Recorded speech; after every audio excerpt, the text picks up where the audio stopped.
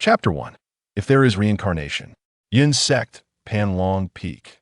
Lin Luocheng lay on a rocking chair, drinking by himself, gazing at the reflection in his cup that resembled his youthful self from years ago, filled with mixed feelings. If one were to only look at his young and handsome appearance, who could tell that he was on the brink of death? He sighed, realizing that his life had exemplified what it meant not to underestimate the poor youth, the poor middle-aged man, or the poor old man. Now, all that was left was for him to become a deceased person, but it was soon to come, for today was the day of his demise.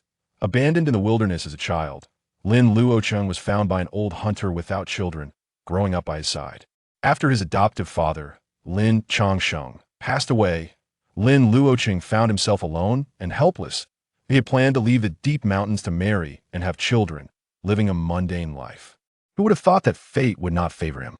One day, while fishing by the riverbank, a fairy suddenly fell from the sky.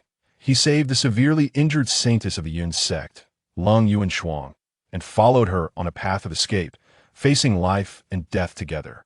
In the end, due to a series of misunderstandings, they ended up having a marital relationship. He thought it was a wondrous fate that would lead to an extraordinary life. Little did he know, it was the beginning of a nightmare for him. He was captured by the sect leader, Guqing and imprisoned on Panlong Peak. The Yin Sect practiced the Taishang Wuqing Ju, which required severing all emotions and love to have a chance at the Tao. His fleeting romance with Lin Luocheng had shaken her resolve, becoming her inner demon. Ji Yuqinghan hoped that Lin Luocheng could slay her inner demon, lock away her heart, stabilize her Tao heart, and break through to a higher realm. However, Lin Luocheng could not bring herself to do it, constantly pleading with Guqing to let Lin Luocheng go. But the more she did so, the angrier Guqing became, imprisoning Lin Luocheng in the Yin Sect until Lin Luocheng acted against him. The Yin Sect treated Lin Luocheng as they pleased, teaching him poetry, music, and painting, but never teaching him how to cultivate. Lin Luocheng knew that Guqing wanted Lin Luocheng to watch him grow old day by day, hoping she would let go of her obsession. But unfortunately, when Lin Luocheng initially repaid him, she gifted him a youth-preserving pill. Although Lin Luocheng would not age, he would still die. Over the course of 100 years, Lin Luocheng tried various methods but could not escape the Yin Sect. Lin Luocheng helped him with all her might, but she could not save him and was punished several times for it. Lin Luocheng only learned the qi refining method that Lin Luocheng taught him. After reaching the great perfection of qi refining, he had no idea how to break through. He attempted to create his own techniques, but he did not understand the methods of cultivation at all. After several reckless attempts, Lin Luocheng nearly killed himself and aged even faster. Now, 100 years had passed, and his lifespan was coming to an end after reaching the great perfection of qi refining. During this century, every time Lin Luocheng visited him, she was accompanied by Guqing watching him from a distance. At first, she had tear-filled eyes, sobbing apologies. As time went on, however, Lin Luocheng seemed to grow numb, silently watching him each time. Lin Luocheng noticed her gaze change from guilt to calmness, and finally to indifference. He knew that Lin Luocheng's Taishang Wuqing Ju was becoming more profound. At this moment, recalling his absurd and laughable life, Lin Luocheng could not help but down the wine in his cup in one go. Celestial fate? Sinful fate. Suddenly, from the corner of his eye, he saw two beams of light flying towards him, revealing two ethereal women. Lin Luocheng set down his wine cup, and a flash of hatred crossed his eyes. Guqing Lin Luocheng. The two floated down not far from him, and one of the women looked at him with a complex expression and slowly walked towards him. The woman was stunningly beautiful, with a graceful figure and a cool aura, dressed in a blue and white long dress, like a fairy from the heavens, making one forget the mundane. Whirled upon seeing her, Lin Luocheng looked at Lin Luocheng with a complex expression, pouring himself another cup of wine and smiling self-deprecatingly. Are you finally going to take action? If you don't act soon, you'll be dead. Lin Luocheng stopped in front of him, a hint of sadness and helplessness flashing in her eyes, and finally spoke softly. What unfulfilled wish do you have? As long as I can do it, I will fulfill it for you. Lin Luocheng glanced at the distant sect leader Guqing, a deep hatred flashing in his eyes. He drank the wine in his cup and stood up, sizing up Lin Luocheng. 100 years had passed, and she looked just as she did when they first met, perhaps even more ethereal, making one reluctant to defile her even a little. This was probably what Gu Qinghan wanted her to become, a fairy, unbothered by worldly affairs. Lin Luocheng's lips curled into a wicked smile as he raised his hand to lift Lin Luocheng's chin, his tone slightly mocking. Lin Luocheng, before I die, I want to have some fun. Will you satisfy me? A flicker of astonishment crossed Lin Luocheng's eyes, seemingly not expecting him to make such a request. Although they had a marital relationship, it was merely a series of misunderstandings, and they had not been close since then. At this moment, faced with Lin Luocheng's request, she was momentarily at a loss. Meanwhile, Gu Qinghan was trembling with anger, knowing this guy was deliberately trying to disgust her. She was about to step forward to teach this reckless man a lesson, but a voice sounded in her ear from Lin Luocheng. Master, you're being too attached. The body is merely a skin bag. Emotions and detachment have nothing to do with this. Gu Qinghan was taken aback and glanced at her in surprise, not expecting her to reach such a level.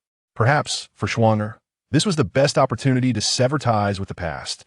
Seeing that Lin Luocheng did not respond, Lin Luocheng's lips curled into a cold smile as he looked seriously at her. What's wrong? Did you not say that as long as you can do it, you would satisfy me? To die under the peony flower is to be a ghost with style.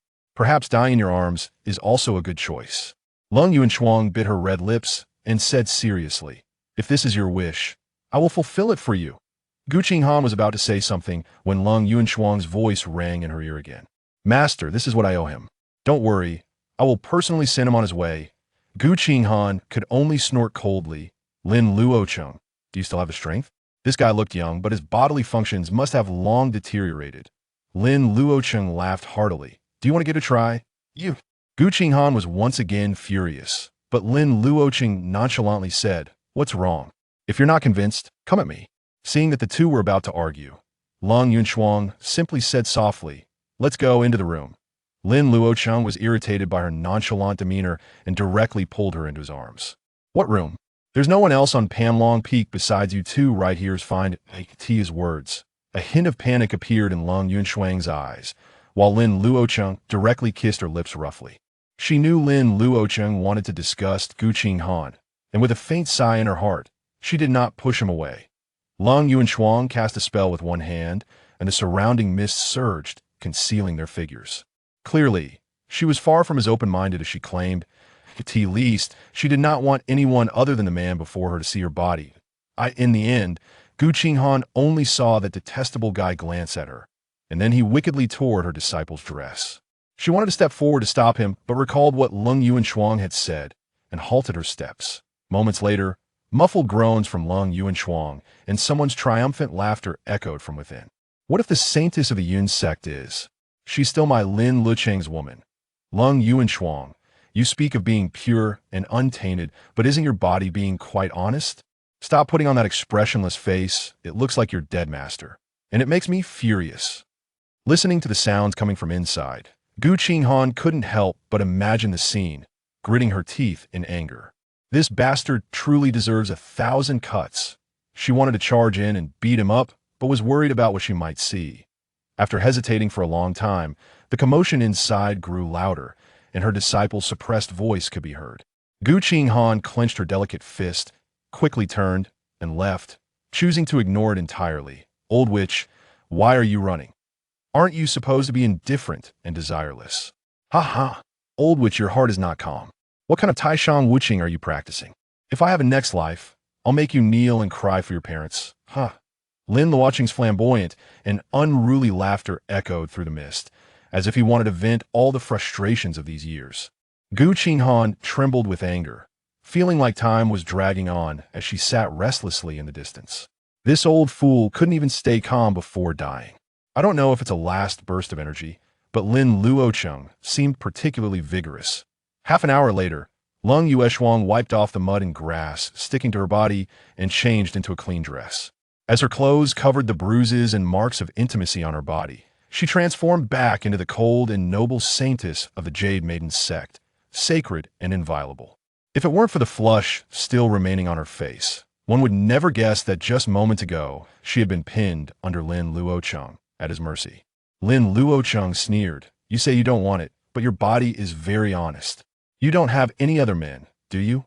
Thinking back to what had just happened, Lung Yueshuang's expression became somewhat unnatural, but she answered him seriously. Besides you, I won't get close to any man, so don't worry. Lin Luocheng smiled slightly, lying flat in a wooden position, looking at the blue sky and white clouds, calmly saying, Go ahead and do it. Lung Yueshuang sat beside him, watching his breath grow weaker, her expression extremely complicated. Lin Luocheng, do you regret saving me? Lin Luocheng scoffed, what do you think? If I had another chance, I definitely wouldn't save you, this star of misfortune. Lung Yueshuang's eyes showed guilt as she whispered, I'm sorry. Lin Luocheng closed his eyes, weakly saying, Stop talking nonsense. If you don't kill me soon, I'm going to die.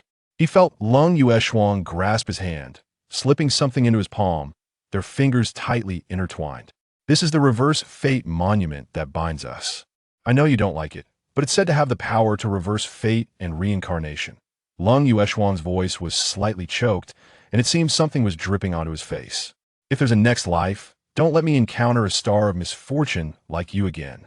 If there's reincarnation, I will definitely return it to you. She didn't care about him, but the more she showed her concern, the more Gu Qinghan wouldn't let him go. Lung Yueshuang could only pretend to be desireless and secretly practice hard. Unfortunately, she still couldn't save him before he died of old age and could only accompany him on his last journey. Lin Luocheng wanted to open his eyes, but found he couldn't muster the strength, only gripping her hand tightly. Lung Yueshuang returned the grip, murmuring something, as if trying to alleviate his pain. Lin Luocheng seemed to drift in an endless void. Lung Yueshuang didn't act, but his time was up. Lung Yueshuang's voice echoed across time and space, reverberating in the void. He instinctively recited along, their voices gradually merging as if one person was chanting. Fate is the string plucking at the past. Reincarnation is the blade severing the past, tracing back through the long river of time, reversing the cause and effect with a blade. I observe the blue lotus blooming in the sea of suffering, illuminating the karmic obstacles of 3 lifetimes. I wield reincarnation to sever the past, reshaping my true fate. This body serves as a monument to stabilize the long river of fate. This thought is the fire burning the shackles of the heavenly path amidst countless tribulations. Only the blue lotus remains unextinguished. I see fate, I am fate, thus I see my true self. My true self shapes me. This is fate and also reincarnation. As the last line was spoken, a bright light pierced the void, revealing a plump seed slowly sprouting in the darkness. The next moment, a wide black river flowed in, showing the scenes of his life before his eyes. Damn, is this a revolving lantern? Lin Luocheng looked around, searching for his long-lost parents and Lin the hunter, hoping to see them waving at him. But he couldn't find them. Instead, he was pulled by a force and suddenly crashed into the black river. Damn! Lin Luocheng instantly woke up, opening his eyes to see a broken wooden house, feeling somewhat dazed. I didn't die? A wooden house. This woman just abandoned him in a wooden house to fend for himself? No. Why does this wooden house seem so familiar? His voice also sounded a bit off. Lin Luocheng sat up, looking at the scenery before him and then at his own hands, filled with disbelief. Moments later, laughter that seemed both mad and wild echoed from the wooden house, unable to calm down for a long time. A yellow millet dream, as if separated by a century. No, it's really a different world now. Haha. He didn't know how long it took for Lin Luocheng to calm down and start pondering why he had been reborn. Could the reverse fate monument truly have the power to change destiny? And what did that scripture Lung Yueshuang recited mean? Lin Luocheng instinctively repeated the scripture. Fate is the string plucking at the past. Reincarnation is the blade severing the past. The next second, he was dragged into a pitch-black ocean, standing on a piece of black stone. The dark sea was dead silent. Only a budding blue lotus gently swayed. One of its budding petals lit up, resembling an oil lamp, illuminating the surroundings. Having lived in the immortal sect for 100 years, Lin Luocheng knew this was his sea of consciousness and spiritual platform. But why was there a blue lotus on his spiritual platform? It seemed to be slowly lighting up, and what would happen when it fully illuminated? Lin Luocheng reached out to touch it, but the blue lotus merely swayed a bit, showing no other reaction. With a thought, he recited the scripture again, and the blue lotus indeed reacted. It emitted a blue light, and words appeared, clearly revealing a technique named reincarnation of fate. What he had recited was precisely its opening summary. This technique was derived from the reverse fate monument, possessing the terrifying power to glimpse fate, reverse cause and effect, and step into the river of time. And reincarnation. Practitioners could glimpse fate, deceive fate, change fate, and even step into the river of time to seize a glimmer of life in reincarnation. When cultivated to the extreme, practitioners would nurture a world within themselves, transforming into the heavenly path, transcending beyond the three realms. After reading the entire text, Lin Luocheng could only conclude that the person who created this technique was both a madman and a genius.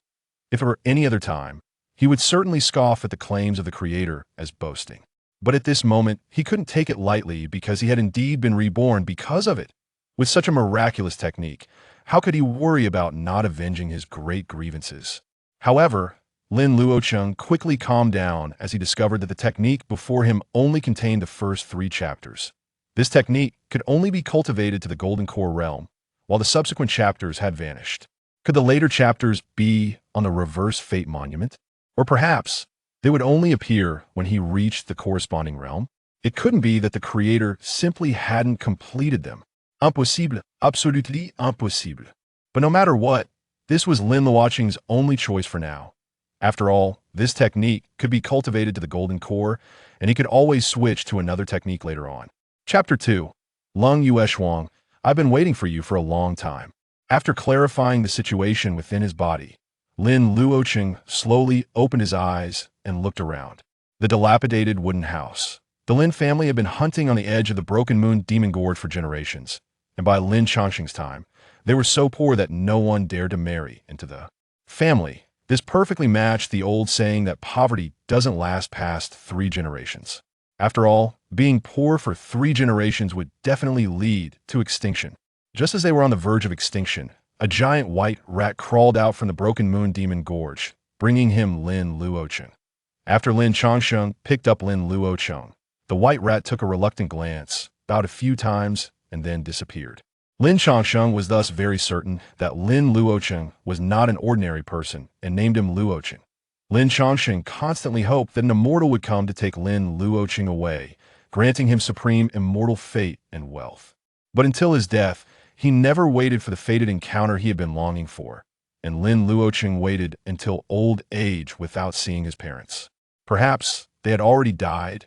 Lin Luocheng was not a true member of the Lin family. Lin Changsheng, before dying, told him to find another way down the mountain. He did not leave immediately, but stubbornly stayed on the mountain to mourn for his father for 3 years. Now, Lin Luocheng could roughly gauge the time through the wild boar outside the house that was waiting to be slaughtered. 3 days later would be the death anniversary of his adoptive father, Lin Changsheng, and this pig was the offering he had prepared. After the 3 years were up, he had planned to pay his respects to his adoptive father and then descend the mountain. But he didn't expect to encounter that unfortunate woman. Lung Yueshuang, while on the mountain, he initially thought it was his father manifesting, sending him a wife, who knew it was just a lifelong free room and board. Having lived a second life, Lin Luocheng's first reaction was to stay far away from that woman, Lung Yueshuang. To avoid repeating the same mistakes, he intended to distance himself, seek immortality, and when he had achieved his cultivation, return to settle accounts with the unison sect. However, if he didn't save that foolish woman, she might drown in the lake, and who would he hold accountable? If she died, it would all be over, and it wouldn't make up for the 100 years of his imprisonment. Being imprisoned for 100 years, that debt needed to be settled, and settled harshly. Moreover, the most important thing was that she possessed the reverse fate steel. It might contain the latter part of the fate reincarnation technique, which concerned his rebirth. Such a treasure absolutely could not fall into the hands of that woman, Gu Qinghan.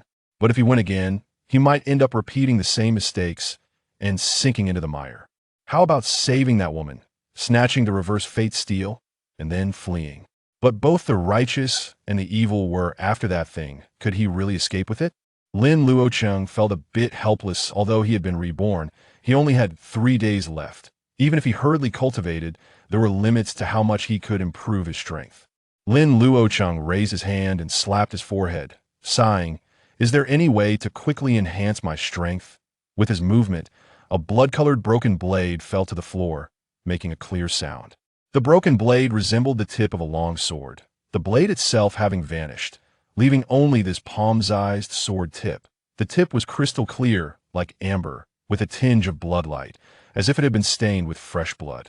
Lin Luocheng joyfully bent down to pick it up, his face filled with the joy of having regained something lost.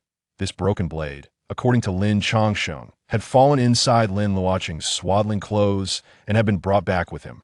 The material of the broken blade was unknown, but it could cut through iron like mud, incredibly sharp and impervious to water and fire.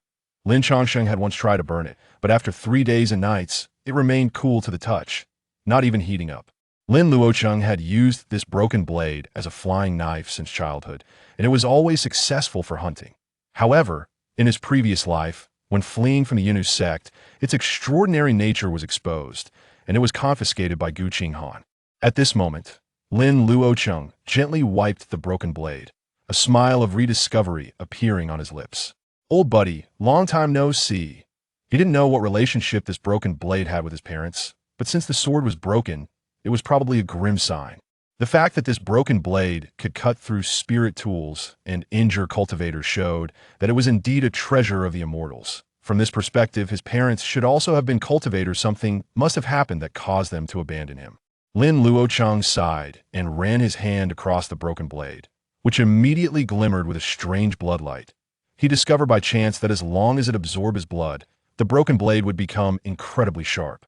Moreover, his wounds would heal quickly, and from then on, Lin Luocheng often fed it with his blood. Suddenly, Lin Luocheng had a flash of inspiration and smiled. "Got it." He put away the broken blade, quickly stood up, packed his things, and headed down the mountain. Since he couldn't confront them heathen, he would have to be clever. Although he couldn't defeat them, he knew exactly what would happen next. 3 days later, at the edge of a lake deep in the mountains, Lin Luocheng leaned against a solitary grave, drinking with a fishing rod set up in front of him, fishing by the lake.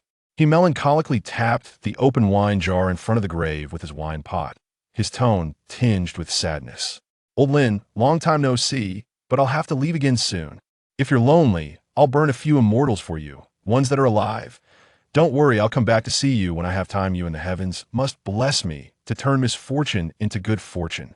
Lin Luocheng finished the wine in one gulp, then put on a half-mast iron mask and picked up his fishing rod to continue fishing. "That I know you don't want to part with me. Let me keep you company for one last fishing trip. It must be a big fish."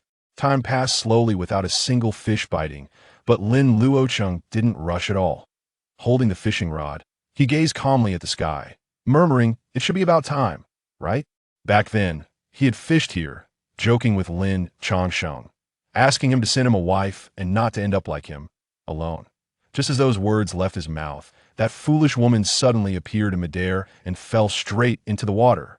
This had frightened Lin Luocheng at the time, making him suspect that Lin Changsheng was somehow in league with the underworld, as it was so effective. Unexpectedly, once you enter the oyster gate, freedom was like a passerby.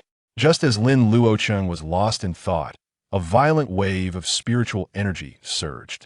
The surface of the lake suddenly distorted, and a woman dressed in blue and white palace attire appeared out of thin air.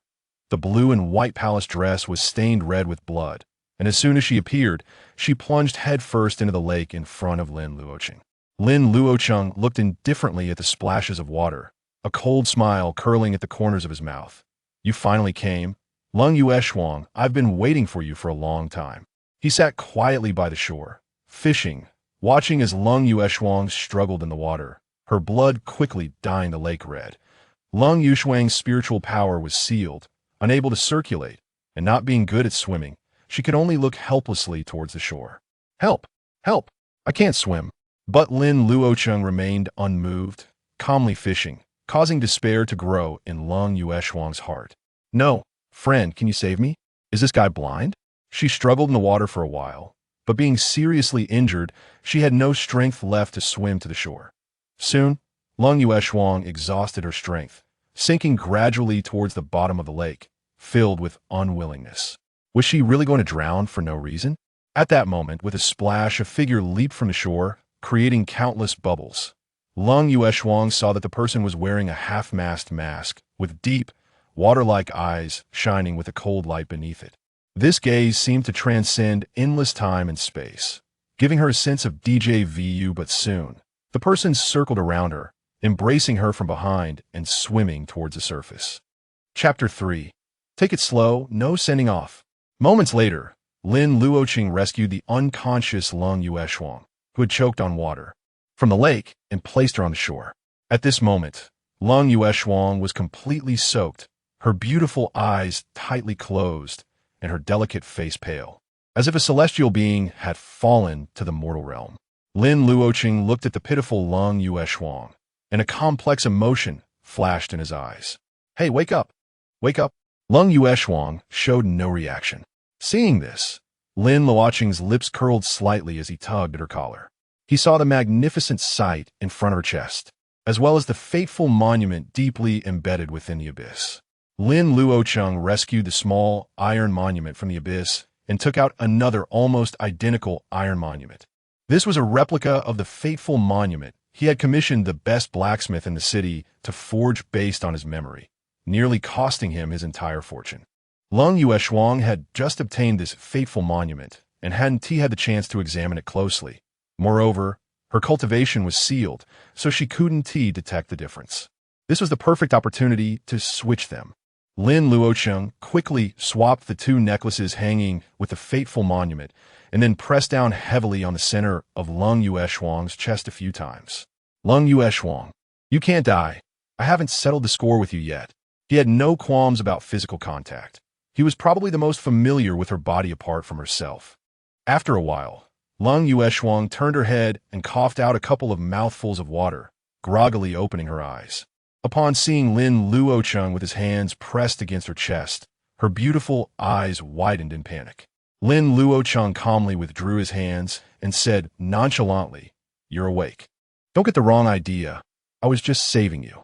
And don't think about making me responsible, or I'll throw you back into the water." "Got it." Lin Luocheng was dazed but instinctively nodded in agreement. The feeling of choking on water was too uncomfortable. She'd rather be cut down than drown. Lin Luocheng smiled in satisfaction, helped her up, and then suddenly tore at the clothes on her back. However, this tattered garment turned out to be incredibly resilient. He couldn't tear it apart, clearly indicating it was a magical outfit. Lin Luocheng was startled, covering her neckline in fear and taking a few steps back, warily watching him. What do you want to do? With her injuries, did this guy still want to take advantage of her? Lin Luocheng picked up the liquor on the ground and said lightly, "If you don't handle your injuries soon, I can take advantage of the situation." Although he spent most of his time at the Jade Maiden Sect, he had learned a lot of crude language from Lin Luocheng. Though Lin Luocheng couldn't produce a fart in public, he was quite lewd in private, constantly spewing risky remarks.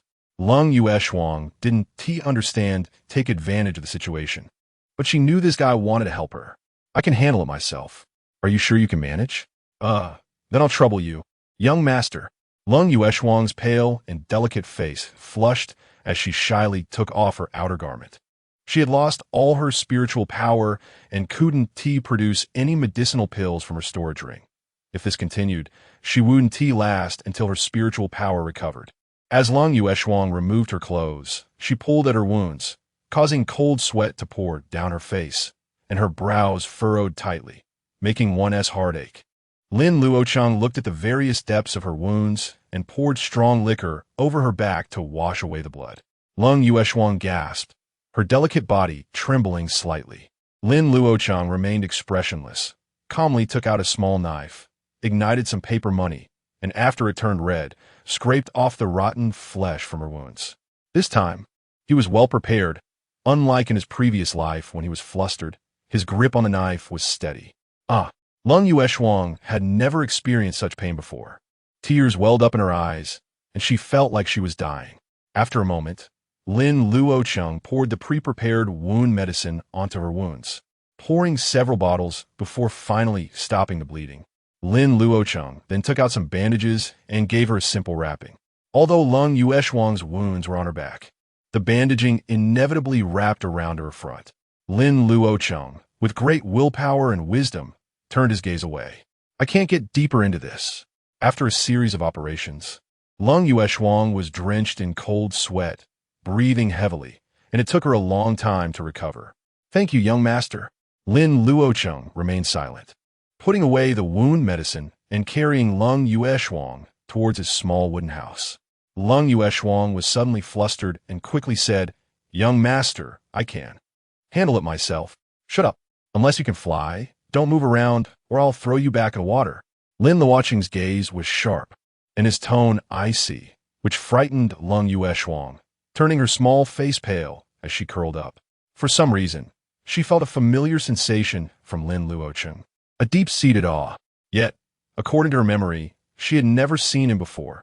Where did this sense of familiarity come from? Moreover, where was he taking her? Couldn't he possibly be carrying her back to make her his captive wife, right? Oh no, my spiritual power is sealed. I can't fight him. Thinking of this, Lung Yueshuang hurriedly began to operate her technique, trying to break through the spiritual power shackles within her body. Lin Luocheng had no idea of her wild thoughts. He was constantly recalling what happened next.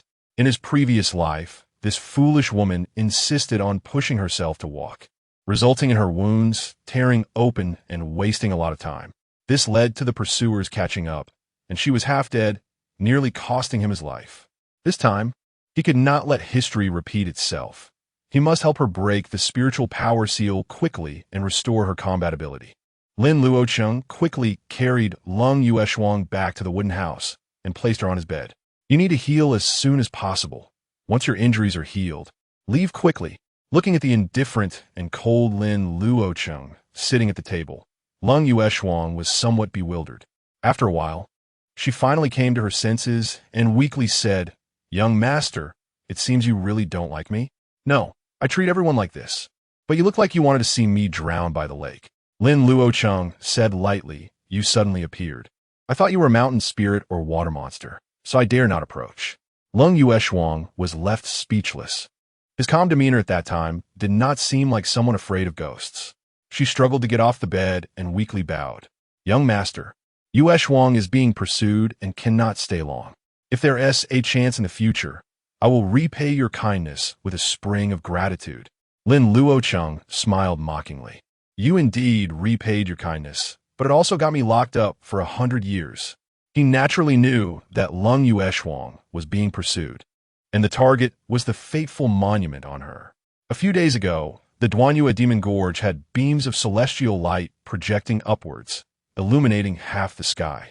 The powerful figures from Lianzhou and Xianzhou surrounding Duanyue Demon Gorge came rushing upon hearing the news, with the Yunus sect in Xianzhou arriving first. Although they secretly obtained the fateful monument, the news somehow reached the Miaoying sect. When the Yunus sect was leaving, they were ambushed by the Miaoying sect, and nearly all the experts who came were wiped out. Lung Yueshuang was captured, and in the end, it was Gu Qinghan who risked his life to save her, using a teleportation talisman to send her away. Meanwhile, Gu Qinghan broke through in another direction, taking most of the Miaoying sect disciples with him. Most of the cultivators from the Miaoying sect believed the fateful monument was with Gu Qinghan and pursued him. Although Lung Yueshuang escaped with her life, she fell into this desolate place, her spiritual power sealed, and she even fell into the lake. If Lin Luocheng hadn't saved her, the dignified saintess of the Yunus sect would have probably died tragically in the lake. According to Lin Luocheng's memories from his previous life, the Miaoying sect members would catch up quickly. Seeing Lin Luocheng remain silent, Lung Yueshuang hesitated and said, Young master? Lin Luocheng simply opened the door and said lightly, Take it slow, no sending off. Until she exited the door and saw the wooden door close with a bang, Lung Yueshuang remained in a daze. Who am I? Where am I? He didn't even try to keep her. Did he really let her go? Although she and hoped for Lin Luocheng to keep her, his lack of any plea still left her with a sense of loss. From childhood to adulthood, she had never experienced such cold treatment. Lung Yueshuang couldn't help but feel wronged as she glanced back at the tightly shut wooden door, leaving with unsteady steps. Chapter 4. How about a body for a body? Lin Luocheng watched as Lung Yueshuang left without stopping her. He knew this woman was very stubborn. She wouldn't turn back even if she hit a wall. Besides, Since he already had what he wanted, he had no reason or need to stop her. Suddenly, heavy snow began to fall outside, just as Lin Luocheng remembered it. The only difference was that he didn't chase after her. Lin Luocheng took out an iron necklace from his pocket, which had an ancient iron plate hanging from it. This was the reverse fate monument he had swapped from her while she was unconscious after falling into the water. The small iron plate was inscribed with the words reverse fate on one side, and the back was filled with tiny characters that were impossible to read. Lin Luocheng lightly scratched it with a blood-colored dagger. Although it made a piercing sound, it didn't harm it at all. He poured his spiritual power into the reverse fate monument, but since he had only just stepped into the first layer of chi refining, his spiritual power was like a cow sinking into the sea. Lin Luocheng didn't feel discouraged, quietly reciting the fate reincarnation mantra, and sure enough, the reverse fate monument emitted bursts of bright light. However, it seemed that his spiritual power was insufficient to activate it, and the monument quickly dimmed again. Lin Luocheng confirmed that this was indeed the reverse fate monument and put it back in his pocket. With the item in hand, he glanced at the wooden house and quickly left this place of trouble. However, Lin Luocheng didn't go far before he saw Lin Yuxuang collapsed in the snow. Just like in his previous life, she had not been gone long before suffering serious injuries and falling to the ground. Lin Luocheng looked at Lin Yuxuang, who was slowly being covered by snowflakes, and glanced at the sky, shaking his head helplessly. He stepped forward and picked her up, quickly heading toward the distant mountains. Looking at the sky, the woman surnamed Luo hadn't arrived yet, so he might as well throw her into a cave first. That would be the least he could do. A night of marriage brought 100 days of affection, and since he had saved her twice, they were even. Lin Yuxuang, held in his arms, felt the cold dissipate and groggily opened her eyes to look at him. Since this guy hated her, why'd he still save her? Lin Luocheng, just like in his previous life, took Lin Yuxuang to the cave he used for hunting in the mountains. The cave was deep. He slightly covered the entrance and lit some dry wood inside. Lin Luocheng helped the dazed Lin Yuxuang sit up and poured liquor from a gourd into her cherry-like mouth.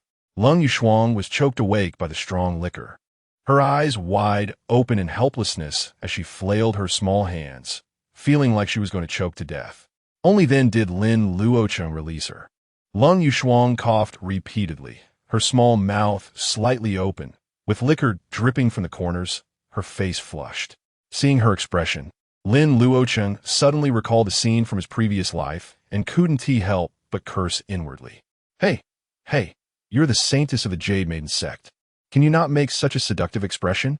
After a moment, as the bonfire and strong liquor drove away the cold, Lin Yuxuang finally calmed down. Young master, you saved my life again. I have no way to repay you, but in the future. Lin Luocheng took a sip of liquor to warm himself and said casually, I'm in need of a wife. How about offering your body in return? Lin Yuxuang looked at him, holding the gourd she had just drunk from, her face instantly turning red with embarrassment. Young master is joking. Joking? I'm serious. Lin Luocheng looked her up and down and threatened. You may be a bit ugly, but it seems you starve a child. And your big hips are good for bearing children. How about this? I've saved you twice.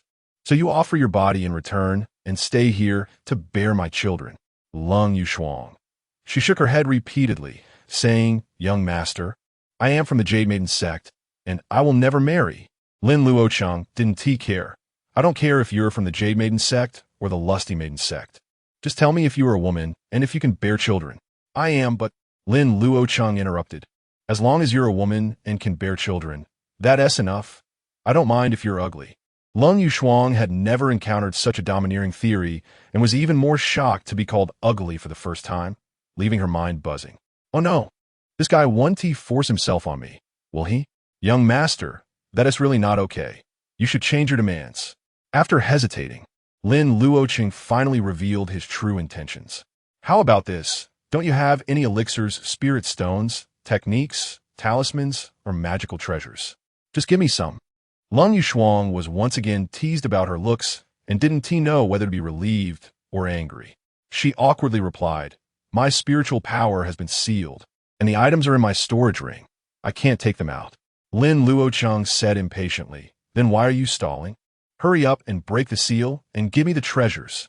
If you don't hurry and break it, that woman from the Miao-Yin sect will catch up, and you won't even have a chance to run." Lin Luocheng exclaimed, "Young master, if someone is really chasing me, you should leave quickly." Lin Luocheng said harshly, "Less nonsense. I see you clearly want to renege on the deal. Hurry up, and I'll leave after I get the stuff." Lin Luocheng shrank her head, not daring to speak, and sat cross-legged obediently. What a hateful and unreasonable wild man. "When that demoness from Miao-Yin sect arrives, I want to see how arrogant you can be." But Lin Luocheng was still worried about implicating him, so she could only frantically try to break the seal within her body. When Gu Qinghan sent her away before, he had already broken most of the seals. She just needed some time to break free. Lin Luocheng watched Lin Luocheng with a somewhat complicated expression. This foolish woman not only couldn't tell the urgency of the situation, but also had no temper at all. Her Taishang forgetting emotion technique was not deep enough. And it was her first time outside, so she was naive and innocent. This is the best time to deceive her. He wondered why Gu Qinghan had brought her out this time and had entrusted the reverse fate monument to her. In his previous life, Lin Luocheng hadn't thought deeply about it, but now he sensed something was off. Could it be that this woman had some connection with the reverse fate monument? Lin Luocheng couldn't figure out and could only take a sip of strong liquor to warm himself. He had never liked drinking, but after years in the Jade Maiden Sect, he had developed the habit of drinking to drown his sorrows. The strong liquor bought casually in the city was naturally not comparable to the divine nectar of the Jade Maiden Sect. But to him, this cheap liquor had a more human flavor. While Lin Luocheng was breaking the seal, Lin Luocheng glanced at the sky again, confirming that Luo Yaoyao from Miao-Yin Sect probably hadn't caught up yet. Forget it. One should deliver a Buddha to the West. I'll wait for her to break the seal before leaving. It's not that I'm worried about her. I just want to get some spirit stones and treasures from her for my future cultivation. As for whether Lin Luocheng would become furious after regaining her powers, Lin Luocheng knew her well. How could he not understand her at this time? If she could kill him, she wouldn't have entangled with him for 100 years, remembering him until death. Thinking of this, Lin Luocheng leaned against the wall in a daze, silently operating the fate reincarnation mantra. At this moment, the blue lotus in his sea of consciousness was about to fully bloom, making him curious about what would happen when it did. Would it be a time rewind again? Or would he discover that everything was just a fleeting dream, merely a fantasy before death? After an unknown amount of time, as a wave of spiritual energy spread out, Lin Luocheng slowly opened her eyes. The Taishang forgetting emotion technique in her body began to operate again. Her lost cultivation was restored, and her mind calmed down, her eyes tranquil as water. Lin Luocheng looked at Lin Luocheng, only to be surprised to find that he actually had fluctuations of spiritual power. He was a cultivator. Realizing this, her eyes turned cold, and she looked at him warily, her pretty face icy. Although Lin Luocheng knew that the Taishang forgetting emotion technique could affect one's state of mind, seeing her expression still made him furious. "What are you looking at? Now that you've regained your powers, do you think you can renege on the deal?" The ethereal and cold Lin Luocheng immediately lost her composure and quickly shook her head. "I didn't mean that." Chapter 5, It's Broken. I've encountered a female ruffian. Lin Luocheng looked at Lin Luocheng, and his expression quickly became clear. He reached out and asked, "Where's the stuff?" Lin Luocheng obediently took out a considerable amount of spirit stones, talismans, and disposable magical treasures, placing them on the ground while anxiously looking at him. Is this enough? Although this guy is a cultivator, his cultivation level is just too low. He is probably a descendant of some wandering cultivator, practicing and hunting in these deep mountains. Lin Luocheng dissatisfiedly said, "Is your life worth only this much?" Lin Luocheng hurriedly dug out more treasures, nearly handing over her personal clothing. "Young master, the techniques of the Yin sect are not to be shared, and I still need to keep some things to deal with enemies." Although Lin Luocheng successfully tricked her into giving him treasures, looking at her clear yet foolish eyes, he felt a mix of disappointment and frustration. Seeing his expression, Lin Luocheng nervously said, "Young master, I only have these left. If I manage to escape, I will definitely come back to repay your life-saving grace. Lin Luocheng nodded. Using the storage bag she gave him to collect the items on the ground. Lung Yueshuang quickly said, "This place is dangerous. Young master should leave quickly." Lin Luocheng glanced at her, replied with an and said, "Remember what you said, don't die." He stood up and walked out without hesitation, leaving Lung Yueshuang stunned. "So you've been guarding me all this time just to take my treasures. I was still holding on to some fantasy, thinking you were cold-hearted yet kind, wanting to protect me." At this moment, Lung Yueshuang finally realized that the stories were all lies. However, watching Lin Luocheng leave, a heavy weight in her heart was lifted. Although this guy's attitude was poor, he had saved her twice, and she didn't want him to get killed because of her. But before Lung Yueshuang had time to feel happy, her expression changed slightly, and she turned to look outside the cave. On the other side, Lin Luocheng exited the cave, covered the entrance, and quickly left. After the beatings of his previous life, he had no interest in heroically saving beautiful women. After all, he had just reached the first level of qi refining, while the approaching demoness, Luo Yaoyao, was a cultivator at the out-of-body stage. To know, the 9 major realms are qi refining, foundation establishment, golden core, nascent soul, out-of-body, integration, cave void, great ascension, and tribulation crossing. The gap between each realm is enormous. Even Lung Yueshuang at the peak of the nascent soul stage couldn't match Luo Yaoyao. How could he go head-to-head with that demoness? Now, with his help, Lung Yueshuang had restored her cultivation early, ensuring her self-defense, and he could retire successfully. Thinking of this, Lin Luocheng looked up, and his scalp instantly went numb. He saw a purple flash coming from afar, then hovering above the mountains. The newcomer was a woman dressed provocatively, in a purple dress that barely covered her essentials, her ample bosom almost bursting forth. Her gaze swept across the mountains, seemingly searching for something. Lin Luocheng quickly hid behind a tree, incredulous and confused, not understanding why she had arrived so quickly. This woman was none other than the demoness of Maiden Sect, Luo Yaoyao. In Lin Luocheng's memory, this demoness was supposed to catch up to him at the hour of the dog tonight. But it was only the hour of the rooster now, just after sunset. Why had she come early? Lung Yueshuang had restored her cultivation early, and now she had come early too. Is this reasonable? Did you install some sort of mental connection on her? Lin Luocheng broke out in cold sweat, his mind racing, wanting to hide his aura as much as possible. In his previous life, he was chased away by Lung Yueshuang at the hour of the dog and encountered Luo Yaoyao on his way out. Luo Yaoyao directly used her eye technique to control Lin Luocheng, using him to find Lung Yueshuang's hiding place. Lung Yueshuang was no match for Luo Yaoyao and was forced to take Lin Luocheng away using a teleportation talisman, only to accidentally end up in the Broken Moon Demon Gorge. The two hid all the way but were eventually caught by Luo Yaoyao, falling into her intoxication smoke. In the end, Lin Luocheng and Lung Yueshuang unexpectedly became a couple, thinking they would fall into enemy hands. However, coincidentally, the Blood Moon appeared, causing the demon beasts in the Broken Moon Demon Gorge to collectively riot, buying time for Lung Yueshuang. Finally, with Lin Luocheng's full assistance, Lung Yueshuang broke through to the out-of-body stage and ultimately counterattacked the enemy. Lin Luocheng thought that in this life, leaving early would allow him to escape disaster. But who knew Luo Yaoyao would arrive early too? He was perplexed and could only pray that Luo Yaoyao wouldn't see him. But contrary to his wishes, Lin Luocheng vaguely felt something sweet past him. The next second, a purple light fell, and Luo Yaoyao appeared in front of Lin Luocheng, startling him. Lin Luocheng feigned a frightened expression, nervously asking, "Are you a person or a mountain spirit?" Luo Yaoyao lightly moved, pressing her body against Lin Luocheng's, her aura overwhelming, breathing softly like orchids. "Sister, I'm a celestial being from the heavens, come down to ask you a question."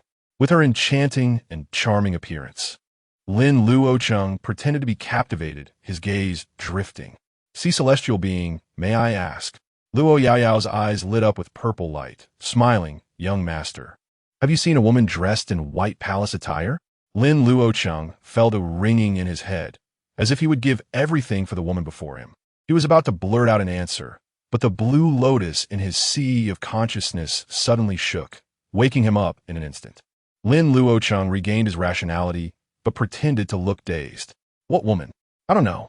Luo Yaoyao frowned slightly, but continued to ask, then why is young master here? Lin Luocheng replied honestly, I'm a hunter from the mountains, here to hunt, preparing to go home. Luo Yaoyao looked at the mask on his face, suddenly reaching out to take it off, smiling, why wear this?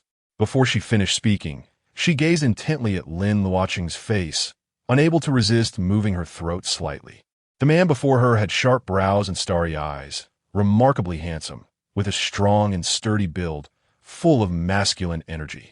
She didn't expect to find such an extraordinarily handsome man in these deep mountains. It truly delighted her. Lin Luocheng didn't know what to say, standing there foolishly, feeling a mix of amusement and disbelief. He didn't know if he was considered good-looking, only aware that many women in the city below wanted to marry him. The widow from the Zhao family in the city, still charming, was willing to give him a fortune just to be with him. During his time in the Yunus sect, he had also used his looks to seduce many women, helping him escape from the Yunus sect. But Lin Luocheng truly didn't expect that his appearance would bring him trouble again. Luo Yaoyao looked at Lin Luocheng with seductive eyes, gently caressing his face. Licking her red lips. You're actually still a pure beginner. It's rare to encounter such an exquisite beauty. I can't let this opportunity slip. She took off her top, revealing her curves, leaning closer, gently caressing Lin Luocheng's chest. Ah, this young and strong body, it's truly enchanting. Although Lin Luocheng had lived 2 lives, he had never seen such a scene and nearly couldn't help but want to back away. Oh no, I've encountered a female ruffian. In broad daylight, under the clear sky, she actually wanted to do such things to him in this wilderness? What about propriety? What about morals? Luo Yaoyao pressed against Lin Luocheng, but found that he was unresponsive and remained indifferent, causing her to look up in shock. Seeing her shameless demeanor, Lin Luocheng's fists clenched. Since he couldn't resist, he could only knowingly walk into the tiger's den, venturing into this dragon's lair. Luo Yaoyao giggled, pushing him down to the ground, leaning over him, slightly regretting, such a handsome young man, if I didn't have to go catch that little girl. I would be able to bear sucking you dry. But don't worry, dying under the peony makes one a ghost of elegance. I won't let you die too painfully. Lin Luocheng, who was about to become a meal for the tiger, was bewildered. What kind of dragon's lair was this? So dangerous? Chapter 6. The demon sound. Lin Luocheng never expected that this demoness would actually want to drain him dry all at once. And he couldn't help but curse inwardly. This was truly coercive interrogation. Perhaps he should just confess honestly. After all, with Lung Yuanchuang having a teleportation talisman, he wouldn't die anyway. Just as Lin Luocheng, who didn't want to sit and wait for death, was about to speak, a bright moonlight poured down from afar, heading straight for Luo Yaoyao's back. At the same time, a cold and delicate voice rang out, Demoness die. The moment Lung Yuanchuang made her move, Luo Yaoyao sensed the fluctuation of spiritual power and quickly turned around to cast a spell. She swiftly conjured several purple silks to block in front of her, but suddenly a large hand wrapped around her neck from behind. Luo Yaoyao thought Lin Luocheng was controlled by lust and was trying to seduce her, and was about to push him away. But in the next second, she suddenly felt a sharp pain in her neck. Her eyes widened, and her movements froze. The large hand was holding a broken blade pressed against her jade-like neck, and then it suddenly slashed hard, blood gushing out. With a loud bang, the distracted Luo Yaoyao was knocked away by the moonlight, blood raining down. After cutting her throat, Lin Luocheng immediately leaned back to the ground.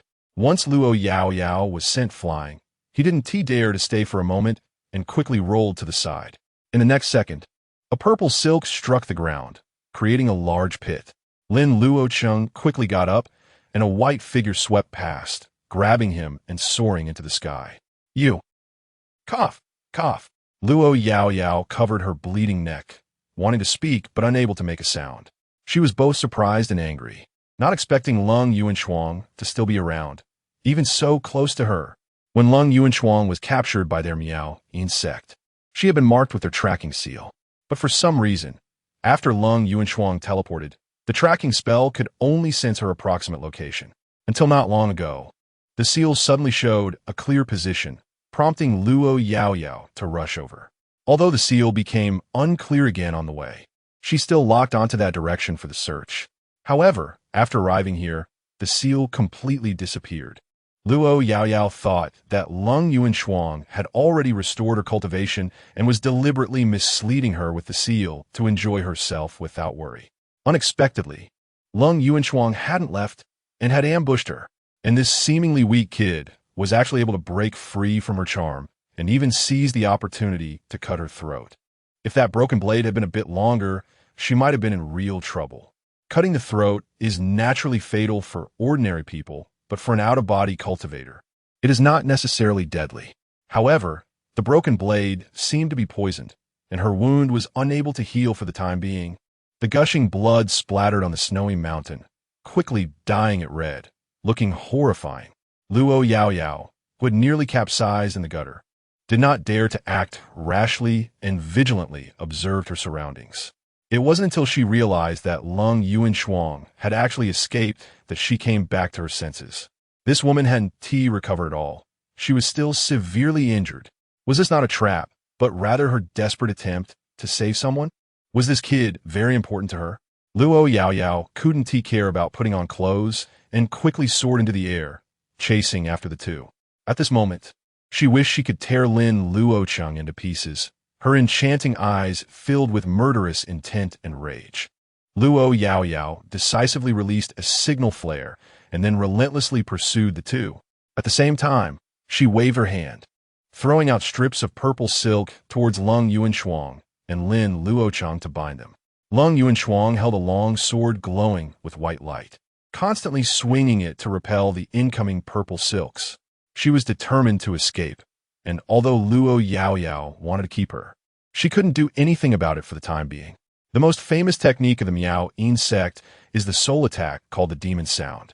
But now that Luo Yaoyao had her throat cut, she couldn't even speak, let alone use the demon sound. Lin Luocheng looked at Luo Yaoyao, whose upper body was stained with blood, like a beautiful ghost relentlessly pursuing them, and couldn't help but click his tongue. Damn, the vitality of these cultivators is really tenacious.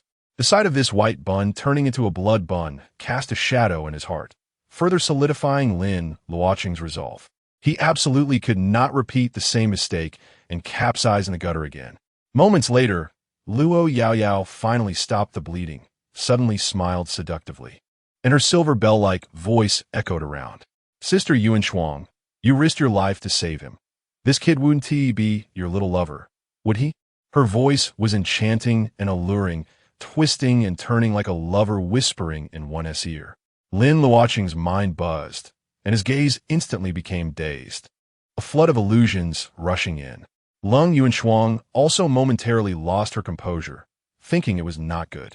The Miao Yin Sect's demon sound. Seizing the opportunity, Luo Yaoyao exhaled a pink mist that rapidly enveloped all directions.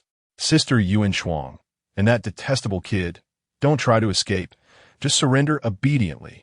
Lin Luocheng smelled a fragrant aroma that made his body heat up, his mind filled with thoughts of love and desire. In his sea of consciousness, a green lotus swayed constantly, struggling to bring him back to clarity. Lung Yuanshuang quickly warned, be careful. This is the Miao Yin Sect's drunken love mist. It can stimulate desire. She held her breath, swinging her long sword continuously, trying to disperse the rolling pink mist. But strips of purple silk shot out from the mist, attacking from various tricky angles like spiritual snakes. Lung Yuanshuang was already not Luo Yaoyao's opponent, and with her injuries not healed, she quickly fell into a disadvantage. At this moment, Luo Yaoyao's enchanting voice echoed in the mist, carrying a soul-stirring power. Sister Yuanshuang, you've never enjoyed the pleasures of being a woman, have you? Today, I'll give you a lesson. I guarantee you'll savor it endlessly and never want to go back to being that pure and desireless saintess. What do you think? Lung Yuanshuang cursed, shameless. Luo Yaoyao deliberately gasped a few times and giggled. How can it be shameless? The harmony of yin and yang is the fundamental path.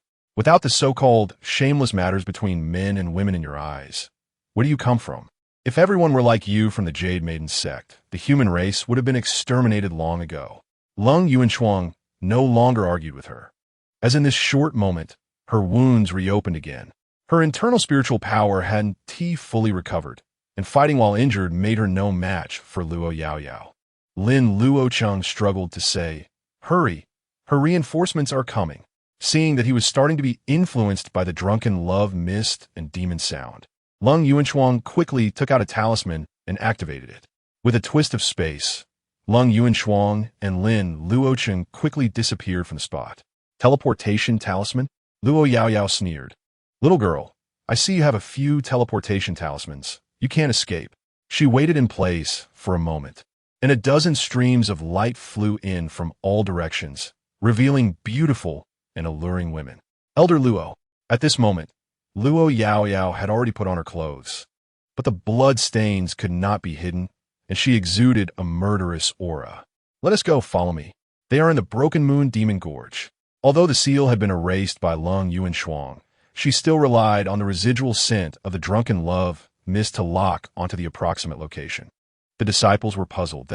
Isn't there only one person? But they didn't dare to ask more and responded, following Luo Yaoyao deeper into the Broken Moon Demon Gorge. Chapter 7. Qi Observation in the Broken Moon Demon Gorge, amidst the desolate deep mountains and old forests.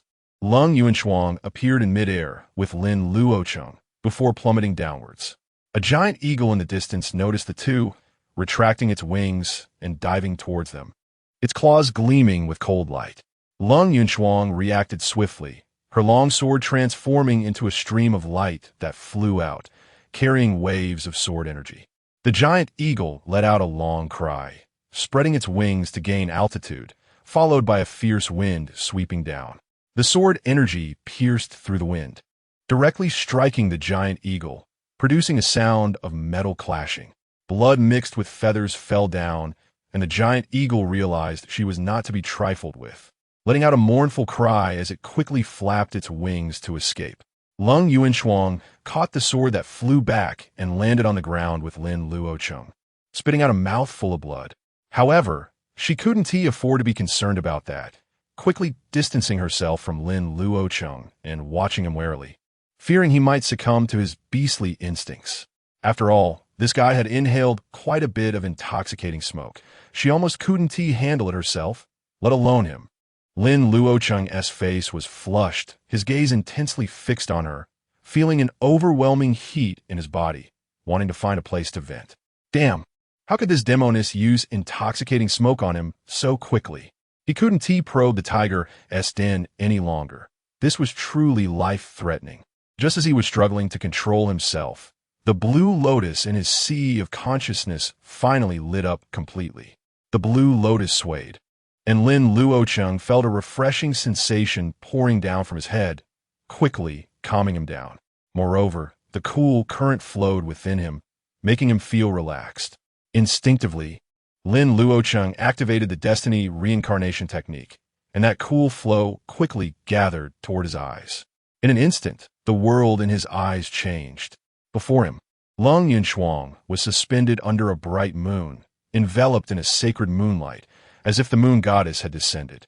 However, at this moment, this moon goddess was surrounded by faint pink smoke, and there were blossoms of peach flowers blooming around her.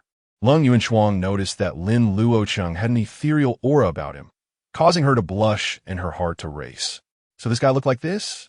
She thought he was too ugly to show his face, but who knew he looked so good? Under the influence of the intoxicating smoke, Lin Yuanchuang felt the allure of the opposite sex, her gaze becoming somewhat dazed as she spoke dreamily. "Are you okay?" Lin Luocheng came back to his senses, raising the blood-stained broken blade in his hand and cautiously stepping back 2 paces. "I'm fine, but you seem a bit off." Lin Yuanchuang's secret was exposed, and her pretty face instantly turned as red as blood, quickly swallowing a detox pill. "It's nothing, don't talk nonsense." She didn't dare look at Lin Luocheng anymore, leaning against a nearby tree, breathing lightly as she tried to expel the toxic smoke with all her might. Lin Luocheng also didn't dare look at her, turning his head to scan the surroundings and discovering a thick blue aura wafting through the air. He was astonished. He could actually see the demonic energy when he spotted a towering giant tree not far away and the black mountains and the clouds in the distance. His expression changed slightly. Is this near the 10,000 Bats Mountain? In his previous life, he and Lin Luocheng had also landed near this giant tree, eventually fleeing to the far-off 10,000 Bats Mountain. This time, their landing point differed somewhat from the last life, but not by much. However, according to what Lin Luocheng had told him before, each teleportation talisman's landing point was supposed to be random. Why had they both ended up here again? At this moment, Lin Luocheng felt the deep malice of fate towards him. Damn it, did that old thief of a heaven want him to help and give everything? But soon, Lin Luocheng calmed down and guessed the general reason. Although each teleportation talisman had slight differences in the runes, leading to different directions and distances. Once a talisman was drawn, the teleportation direction was already fixed. Lin Luocheng probably used the same teleportation talisman, and since the usage location was similar, the landing point wouldn't deviate much. However, this teleportation point being roughly the same as his last life didn't pose much harm to Lin Luocheng. At least he was somewhat familiar with this route, so he wouldn't be completely in the dark. Looking back at Lin Luocheng, he noticed that the pink aura around her had faded significantly, and the moonlight once again enveloped her. However, under the moonlight, her blue and white dress had been stained red with oozing blood, looking quite shocking. Lin Luocheng knew that Lin Luocheng's wound had reopened, and he couldn't help but sigh. Why did you go out of your way to save me? Wouldn't it have been better to just leave? Lin Luocheng looked up at him and said honestly, you saved me. I can't just stand by and watch you die. Besides, I just wanted to give it a try. If it didn't work out, I would have used a teleportation talisman to escape. Lin Luocheng understood that she was pursuing her Tao heart without hindrance, her thoughts clear, but her actions were making it difficult for him to think clearly. Do you have any more teleportation talismans? Lin Luocheng shook her head. No, that was the last one. Based on the circumstances from his previous life, Lin Luocheng knew that in at most 2 days, Luo Yaoyao would catch up. If he didn't intervene, this foolish woman would surely fall into the enemy's hands. Luo Yaoyao had a somewhat twisted psychology, wanting to see the downfall of Lin Luocheng, the saintess of the Jade Maiden Sect. If he just left, who knew where that demoness would go to find a man to torment Lin Luocheng? What if she got even more twisted and found someone inhuman? In the end, Lin Luocheng had exposed herself to save him, and Lin Luocheng couldn't accept his woman being defiled by someone else. Most importantly, he had no choice. Being in the Broken Moon Demon Gorge, leaving Lin Luocheng would get him killed even faster. Thinking of this, Lin Luocheng helplessly said, "Let us go." Lin Luocheng asked in confusion, "Where to?" Lin Luocheng replied blandly, "Of course, we need to find a place to hide. Can you still walk?" Lin Luocheng took 2 steps. Forcing a smile, "I should be fine," before she could finish her sentence. Lin Luocheng stepped forward and picked her up by the waist, startling her into a cry. "I can walk on my own," before she could finish. Lin Luocheng shot her a cold glance. "Stop trying to be strong. Your life is at stake. What is the point of being pretentious?" Lin Luocheng somewhat understood his personality, weakly uttering an "oh," and obediently nestled in his arms. After all, she had already been held by him once. Being held again wasn't such a big deal, right? Lin Luocheng covered the bloodstains on the ground, determined the direction, and began to sprint towards one of the paths. His running movements were vigorous, and it was inevitable that their bodies would come into contact. However, Lin Luocheng noticed that Lin Luocheng was trying to avoid touching her wounds and sensitive areas, warming her heart slightly. This guy wasn't so terrible when he wasn't being fierce. At this moment, she still had residual poison in her system. And looking at Lin Luocheng's chiseled face, she couldn't help but feel her cheeks slightly flush, lost in thought. Lin Luocheng suddenly looked down, frowning. "Why aren't you quickly adjusting your breathing to recover? Why are you staring at me?" Damn it, did this woman start to have feelings for him? Lin Luocheng gasped, her face instantly turning red, and she hurriedly recited the supreme forgetting emotions technique. What was she thinking? She had just been caught in the act. How embarrassing. Chapter 8. The hunter Lin Luocheng continued forward with Lin Luocheng in his arms, trying to avoid areas with dense demonic energy along the way. Some of the demonic energy was accompanied by dark clouds or radiated a bloody light, leading him to deduce that there must be demonic beasts lurking within. Lin Luocheng paid close attention to the changes in the surrounding demonic energy, cautiously navigating the edges of various demonic beasts. To his surprise, he did not encounter a single demonic beast in his path, proving that his assumptions were correct. However, as time passed, Lin Luocheng noticed that the light from the green lotus was gradually dimming. This miraculous divination technique actually had a time limit. Lin Luocheng, seeing him walk around a marsh, couldn't help but ask, "Is there something in the marsh?" Lin Luocheng quickly lowered his voice and said, "Be quiet. There's a scarlet-scaled jiao inside." Lin Luocheng was taken aback and exclaimed, "How is that possible? The scarlet-scaled jiao doesn't like water. How could it be in the marsh?" Lin Luocheng replied casually, "Although the scarlet-scaled jiao doesn't like water, it lays its eggs in marshes. If you don't believe me, feel free to go over and try. Just don't run this way when the jiao chases you." In their previous life, the two had unknowingly stepped into the territory of scarlet-scaled jiao that was laying eggs. Lin Luocheng was forced to confront the jiao and even attracted the attention of two disciples from the Maiden Sect, allowing her to escape only after a fierce battle. However, this also revealed their location and led to the discovery by Luo Yaoyao and others during a carpet search. In the end, a desperate Lin Luocheng fell victim to the drunken love smoke, taking herself and Lin Luocheng into the Wanfeng Mountain. If it weren't for the coinciding blood moon and the demonic beast riot, the two might have had to perform a live show in front of a large audience. After breaking through, Lin Luocheng, in a fit of anger and embarrassment, killed Luo Yaoyao, but still found herself heavily surrounded. If it weren't for Gu Qinghan arriving in time, Lin Luocheng and Lin Luocheng would have fallen into the hands of the Maiden Sect. Unaware of all this, Lin Luocheng listened to Lin Luocheng's explanation and recalled related records. "So how do you know there's a scarlet-scaled jiao here?" Lin Luocheng replied nonchalantly, "I'm a hunter." The naive Lin Luocheng was momentarily stunned, her little head filled with various question marks. Are ordinary hunters this powerful now? She was doubtful. But after Lin Luocheng set her down after crossing the marsh, he took out a few spirit fruits from a storage bag and tossed them into the middle of the marsh. Before the radiant spirit fruits hit the ground, Lin Luocheng scooped up Lin Luocheng and sprinted away. Sounds came from a marsh behind them, but Lin Luocheng had already run far, so the scarlet-scaled jiao did not show itself. With lingering fear, Lin Luocheng said, "I didn't mean I didn't believe you. You don't have to prove it to me like this." From the aura that emanated from the marsh earlier, she had already confirmed that there was indeed a scarlet-scaled jiao below. Lin Luocheng replied speechlessly, "You're overthinking it. I was just leaving a little surprise for the demonic women of the Maiden Sect." Lin Luocheng exclaimed, and then suddenly realized something, her beautiful eyes widening. "How does young master know they're from the Maiden Sect?" Lin Luocheng was startled internally, but maintained a calm exterior. "That shameless demonic woman mentioned it. And didn't you just say that was the drunken love smoke of the Maiden Sect?" Lin Luocheng responded with an "oh," but still felt that something was amiss with this guy.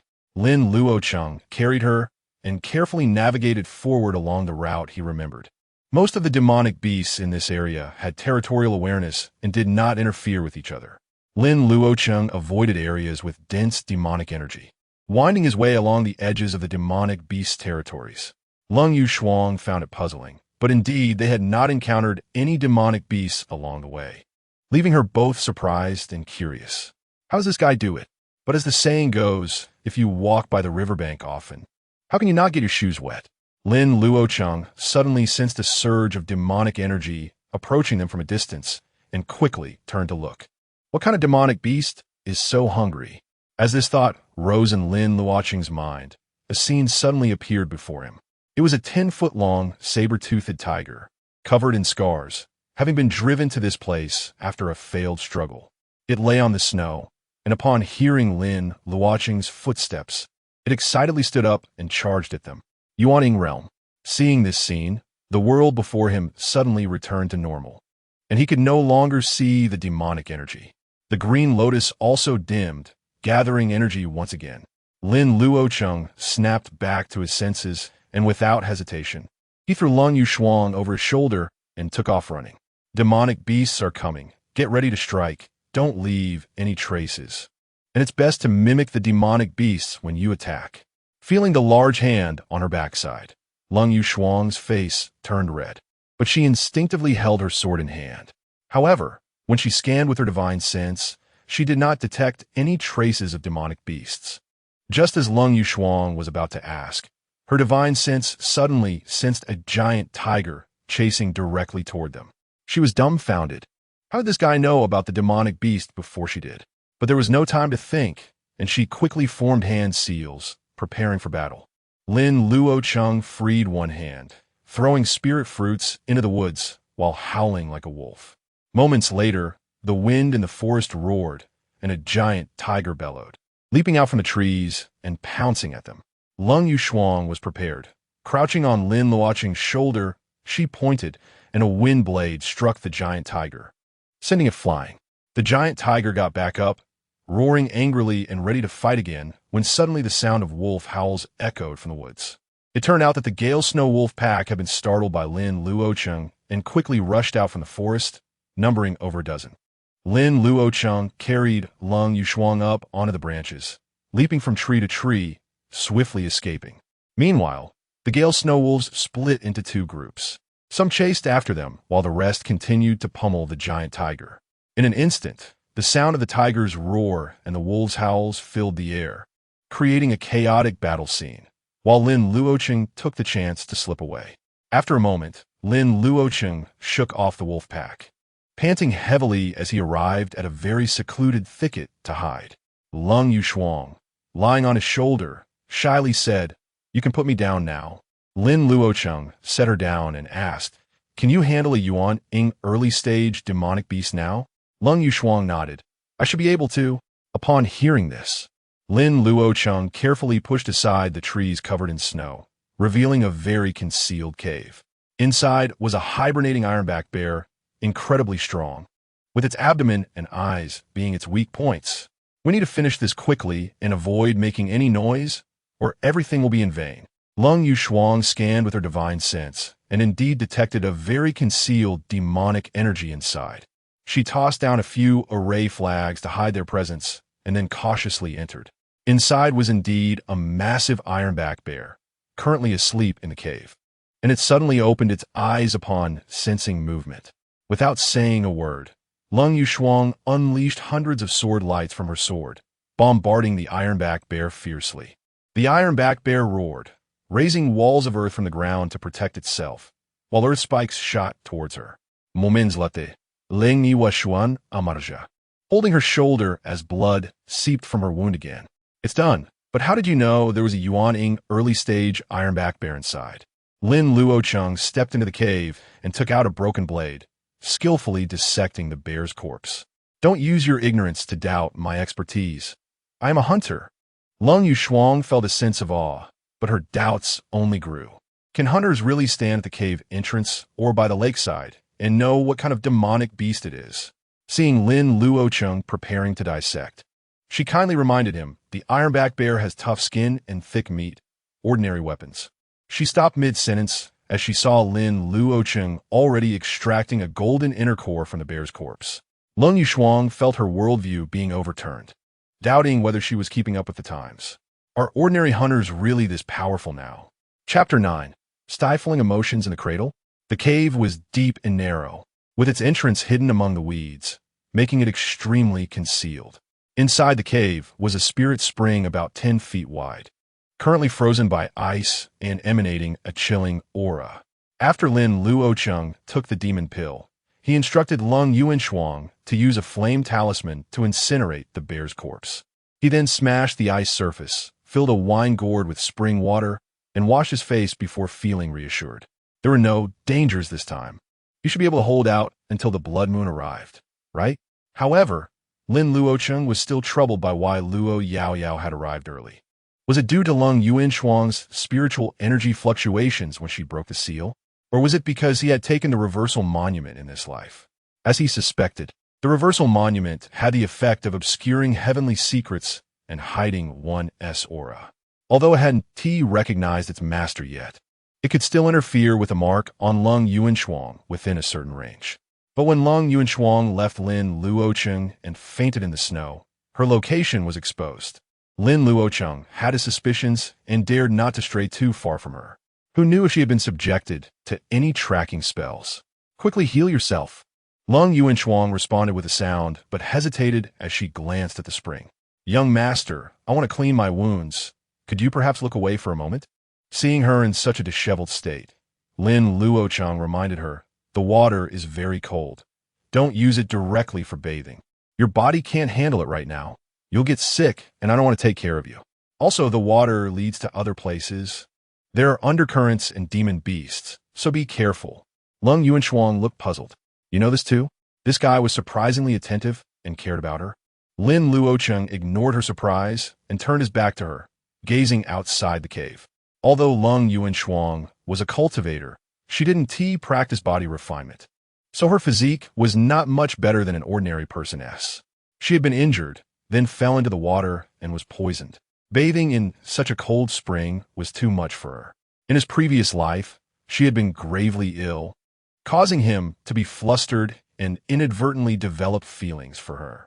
He must stifle any feelings she had for him in the cradle, leaving no room for opportunity.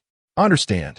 Lin Yuanchuang looked at his back, her lips curving slightly as she threw out several formation flags to conceal their surroundings. She took off her tattered dress and used a spell to summon the water, heating it before cleaning her wounds. Occasionally glancing at Lin Luocheng, she saw he had no intention of turning around, which finally put her at ease. Was she really that ugly in his eyes? What kind of aesthetic did this mountain man have? Lin Luocheng heard the splashing sound behind him. Although he appeared still as a mountain, his mind involuntarily conjured images of the woman behind him, knowing full well the alluring figure hidden beneath her tightly wrapped dress. In his prime, with his blood boiling and having tasted the sweetness of desire, he couldn't help but let his imagination run wild. But he suppressed his thoughts and began analyzing their current situation. They only needed to wait 2 days for the blood moon to arrive, and Gu Qinghan and her reinforcements would come. Since he hadn't touched Lin Yuanchuang, Gu Qinghan couldn't possibly capture him back to the Jade Girl sect, right?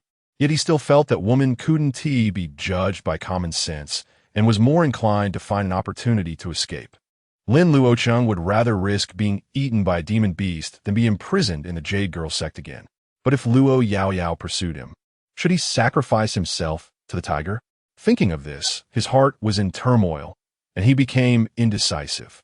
Moments later, Lin Yuanchuang's cool and melodious voice came from behind. Young master, I'm done.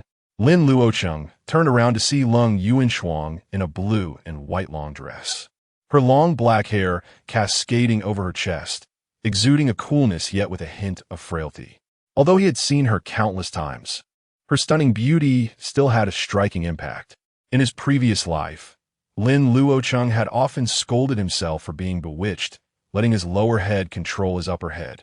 Yet every time he saw Lin Yuanchuang, he felt that his fall was not in vain. Which man could withstand such a test? This woman was beautiful enough, but her figure was simply irresistible.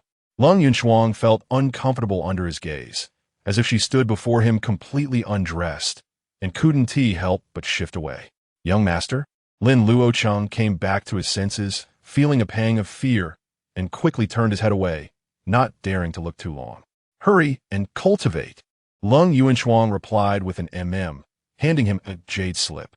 Young master, this is the breath-concealing technique. It can conceal your aura and life fluctuations. This was originally a technique from the Jade Girl sect, but she no longer cared about that. Lin Luocheng was pleasantly surprised and accepted the jade slip without hesitation. Lin Yuanchuang sat cross-legged, casting a healing spell on herself to begin her recovery. After organizing the talismans and pills in his hands, Lin Luocheng quietly sat down to practice the breath-concealing technique. He didn't know how long had passed when Lin Yuanchuang slowly opened her eyes, only to see Lin Luocheng quietly nibbling on some dry rations. She then remembered that the man before her was only at the qi refining stage and couldn't go without food and water like her. Young master, why do you carry dry rations with you? Lin Luocheng couldn't say he had prepared to flee down the mountain, so he casually brushed it off. It's normal for hunters to bring their own food into the mountains, What is so strange about that? Lin Luocheng said awkwardly. I didn't bring any fasting pills. Luckily, you had dry rations. Lin Luocheng couldn't be bothered to comment. In his previous life, he had starved for 2 days, which left him too weak to escape, even when he should have been still. How is your injury? Lin Luocheng replied honestly, if I rest for another 2 days, I should be able to recover pretty well. Can you beat that demoness? I can't win. I can only escape. The demoness drunken love smoke is very strange. Do you have any solutions?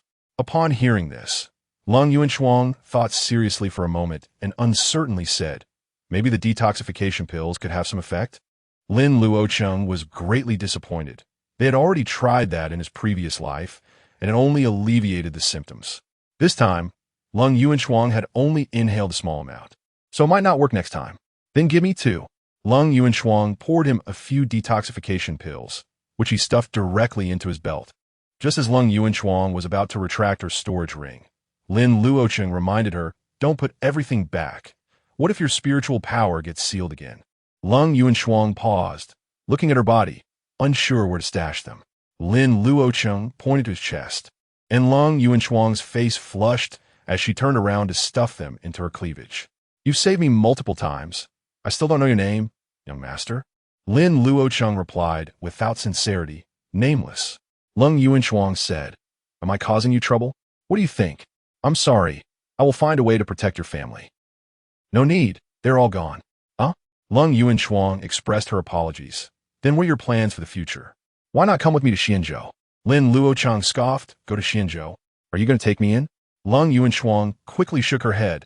Our Jade Girl sect doesn't accept men, but I can recommend you to other sections.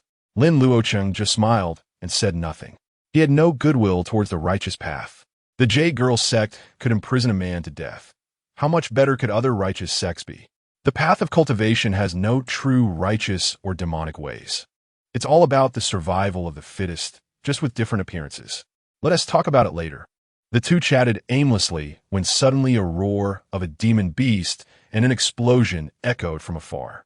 They exchanged glances and used the breath-concealing technique as they approached the cave entrance, where they saw 2 streaks of light shooting up into the sky. Vaguely visible were 2 flamboyant women, chased closely by a 20-foot-long red-scaled dragon. The dragon spewed a pillar of fire, accurately hitting one of them. The person was merely at the peak of the Golden Core realm, but in an instant, they turned black and fell from the sky, being devoured in one bite. The remaining person turned pale, as the 3 of them were attracted by the glowing fruit, only to discover that there was actually a red-scaled flood dragon below. This red-scaled flood dragon was not only at the nascent soul stage, but was also extremely adept at concealment, directly swallowing one person, although the other 2 managed to escape. They didn't expect this beast to be able to take to the air, which was beyond their imagination. Just as she was in a panic and unsure of where to run, a dark stream of light swept past, grabbing the woman and shooting into the sky. The woman screamed in agony, blood falling down, but soon grew silent.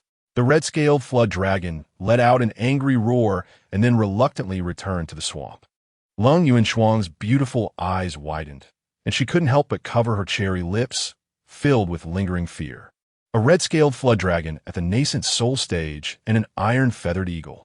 At this moment, Lin Luocheng seemed so profound and unfathomable in her eyes, as if shrouded in mist.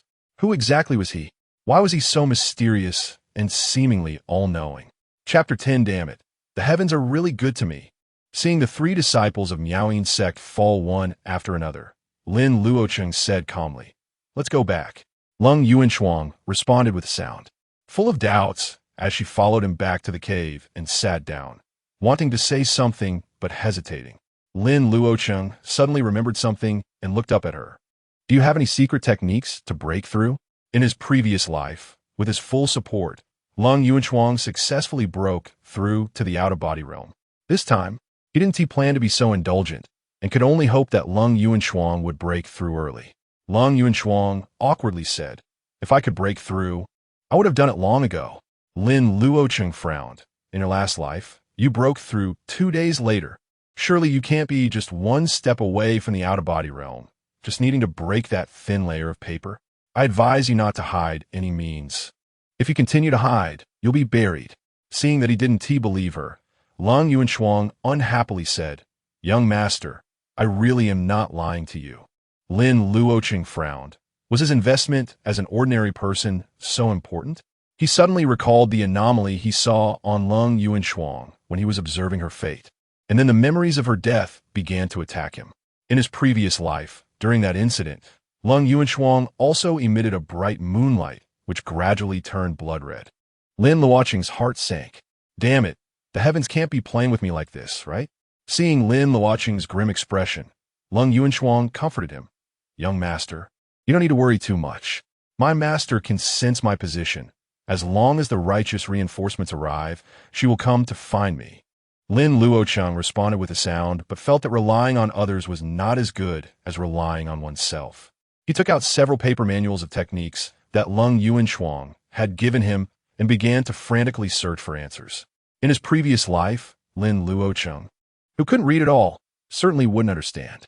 But after spending 100 years in the Yin sect, he had gained considerable knowledge and was proficient in various arts. After all, there was nothing to do there, and he had no companions to create children with, so he could only find things to pass the time. Among the several manuals, there was only one offensive sword technique called the Qingping sword technique.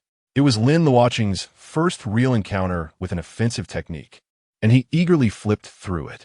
This sword technique was not a basic technique like the breath-holding technique. It contained a lot of terms related to cultivation, which made him frown. Lin Luocheng tried to gesture with his hands, but found it difficult to channel his energy. No matter how he gestured, it felt wrong. What does it mean to draw the energy of the Earth's veins at the Sun position into the Dantian? The Dantian is the central point of the Ren meridian, having to be linked to the 8 trigrams positions. Lin Luocheng felt a bit awkward. She had also stumbled upon this sword technique, which did not belong to the Yin sect, and she and T looked at it in detail. She could only get up and sit beside Lin Luocheng, taking a serious look before beginning to explain. This refers to the cultivator while stepping on the path, receiving the thunder energy of the Zhun Palace, and then converting it into the sword momentum needed through the Dantian. Upon hearing this, Lin Luocheng asked again, this sword momentum requires Qingping floating water. How does it connect with the subsequent stormy sword intent? Lin Luocheng smiled gently. The essence of Qingping lies in softening the heart. At the start, it needs to contain 7 parts softness, and when the sword momentum. She focused, occasionally tucking back a strand of hair that fell over her forehead, sending waves of fragrance towards Lin Luocheng, making him feel uneasy all over. Damn it, does this woman not realize her own charm? After finally clarifying all the questions, Lin Luocheng quickly closed the sword technique manual and distanced himself from her. Thank you, fairy, for your guidance. I'll comprehend the rest on my own. Lin Luocheng looked at him like this and smiled sweetly. Young master, if you don't understand anything, you can ask me again. Lin Luocheng replied, I understand. You should recover quickly. Being with this woman was more torturous than fighting beasts outside. He didn't want to challenge his own soft spot anymore. The two settled in the cave, feeling that time passed extremely slowly. Lin Luocheng just wanted to quickly escape this suffering. The farther away from Lin Luocheng, the better. Lin Luocheng was also uneasy for the first time being alone with a man, not knowing what to say.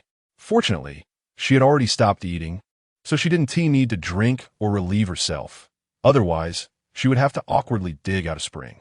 2 days later, in the evening, Lin Luocheng slowly opened her eyes. After 2 days of adjusting, her strength had mostly recovered, although her internal injuries still needed time to heal. Her external wounds had fully healed, with no scars left. Meanwhile, Lin Luocheng was in the cave, wielding a dead branch, his sword moves flowing like the wind, the branch emitting a faint blue light. Lin Luocheng's figure was graceful and agile. At first, the sword momentum was weak like ripples, but after several moves, the sword momentum stacked up, resembling a raging storm. A trace of admiration flashed in Lin Luocheng's eyes. This guy's talent was indeed impressive, and his talent for swordsmanship was terrifyingly strong. She had only provided a little guidance, and in just a few days, he practiced as if he had been immersed for years, a true genius born for the sword. Unfortunately, he was only at the chi refining stage. and many sword moves could not yet be executed from his hands. Seeing Lin Luocheng immersed in his practice, Lin Luocheng turned around and reached into the abyss to pull out the reverse fate monument. She felt that this iron monument was somewhat different from before. It seemed much lighter, and the patterns had subtle changes. However, Lin Luocheng didn't suspect Lin Luocheng, as very few people in the world had seen the reverse fate monument. This object had always hung on her body. How could it possibly be a fake or swapped? It must be that the divine object was hiding its true power. Lin Luocheng, who was secretly observing the abyss, felt a weight lift from his heart and pretended to casually sheath his sword. If he hadn't seen it with his own eyes, he would never have guessed that this monument was so unfathomable. Well hidden indeed. Had her injuries all healed? Lin Luocheng responded. How's the situation? Lin Luocheng said lightly. It's fine. They haven't found us here yet, but it should be soon. In the past 2 days, there had been occasional streaks of light in the sky and fireworks rising. The mountains were bustling with activity. Those disciples of Maiden Sect not only failed to find them, but were also heavily wounded by the mountain's demonic beasts. However, more and more disciples of Maiden Sect were arriving, starting a carpet search, and it was only a matter of time before they found them. But the current situation was already much better than in the previous life. At least they were not spending their time in pursuit. In the previous life, due to their exposed location, even though it was very hidden, it was quickly discovered. Now, under Lin Luocheng's foresight, the two were comfortably hiding in the cave. However, Lin Luocheng showed no signs of joy and anxiously walked to the cave entrance, watching the sky gradually darken. Tonight, will the blood moon appear? Will Gu Qinghan and the righteous reinforcements come? As the sky darkened, a bright moon rose and slowly ascended. When a moon was at its zenith, gentle moonlight fell down, casting a soft glow over the vast expanse of the world.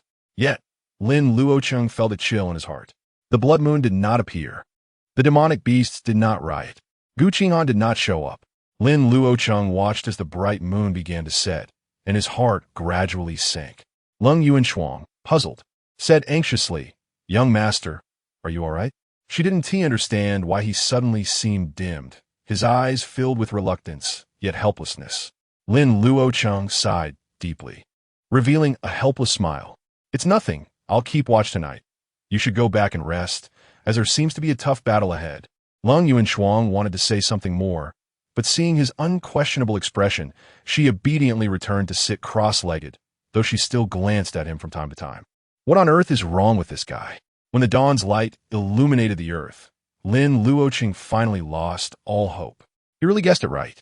That blood moon did not appear out of nowhere, but was related to this foolish woman, Lin Luocheng. The reverse fate monument was most likely capable of blocking tracking. But this also meant that Gu Qinghan could not find Lin Luocheng at all. Gu Qinghan should have located them through that blood moon or the changes in Lin Luocheng's body. Lin Luocheng sighed inwardly. Once again, he returned to the initial problem.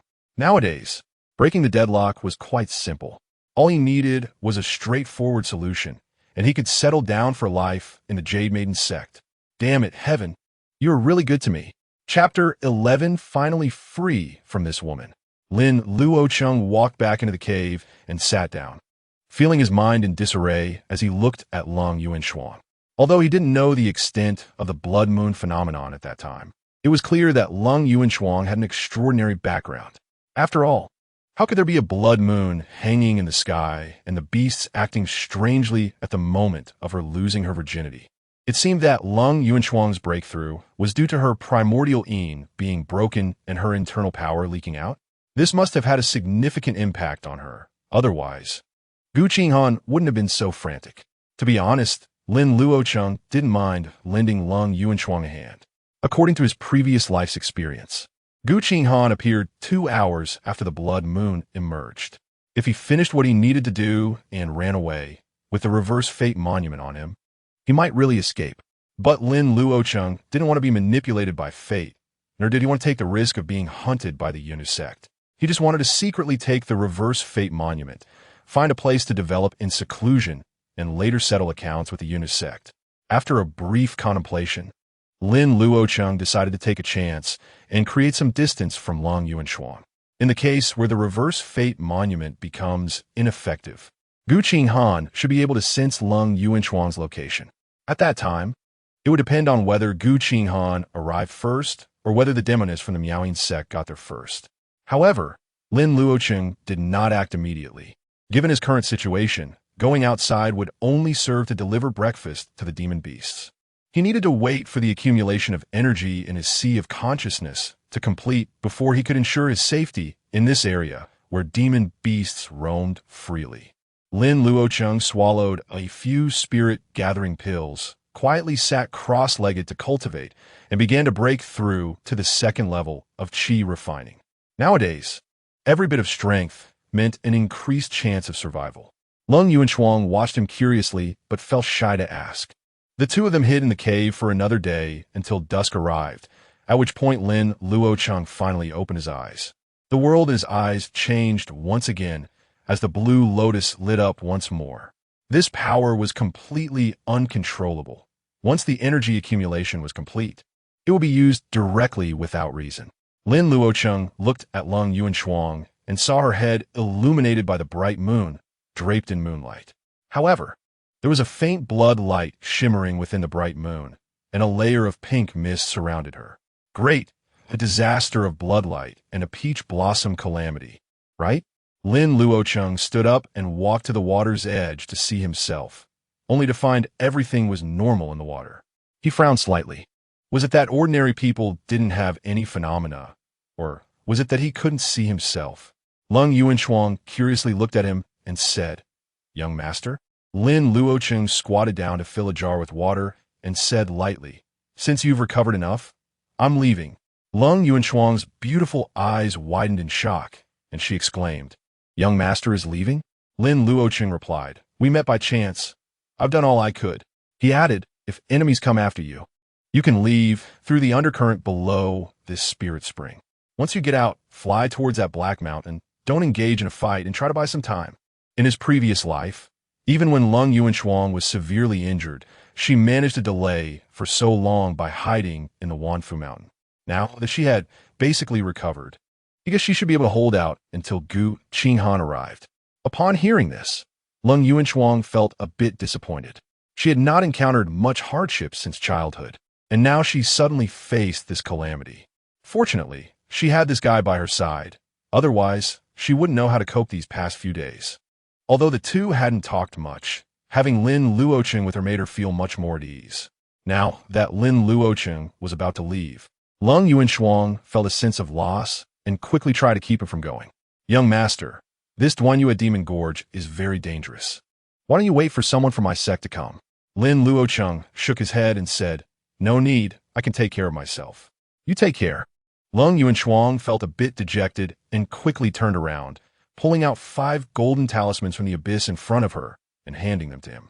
"Young master, I can't repay your life-saving grace, so these talismans are a gift to you. They can ensure your safety." As she spoke, she carefully explained the functions of the 5 talismans.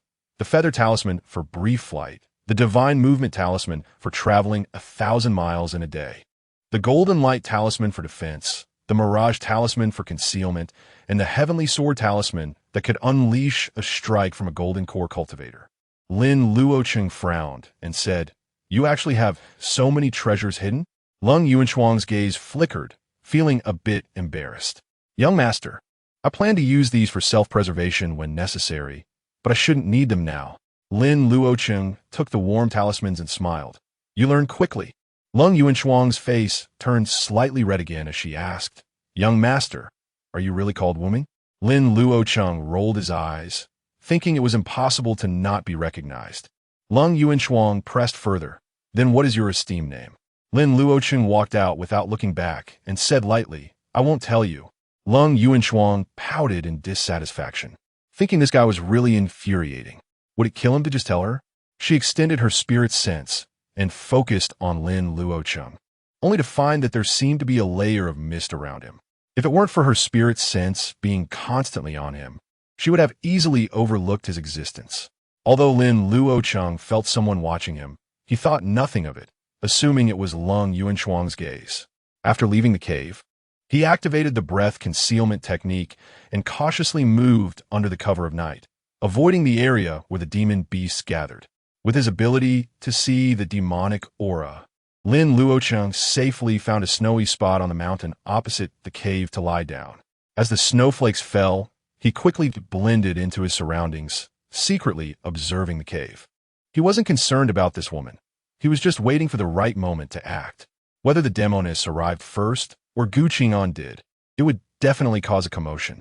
At that time, when the demon beasts and people were in chaos, it would be the best opportunity for him to leave. Hiss! But this snow is really cold. It's freezing. Lin Luocheng had no idea that every move he made was being clearly observed by Lung Yuanshuang. After all, only those at the Golden Core level possess spirit sense, and the range of spirit sense was beyond his knowledge. Feeling the snowflakes covering Lin Luocheng, Lung Yuanshuang was somewhat moved. This wild man was tough on the outside but soft on the inside. He said he was leaving but was secretly guarding her outside. Men weren't as terrifying as her master described, full of thoughts about men and women, only seeking their own benefit. Could it be that because he lived in the deep mountains, he hadn't been tainted by the secular world? Why did she always feel an inexplicable sense of intimacy towards him? Half an hour later, Lin Luocheng suddenly saw blood light surging in the distance, and dark clouds looming overhead. He quickly activated the Mirage Talisman in his hand, running the Destiny Reincarnation Technique and Breath Concealment Technique to minimize his life fluctuations. Moments latte. For streaks of light hovered in the sky, revealing 4 alluring women. Lin Luocheng's heart sank. The demoness had actually arrived first. In his eyes, these 4 women had bloodlight overhead and were shrouded in thick black mist. Was this the legendary clouds overhead, faces bearing death?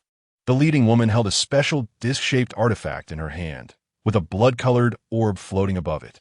This blood induction plate could sense her presence nearby. She quickly sent a signal to notify the saintess and the elders. Just as her voice fell, a beam of moonlight cascaded down from below, completely bathing the 4 women. The 3 Golden Core women didn't even have time to scream before being severed, their bodies and heads separated. The leading woman managed to summon a shield in time to block, her face pale as she exclaimed, "You really are here." Lung Yuanshuang flew out from the cave, like a fleeting shadow, brandishing her sword towards the woman. But even with her speed, the early nascent soul woman was able to fire off a signal flare before dying. Watching the flare bloom in the night sky, Lung Yuanshuang sighed and glanced towards Lin Luocheng's location. Though she couldn't see him and her spirit sense couldn't find him, she knew he must be watching her. And a smile unconsciously appeared on her face. Lung Yuanshuang didn't speak, fearing he might think the Mirage Talisman had failed. She silently thought in her heart, "If we are fated, we will meet again." Without hesitation, she quickly turned back into the cave, following Lin Luocheng's words to escape through the water below. Lin Luocheng watched her leave, feeling a sense of loss in his heart. He self-deprecatingly smiled, wondering what he was thinking. Finally free from this woman, he had already been more than generous, and now it was up to her fate. She only had a blood disaster, and with no signs of death on her face. She should be fine. Just as Lin Luocheng was lost in thought, he suddenly noticed a strong demonic aura appearing. A sabir-toted tiger, covered in bite marks and as thin as a twig, emerged from the forest. This was the defeated Tiger King Lin Luocheng had seen before.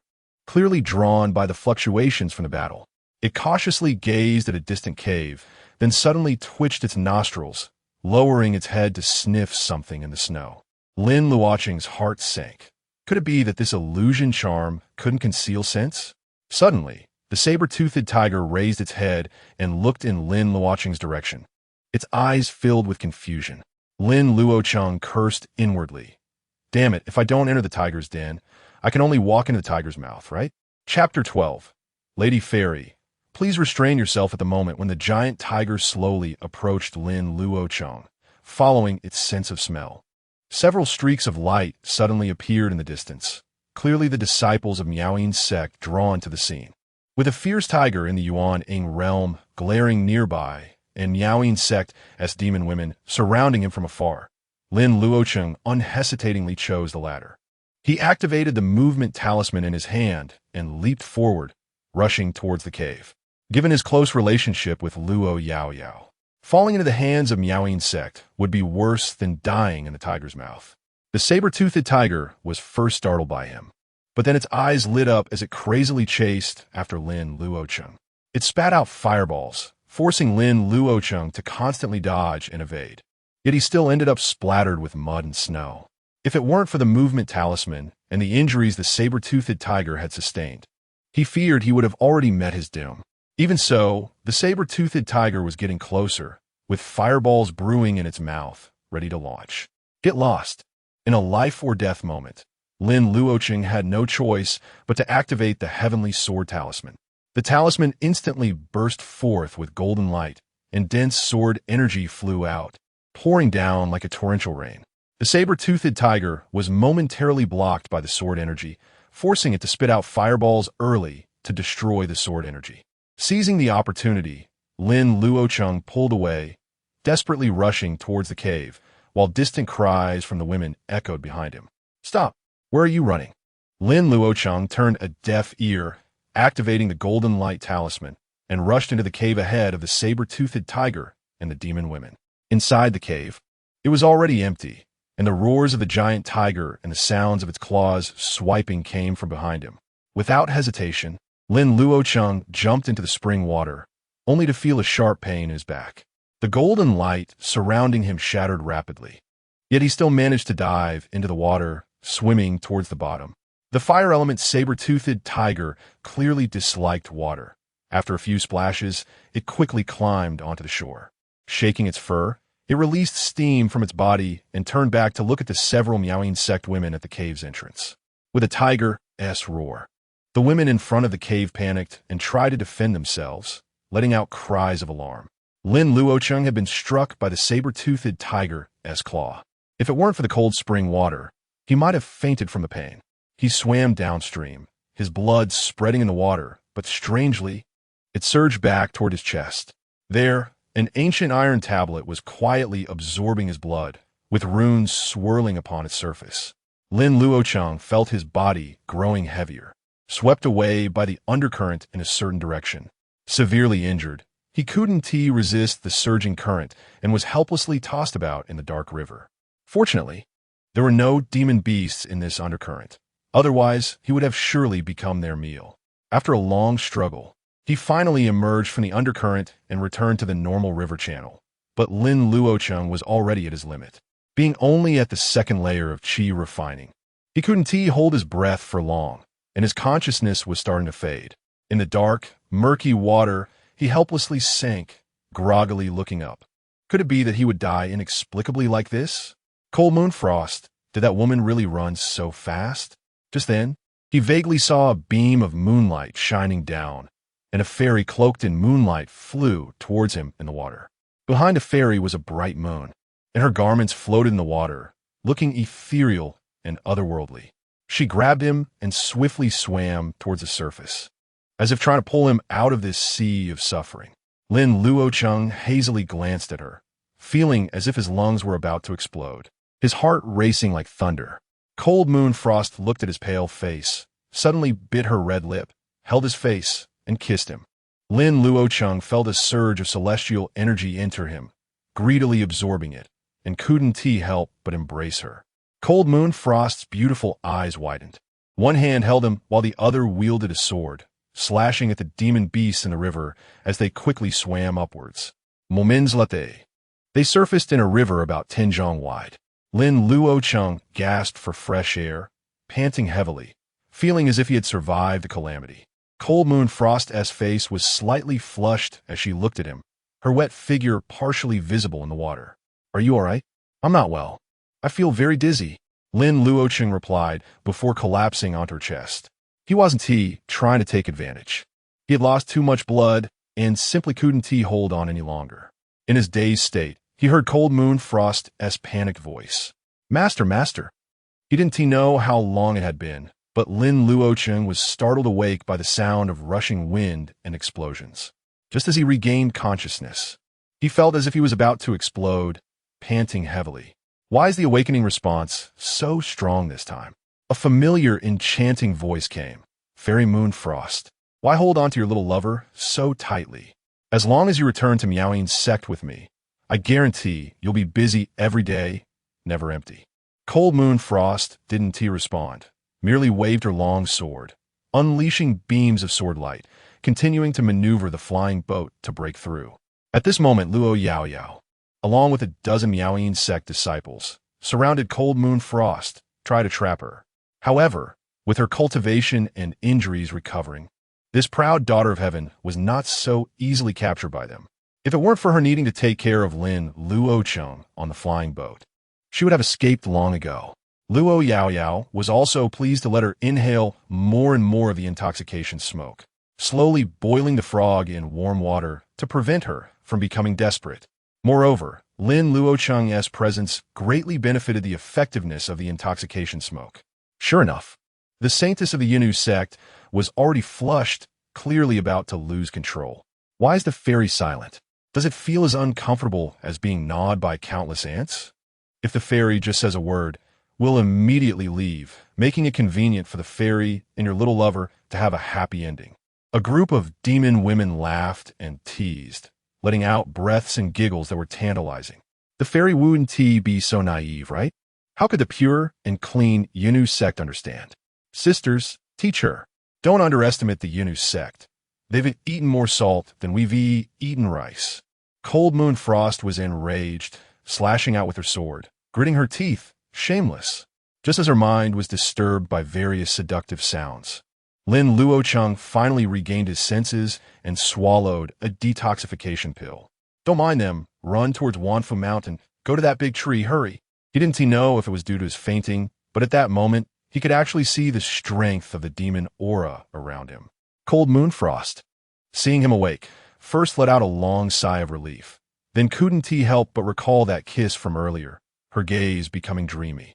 However, she still silently recited the Taishang forgetting emotions mantra, slightly adjusting her direction towards the distant big tree.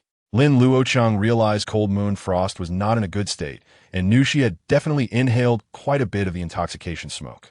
After all, he felt as if he was about to explode, let alone her, who was the main target. Where's your detoxification pill? Cold Moon Frost panted. I've eaten them all. Lin Luocheng took out the last detoxification pill from his belt and stuffed it into her mouth to relieve her a bit. As their bodies touched, Cold Moon Frost instinctively licked his fingers, startling Lin Luocheng into taking 2 steps back. Fairy, please restrain yourself. I'm not that kind of person. Cold Moon Frost shot him a glare, but at that moment she appeared so alluring that Lin Luocheng was frightened and hid behind her. Don't look at me. I'm afraid you'll lose control. Damn it, who would? Anyway, it's not me. Shut up, don't say anything. Upon hearing this, Lin Luocheng decisively complied and fell silent. Indeed, a man must protect himself when outside. Chapter 13. Oh no. Why does this woman look more beautiful the more I see her? Cold Moon Frost quickly piloted the flying boat to the giant tree. Lin Luocheng hurriedly said, attack the treetop and then fly close to the ground. Cold Moon Frost followed his instructions, and the vines hanging from the tree immediately flew up, wrapping around them like spiritual snakes. Many demon snakes also sprang from the tree, with large flesh wings on their backs, gliding through the air and spitting out toxic mist. Cold Moon Frost was startled and quickly dove to fly close to the ground. However, the demon girls of the Miaoying sect behind her were not so lucky and were entangled by the vines and demon snakes. Taking this opportunity, Cold Moon Frost increased the distance, continuously leading the demon girls behind her through the lightning-struck areas as directed by Lin Luocheng. The strength of the demon beast Lin Luocheng chose was mostly at the nascent soul level, which would not pose much of an obstacle to Cold Moon Frost. After startling the snakes, the two fled, and the enraged demon beasts could only vent their anger on the pursuing disciples of the Miaoying sect. They could not distinguish whether the two sides were enemies, only knowing that these humans had intruded into their territory. Along the way, the demon beasts were disturbed, causing chaos everywhere, with screams and roars echoing in succession. The disciples of the Miaoying sect who were chasing them were obstructed and wasted time taking detours, causing more and more of them to fall behind. In the end, only the strongest Luo Yaoyao, along with 3 nascent soul disciples, managed to catch up all of them covered in dirt. "You can't escape," Luo Yao shouted, and colorful ribbons flew from her body, trying to trap the two like petals closing. Cold Moon Frost grabbed Lin Luocheng and soared into the air, controlling the small flying boat to collide with Luo Yao. Boom! The blue flying boat emitted a bright light, and a violent explosion tore apart the colorful ribbons, sending the two flying out. Luo Yao's pretty face turned ashen as she said, "Let's see how many more magical artifacts you can self-destruct." These celestial beauties were simply bullying others. A mid-grade magical artifact like the flying boat was used as a disposable tool. One must know that in the Qingshu realm, magical artifacts are divided into 5 levels: spirit tools, magical artifacts, immortal tools, divine tools, and holy tools. Among them, holy tools are only possessed by those who have transcended tribulations, while divine tools can only be obtained by those with opportunities, mostly held by great ascension cultivators. For ordinary cultivators, the end of their lives might just be a high-grade immortal tool left behind by a senior who ascended. As a transcendence cultivator, Luo Yao only had a top-grade magical artifact in her possession. This woman treated mid-grade magical artifacts as disposable treasures, which was simply a waste. "When I catch her, I must make her pay for her sins and be utterly satisfied." Cold Moon Frost had no idea of Luo Yao's deep resentment at that moment. She was already at her wit's end. Otherwise, she wouldn't have resorted to self-destructing even her transportation flying boat. While battling Luo Yao, she led Lin Luocheng towards Wanfu Mountain, her pretty face pale and blood dripping from the corner of her mouth. Meanwhile, other disciples of the Maiden Sect were also arriving one after another upon seeing the signal, and the situation was becoming increasingly dire. Most critically, the intoxicated smoke inside Cold Moon Frost was activated, making her feel hot all over, as if countless ants were crawling on her. She instinctively tightened her grip on Lin Luocheng's hand, scaring him to the point of turning pale. "It's over. This woman is probably going to burn down the red cliffs. The distant water cannot save the nearby fire. This is to make me open the granary to relieve the disaster." Under Cold Moon Frost's desperate measures, the two finally arrived at Wanfu Mountain, located at the edge of the Demon Gorge. At this moment, night had already fallen, and under the moonlight, countless bat demons could be seen swirling around Wanfu Mountain. These bat demons varied in size, numbering in the millions, gathering and dispersing like a dark cloud, shifting unpredictably. On that black mountain, resembling a bat spreading its wings, there were countless densely packed caves. Cold Moon Frost felt her scalp tingle as she nervously asked, "Where do we fly?" "Anywhere. Use your moonlight to cover yourself." "And just fly in randomly." Upon hearing Lin Luocheng's response, Cold Moon Frost enveloped herself in moonlight and flew towards Wanfu Mountain. The bat demons, seeing someone approach, spread their wings and flew towards the two. They emitted inaudible sound waves, causing a dizzying sensation. Cold Moon Frost exclaimed and instinctively used her sword to lead the way, breaking through the swarm of bat demons to fly inward. However, she found that these bat demons bypassed them and instead fiercely pounced toward the pursuing Luo Yao behind them. These bat demons ignored her, instead helping to block the enemy, leaving Cold Moon Frost somewhat puzzled. "Don't be dazed. Hurry and go. Block the cave entrance once you're inside." Hearing Lin Luocheng's reminder, Cold Moon Frost quickly found a cave entrance to fly into, then blocked it off. Inside the cave hung countless bats, and after the two entered, they all looked at them with crimson eyes. However, these bat demons had no intention of harming them, merely watching them curiously. Although Cold Moon Frost was confused, she quickly flew deeper into the cave, hoping to find another way out. But the interior of Wanfu Mountain was a maze with numerous paths, and she quickly got lost. At the moment Lin Luocheng and Cold Moon Frost entered Wanfu Mountain, a sudden surge of demonic energy erupted in the Broken Moon Demon Gorge nearby. Faint sounds of chains vibrating could be heard below, as if something was struggling violently. Moments later, amid the rolling demonic fog below, a pair of crimson eyes slowly opened. Then, a loud noise erupted, as if something had been covered back up. The entire Broken Moon mountain range was enveloped in unease.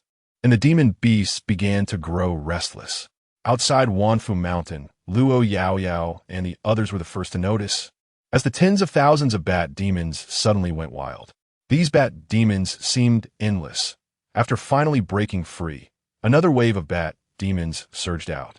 By the time they reopened the cave entrance, Cold Moon Frost and Lin Luocheng had already vanished without a trace. Looking at the intricate paths, Luo Yaoyao turned back and instructed several female disciples. You all go out and guard this area, set up an array, and wait for the saintess to arrive. Don't let them escape. After saying that, she rushed into the cave without looking back, but could only turn around like a headless fly. On the other side, Cold Moon Frost led Lin Luocheng in a frantic flight and arrived at a dead end of a fork in the path. Just as Cold Moon Frost was about to turn back, Lin Luocheng stopped her.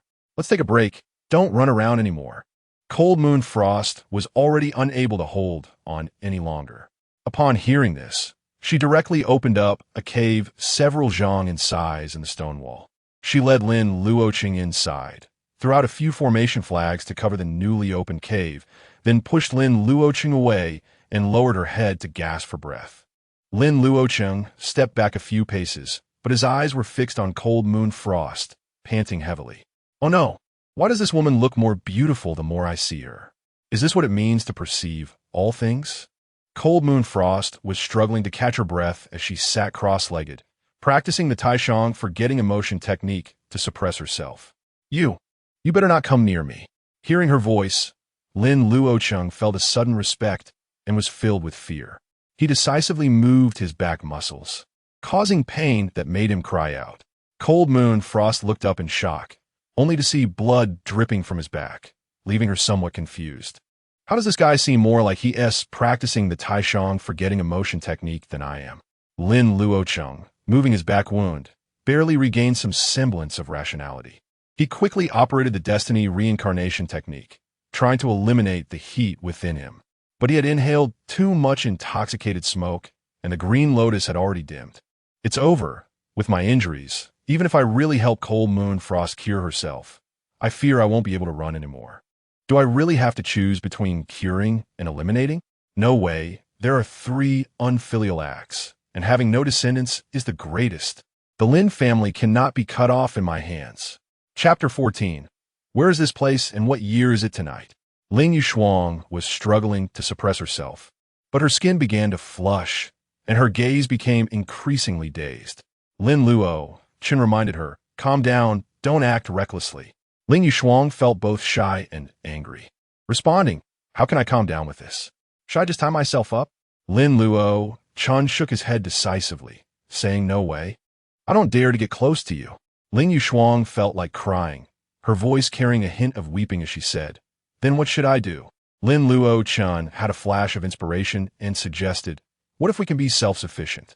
Ling Yushuang looked at him in confusion, not understanding his meaning. Lin Luocheng said seriously, don't worry, I'll turn my back and absolutely won't look. Only then did Ling Yushuang realize what he meant, her face turning so red it seemed like it could bleed, and she couldn't help but glare at him. Who would do something so shameless?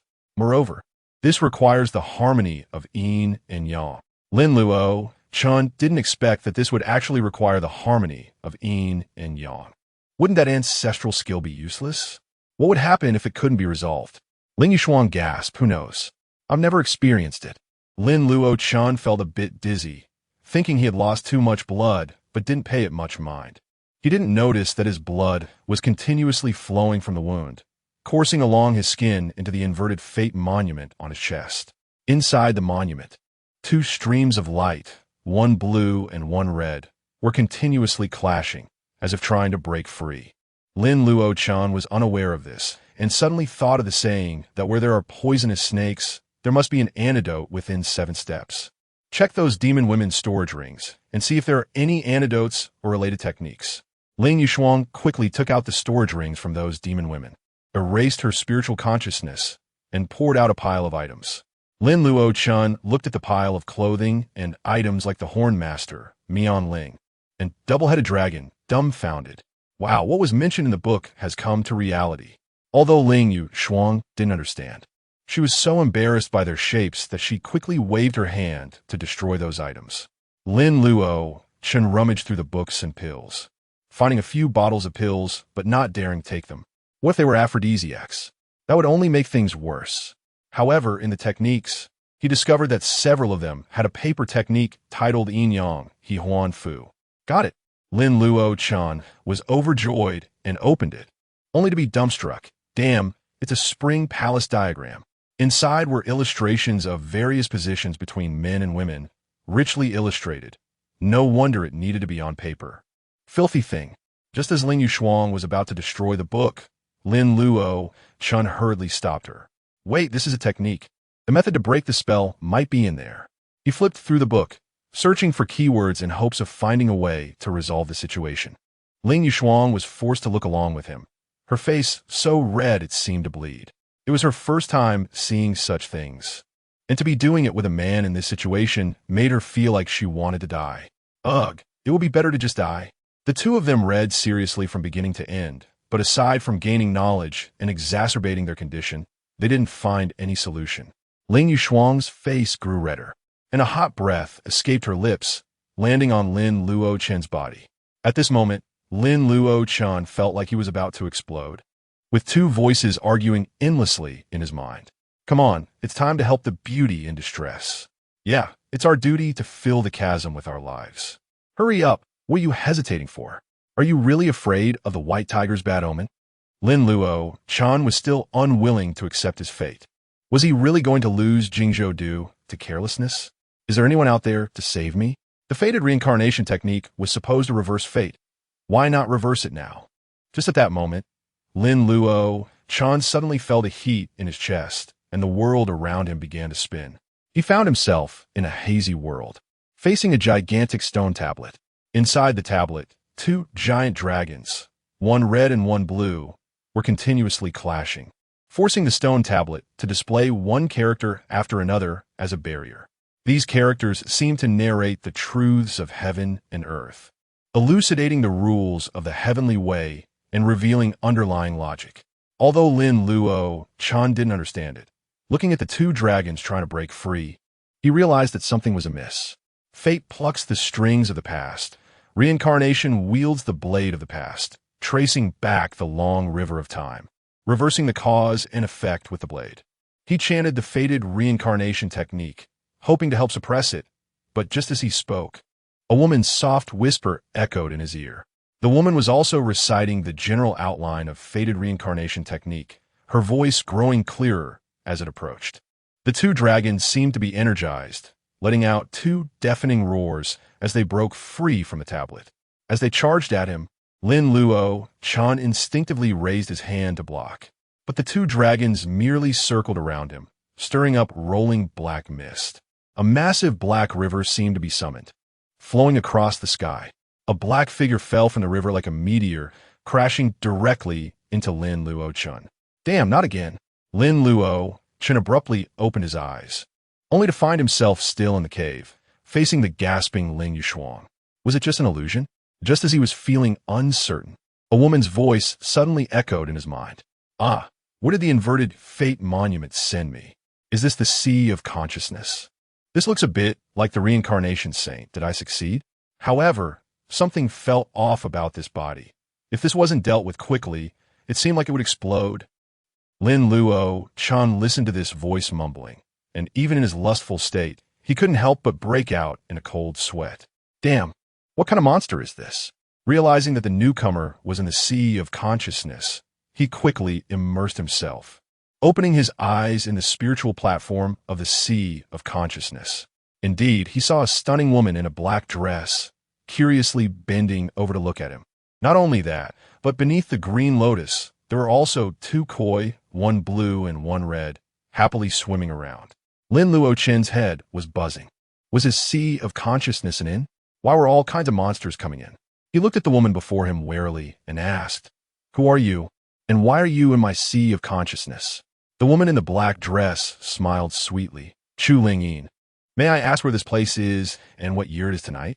Lin Luocheng was stunned by her question. Where is this place? And what year is it tonight? Damn, that's a tricky question. This is definitely an otherworldly demon. Duanyue Mountain Range, Qingshu year 5202. What kind of monster are you? Chu Ling Yin ignored him and murmured, Qingshu year 5202. It seems I've arrived too early. Lin Luocheng was filled with confusion and asked again, who exactly are you? Well, I don't mind explaining the situation to you, if you don't deal with the situation outside. It seems like you will explode. Chu Ling Yin raised her hand to shield her eyes, revealing a pair of cunning eyes through her fingers. You go ahead and handle your business. I promise I won't peek. We can talk after you're done.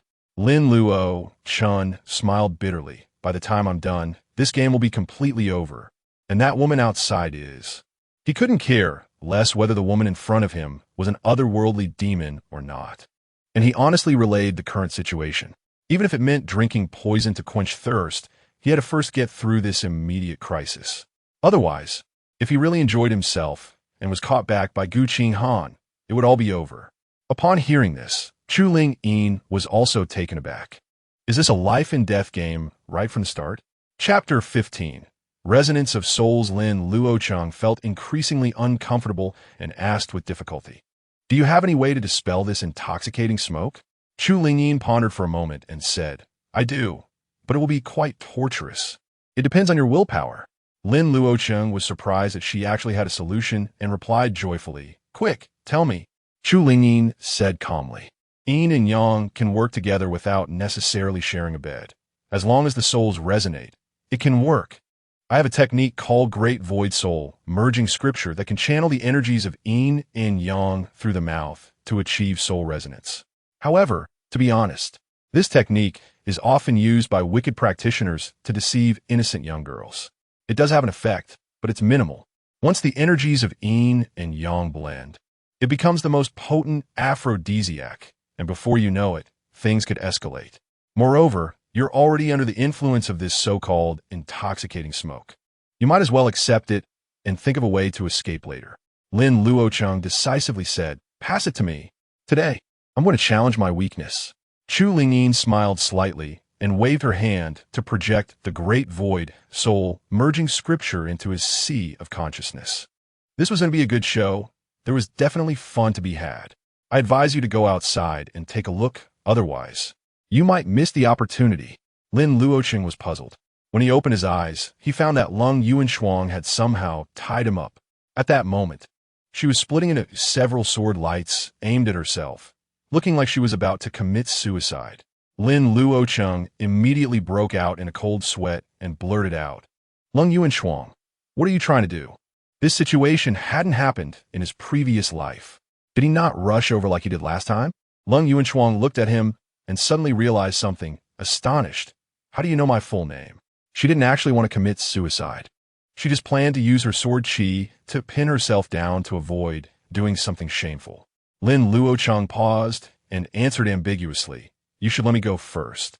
I have a secret method to solve the current situation. Lung Yuanshuang took a few steps back, hesitantly loosening the ropes around him. She really couldn't bear it any longer. Lin Luocheng quickly carved the great void soul, merging scripture into the ground with a broken blade, and explained it to her.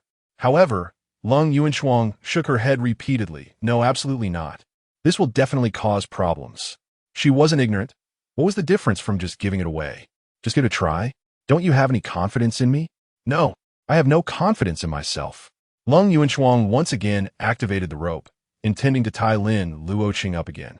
Lin Luocheng didn't want to die with her here and quickly said, didn't you just ask me how I knew your full name? I know more than just your full name.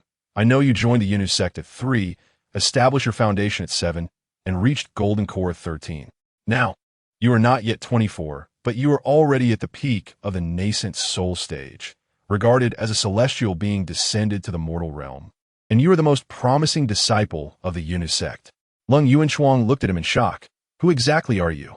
Lin Luocheng slowly approached her, sneering, Lung Yuanshuang. I am your husband. Lung Yuanshuang's beautiful eyes widened in indignation. You're talking nonsense. Where did I get husband from? Lin Luocheng directly hit the nail on the head. You're the white tiger, right? Lung Yuanshuang's mind went blank. How did he know about her flawless background? Did he take advantage of her while saving her? That was impossible. Taking advantage of Lung Yuanshuang's moment of distraction, Lin Luocheng stepped forward and embraced her. Lung Yuanshuang wanted to struggle, but the moment she was held, she couldn't muster any strength. Lung Yuanshuang, if you don't want to lose your virginity, cooperate with me to operate the great void soul merging scripture. As soon as he finished speaking, he directly kissed her. Lung Yuanshuang let out a soft sound and went limp in his arms, her eyes becoming hazy. At this moment, she was like a lit powder keg, and the intoxicating smoke within her exploded. It wasn't until Lin Luocheng pinched her slender waist that she seemed to wake from a dream and began to operate the great void soul merging scripture. Though she had many questions about what Lin Luocheng had said, she no longer had the energy to think. The restless energy inside her finally found an outlet, making her feel both relieved and more impatient. Lung Yuanshuang kept comforting herself, telling herself that she was using her power to detoxify and that she was being forced. Lin Luocheng finally understood what Chu Lingyin had said. How could one possibly maintain control in this situation? He shouted with his last bit of rationality, "Hey, help me. If I get caught, the first one I'll betray is that outer celestial demon." Chu Lingyin, who was watching the drama unfold, said irritably, "My name is Chu Lingyin, not Heor, an outer celestial demon." Even so, she directly pricked Lin Luocheng's soul in his sea of consciousness, shocking him. At the same time, two dragon and phoenix koi kept swirling around the green lotus, which emitted a clear light that helped Lin Luocheng calm down. Without saying a word, Lin Luocheng pinched Lung Yuanshuang again, holding her wandering hands tightly to keep her restrained. In a state of confusion and desire, Lung Yuanshuang saw his eyes and calmed down a bit, continuing to operate the yin-yang harmonization. The two struggled continuously between clarity and indulgence, supervising each other, and occasionally falling deeper into the abyss together. Occasionally, an article of clothing would appear on the ground, only to be grabbed back to cover them, then thrown off again, repeating the cycle. As Chu Lingyin said, this technique was effective, but extremely limited. It felt more like a form of torture. Both of them were drenched in sweat, more exhausted than fighting 100 battles with an enemy, constantly hovering between heaven and hell. Lung Yuanshuang, calm down. I'm sorry, I can't control myself. Lung Yuanshuang, stop touching me. I'm not that kind of person, but you are touching me. A dignified saintess, and you have such little self-control? Woo woo woo. In the end, if Lin Luocheng hadn't held her down tightly, Lung Yuanshuang would have wanted him to give her a quick end. What kind of torture was this?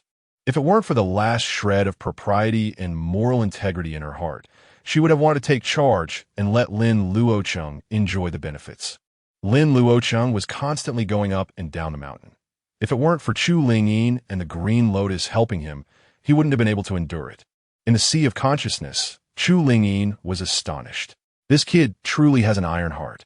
It's a pity for the fairy who wants to descend into the mortal realm, but is being pushed upwards. Uncertain how much time had passed, Lung Yuanshuang had already become numb, resigned to being pinned down by him. I'm tired. Do whatever you want. She felt like she was going through withdrawal, her entire being in a dazed and floating state. Lin Luocheng was in a similar state, and the two of them silently operated the great void soul merging scripture, their souls surprisingly resonating at high level. At that moment, it felt like everything fell into place, and their souls intertwined with each other. Lung Yuanshuang's beautiful eyes suddenly widened, her eyes sparkling. Lin Luocheng also felt a sense of transcendence, tightly gripping her hand. Chu Lingyin was dumbfounded, astonished. This broken technique can actually achieve soul merging? They even entered a state of enlightenment and activated the reversal tablet. How ridiculous is this? Chapter 16, I advise you to run faster at this moment. As Lin Luocheng and the other person's souls resonated, the yin and yang energies flowed within them. Their souls intertwined, each containing the other, entering a marvelous state of enlightenment. This direct stimulation from their souls left Lung Yuanshuang bewildered. She entered a state of forgetting both herself and the world, feeling as if she had achieved enlightenment and ascended. Lin Luocheng was not much better off. His entire body relaxed and completely immersed in this strange sensation. At this moment, the bright moon in the sky shone brilliantly.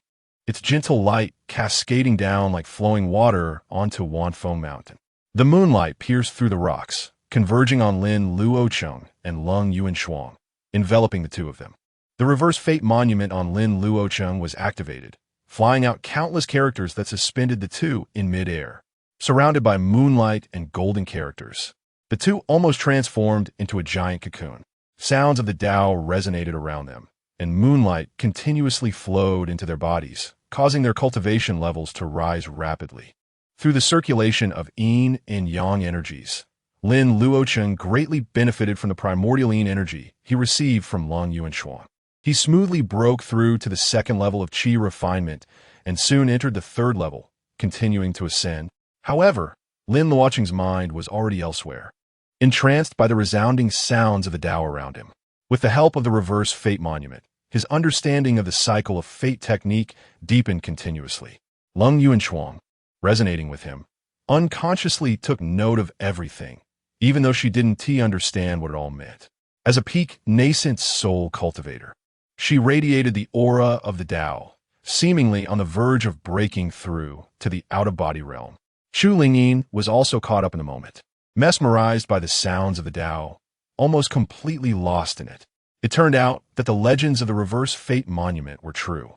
There really was a complete set of heavenly rules within it. Outside, as the moonlight poured down, the sound of intense chain tremors echoed once again within the broken moon demon gorge, producing loud, clanking noises. That pair of enormous crimson eyes opened once more, bearing sharp teeth that glinted coldly. The colossal creature leaped up and crashed down onto something, producing a tremendous sound that completely sealed something underneath it. It let out a fierce roar, a bright light erupting from between its brows, which then split open, unleashing powerful demonic energy. The surrounding demonic beasts in the broken moon demon gorge were stimulated by the demonic energy and began to go into a frenzy, attacking everything in sight. After an unknown amount of time, a fluffy white mouse crawled out from the forehead of that gigantic creature. Its eyes dimmed, and it quickly turned to stone while maintaining its position of howling at the sky. The white mouse reluctantly glanced back, then swiftly leaped down, climbing up the rock wall. Thousands of miles away, a man and a woman were ambushing a cool and charming woman, the three entangled in a fierce struggle. The cool woman looked at the cascading moonlight, her expression suddenly changing dramatically. Shvangya. She risked everything to push back her enemies and flew quickly toward the place where the moonlight fell. The man and woman exchanged glances, and the woman in the pink dress coldly said, "Chase." The three raced through the broken moon mountain range, effortlessly slaying the flying demonic beasts. Meanwhile, Lin Luocheng and Lung Yuanshuang were lost in their own world, immersed in the state of soul resonance. Suddenly, Lung Yuanshuang slightly parted her lips, sending a wave of pure yin energy to Lin Luocheng, allowing him to successfully break through to the 6th level of qi refinement. This rapid cultivation speed made Lin Luocheng unable to stop. Just as he was about to continue, Lung Yuanshuang went limp in his arms, exuding a special fragrance. He sensed a plea for mercy from her soul, realizing she could not continue. If they went any further, her soul would scatter. Lin Luocheng instinctively wanted Sei to go for one last time when a wave of Tao essence spread from Lung Yuanshuang. The two were jolted awake from their state of soul resonance, and Lin Luocheng was forced back, landing on the ground. Just as he was filled with uncertainty, Xu Lingyin's voice rang out. She had broken through to the out-of-body realm, and the heavenly tribulation was about to arrive. Lung Yuanshuang inadvertently grasped the concept of the out-of-body state during their soul resonance, but was unsure if she had understood it correctly. At this moment, Lin Luocheng looked up at the bright moon, feeling nostalgic for the roundness of today's moon, unable to help recalling a poem. The moonlight before my bed. I suspect is frost on the ground. I raise my head to gaze at the bright moon and lower it to think of my hometown. Unfortunately, the bright moon was soon covered by white clouds, and a celestial being in the sky cast a glance at him. Though this glance was harmless, it still stirred someone's heart. Lung Yuanshuang, exposed and dripping with fragrant sweat, felt sticky all over and had no choice but to change into a new dress to cover her modesty. Lin Luocheng had no extra clothes and could only put on the tattered clothes that the celestial being had torn. Fortunately, the reverse fate monument was inside the clothing and did not fall out for Lung Yuanshuang to see. Otherwise, it would have been troublesome. Lin Luocheng thoughtfully picked up the discarded clothing from the ground and stored it in his storage ring. You don't want this either, right? I've helped you take it. Next time, don't throw away garbage. Lung Yuanshuang was dumbfounded, wanting to say something but was preempted by him. Enough nonsense. Let us go. What if the heavenly tribulation comes and the cave collapses? Lung Yuanshuang remembered the earlier situation and felt an urge to bury herself right there. It was too embarrassing, but she also knew time was of the essence and could only pull Lin Luocheng to fly outside. Along the way, those bats surprisingly took the initiative to lead the way for the two, which felt particularly magical. Lin Luocheng, smelling the fragrance on Lung Yuanshuang, casually asked, "Are you confident in surviving the tribulation?" Lung Yuanshuang replied with a soft, mosquito-like voice, "I should be fine." Lin Luocheng didn't know what to say. The two who had just been so close fell into silence, the atmosphere awkward yet ambiguous. In the sea of consciousness, Chu Lingyin was having a blast, thinking these two little ones were really entertaining. After a while, Lung Yuanshuang quietly asked, "What is your name?" She felt embarrassed saying this herself. They had almost been that intimate, yet she didn't even know his name. Lin Luocheng was silent for a moment before softly replying, "Lin Luocheng." Lung Yuanshuang repeated it to herself twice, then said seriously, "I remember." Soon, the two flew out of the cave, and, at the entrance, Lung Yuanshuang set Lin Luocheng down. "Young master, activate the mirage symbol and hide. Be extra careful."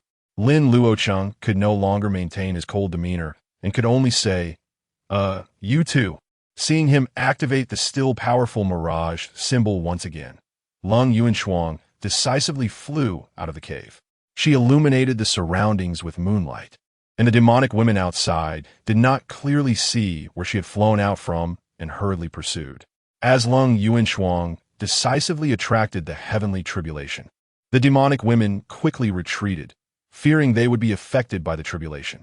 Lin Luocheng watched Lung Yuanshuang, who seemed to float like a celestial being, as if the moon goddess had descended, his gaze extremely complex. This woman, appearing as a cool celestial being, was actually just someone who was not good at socializing, merely a socially anxious person who spoke little. He shook his head, composed himself, and decisively continued running deeper into Wanfeng Mountain, hoping to leave from the foot of the mountain. Most of the bat demons in the cave had left, and only some smaller demons remained, which he could still handle. Chu Lingyin couldn't help but tease. "You're quite clever, not foolishly staying put." Lin Luocheng replied indifferently, "It's not my habit to leave my fate in the hands of others." Chu Lingyin giggled. "Then I advise you to run faster. Otherwise, where a master arrives, you'll be in big trouble." Lin Luocheng, confused, asked why. Chu Lingyin chuckled. "You've absorbed so much of her yin energy. It's easy to hide from outsiders, but you'll likely not be able to hide it from her master. You of all people, just detoxifying was one thing. But why did you have to absorb her pure yin energy? You've harmed her fundamental energy." Lin Luocheng was astonished. "Isn't she still a virgin yin?" Chu Lingyin laughed. "Yes, but the fact is that her yin energy has been damaged. Why didn't you remind me?" "I did, but you were too entranced at the time to hear anything." Lin Luocheng felt like crying without tears. Damn, what was the point of holding back for so long? Chu Lingyin kept laughing. "There is a difference. If the Yuan Yin is broken, it's definitely a fight to the death. If that girl helps you cover it up, it probably won't be a big problem. Just pray that she is smart." Upon hearing this, Lin Luocheng decisively activated the teleportation talisman and ran off at full speed. He had doubts about Lung Yuanshuang's intelligence. Chapter 17. The White Mouse. At this moment, the sky was flashing with lightning, and bolts of thunder struck down from above. Cold Moon Frost wielded a silver-white long sword, moving gracefully in the air like a fairy. Luo Yaoyao flew out from the depths of Wanfeng Mountain, silently surrounding Cold Moon Frost with a group of demon women.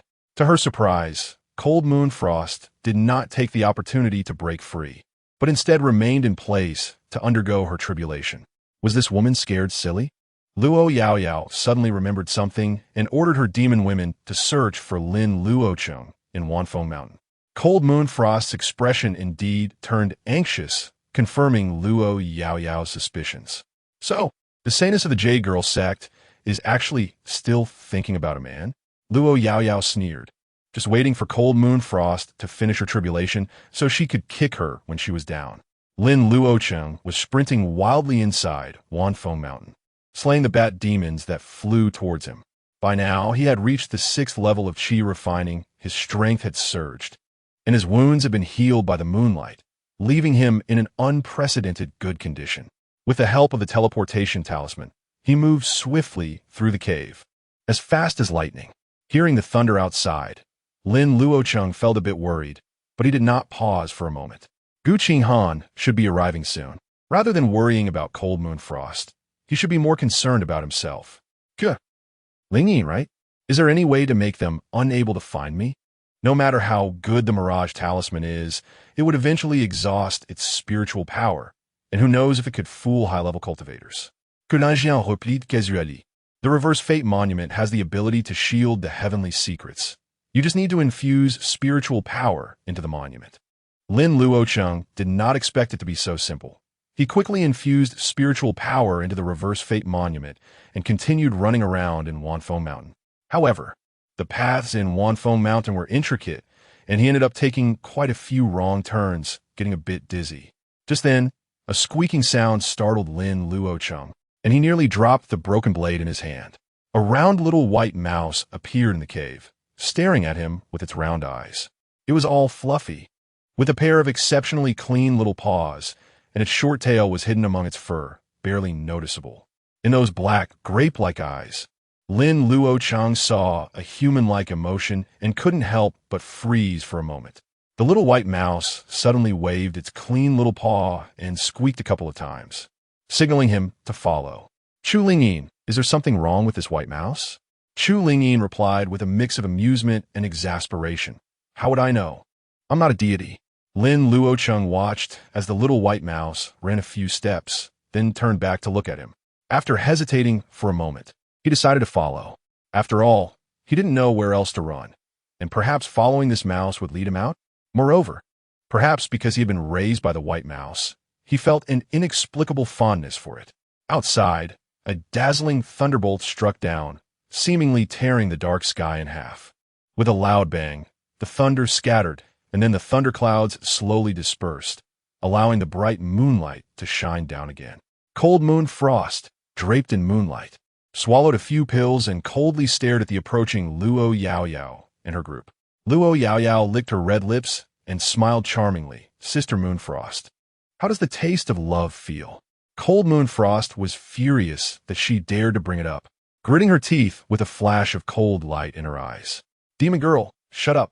She suddenly brandished the long sword in her hand, transforming it into dozens of bright sword lights that sliced through the air, striking at Luo Yaoyao and her group.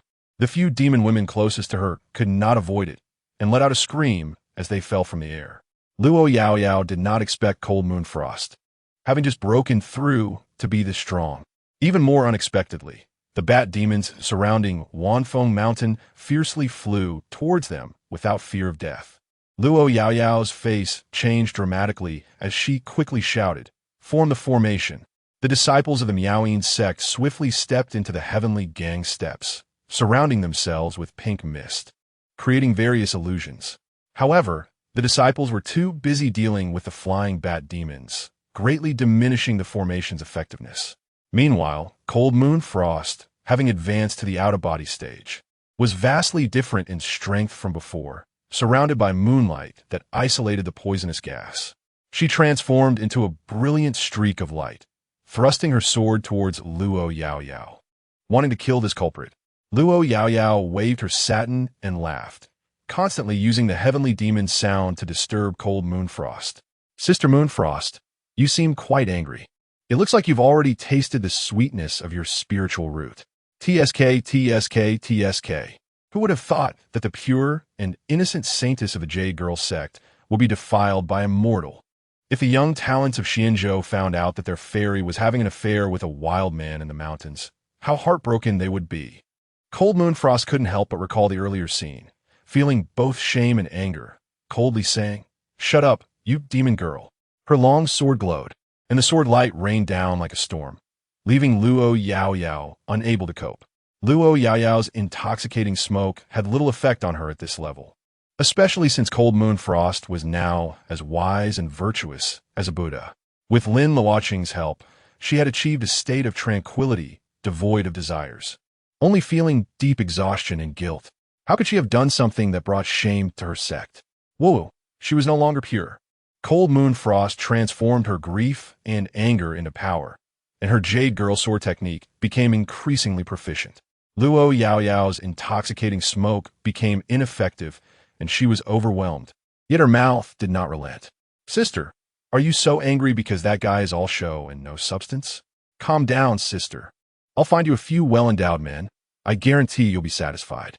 Cold Moon Frost was furious, but remained silent, only attacking more fiercely. Luo Yaoyao was forced to retreat, both shocked and enraged, and quickly let out a sharp cry to summon all her disciples. The disciples of the Miaoying sect around Wanfeng Mountain hurriedly flew over to help, but the effect was minimal. After all, the countless bat demons left them overwhelmed, and they had no energy to assist Luo Yaoyao. At this moment, at the foot of Wanfeng Mountain, Lin Luocheng followed the little white mouse out of one of the caves, breathing a sigh of relief as he looked at the woods ahead. He turned back, but was blocked by the towering Wanfeng Mountain, only able to hear the sounds of the battle from time to time. Lin Luocheng, lacking the ability to sense qi now, gazed at the densely packed forest in the night, momentarily hesitant. Squeak, squeak, squeak.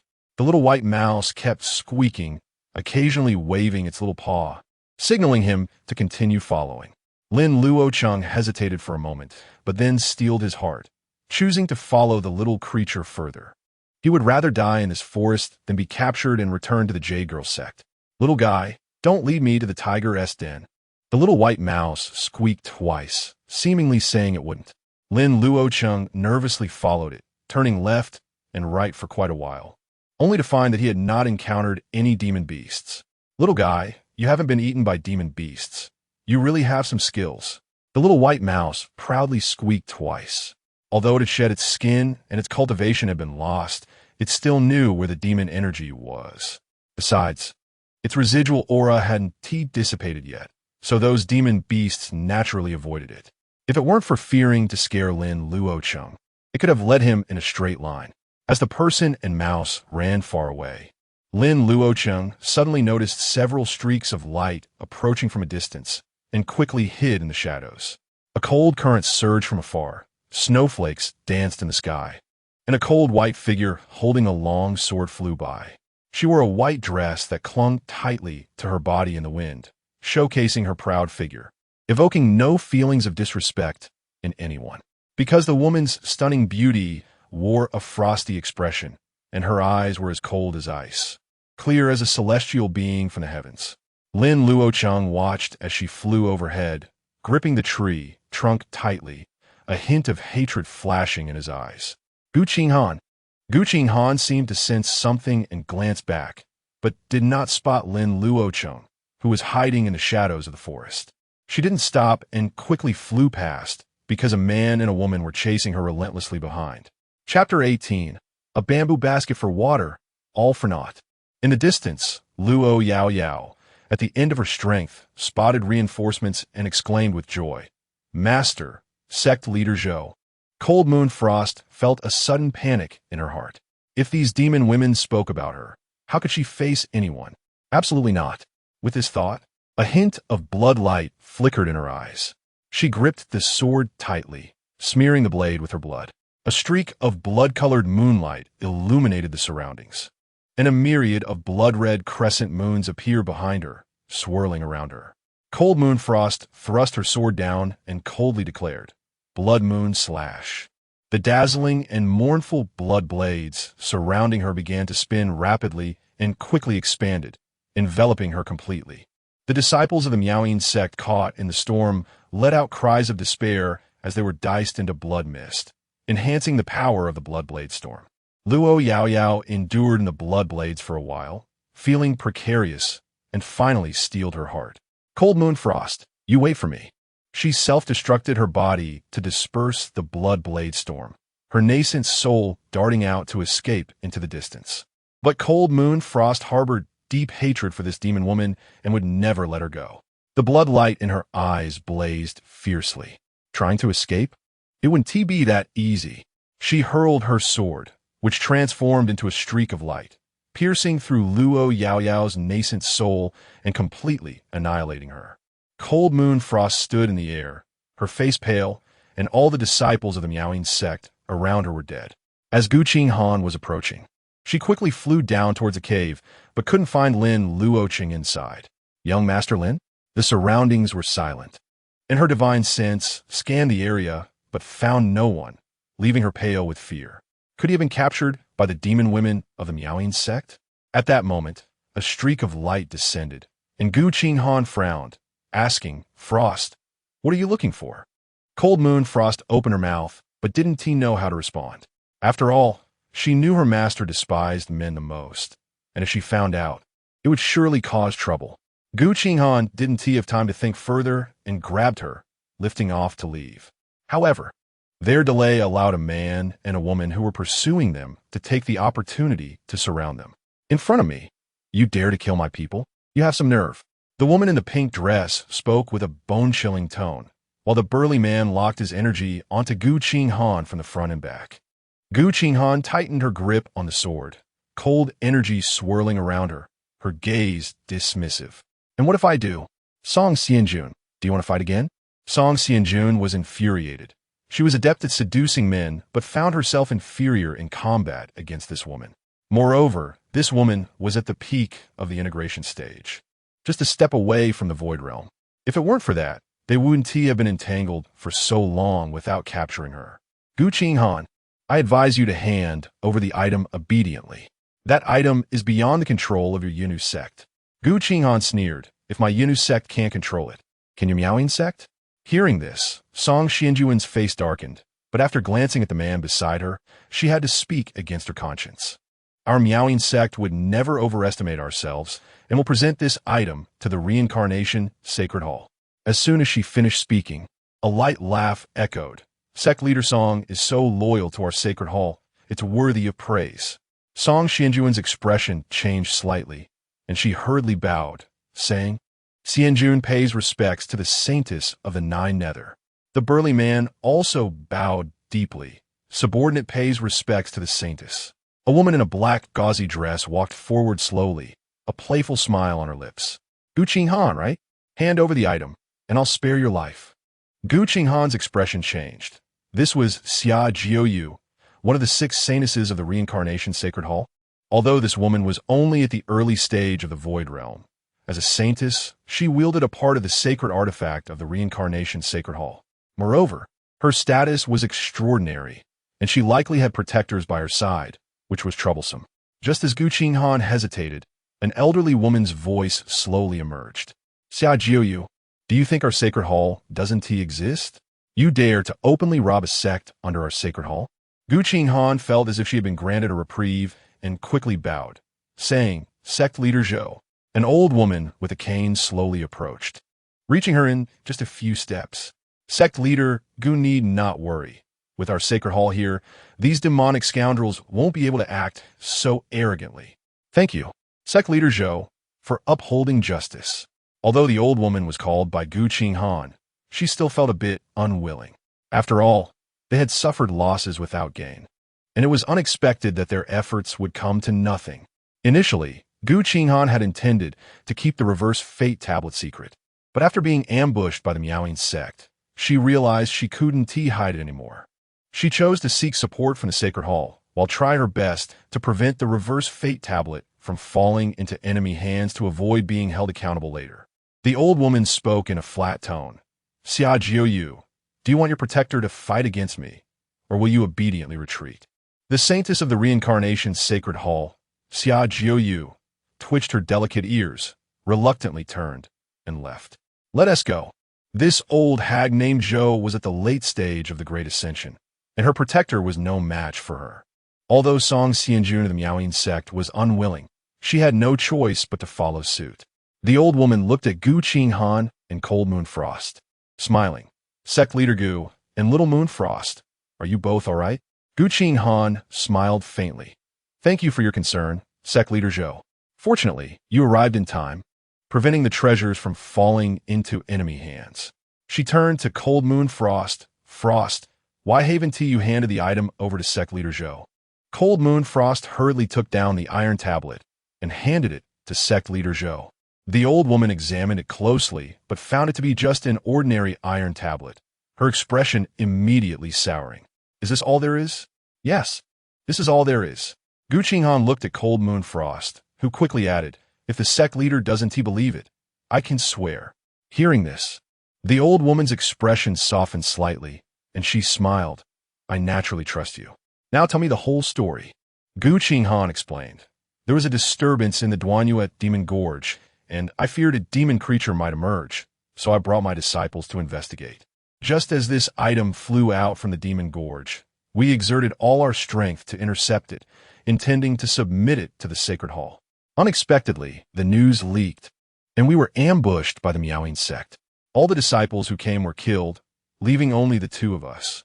The old woman, being shrewd, naturally knew what she wanted and revealed a hint of sadness. Sect leader Gu, please accept my condolences. This time, your Yinu sect has worked hard and deserves credit. I will report this up. As for this item, I will present it to the Sacred Hall first, and if it is confirmed to be correct, I will have someone return it to you. Gu Qinghan scoffed inwardly. Would it really come back after being sent up? But she still maintained a calm facade, saying, Thank you for your trouble, Sect leader Zhou. Sect leader Zhou nodded, smiling. Let us go. We mustn't let those demonic scoundrels return. Cold Moon Frost hesitated for a moment and asked, Sect leader Zhou, could you check if there are still people inside Wanfeng Mountain? Hearing this, the old woman's powerful divine sense surged forth like a raging tide, and then her eyes flashed with cold light. Little Moon Frost, you're quite observant. I didn't expect there to be 4 little mice still inside the cave. With a sudden grasp, she shattered the rocks, pulling out 4 figures from the cave. Cold Moon Frost broke out in a cold sweat, wanting to say something, but found that all 4 were women. They were the ones sent to capture Lin Luocheng, but had gotten lost in the cave and missed their chance to leave. The 4 women pleaded for mercy, but the old woman casually squeezed, and they instantly turned into blood mist. All right, these demon women dare to absorb your energy. I've avenged you. Gu Qinghan's expression changed slightly, and she grabbed Cold Moon Frost's hand, relieved to find her energy still intact. How come your energy is so severely damaged? In this situation, how could Cold Moon Frost possibly tell the truth about her and Lin Luocheng? Would she really confess that such a big person had wet her pants? She still feels sticky now and just wants to quickly go back to bathe and change into a set of clean undergarments. I was caught up by them and absorbed some negative energy, but it's no longer a problem. Gu Qinghan's expression relaxed slightly. If she lost another disciple, it would really be a loss for her. The Lord of the Zhou Palace said no more, taking the 2 of them soaring through the sky, leaving the Broken Moon Mountains far behind. Lung Yunshuang looked back at the Broken Moon Mountains, a hint of worry flashing in her eyes. Did he leave on his own, or was he captured by the Miaoing sect? Remembering Lin Luocheng's extraordinary abilities, she leaned more towards the idea that he left on his own. Forget it. I'll leave first and find a chance to come back for him. Below, in the forest, Lin Luocheng watched them depart, his gaze complex and somewhat mocking. Just like in the previous life, it was a futile effort, only to make a wedding dress for someone else. He just couldn't understand why the reverse fate monument ended up in Lung Yunshuang's hands again in the last life. Is the Holy Court really so principled? Or is it that they couldn't decipher the secrets of the reverse fate monument and set their sights on Lung Yunshuang instead? Lin Luocheng couldn't figure it out and didn't want to think deeply about it. Now that external troubles were resolved, it was time to deal with internal ones. All right, speak up, who exactly are you? Chapter 19. The Reincarnation. Saint Lord hearing Lin Luocheng's question, Chu Lingyin smiled helplessly. You little brat are quick to burn bridges after crossing them, aren't you? Lin Luocheng replied flatly.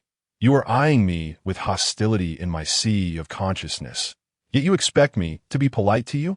Chu Lingyin laughed. Don't be in a hurry. Let's talk outside. This place isn't safe. Lin Luocheng thought about it and agreed.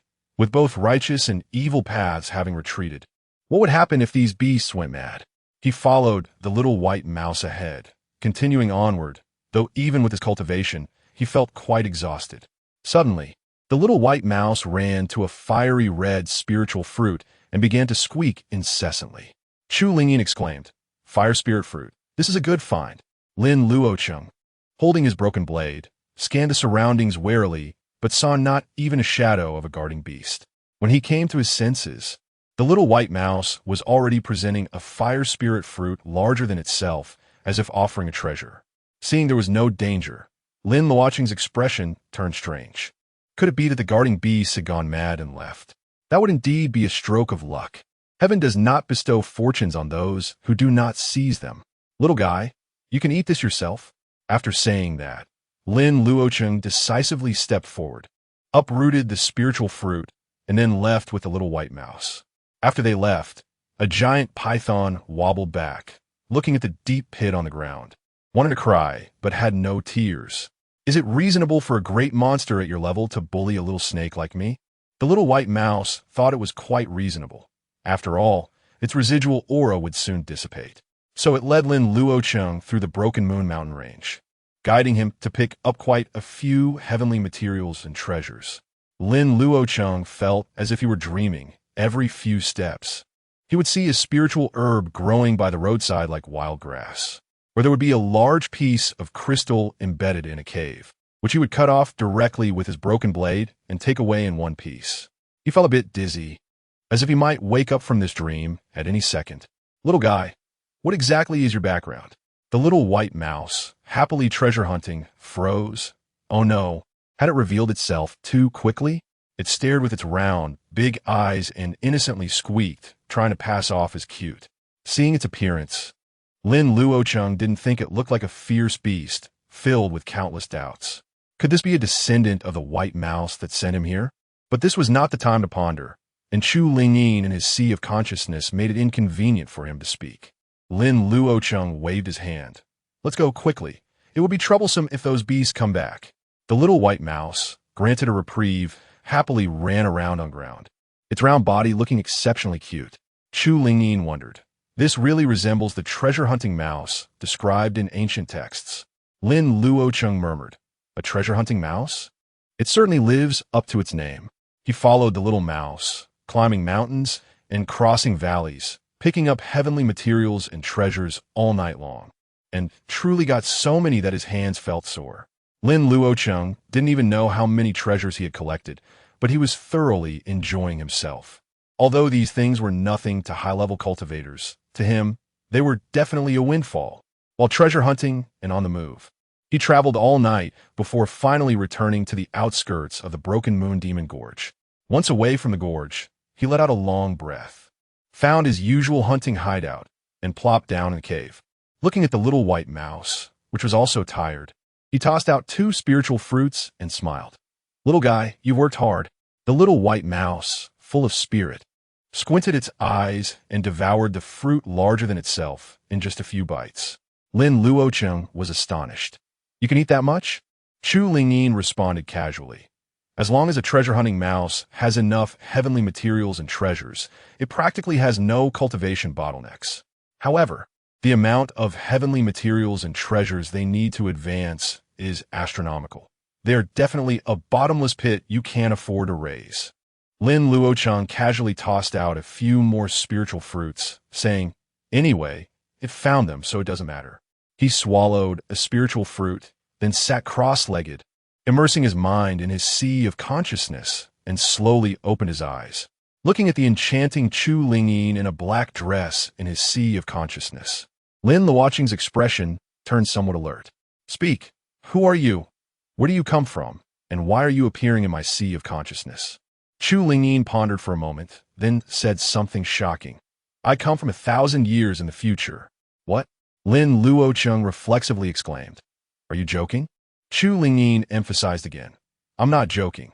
I come from the year 6202 of the Qingshu calendar, which is 1,000 years after you."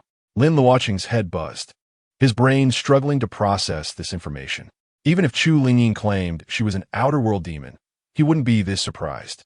If he hadn't been reborn, he would have definitely scoffed at her, thinking she was out of her mind. But since he had been reborn, it seemed quite normal for Chu Lingyin to be from 1,000 years in the future. Then why are you in my sea of consciousness? Chu Lingyin sighed. I don't know either. I was reciting the fate reincarnation technique in front of the reverse fate monument. That black river suddenly appeared and dragged me in, and then inexplicably dumped me into your sea of consciousness. Upon hearing this, Lin Luocheng believed most of it, as he had experienced something similar. The only difference was that he was from 100 years later, while Chu Lingyin was from 1,000 years later. But was it really appropriate to just throw someone into one sea of consciousness? Lin Luocheng suddenly remembered that Chu Lingyin wasn't just thrown into his sea of consciousness. She was thrown into that dark space, which contained a giant stone tablet. She was brought to his sea of consciousness by the two koi that had transformed into dragons.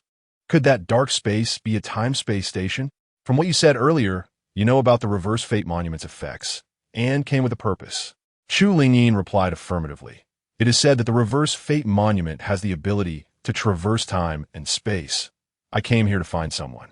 Lin Luocheng was taken aback. Find someone? Are you looking for your ancestor? Hiss! Could this woman with the reverse fate monument be looking for her own descendant? Could it be that he was doing so poorly that his descendants came back through time to urge him to improve? Chu Lingyin chuckled. Not an ancestor or anything. I'm here to find the legendary reincarnation Saint Lord. But it seems I've come a bit early. The reincarnation Saint Lord doesn't seem to have appeared in this time. And the reverse fate monument is in your hands. Upon hearing this name again, Lin Luocheng asked in confusion, Reincarnation Saint Lord? Who is he? Chu Lingyin answered honestly. The reincarnation Saint Lord is a saint of the human race, and all records about him have been completely erased. However, from the few remaining texts, it seems that many important junctures for the human race since ancient times have a shadow behind them. He appears to control the world with a great hand, guiding the human race step by step to this day. Some even suspect that the reincarnation Saint Lord may have appeared since ancient times, supporting the human race from that time onward. He is elusive and unpredictable, sometimes appearing grandly before people, and at times disappearing for hundreds of years.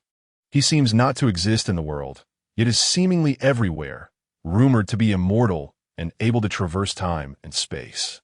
This human saint is called the primordial Saint Lord, ranking alongside the other 9 saints, but he found it unappealing and calls himself the reincarnation Saint Lord. Lin Luocheng murmured, Primordial Saint Lord. Isn't that quite a nice name? Very imposing. Chu Lingyin shrugged. I wouldn't know. That's just what is said. Lin Luocheng asked curiously, What do you want to find him for? Chu Lingyin's eyes sparkled with a strange light. I want to confirm whether he is truly dead. Lin Luocheng was astonished. Didn't you say he is immortal? How could someone so powerful be dead? Chu Lingyin sighed. Who in this world can truly be immortal? He was jointly suppressed and killed by powerful enemies. The fate reincarnation technique and the reverse fate monument are his relics. Chapter 20. Dark Future. Lin Luocheng was a bit stunned upon hearing this. Just a moment ago, he had regarded the reincarnation Saint Monarch as a role model, thinking that one should live like that. Yet in the blink of an eye, he was doused with cold water. If such a person had died, what about him? Was it true that the life-reversing monument and the fate reincarnation technique in his hands were left by that reincarnation Saint Monarch? According to you, at this point in time, this Saint Monarch should have already fallen? Then how can you say that you came early? Chu Lingyin shook her head and said no. He died during the battles against various races and the resistance against the extraterritorial evil spirits. At this point in time, he should not have fallen yet. Where did you get this life-reversing monument? It seems you also know the fate reincarnation technique. What is your relationship with that Saint Monarch? She leaned forward, peering at Lin Luocheng in the spirit platform, her expression strange as she asked, You can't be the reincarnation Saint Monarch, can you? Lin Luocheng rolled his eyes and said, I wish I were, but unfortunately I am not. This life-reversing monument flew out from the Broken Moon Demon Gorge. As for the fate reincarnation technique, I obtained it from within the life-reversing monument. Don't you know it too? He wasn't sure if Chu Lingyin could be trusted and certainly couldn't disclose everything about his rebirth. Chu Lingyin pondered for a moment and said, The Broken Moon Demon Gorge? Shall we go take a look? Lin Luocheng shook his head repeatedly and said, Are you stupid? That's the Broken Moon Demon Gorge, a place that even great ascension cultivators dare not enter recklessly. Chu Lingyin was taken aback and said, Is the Broken Moon Demon Gorge so dangerous at this time? Is it possible that the reincarnation Saint Monarch is sleeping inside? Lin Luocheng shrugged and said, How would I know? Anyway, I'm not going in there to die. What is your relationship with him? You went through so much trouble to traverse time and space just to confirm his life and death. Chu Lingyin hesitated for a moment and said with a sigh, Besides wanting to confirm his life and death, I also want to change the future. Change the future? Lin Luocheng looked at her in shock, and Chu Lingyin nodded, saying, Yes, to change the future of the human race's extinction. Seeing Lin Luocheng's eyes widen in surprise, Chu Lingyin began to narrate the events leading up to this point. According to her, the future human race, after enduring multiple tribulations, began to decline after a peak and was on the verge of extinction. The human race's heritage was nearly severed, and cultivators were scarce, facing the danger of extinction. They had almost returned to ancient times, hunted and enslaved by various races. With the glory of the past no longer present, all beings pinned their hopes on the legendary reincarnation Saint Monarch, hoping he would return and lead the human race to prosperity once more. Although that reincarnation Saint Monarch had long been killed by many powerful enemies, he had left behind bold words before his death. He would not die, and he would eventually return. On the day he returned, he would surely sweep through all realms and settle all enmities. No one knew if he was deliberately intimidating his enemies while leaving hope for the human race. Indeed, the future human race relied on this belief to survive against the odds. Chu Lingyin sighed and said, Hundreds of years have passed, and the reincarnation Saint Monarch still has no news. The human race has begun to sink into despair. I worry about the future of the human race and want to know if the reincarnation Saint Monarch is truly dead. So I recited the fate reincarnation technique to the life-reversing monument. In fact, countless people, including myself, have tried this, but the life-reversing monument showed no response. However, this time I was pulled into that black river and inexplicably thrown here to you. Lin Luocheng found it hard to believe, as if he were listening to a myth, and said, You say the future human race is in danger of extinction? You're joking, right? The human race is currently strong, and the major races like demons, monsters, ghosts, and witches do not dare to act rashly. How could it reach the brink of extinction you mentioned in just 1,000 years? You must be lying to me. Although he had been imprisoned all this time, he had read extensively about human history and knew roughly about the situation in Qingsu. However, recalling the rumors he had heard in his previous life, he still felt some worry. The future probably wasn't as peaceful as it seemed. Chu Lingyin said lightly, The human race is indeed strong now. It will be even stronger in the next 200 to 300 years. That will be a golden age of outstanding talents and heroes, but such prosperity will be completely shattered. Lin Luocheng said solemnly, What about the enemies? The demon race, the monster race, or the witch race? It can't be the spirit race and the ghost race, right? Chu Lingyin shook her head and said, I don't know, because that period of history has been deliberately erased. But the races you mentioned will all become part of the enslavement and hunting in the future. Perhaps they all have a role to play. Although Lin Luocheng was unwilling to believe it, he couldn't refute it and remained skeptical. If this reincarnation Saint Monarch died at the hands of enemies, then why is the life-reversing monument and the fate reincarnation technique in your hands? Chu Lingyin sighed and said, To retrieve the life-reversing monument, the human race has sacrificed countless lives. But this life-reversing monument showed no response at all. If I hadn't activated it this time, I would have doubted its authenticity. Lin Luocheng nodded and said, So, you came here to change the future of the human race? Chu Lingyin nodded and said, Yes. I want to reverse the fate of the human race's decline. Are you not afraid that changing the future will cause you to disappear? Upon hearing Lin Luocheng's words, Gunajian spoke passionately. If my death can save the world from suffering, what fear is there in death? Lin Luocheng looked at Chu Lingyin, who had a tragic expression, and felt that something was off. This woman clearly didn't seem like someone from the righteous path. Could she really do such a grand act of sacrificing herself for the world? Chu Lingyin felt uneasy under his gaze and quickly changed the subject. All right, I've said what I needed to say. You quickly confess. What is your relationship with the reincarnation Saint Monarch? Lin Luocheng didn't expect this woman to still suspect that he was the reincarnation Saint Monarch and helplessly rolled his eyes. I have no relationship with him. The only connection might be this life-reversing monument and the fate reincarnation technique. This is about the life and death of the human race. Don't joke about it. Don't joke. You really don't know who the reincarnation Saint Monarch is. Chu Lingyin said anxiously. I really don't know. Lin Luocheng was at his wit's end. Why did no one believe him when he told the truth? However, he did have a guess. Could his father, whose fate was uncertain, actually be the reincarnation Saint Monarch? But he certainly couldn't tell Chu Lingyin about this, who knew how much of what she said was true and how much was false. He needed to dig deeper and understand her better before proceeding. Chu Lingyin murmured, It shouldn't be. The life-reversing monument is in your hands, and you can activate it. So you should be related to him. Lin Luocheng said irritably, But you can also activate the life-reversing monument. Don't you have a relationship with him too? That's different. I am from A. What?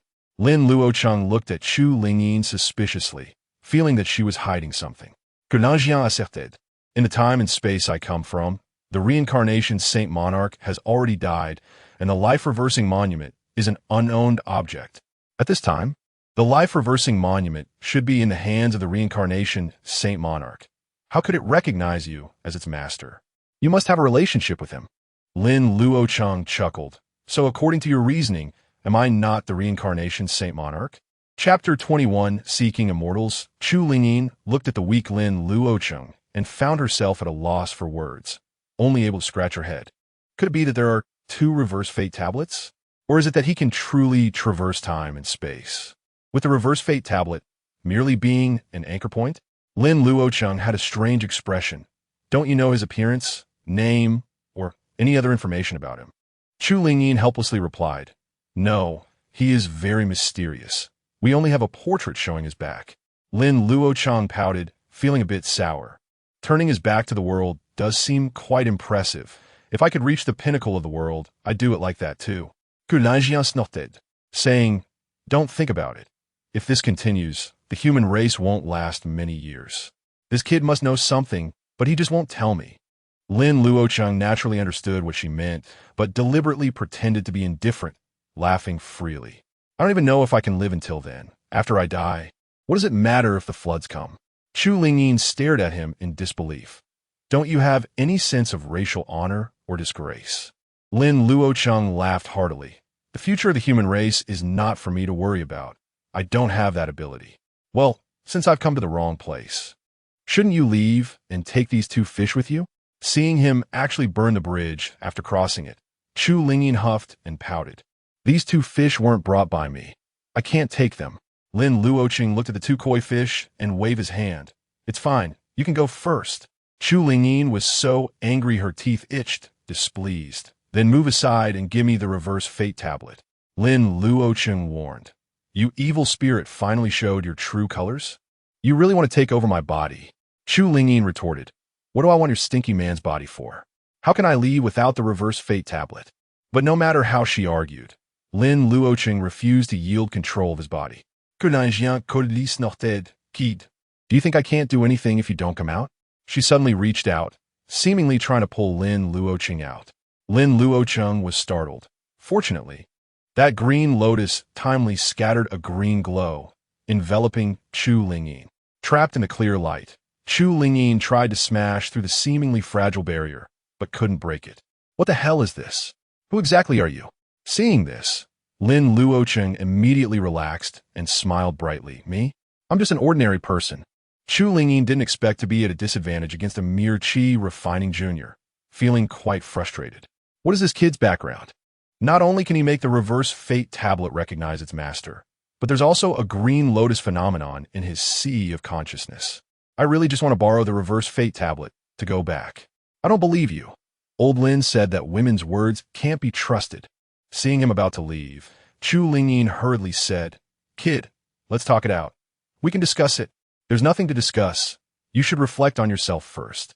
Lin Luocheng ignored the flustered Chu Lingyin. decisively exiting the sea of consciousness and slowly opening his eyes. He took out the seemingly ordinary reverse fate tablet, his eyes flickering with uncertain light, his mind in turmoil. Is what Chu Lingyin said true? Does the human race really face the danger of extinction? What is the relationship between the so-called reincarnation, Saint Monarch, and me? Will he come back to take away this reverse fate tablet? The little white mouse tilted its head curiously, weakly squeaking. Lin Luocheng came back to his senses, shaking his head to throw aside the chaotic thoughts. What does it matter? Just face whatever comes.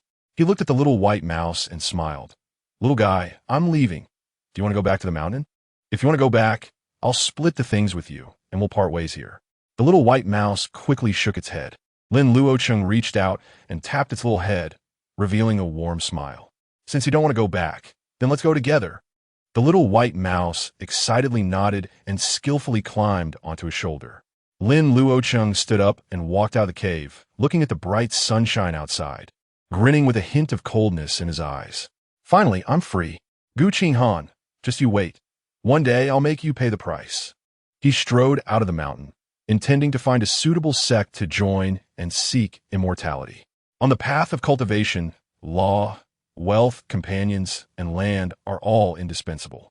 Lin Luocheng, a self-taught practitioner, wanted to avoid detours and had to join a sect to learn.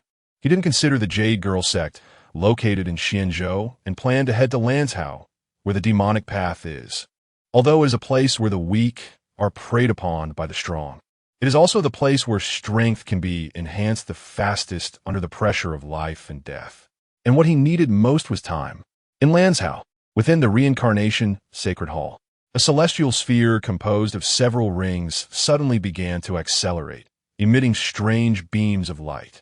A pair of cold eyes opened, gazing at the glowing celestial sphere with varied colors in their eyes.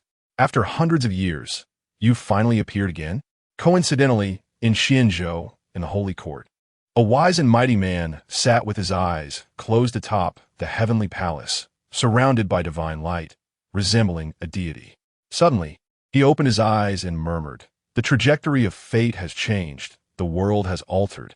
The man calculated with his fingers, but could only deduce a rough idea, unable to ascertain the specific reason, causing him to frown. It can actually obscure the heavenly mechanism. Is the reverse fate person emerging as destined, or is an evil being from beyond the realm descending? Alas, the return of the demon emperor is imminent.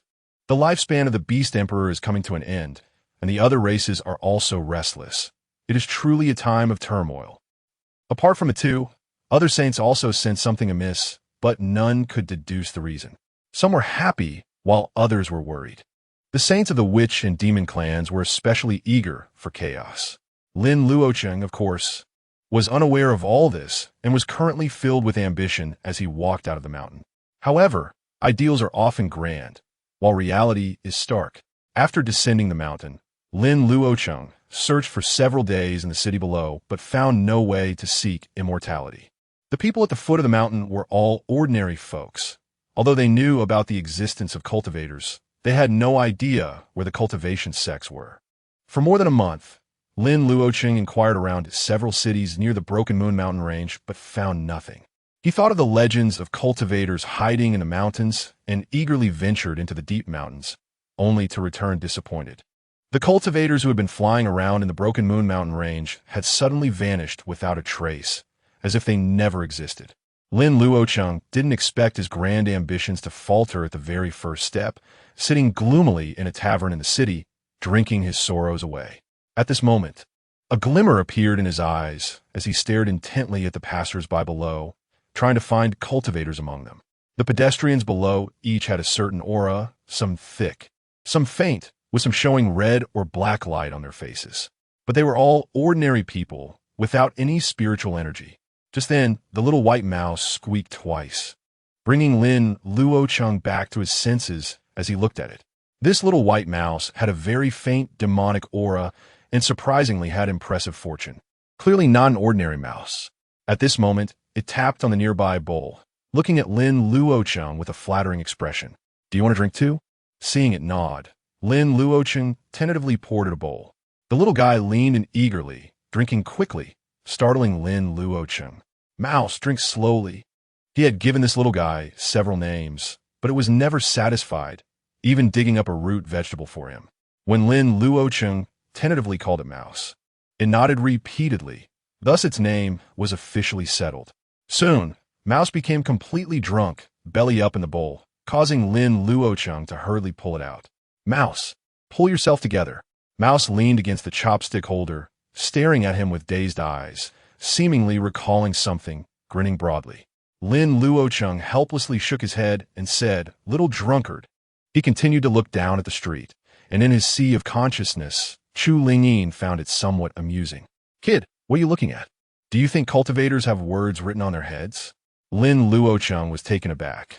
This woman actually didn't know that the destiny reincarnation technique could see the aura. He replied nonchalantly, "Maybe there really are words written." Chu Lingyin scoffed at this. "If you can find a cultivator like that, what?" Chu Lingyin thought for a moment and said, "If you can find one, I'll teach you a sword technique. If you can't find one, lend me your body so I can use the reverse fate monument to go back. How about that? Of course, this has a time limit. You must find one by today." Lin Luocheng hesitated for a moment. Then suddenly his eyes brightened and the corners of his mouth slightly lifted. "All right, it's a deal." He certainly didn't take his life lightly. He had seen a man and a woman walking towards him in the distance. Both of them were surrounded by waves of spiritual energy, clearly cultivators. Chapter 22. Hero Saves Beauty? Lin Luocheng downed the wine in his cup in one gulp and smiled freely. "Get ready with your sword technique." Chu Lingyin was puzzled. After all, although she shared everything she saw and heard with Lin Luocheng, she could not see the fortune. However, when the man and woman appeared in her line of sight, her heart skipped a beat. Judging by their demeanor and spiritual aura, they indeed resembled cultivators. Especially the woman, who was charming and full of spirit. Clearly not an ordinary person. Chu Lingyin stubbornly said, "Don't just think someone looks good and assume she is a cultivator. I'll prove it to you." Lin Luocheng tucked the drunken mouse into his arms, tossed some coins for the drink, and quickly went downstairs. This was a rare opportunity to see cultivators, and they didn't seem very strong. He couldn't let them slip away. As Lin Luocheng reached the door, the man and woman happened to be walking towards him. The man was dressed in luxurious clothing, handsome in appearance, and holding a folding fan, exuding elegance. However, his complexion was somewhat pale, and his eye sockets were sunken, looking as if he had been drained by indulgence. The woman wore a black long dress, wrapped tightly, even wearing black silk gloves, beautiful yet mysterious. She had a captivating beauty, with crescent-shaped eyebrows and starry eyes, and her somewhat pale complexion made her even more pitiful. Behind them followed two attendants, one of whom surprisingly had a faint fluctuation of spiritual energy. Lin Luocheng was about to approach and strike up a conversation, but quickly stopped in his tracks. Getting closer, he noticed that the man and his attendants were all shrouded in a layer of black mist, and dark clouds loomed over their heads. The woman was not much better off. A layer of blood light surrounded her, with faint black gas entwining around her, which was extremely bizarre. Lin Luocheng cursed his bad luck. He had finally encountered cultivators, but they were on the brink of death. After half a month of exploration, he had come to understand what these anomalies represented. The black gas on their faces was the aura of death. The denser the aura, the closer one was to death. These unfortunate beings had such a thick layer of it that their faces were barely visible, indicating they were about to die. The blood light on the woman's face represented a calamity of blood, but the black gas wrapping around her was something he had never seen before. It certainly did not look like a good sign, so Lin Luocheng decided to keep his distance. As he stared at the two, he naturally drew their attention. The woman's eyes brightened upon seeing Lin Luocheng, and she instinctively looked at him a few more times, smiling sweetly at him. The man, noticing this, flashed a hint of jealousy and turned to talk to the woman beside him. "Sister Qiuji, let us hurry, or the city gates will close." The woman responded with a soft engaging in quiet conversation with him, attracting the attention of many passers-by. The group walked past Lin Luocheng and headed out of the city. A few men exchanged glances, quietly following them, seemingly enchanted by the woman's graceful figure. At that moment, as they set off, a thick layer of death aura suddenly enveloped their faces, causing Lin Luocheng to shake his head. The color of lust is a knife above the head. Fortunately, he was not that kind of person, as Lin Luocheng thought this. He activated the concealment technique and followed the group from a distance. He was planning to rob them. He just wanted to see if there was a chance to find clues about a cultivation sect. If things went south, he could always play the hero and save the beauty, using charm to extract information. Of course, if the person who attacked was too strong, Lin Luocheng would not hesitate to turn around and leave. The group seemed unaware they were being followed and made their way to an abandoned post outside the city. As the sky gradually darkened, the man stood in the dilapidated post, looking around nervously, lightly tapping his folding fan. "Sister Qiuji, why hasn't your sister arrived yet?" The woman looked worried, "But I did make an appointment to meet here with my sister." The young man glanced at the beauty, a hint of desire flashing in his eyes, wishing he could hold her in his arms to comfort her. However, he raised his hand and then lowered it again, seemingly wary of something.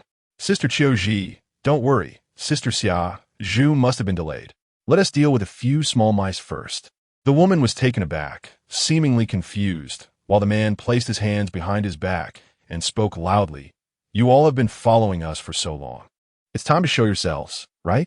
As soon as he finished speaking, a dozen masked, burly men emerged from all directions, surrounding the four of them. The leader raised a large machete, pointing it at the young man, looking fierce and menacing. "Kid, if you know what's good for you, surrender quietly and hand over the beauty and valuables, so your family can pay the ransom." The two attendants around the young man immediately became alert, drawing their weapons. The young man lightly waved his folding fan, sneering, "What if I don't know what's good for me?" The leading robber's eyes flashed with malice, sneering, "Then don't blame us for being merciless." The young man scoffed, "A bunch of bandits dare to rob me? Truly unaware of your own insignificance." He snapped the fan shut and coldly commanded, "Kill them." The two attendants responded, charging at the surrounding robbers like fierce tigers, showing no fear. Chaos erupted in the area as the two attendants fought against many, surprisingly holding their ground. One of the attendants slapped a talisman onto his sword, and flames erupted from the blade, shining brilliantly in the night. With the flaming sword's boost, he charged through the crowd, easily defeating the robbers. The robbers' expressions changed dramatically as they panicked and shouted, "Not good, they're cultivators. Now you're scared? Too late." The young man casually repelled an attacking enemy, and the sharp edge of his fan left deep gashes on his foes. The fan spun out from his hand, cutting down enemies before returning to him, making him appear exceptionally graceful. "Sister Qiuji, stay close to me. Be careful, they might act in desperation." The young man intentionally showed off in front of the woman, keeping her protected behind him, completely disregarding the lives of his attendants. The woman responded softly, "Brother Wenyu, you be careful too." Those ordinary bandits were no match for them, and after a few were killed, they scattered in panic. The young man coldly commanded, "Chase them down, leave no one behind." The two attendants hesitated for a moment, but, bound by orders, pursued the enemies, though they dared not chase too deeply. "Spare us, we are just," the robbers begged in fear, but all they received in return was the merciless blade. The young man watched as the robbers fell to the ground, a cold smile forming on his lips. However, he suddenly felt a pain in his back and turned in disbelief to see a charred black hole in his chest.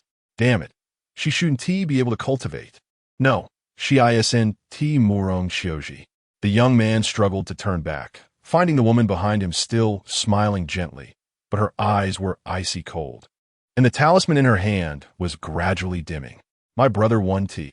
Before he could finish, he fell to the ground, and the woman in the black dress cautiously severed his head, sneering, "Your brother won tea, no." She rushed towards the two attendants, who were now terrified, her form floating like a startled swan, but in their eyes, she resembled a vengeful ghost. "Miss Morong, spare us. We want tea reveal anything." The woman in black didn't give them any chance to escape, her eyes filled with murderous intent as she coldly laughed. Only the dead one talk. The strongest young man had already died at her hands, and the remaining two attendants were no match for her. With lightning speed, she killed one of them, and the last one, panicking, ran towards Lin Luocheng's direction. Lin Luocheng was quite frustrated. He had intended to be the hero, saving the beauty, But who knew this beauty was a soul-reaping messenger? He threw a stone that hit the man's leg. Anyway, the man couldn't escape.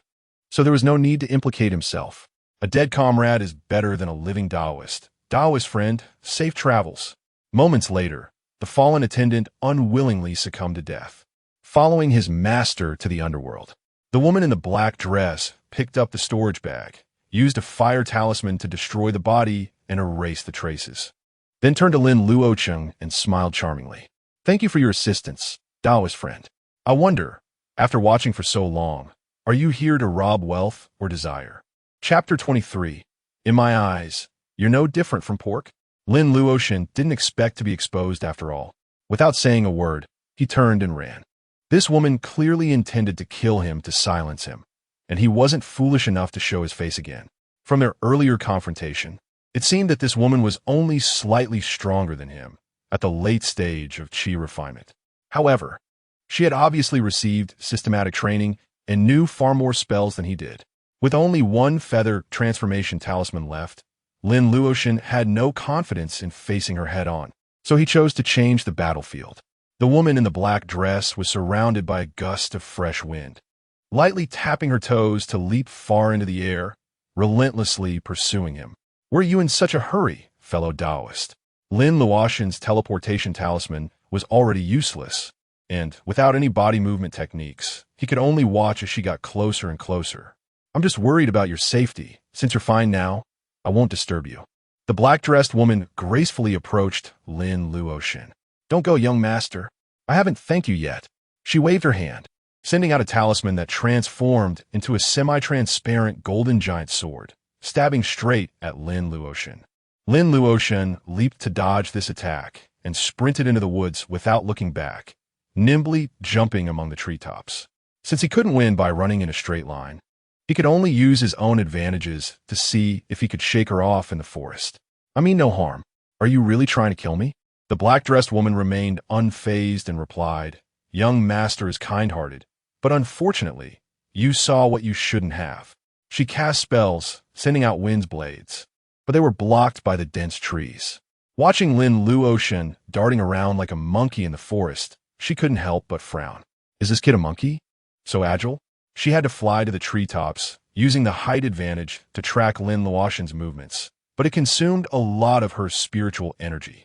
Lin Luocheng kept leaping through the forest, but he was not flustered because he still had one feather transformation talisman left. Chu Lingyin, you've lost. Where's the sword technique you promised? Chu Lingyin didn't expect him to still be in the mood to think about loot at this critical moment, feeling both amused and exasperated. You may have one, but you're going to die too. How about you give me your body, and I'll help you retaliate? Lin Luocheng replied calmly, Don't dream. Even if I die, I won't give you my body. Do you have any throwing knife attacks? Otherwise, be prepared to die here with me. Is this last-minute preparation even useful? Lin Luocheng replied lightly, That's not for you to worry about. Chu Lingyin felt frustrated and wanted to die. Finding a throwing knife technique usable in the chi refinement stage was much harder than finding a destructive forbidden technique. But seeing the relentless pursuit of the black-dressed woman, she searched her mind and finally provided a technique. This move is called Flying Star. It should be the strongest throwing knife technique you can use right now. At this life-and-death moment, Lin Luocheng's thoughts were exceptionally clear and active. After looking at it twice, he had a rough idea. He deliberately left a few flaws, and the black-dressed woman didn't disappoint him, seizing one of the opportunities. She exclaimed, and a violent wind surrounded her, leaping into the air with dozens of wind blades swirling around her. What Lin Luocheng wanted was this moment of suspension. Suddenly, he turned around and threw the broken blade in his hand. The broken blade, enhanced by the spell, turned into a piercing bloodlight, heading straight for the woman's heart. This technique lived up to its name, indeed as fast as a flying star, arriving in an instant. The black-dressed woman's pupils contracted as she hurriedly waved her hand to release wind blades for defense while dodging to the side. But the blood blade was just too fast, shattering the wind blades and directly piercing through her body in the blink of an eye. The woman let out a scream, falling from the treetops like a bird with broken wings, crashing to the ground. Although she avoided a hit to the heart, the broken blade still penetrated her shoulder bone, breaking her spell. The black-dressed woman coughed up blood, clutching her chest as she struggled to get up, intending to retreat. But Lin Luocheng had already pounced on her, pinning her down with one hand and throwing a punch at her head, showing no mercy. His instinct for hunting on a mountain drove him to first deliver a couple of punches to the prey's head, then deal with the rest afterward. The woman quickly turned her head, and a dull sound echoed by her ear, with dust flying as the ground was smashed into a pit, making her pale with fear. If that punch lands solidly, my face might collapse. Young master, wait. I have something to say. His fist, covered in mud and sand, stopped at her nose, creating a gust of wind that left the black-dressed woman's pretty face pale with fright. Without a word, Lin Luocheng grabbed her wrist, twisting her around and half-kneeling on her body. The black-dressed woman was pinned to the ground, although there was thick cushioning. Pulling on her wound still made her eyes brim with tears. It hurts, be gentle, you jerk. Don't you understand the meaning of cherishing beauty? Lin Luocheng's eyes were icy cold as he said indifferently, "Give me a reason not to kill you." He was no saint and had no bad habit of repaying kindness with hatred. The woman weakly said, "We have no grievances or grudges. I was just confused earlier. I know I was wrong." Lin Luocheng replied coldly, "You don't know you're wrong. You just know you're going to die. If you don't give me a reason not to kill you, you can start considering how to sell your misery to the king of hell." The black-dressed woman didn't expect him to be so ruthless and hurriedly said, "No, I can apologize." Lin Luocheng sneered, "Don't be foolish. Killing you. Everything on you will still belong to me. Not just your belongings, you're my loot too. What right do you have to offer it as a tribute?" The black-dressed woman was dumbfounded and quickly said, "I have considerable family assets. I can have them come to redeem me." Lin Luocheng slowly raised his hand to gather strength, saying lightly, "I'm not familiar with kidnapping. I prefer a one-time deal."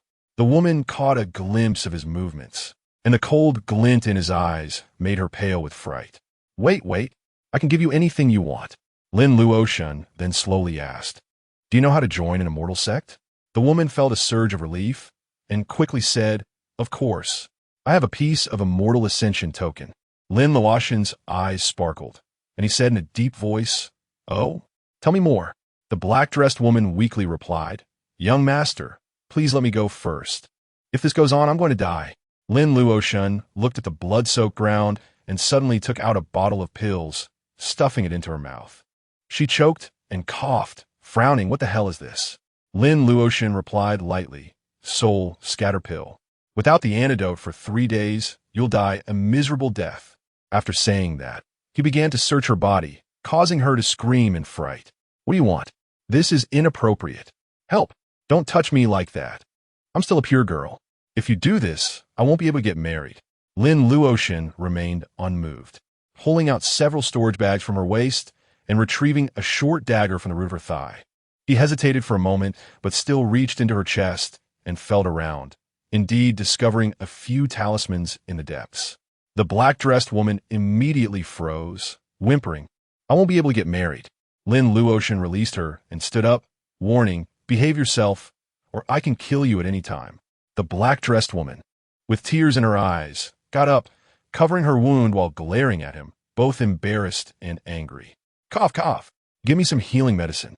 Lin Luocheng opened a storage bag and took out 2 bottles of healing pills, tossing them over. Just as the black-dressed woman was about to turn around to apply the medicine, Lin Luocheng warned, "Don't turn your back on me to do anything sneaky." "But I want to change the medicine." "Change it. I'm not stopping you." "Then why won't you turn around or let me turn around?" "What do you mean by that?" Lin Luocheng said lightly, "I never turn my back on the enemy. Don't worry, in my eyes, you're no different from pork." The woman in the black dress was so angry she wanted to bite this guy, but the pain from her wound was unbearable. She tried to pull down her collar, but the tight dress wouldn't budge, so she could only tear open the medicine on her collar. Fortunately, the wound was on her shoulder, and she could barely reach her back. Otherwise, she would have to ask this guy to apply the medicine for her. Lin Luocheng looked at the majestic snow-capped mountain in the distance, faintly seeing the snow plumb at the peak, lost in thought. He appeared calm like an old dog, but his eyes flickered slightly, instinctively looking away. Chu Lingyin shared his gaze and couldn't help but chuckle. "Kid, Didn't you say there's no difference between her and pork? Lin Luocheng honestly replied. I admit, there is still a bit of a difference from pork. Chapter 24. The Ascension ordered the woman in the black dress sprinkled the medicinal powder on the wound, but blood continued to gush from it. She frantically pressed her hands against the wound to stop the bleeding, not caring about the spring light that was spilling. What on earth was happening?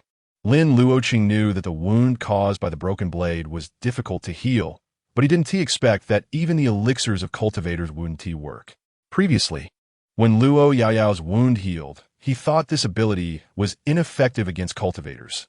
It turned out it depended on their cultivation level. Lin Luocheng picked up the broken blade that had fallen a distance away and slowly walked towards the woman, scaring her to the point that her face lost color. Why you? What do you want to do? If you don't want to die, don't move. Lin Luocheng made a cut on his palm with the broken blade and pressed it directly against her shoulder wound, reciting incantations in his mouth. But in reality, he was chanting form is emptiness. Emptiness is form, purely to confuse Chu Lingyin and the woman in the black dress.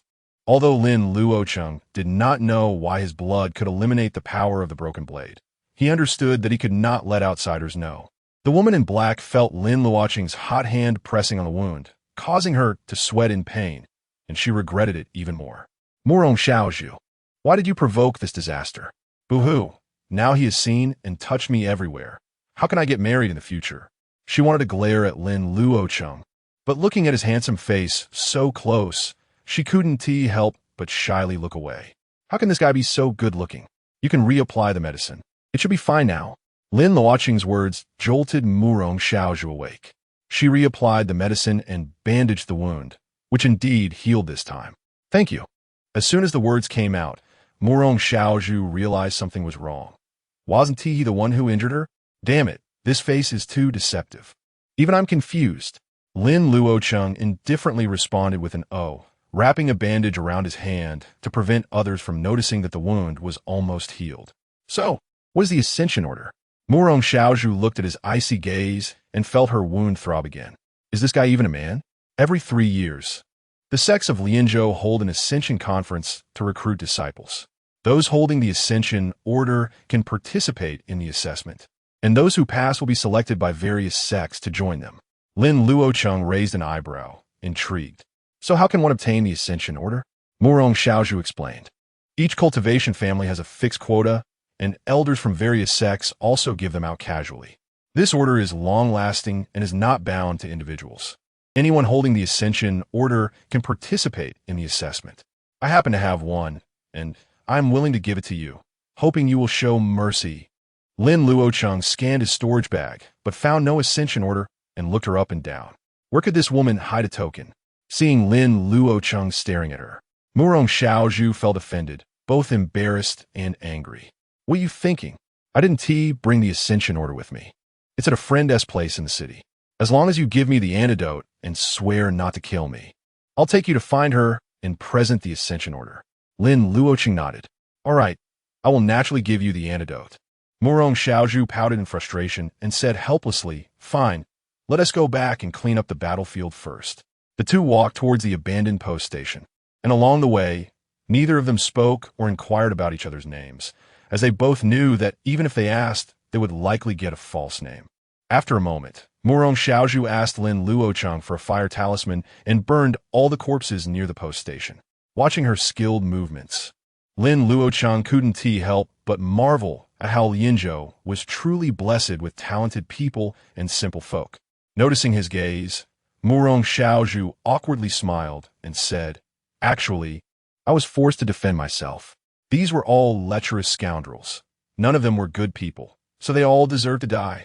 Lin Luocheng casually responded with an then asked, You're so cautious. Is the man you're traveling with of notable origin? Murong Xiaozhu nodded, awkwardly saying, He is a scion of a prominent family, and there are golden core cultivators in his clan. If it weren't for him wanting to take advantage of me, I wouldn't want to kill such a scion and attract trouble. Chu Lingyin scoffed. A golden core dares to call himself a prominent family? How ridiculous! Lin Luocheng was not as arrogant as her and decided he had to handle that scion's matters carefully. Young master. Murong Xiaozhu looked at Lin Luocheng pitifully and began to act cute. Can you return some of the things in my storage bag? They're my clothes in there. Those are all women's clothes.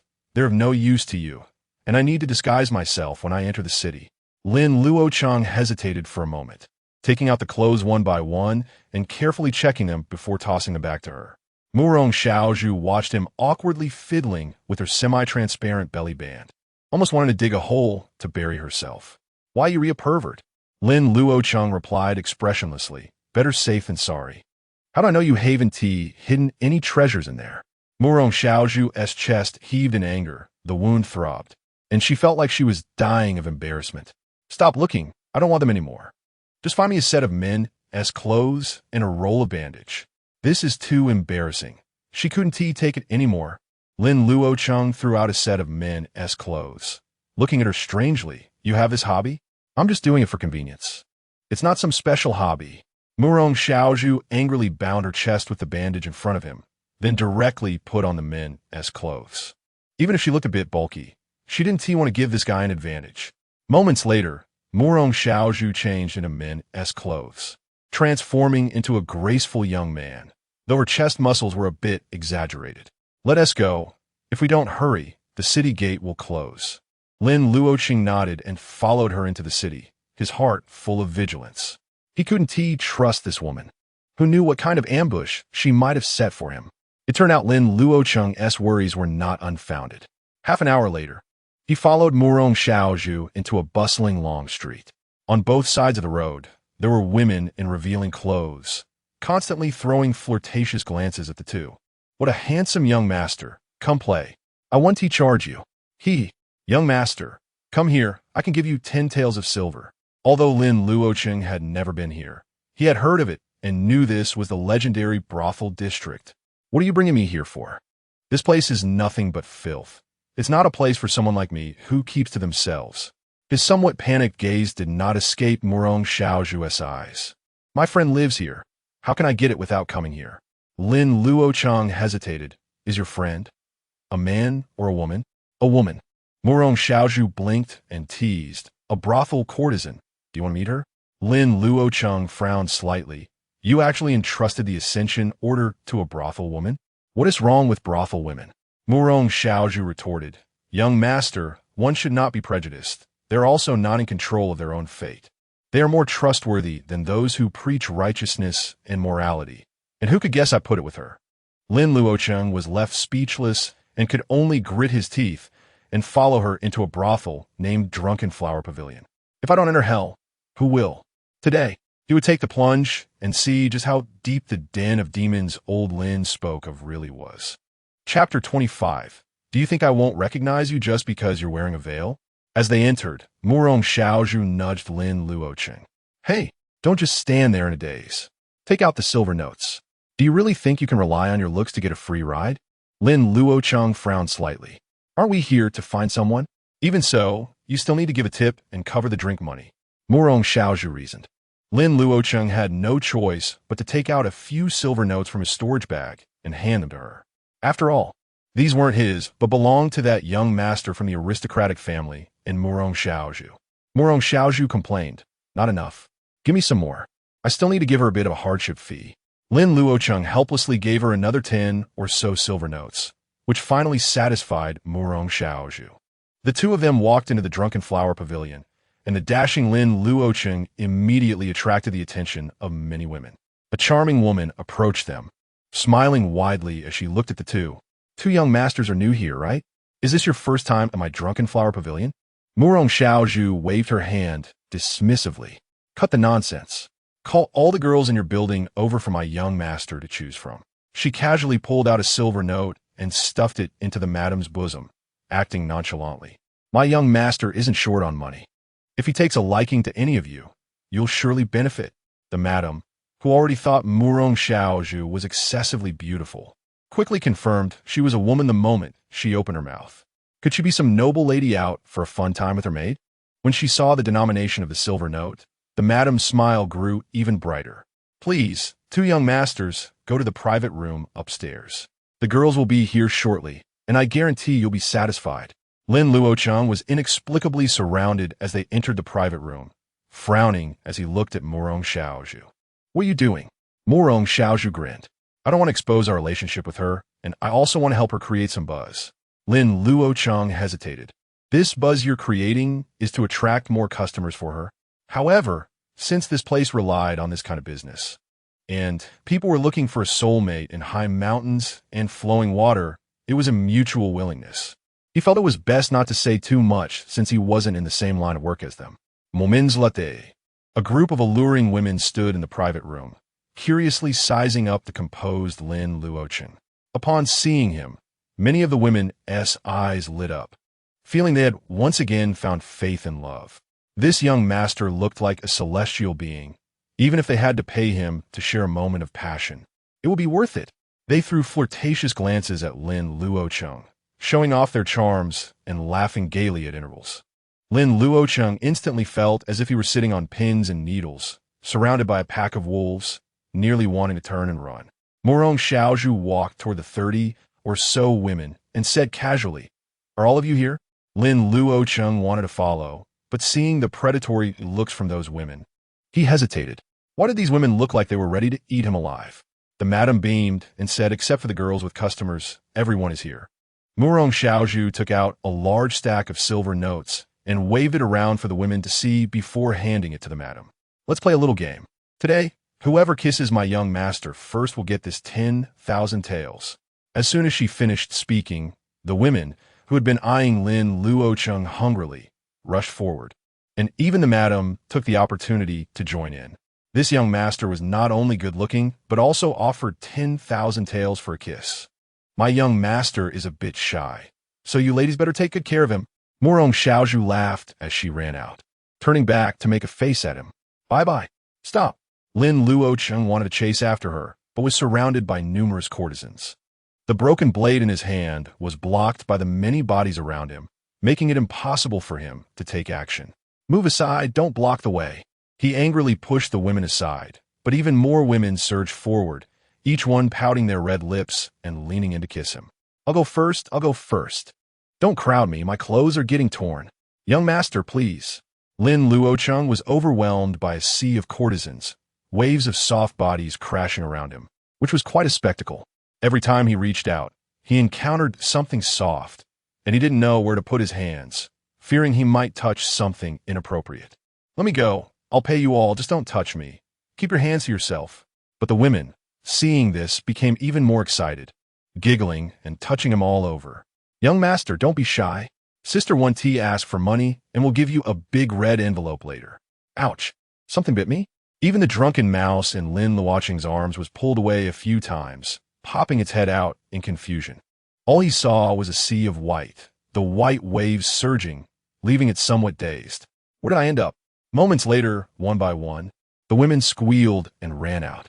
A few of them collapsed in the private room, having been knocked out by Lin Luocheng. Having narrowly avoided a trap, Lin Luocheng adjusted his clothes and walked out, feeling a lingering fear. Old Lin wasn't he wrong. This place is a den of demons, and women are like man-eating tigers. If pushed too far, they'll do anything.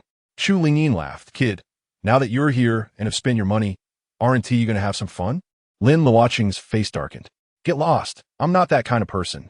This place was completely chaotic, and he didn't want to take any risks. Lin Luocheng looked around, the scene in disarray, but he couldn't see Murong Xiaozhu anywhere. Just then, he heard some commotion from the next room.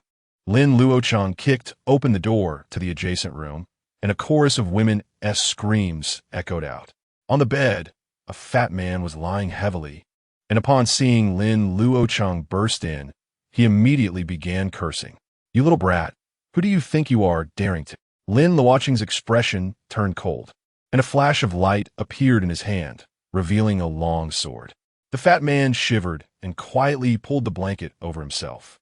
"Big brother, feel free. If you like, can go first." Lin Luocheng had no interest in playing games and turned to leave when he saw that Murong Xiaozhu was not inside. He opened the other locked doors, but only found a few customers busy with the women. The place was indeed orderly and well-managed. Lin Luocheng left the drunken flower pavilion with a dark expression before the officials arrived, feeling both angry and amused.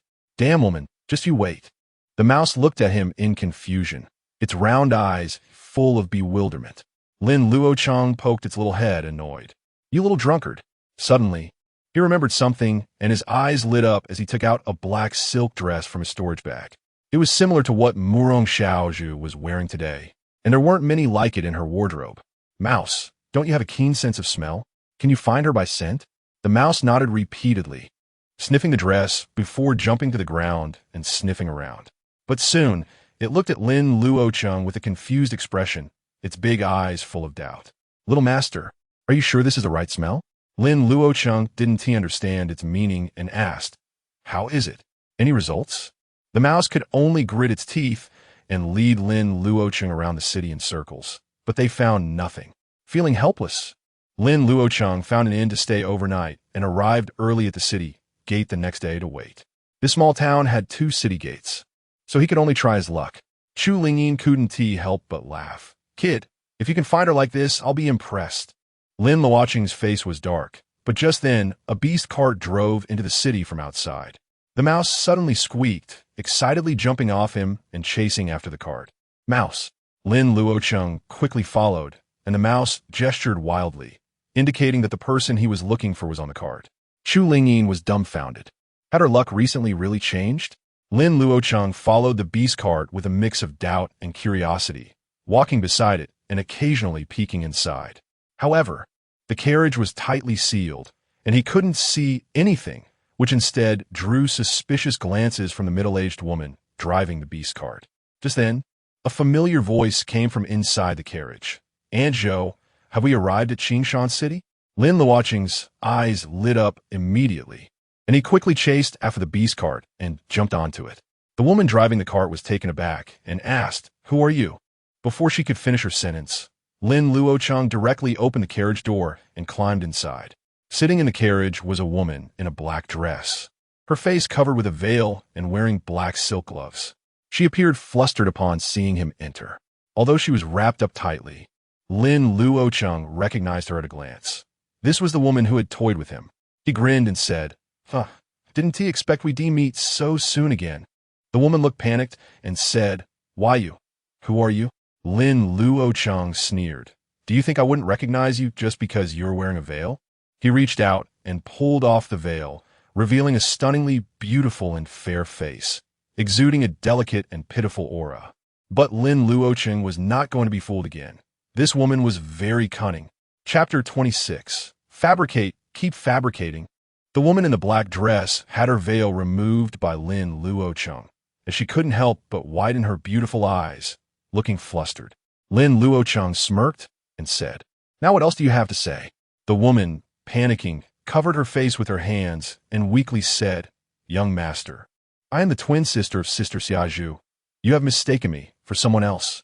At this moment, the middle-aged woman outside shouted sternly, Where did this lecher come from? Come out quickly, or I'll report you to the authorities. However, she seemed to be wary of something, and even though she was anxious, she didn't dare step into the carriage, only shouting from outside.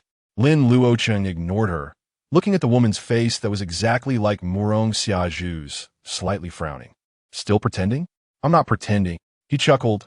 Oh, twin sister, Sister Xiaozhu. By your logic, your name must be Qiuju, right? The woman shook her head and softly replied, My name is Qiuji, which means autumn day, sweet grass. Seeing her speak with such poise and her temperament indeed different from Murong Xiaozhu, Lin Luocheng hesitated for a moment. But noticing her pale complexion and trusting in Shu Shu, he immediately felt reassured. Cunning woman, still trying to play tricks on me? Lin Luocheng sneered. Fabricate, keep fabricating, you still have injuries on you. As soon as he finished speaking, he directly tugged at the woman's shoulder, intending to gather solid evidence. As the woman's fragrant shoulder was partially revealed, Lin Luocheng was instantly dumbfounded, his expression one of disbelief. The woman's shoulder was as smooth as jade, her skin like congealed fat, with no injuries whatsoever. His tugging revealed an astonishingly fair and delicate skin, which was tantalizingly alluring. The woman was also stunned, a hint of blush appearing on her pale face as she said dazedly, Young master? Lin Luocheng, in disbelief, touched her shoulder.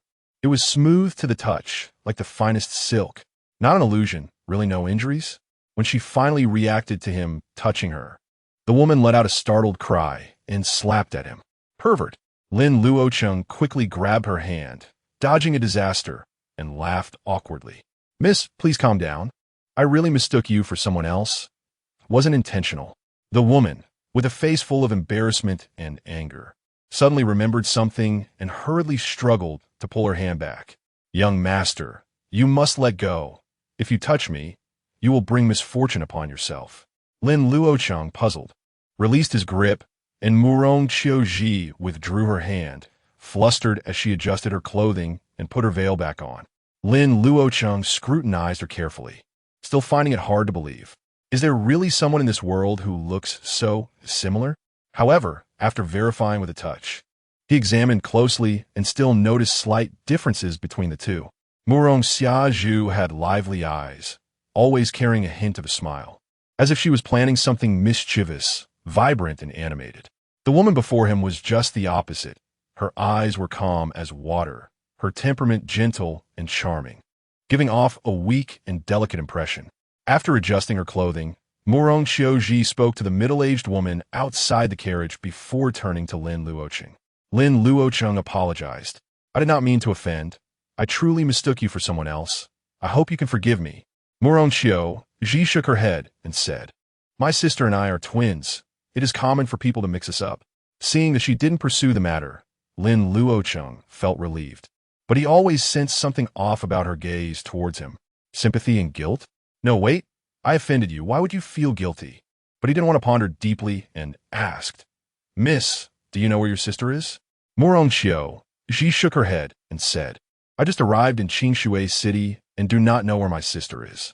Lin Luocheng didn't expect her to reveal Murong Xiazhu's whereabouts, so he smiled nonchalantly. Murong Qiuji anxiously asked, It seems that you have some grievances with my sister? Nothing much, just looking for her for some matters. Since you don't know where she is, I won't disturb you any longer. After finishing, Lin Luocheng cupped his hands and left the carriage, jumping down from the horse-drawn carriage to depart. Murong Qiuji wanted to say something, but hesitated and finally sighed, shaking her head. What a pity. The middle-aged woman outside hurriedly asked, Miss, are you all right? I'm fine, Aunt Zhou. I just mistook someone, Murong Qiuji softly instructed. Let's continue. Let's circle around the city before leaving. Aunt Zhou was momentarily taken aback, then realized and responded, continuing to drive the beast carriage forward. After the beast carriage moved on, Lin Luocheng discreetly followed at a distance. If he was right, the two sisters should be meeting here. As long as he followed Murong Qiuji, he could find Murong Xiazhu. Just as Lin Luocheng set off, he suddenly felt the green lotus in his sea of consciousness begin to stir. It swayed gently, as if dispersing something or try to shake off something. Lin Luocheng was puzzled, but didn't have time to think more, following behind with Shushu. Shushu, don't get lost this time. Shushu nodded repeatedly, feeling wronged in its heart. I really didn't mistake the person. Unbeknownst to it, the dress Lin Luocheng had retrieved was actually Murong Qiuji's clothing. This was something Murong Xiazhu had taken to impersonate Murong Qiuji. The one Lin Luocheng had was untouched by her, all carrying Murong Qiuji's scent. Lin Luocheng was unaware of this as he followed the beast carriage from a distance. But it seemed that Murong Qiuji guessed he would follow and started to circle around the city. Lin Luocheng sneered. Did she think she could shake me off with such petty tricks? But just as he scoffed at this, suddenly a bamboo pole fell from the sky. Rolling to his feet, looking up, a beautiful woman was leaning out of the window, smiling apologetically at him, her eyes filled with springtime allure. Young master, I'm sorry. Could you help me pick that up? Lin Luocheng was stunned. Was it really this klitsch? The beautiful and charming woman gazed at him, making one daydream. However, Lin Luocheng remained unmoved, picking up the fallen pole, intending to toss it back and leave. But just as he picked it up, a burly man holding a cleaver rushed out from the alley opposite, glaring furiously. Good, I've been waiting for days. Finally caught you, you lecher. D. Lin Luocheng was startled and quickly snatched the man's cleaver away, elbowing him back. My friend, you've misunderstood. The man was relentless, shouting, You lecher, how dare you fight back? Brothers, go. Several burly men with cleavers rushed at him, and Lin Luocheng, confused, quickly fought off a few.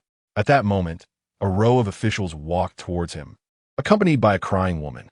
Seeing Lin Luocheng, the old madam shrieked, "Officer, it's this kid who caused a ruckus at our Zue Huafeng." Lin Luocheng cursed inwardly and quickly stepped onto a stall, leaping onto the rooftop to escape. "Chase him!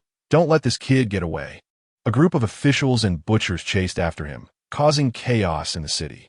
Lin Luocheng managed to jump into a courtyard to escape, only to stumble upon the county magistrate's wife, who was alone in an empty house while her husband was caring for his subordinates. Thus, Lin Luocheng transformed into a notorious flower thief, wanted throughout the city. At first, he thought the Murong sisters were playing tricks, but the series of unexpected events made him question his life. Have I violated some heavenly law? In the distance, Murong Xiao Ji heard the commotion behind her, and a glimmer of amusement flashed in her eyes. "I told you not to touch me. Now you're suffering, aren't you?" She seemed used to it, merely instructing indifferently. Aunt Zhou changed to another carriage. Half an hour later, a completely different carriage slowly drove out of the city gate. A hooded figure hurriedly followed, and the driver, Aunt Zhou, looked at her warily. "Aunt Zhou, it's me." The person lifted their head, revealing a pale little face. And Aunt Zhou finally felt relieved.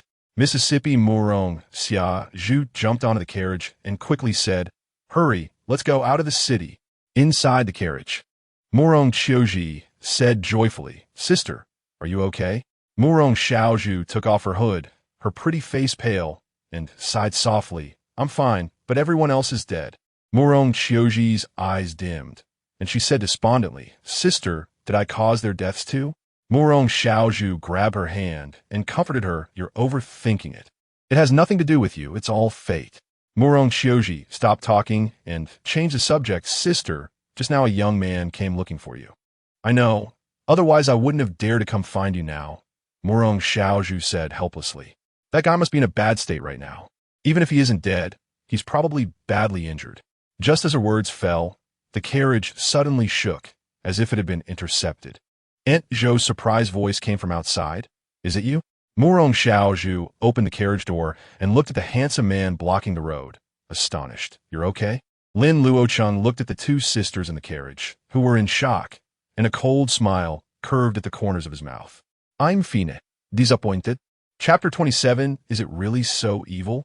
At this moment, Lin Luocheng was furious, and who knows how he managed to get through the past half hour.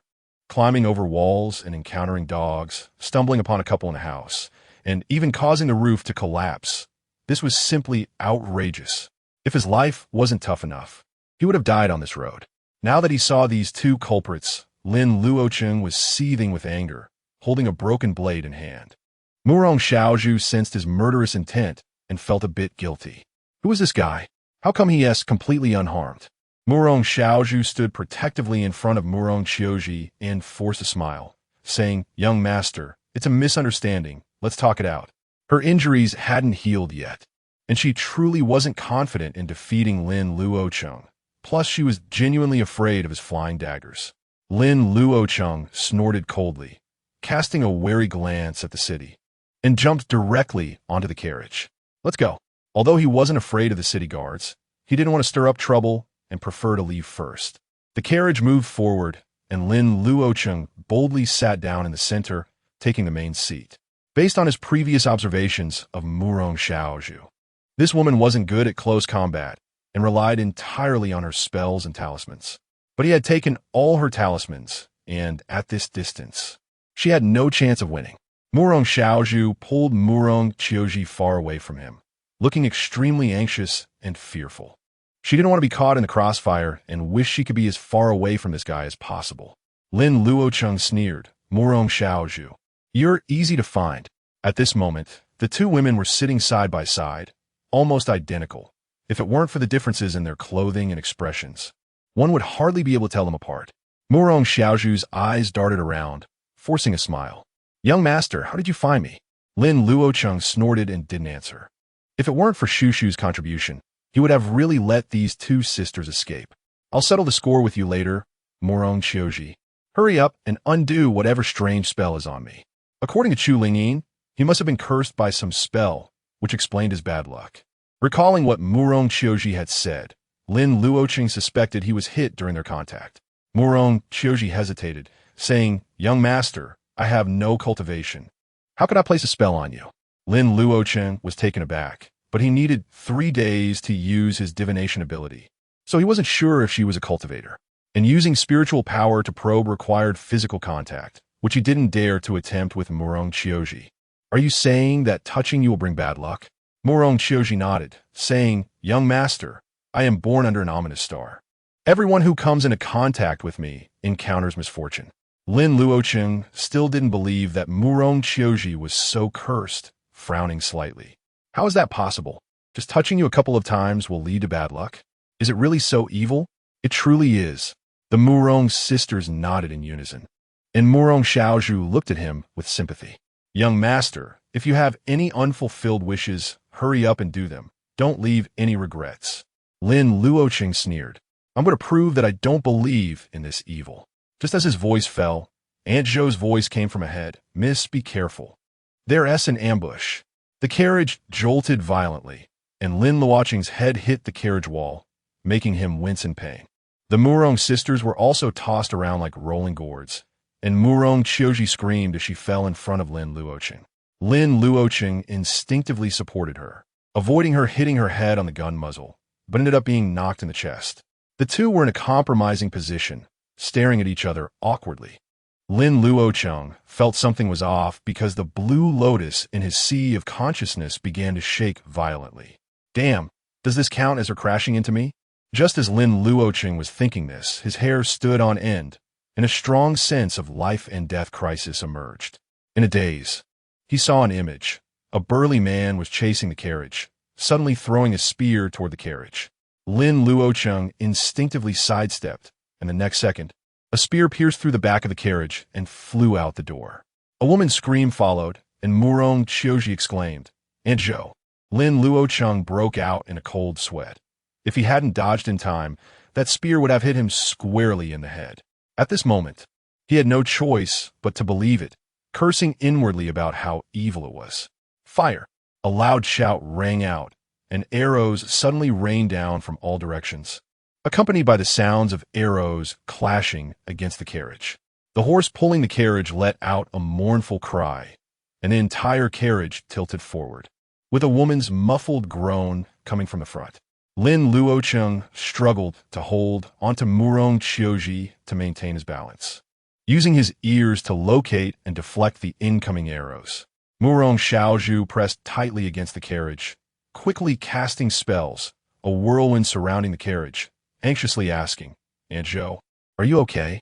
But Aunt Zhou outside clearly didn't look fine, and footsteps echoed from all directions, indicating that someone was rushing in. A glint of killing intent flashed in Murong Xiaozhu's eyes as she said in a deep voice, "Keep an eye on Qiuji for me.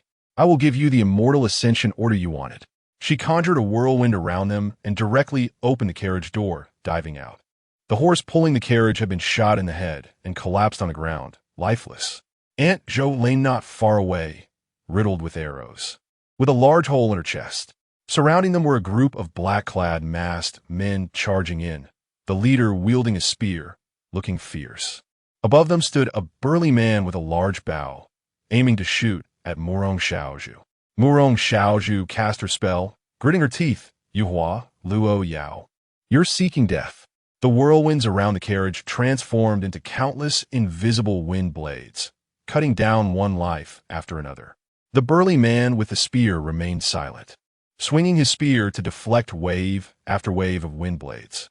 Meanwhile, the bowman above released an arrow, forcing Murong Xiaozhu to exert all her energy to redirect its trajectory. The distance between the two was rapidly closing when the towering man suddenly leaped 3 meters high, drawing his right arm back like a bowstring. The spear in his hand glinted coldly as he prepared to throw it again. At that moment, the top of the carriage exploded. Amidst the flying wood chips, a white figure burst through the roof like a dragon emerging from the sea, holding a strange blood blade. With a light wave of his hand, the blood blade shot out at lightning speed, heading straight for the burly man's head. The burly man had no idea that there was a master on the carriage, and he didn't possess Murong Xiaozhu's ability to shift in midair. Thud! There was a dull sound like a watermelon bursting, and the burly man's head exploded instantly. His headless body was propelled several feet away by inertia, crashing heavily into a pile of rubble at the roadside, twitching a few times. The splattered blood rained down on the group of black-clad figures, sending chills down their spines and making their scalps tingle. This was a late-stage chi refining cultivator. Just like that, he was gone. The white figure landed on the broken top of the carriage, his clothes billowing like clouds, and his long hair flying freely, looking exceptionally graceful. Everyone in the area was stunned, and while Murong Xiaozhu felt a surge of joy inside, she couldn't help but feel a bit scared. Having offended him, wouldn't she also meet the same fate? Lin Luocheng glanced at the disfigured burly man, feeling a lot of his resentment dissipate. He hated it when others aimed at his head, whether big or small. Lin Luocheng shot a cold glare at Murong Xiaozhu, his tone icy. Remember what you just said? Were he LLB your example? Murong Xiaozhu nodded obediently, but her heart was racing. Oh no, next year on this day, could it be my day of demise? Chapter 28. The calculated plan. Lin Luocheng threw a few talismans to Murong Xiaozhu and said lightly, "Those people up there are for you to deal with." He couldn't be as agile as Murong Xiaozhu, so it was more suitable for her to handle this kind of pursuit.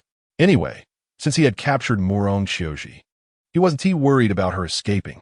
Murong Xiaozhu glanced at Murong Xiaozhi, hesitated for a moment, and then nodded. "You take good care of Xiaozhi." She lightly tapped her toes and rode the fierce wind, darting up the mountain like a dragonfly, skimming the water. Lin Luocheng looked at Murong Xiaozhi in the carriage and felt a bit troubled. This woman couldn't be touched, and he was afraid she would be kidnapped if left here. How should he take her to fight the enemy? Seeing those men in black starting to scatter, Lin Luocheng steeled his heart and reached out his hand to her. "Let us go." Murong Xiaozhi stared at Lin Luocheng, who was reaching down from a height, and foolishly asked where to. Lin Luocheng replied in a flat tone, "I'm taking you to kill people." Murong Xiaozhi was stunned for a moment, then hesitantly reached out to grasp his hand. Lin Luocheng pulled her up, and she exclaimed in surprise as he wrapped an arm around her slender waist. "Hold on tight. Don't move around." Hearing Lin Luocheng's words, Murong Xiaozhi blushed and wrapped her arms around his waist, trying to lessen his burden. Murong Xiaozhu, who was soaring upwards, turned back to look and nearly dropped her jaw. "No way, dude. You really aren't afraid of dying." Lin Luocheng felt the Qinglian begin to sway again and knew he had to end this quickly. He swallowed his pride, took out a long sword, and infused his spiritual energy into his feet, leaping outward. Although Lin Luocheng couldn't be as light as Murong Xiaozhu, covering several feet in a single step was still effortless. The men in black were already terrified and only wanted to escape, but they couldn't outrun him at all. Lin Luocheng swung his long sword, releasing a faint azure sword energy that flew out like the legendary sword aura. A few slower men in black were struck by the invisible sword energy, falling heavily to the ground and begging for mercy. "Young master, spare us. We were just following orders." Lin Luocheng remained expressionless, his sword striking down as he continued to chase after the others. No matter how many grievances they had, it was none of his concern. Would the enemy feel pity for him and spare him? Seeing they couldn't escape, the men in black shouted, "Let us fight him." This was just what Lin Luocheng wanted. He performed the Qingping sword technique, continuously unleashing sword energy as if he were in an uninhabited realm.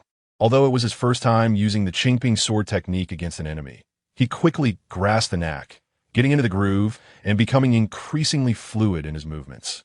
Although there were still a few early-stage chi refinement cultivators in the field, they were no match for Lin Luocheng. He wreaked havoc, cutting down opponents with just a few strikes. If it weren't for holding Murong Xiaozhi, causing him to make occasional mistakes, there probably wouldn't have been a single survivor left.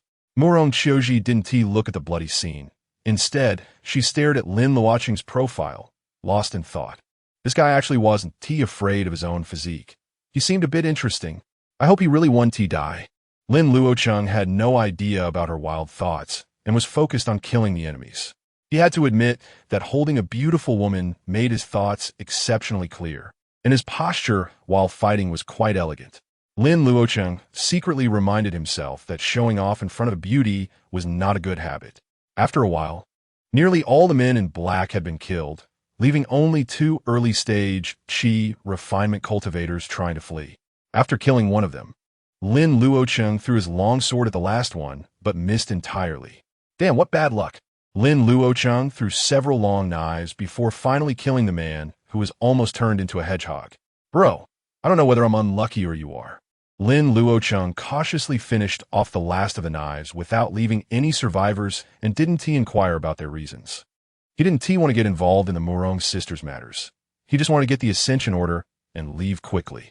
It was until Lin Luocheng had destroyed the bodies that Murong Xiaozhu finally rushed back, panting. Seeing both of them safe, she let out a sigh of relief, then looked at Lin Luocheng with a strange expression. What is this kid's background? How come he is so tough? At this moment, Murong Xiaozhu was reciting the Sutra of the Afterlife for Aunt Zhou, her expression solemn, her eyes somewhat dim and helpless, leaning against the side of the carriage. Lin Luocheng wiped the broken blade and, seeing Murong Xiaozhu return, said flatly, "The Ascension Order." Murong Xiaozhu's smile froze, and she awkwardly said, "The Ascension Order is at my home. You'll have to come back with me, Lin Luocheng let out a long breath. Infusing his spiritual energy into the broken blade, his eyes icy and his tone extremely flat. "I knew I couldn't trust you. Do you have any last words to say?" Murong Xiaozhu hurriedly said, "I can swear I really have the Ascension Order at home. It was left to us sisters by our parents." Lin Luocheng's lips curled into a mocking smile, and his killing intent grew stronger. "Do you think I would still believe you? Young master, don't be impulsive." Seeing this, Murong Xiaozhu quickly spread her arms to block Murong Xiaozhu. "What my sister said is true. Our parents really left each of us a piece of the Ascension Order. Anyway, I can't cultivate, so I can give my piece to the young master." Murong Xiaozhu turned pale with fright and quickly dragged her back, glaring at her. "One person does the work. One person takes the blame. As long as you come back with us, I will definitely give you a piece of the Ascension Order." She knew very well that this guy wouldn't show pity, and offending him could lead to death. Lin Luocheng scoffed, "For what you're saying, your parents must already be gone. If I'm not mistaken, these people were sent by your clan to assassinate you, right? They don't want to give you the Ascension Order, yet you want to trick me into being your bodyguard?" Murong Xiaozhu was dumbfounded. How could this kid be so smart? Murong Xiaozhu, however, remained remarkably calm and confessed, "The young master isn't wrong. These are indeed sent by our clansmen. But this is just the opinion of a few elders and doesn't represent all the clansmen. According to clan rules, this Ascension Order must be given to us sisters upon reaching adulthood. As long as we return safely, they have to give it to us. Otherwise, it will be hard to keep the peace. Xiaozhu swears on her life, as long as we return safely, she will give the young master a piece of the Ascension Order at any cost. The young master is powerful, so protecting us is just a matter of raising a hand. Why not do it?" Lin Luocheng chuckled. "I didn't expect you to be so eloquent, but I still don't trust you." Murong Xiaozhu once again firmly blocked Murong Xiaozhu, biting her red lip lightly. "Then the young master can kill me together. Do you think I wouldn't dare?" Lin Luocheng gently raised his hand, the broken blade shimmering with a hint of bloodlight. "Get out of the way, or I really want to be polite." Murong Xiaozhu merely closed her eyes, while Murong Xiaozhu quickly pulled her back. "Hey, don't be impulsive. Anyone who wants to kill Xiaozhu will meet a terrible end. One person does the work. One person takes the blame. If you really want to kill, then kill me. Don't touch Xiaozhu." Chapter 29. What do you like about me? I'll change it right away. Lin Luocheng originally wanted to scare Murong Xiaozhu, but he found that Qinglian was warning him frantically, leaving him puzzled. Is this woman really that sinister? He dejectedly put down the broken blade in his hand, and Murong Xiaozhu immediately sighed in relief. "Young master, I truly didn't deceive you this time. If there's a single lie, feel free to kill or punish me as you wish." Lin Luocheng snorted coldly. "Whether what you say is true or not, I don't care. This time it's my bad luck." After saying that, he turned to leave, leaving Murong Xiaozhu bewildered. "Hey, where are you going? If I can't provoke you, can't I at least avoid you?" You can find someone else to play with. Lin Luocheng really didn't want to get involved in the affairs of these two sisters and planned to go to Qingshi City to try his luck. In his previous life, when he was just imprisoned on Panlong Peak, there were disciples from the Yunus sect responsible for his daily needs. Lin Luocheng learned from one of those women that an unprecedented prodigy had emerged from Qingshi City. It was said that this person killed all his kin for cultivation and even performed blood sacrifices on the citizens of Qingshi City, causing quite a commotion. If this were in Xinzhou, it would be considered unforgivable, but in Lanzhou, it was nothing much. Moreover, this person was exceptionally gifted, known as the legendary celestial demon Sacred Body. Various sects in Lanzhou erupted into a battle for this rare sacred body. In the end, this person joined Tianyin Sect, one of the Six Paths sect, and became a member of the Reincarnation Holy Temple, where he was trained with all resources. Lin Luocheng intended to wander around the vicinity of Qingshi City. Perhaps he could find an opportunity to join a sect. Of course, he didn't plan to enter Qingshi City, as being blood sacrificed would be disastrous. Murong Qiuji also didn't expect Lin Luocheng to leave and hurriedly spoke to retain him. Young master, the ascending immortal orders are all in the hands of major families, and ordinary people can hardly obtain them. The Ascending Immortal Conference will start in 2 months. If you miss this chance, you'll have to wait another 3 years. Young master, if you just escort us back to Qingshi City, you can get an Ascending Immortal Order. Why seek the distant when the near is at hand? Lin Luocheng immediately stopped, turned around in shock, and asked, "Did you say to escort you back where?" Murong Qiuji quickly replied, "To Qingshi City in Lanzhou." Lin Luocheng's expression remained unchanged, but his heart was racing with countless curses. "So there's no shaking this off, huh?" Seeing this, Murong Qiuji quickly pressed on. "As long as young master escorts us back to Qingshi City, we won't trouble you with anything else. Is that all right?" Lin Luocheng hesitated for a moment and asked, "How strong is the strongest in your clan?" Murong Qiuji answered fluently, "The clan leader is at the peak of foundation establishment, but he won't take action against us." Murong Xiaozhu nodded repeatedly, adding this time, "It's our uncle targeting us. He is at the late stage of foundation establishment. He definitely won't act personally to leave evidence. He only has 2 at the early stage of foundation establishment under him." Lin Luocheng remained silent for a long time, and Chu Lingyin couldn't help but tease him. "What's wrong? Are you unable to move because of the beauty?" Lin Luocheng naturally wasn't unable to resist the beauty's charm. He was just afraid of wasting 3 years. Moreover, these 2 sisters came from Qingshi City, which made him have unnecessary associations. That prodigy from Qingshi City, could it be these 2 sisters? As the saying goes, when one person ascends to heaven, even their chickens and dogs rise with them. Is it too late for me to cling onto their thighs now? Gurnajia. Is there any way to restrain them to avoid being deceived again? Chu Lingyin didn't expect he would actually be moved, and her mind started to work. Should she also play the tragic card and use a beauty trick? That's simple. Have them swear an oath. Lin Luocheng was puzzled. What is the use of swearing? Relying on the gods 3 feet above? You really know nothing about cultivation. Chu Lingyin helplessly explained. For ordinary people, oaths indeed have little effect, and their binding force is very low. But cultivators go against the heavens, and oaths cannot be made casually. A light oath can invite heart demons, and a heavy one can lead to the destruction of body and spirit. Oaths are divided into ordinary oaths, blood oaths, and Tao oaths, each with different binding forces. At your level, you can only use ordinary oaths, which have a decent binding force on each other.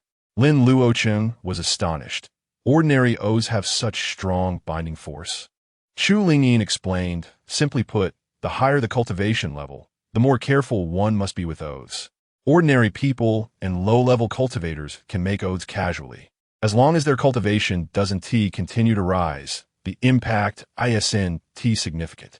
But if one's strength increases, their memory will improve, and the oaths from years ago will linger in their minds, transforming into heart demons.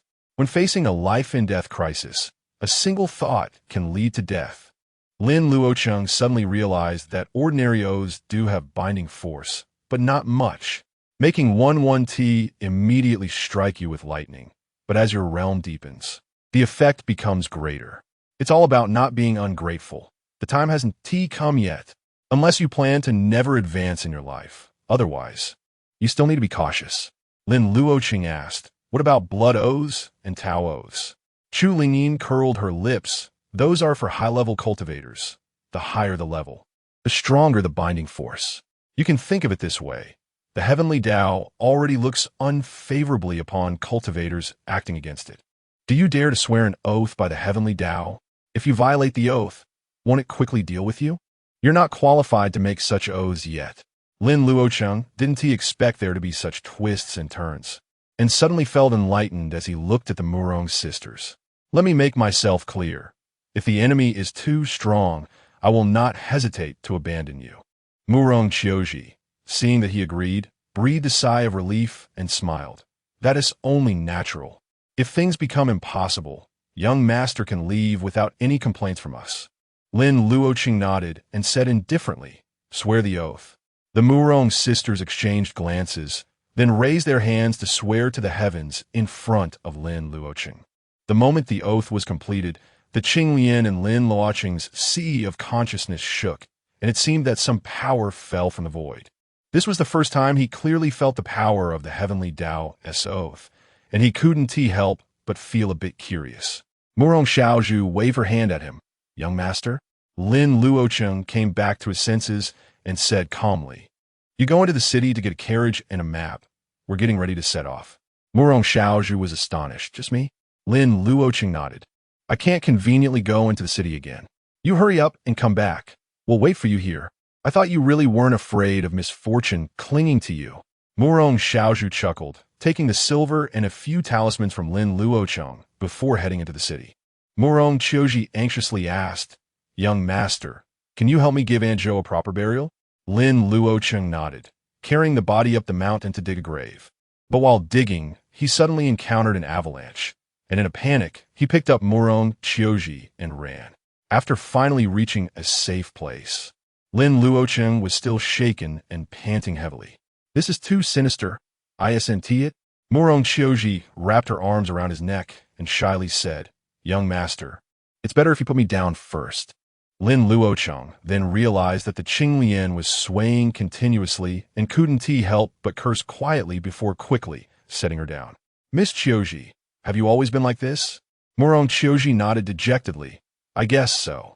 Everyone close to me, except for my sister, encounters misfortune. Lin Luocheng couldn't help but complain. It seemed that Murong Xiaozhu was the most resilient. No wonder she could be your biological sister. You've been plagued by bad luck all this time. How have you grown up? Murong Qiuji awkwardly replied, young master, it's just that those who come into contact with me face misfortune, not me. Just like earlier, if you hadn't taken me away, the avalanche would likely have stopped right in front of me. Lin Luocheng was astonished. So according to your logic, if I just stood still, wouldn't nothing happen? Murong Qiuji shook her head and said seriously, I wouldn't be in danger. But you're very likely to be buried. Lin Luocheng was stunned. Can it be played like this? If so, why did you ask me to escort you? Murong Qiuji admitted, I won't be in danger, but my sister will be affected by me. I don't want anything to happen to her. Lin Luocheng suddenly understood. Murong Qiuji couldn't cultivate, which meant she could justifiably strip her of her ascension token. It seemed that Murong Xiaozhu was their main target. No wonder the two women want to swap identities. They were deliberately using Murong Qiuji's peculiar situation to deal with the incoming assassins. Have you not sought help for your situation? Lin Luocheng asked. Murong Qiuji smiled bitterly. How could I not? But those who came either met untimely deaths or disappeared without a trace after leaving. Some in the clan believe I bring misfortune and want to get rid of me. The harbinger of doom, but they all died in front of me. The clan had no choice but to spend a fortune to send me to the Howren Academy in Xianzhou, hoping to suppress me with the righteous energy of Howren. But now that we sisters are of age, we can no longer stay in the academy, and since I can't cultivate, I will most likely have to remain in the clan. This time, they don't want us to return either, probably fearing that I, the harbinger of doom, will bring disaster back to the clan. Hearing this, Lin Luocheng gasped. No wonder she seemed so fearless when blocking Murong Xiaozhu just now. Qiu Lingyin, have you seen a situation like this? Lin Luocheng asked. Xiao Lingyin shook her head repeatedly in her consciousness, her expression extremely strange. I've never seen it. Kid, you might want to reconsider. This girl is very unusual. Murong Qiuji was afraid of scaring him off and quickly reassured him, young master. As long as you keep your distance from me and don't have any thoughts of getting close, nothing will happen. Lin Luocheng pointed to Aunt Zhou, who had been forced to rest in peace, and said helplessly, isn't she keeping her distance? Murong Qiuji awkwardly replied, well, it might be because I had some fondness for her. Lin Luocheng immediately broke out in a cold sweat. This is truly unpredictable. Miss Qiuji, I want to live a bit longer, so please don't have any fondness for me. Murong Qiuji's face turned red as she looked at his handsome face and said weakly, young master, I'll try my best. Don't just try, you must. Lin Luocheng said seriously, if you like any part of me, I'll change it immediately. Murong Qiuji chuckled, covering her mouth as she laughed. I didn't expect the young master to be quite humorous. Lin Luocheng was confused. Where am I being humorous? This is a matter of life and death. People could die. Chapter 30. Spiritual Roots. Lin Luocheng took advantage of Murong Xiaozhu's absence to subtly probe Murong Qiuji about the Murong family affairs. After all, knowing oneself and the enemy leads to victory in 100 battles. Murong Qiuji understood his intentions and spoke candidly. According to her, the Murong clan had once flourished, with cultivators reaching the nascent soul stage in their ancestry. However, each generation was less capable than the last. After the death of their ancestor, the family began to decline. Their father, Murong Nanchuan, was the only golden core cultivator in the clan, but unfortunately, he fell into a demonic state during his cultivation and died unexpectedly. Their uncle, Murong Dongyue, at the peak of foundation establishment, was reluctantly appointed as the head of the Murong family. Without a golden core cultivator, the Murong family's status plummeted, becoming a low-tier family. They were forced to move from the prosperous capital to the impoverished outskirts near the Duanyue mountain range, Qingshi City. Since then, the Murong family had lost their qualification to obtain a celestial ascension token from their sect, and the few remaining tokens in the clan became their last hope. With many wolves, but little meat, conflicts and struggles naturally arose. The Murong sisters, being vulnerable yet possessing 2 celestial ascension tokens, became thorns in everyone's side. These tokens couldn't be taken openly, but as long as the sisters were absent, the tokens would naturally become available. After hearing this, Lin Luocheng felt somewhat relieved. It turned out to be a declining family. No wonder they only had a foundation establishment cultivator in charge. In such a remote place, a true big family probably wouldn't even glance at them. Miss Qiuji, was it your uncle who made a move against you this time? Murong Qiuji nodded, saying, it should be. Those who chased us before were all under my uncle's command. Lin Luocheng pondered. This meant that others might also be involved in the struggle. While they were talking, a carriage slowly approached from a distance, driven by Murong Xiaozhu. Let's go. Lin Luocheng led Murong Qiuji onto the carriage, taking over the driving duties. After all, he was afraid of dying mysteriously while staying in the same carriage with Murong Qiuji. The little mouse, seeing that no one was around, poked its little head out from his arms, curiously looking around. Lin Luocheng took out a spiritual ginseng to feed it while he began to count his spoils. Including what he had obtained from the young master of that family in Murong Xiaozhu, he had quite a harvest, besides spirit stones and silver. He also acquired many basic talismans, 3 low-grade spiritual weapons, and 1 mid-grade spiritual weapon. That mid-grade spiritual weapon was a folding fan from the young master, which Lin Luocheng found uncomfortable to use, so he tossed it aside. In addition, there were several medicinal pills, cultivation techniques, and various miscellaneous items, as well as some clothing. He only kept the clothes of the Murong sisters, burning everything else to avoid trouble. He kept the sisters' clothes mainly to find an opportunity to return them, with no other intentions. Lin Luocheng fed the spiritual herbs to the little mouse, but it appeared uninterested, which left him quite helpless. He couldn't understand why this little creature was so picky. With sufficient heavenly and earthly treasures available, the little mouse's progress was astonishing. In a short time, it had actually reached the 5th level of qi refinement. Lin Luocheng suspected that if this continued, it might surpass him soon. to avoid being outdone by a mouse. Lin Luocheng practiced diligently, not daring to rest for a moment. After Lin Luocheng and the others left at the abandoned post station, a beast resembling a wolf and a dog was sniffing around. A man in splendid clothes looked at the lingering beast and coldly asked, "Have you found out the details?" His subordinate, feeling uneasy, replied, "We found out that the second young master left the city with Miss Murong, and then there was no further news." The young man squatted down to pet the beast's head and murmured, "Murong Xiaozhu? Don't think that just because your Murong family is in Lanzhou, I can't do anything to you. Dare to kill my brother, and you are doomed." On the other side, in Xianzhou at the Yunus sect, Lung Yefeng returned to the sect and spent a month consolidating her realm while writing down the techniques she had heard during her enlightenment. Gu Qinghan initially thought the trip to the Duanyua Demon Gorge had yielded nothing, but unexpectedly, she found joy in her discoveries, feeling like she had stumbled upon a treasure. The texts were profound and seemed random, yet they contained the principles of heaven and earth. Seeing her eager expression, Lung Yefeng seized the opportunity to speak, "Master, I want to go out for a while." Gu Qinghan was taken aback and asked in surprise, "Go out? Where do you want to go?" Lung Yefeng replied seriously, "Master, this trip to the Duanyua Demon Gorge made me realize my shortcomings. I have always been closed off, lacking understanding and experience, so I plan to travel and explore." Gu Qinghan didn't expect her to have such insights. Although she was worried, she couldn't stop her. "Frost, you lack experience, and it's dangerous to go out alone. I'll have Elder Xie accompany you." Lung Yefeng wanted to inquire about Lin Luocheng's whereabouts, so how could she take along a burden? She decisively shook her head. "Master, I'm not a child anymore. I don't want to be under the protection of my elders. I want to venture out on my own." Gu Qinghan, feeling helpless, could only nod. "All right, you can go out alone, but remember to be careful and contact me if anything happens." "Yes, master." Lung Yefeng nodded repeatedly, excitedly returning to pack her things in preparation for her journey. Gu Qinghan naturally couldn't truly trust her to go out alone and instructed the sect elders to secretly follow and protect her.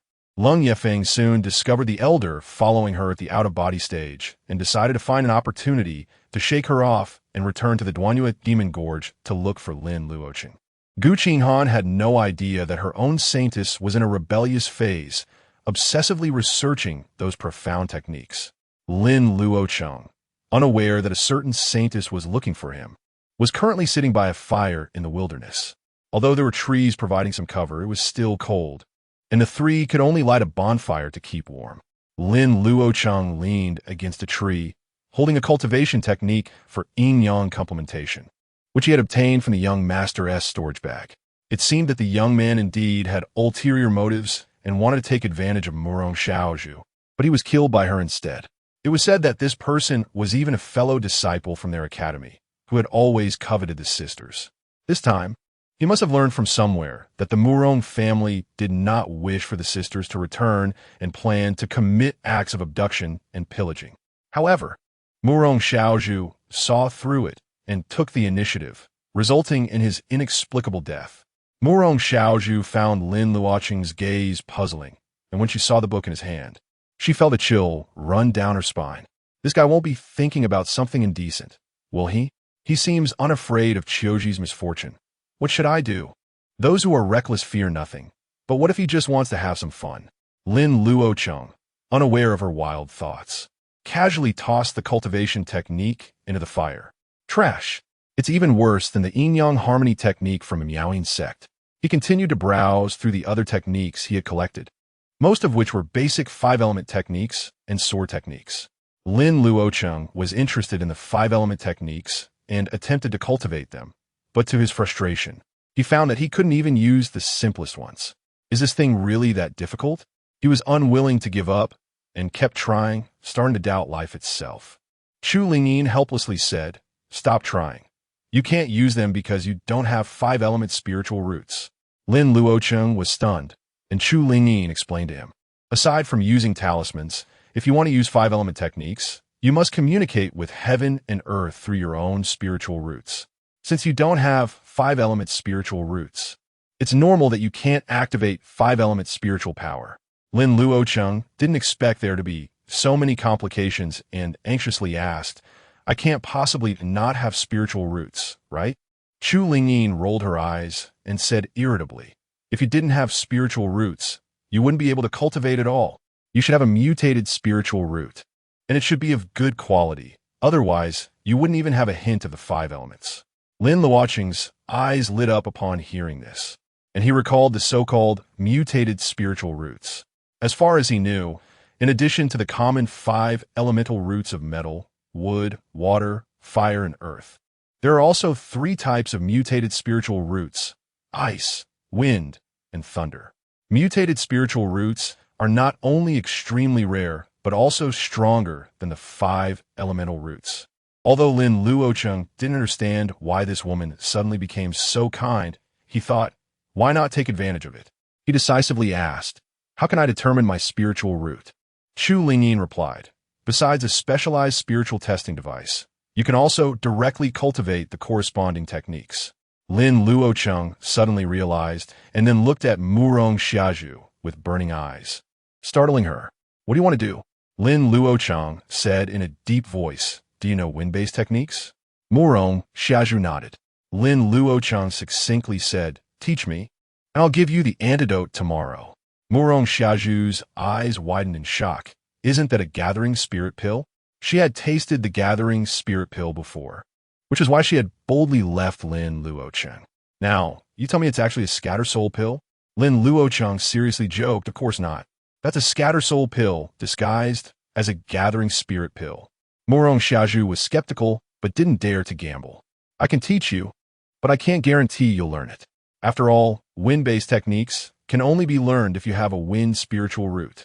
The wind spiritual root is a mutated spiritual root, extremely rare, 1 in 10,000, and wind-based magic is very difficult to learn. Lin Luocheng, I know, just teach me. Murong Xiazhu had no choice but to honestly teach him wind-based techniques, crossing her arms and preparing to watch him make a fool of himself. Moments later, Lin Luocheng was surrounded by a gentle breeze. Puzzled, it doesn't seem that hard. Murong Xiazhu, who had initially wanted to see him make a fool of himself, felt like a joke herself, her expression utterly remarkable. Is this guy intentionally trying to step on my toes? Chapter 31. This woman is truly deadly. Although Murong Xiazhu was hit hard, she still held her ground. You're not too stupid. This is the most basic. The difficult part is still to come. Lin Luocheng believed her, nodded, and focused intently on her. Watch closely, I'll teach you just once. This is the Gale Slash. Murong Xiazhu quickly cast a spell, waving her hand to release several wind blades that slashed into a large tree in the distance. Lin Luocheng imitated her, producing a wind blade, and asked, what's next? Murong Xiazhu felt her face burning, thinking this kid's expression clearly said, is that all? Don't get cocky. Watch carefully, this is the wind control technique. She recited the incantation, and suddenly, the wind howled around them, swirling the snowflakes. Murong Xiazhu quickly rose and moved away a bit. Murong Xiazhu made a hand gesture, surrounded by wind and snow, and floated a few feet into the air, provocatively looking at Lin Luocheng. Want to give it a try? She had practiced this move for almost half a month, getting bruised and battered, and she didn't believe he could master it instantly. Lin Luocheng was most tempted by this move, immediately stopped hesitating, recited the incantation, and summoned a gust of wind. He wobbled a few feet off the ground, struggling to maintain his form, leaving Murong Xiazhu dumbfounded. What kind of monster is this? At this moment, Murong Xiazhu, who always prided herself on her talent, witnessed the disparity between people. It was Lin Luocheng's first time leaving the ground using his own abilities, and a smile naturally appeared on his face. But this moment of distraction caused the wind around him to go out of control, blowing downwards and sending snowflakes flying everywhere. A startled cry rang out. As Murong Xiazhu pressed down her skirt that was blown up by the wind, her face flushed with embarrassment as she looked at him. Lin Luocheng, seeing the slowly descending skirt, hurriedly said, Miss Xiazhu, I didn't mean to. Murong Xiazhu, feeling shy, lowered her head, embarrassed enough to want to dig a 3-bedroom apartment into the ground. Murong Xiazhu quickly landed, holding Murong Xiazhu protectively in her arms, watching him warily. I see you're clearly doing this on purpose, you rogue. Qiuji, let us stay away from this big pervert. Feeling defeated, Murong Xiaozhu dragged Murong Qiuji away. No longer wanting to be targeted by this guy, Lin Luocheng felt awkward, recalling what he just saw, secretly thinking that one shouldn't judge by appearances. Who would have thought that the shy Murong Qiuji's clothing style was quite bold? Purple really does have its charm. The two women returned to the carriage to rest, while Lin Luocheng practiced a few more times, only stopping when he could steadily maintain his form. Having learned this move, he could now be as light as Murong Xiaozhu, briefly hovering in the air. Although the wind control technique consumed a considerable amount of spiritual energy and required one hand to perform the gesture, which was quite self-harming, it still had greater advantages in mobility and speed. Lin Luocheng added some firewood, reigniting the campfire that had nearly been extinguished by the wind before sitting cross-legged. Gurnajia, should you fulfill the bet you lost earlier? One must share the rain and do equally and not be biased. He was always very fair. Chu Lingyin was taken aback and said, Didn't I teach you the flying star? Lin Luocheng argued. You lost the sword technique, and didn't you lose again later? Chu Lingyin said in annoyance. But you found Murong Qiuji at that time. Just say, did I manage to squat near Murong Xiaozhu? Hearing Lin Luocheng's unreasonable words, Chu Lingyin didn't bother to argue with him, just smiled lightly. Fine, what do you want? She understood now.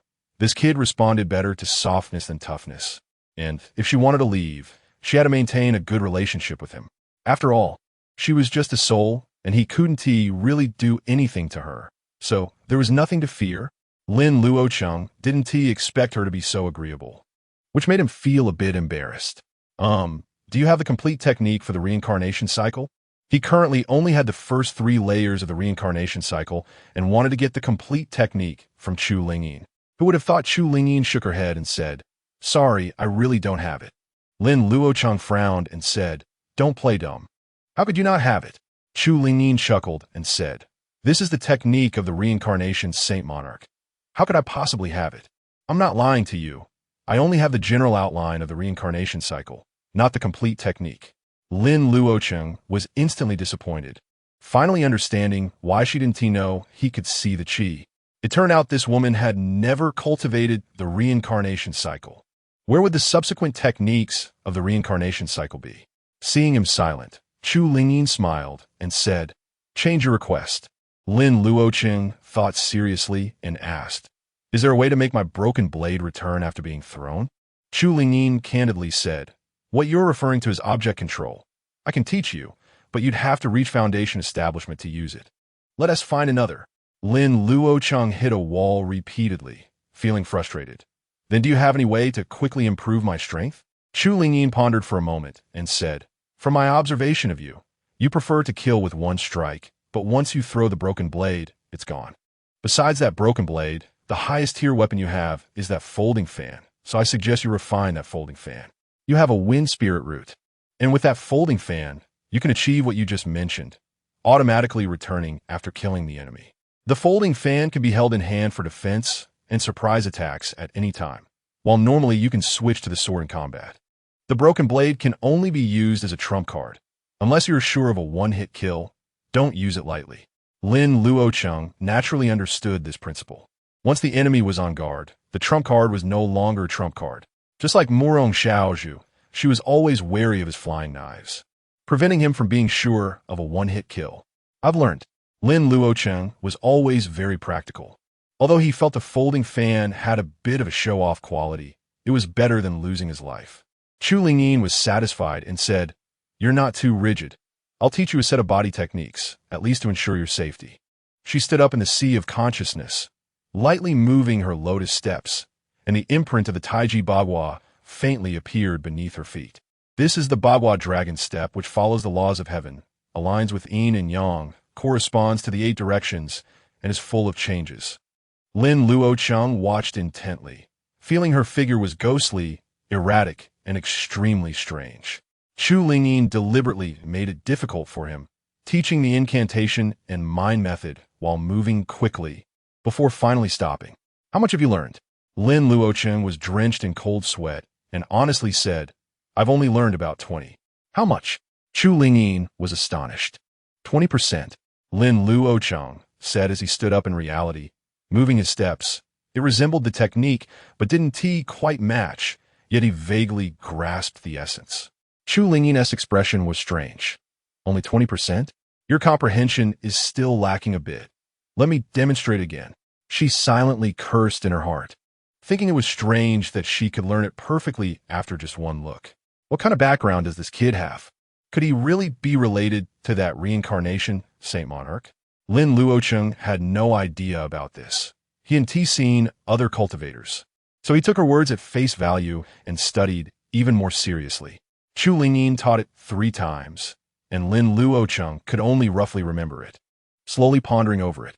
Just then, as he was walking in the snow, a graceful figure descended from the carriage, holding a quilt. "Young master, it's freezing cold. Please make do with this quilt and don't catch a cold." Lin Luocheng recognized it was Murong Qiuji from her attire and smiled. "What about you, miss?" Murong Qiuji smiled sweetly. "We sisters can share one quilt. It's not that cold in the carriage." "Then I'll gratefully accept it." Although Lin Luocheng was a qi refining cultivator, he was still immortal and couldn't ignore the severe cold. Murong Qiuji tucked a strand of hair that was blown out of place by the wind behind her ear and shyly said, "Young master, I still don't know your esteemed surname." Lin Luocheng said, "Lin Luocheng, double with Lin, falling snows fall, dust shun." Murong Qiuji repeated it twice, looking at the handsome and extraordinary him, and smiled brightly. "Young master, your name truly matches you." Lin Luocheng didn't know what to say, awkwardly smiled, and the two stood in the snow, looking at each other, the atmosphere a bit awkward. Murong Qiuji's pretty face flushed slightly, and she gracefully performed a bow. "Young master, I will go back to rest first. You should also get some rest early." Watching her hurriedly leave, Lin Luocheng couldn't help but smile slightly, then suddenly felt a chill. Calm down. This woman is really dangerous." Just as he was thinking this, he heard a rustling sound and saw a creature that looked like a wolf and a dog slowly approaching from the forest. Chapter 32, Puppet Master as a Hunter. Lin Luocheng keenly sensed the hostility of the strange beast and unhesitatingly broke a dry branch to throw it. The branch, used with the flying star technique, pierced through the beast's head like a sharp arrow. The beast, caught off guard, felt wronged as it opened its mouth, only to be met with a fatal attack. After the beast fell, Lin Luocheng heard footsteps and shouts coming from the forest. He turned to catch a glimpse of Murong Qiuji, swiftly wrapping his arm around her slender waist and leaping towards the carriage. The approaching figures seemed unfriendly, and staying put could lead to being surrounded by enemies. "What's wrong?" Murong Qiuji looked at him in shock, but before she could finish her sentence, Lin Luocheng shoved her into the carriage. "There are enemies, hurry," he said while quickly harnessing the horses and driving the carriage away. Murong Xiaozhu swiftly cast a spell to lighten the carriage's weight while also keeping an eye out for archers. Lin Luocheng noticed the carriage speed increasing and quickly said, "Teach me." Murong Xiaozhu didn't hold back, sharing the incantations and techniques she was using. Together, they combined their efforts, and the horse suddenly gained incredible speed, running faster than ever before. "Stop, don't run." Voices shouted from behind, and several figures rapidly pursued them, wielding long knives that glinted coldly. Lin Luocheng handed Murong Xiaozhu a few talismans, instructing her to drive the carriage, and activated several earth shield talismans to stick around the carriage. He stood on top of the carriage with his sword, vigilant and alert, his clothes billowing in the wind. The sound of the wind whistled around him, and the snow swirled as if something was racing through it at high speed. Lin Luocheng threw out a few explosive talismans, causing a series of explosions in the snow. Several strange beasts emerged from the snow, suddenly opening their mouths and spitting out iron hooks towards the carriage. Lin Luocheng realized these were puppet beasts, resembling pangolins, covered in iron armor. Although he managed to knock away 2 hooks, 3 iron chains still latched onto the carriage. The puppet beasts tightly gripped the ground with their limbs, slowing the carriage down. 2 men in blue robes leaped down from the treetops, wielding large sabers aimed at Lin Luocheng. He met their attack with his sword, instantly employing the 8 trigrams dragon step he had just learned.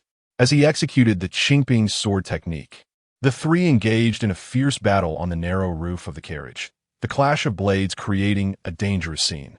Inside the carriage, Murong Xiaozhi could only hear the sounds of footsteps and weapons clashing, breaking out in a cold sweat. Meanwhile, Murong Xiaozhi was stunned, as if she had seen a ghost. Lin Luocheng's movements were ghostly, far surpassing what he had shown before. She had only taught him the wind control technique, not any ultimate skills. How could this be happening? The two men fighting Lin Luocheng were equally shocked.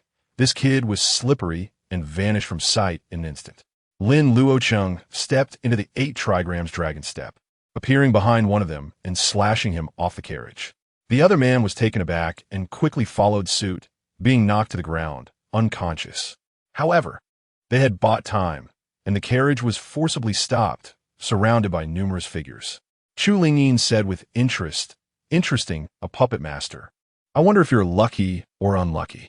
Lin Luocheng noticed that among those surrounding them, aside from a few martial artists, most were puppets clad in armor.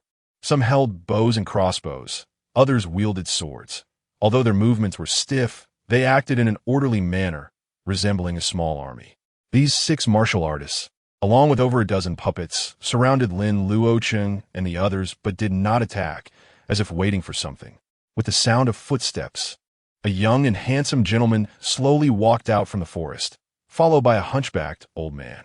Lin Luocheng's eyes widened, as the young gentleman bore a striking resemblance to the deceased young master from a prominent family.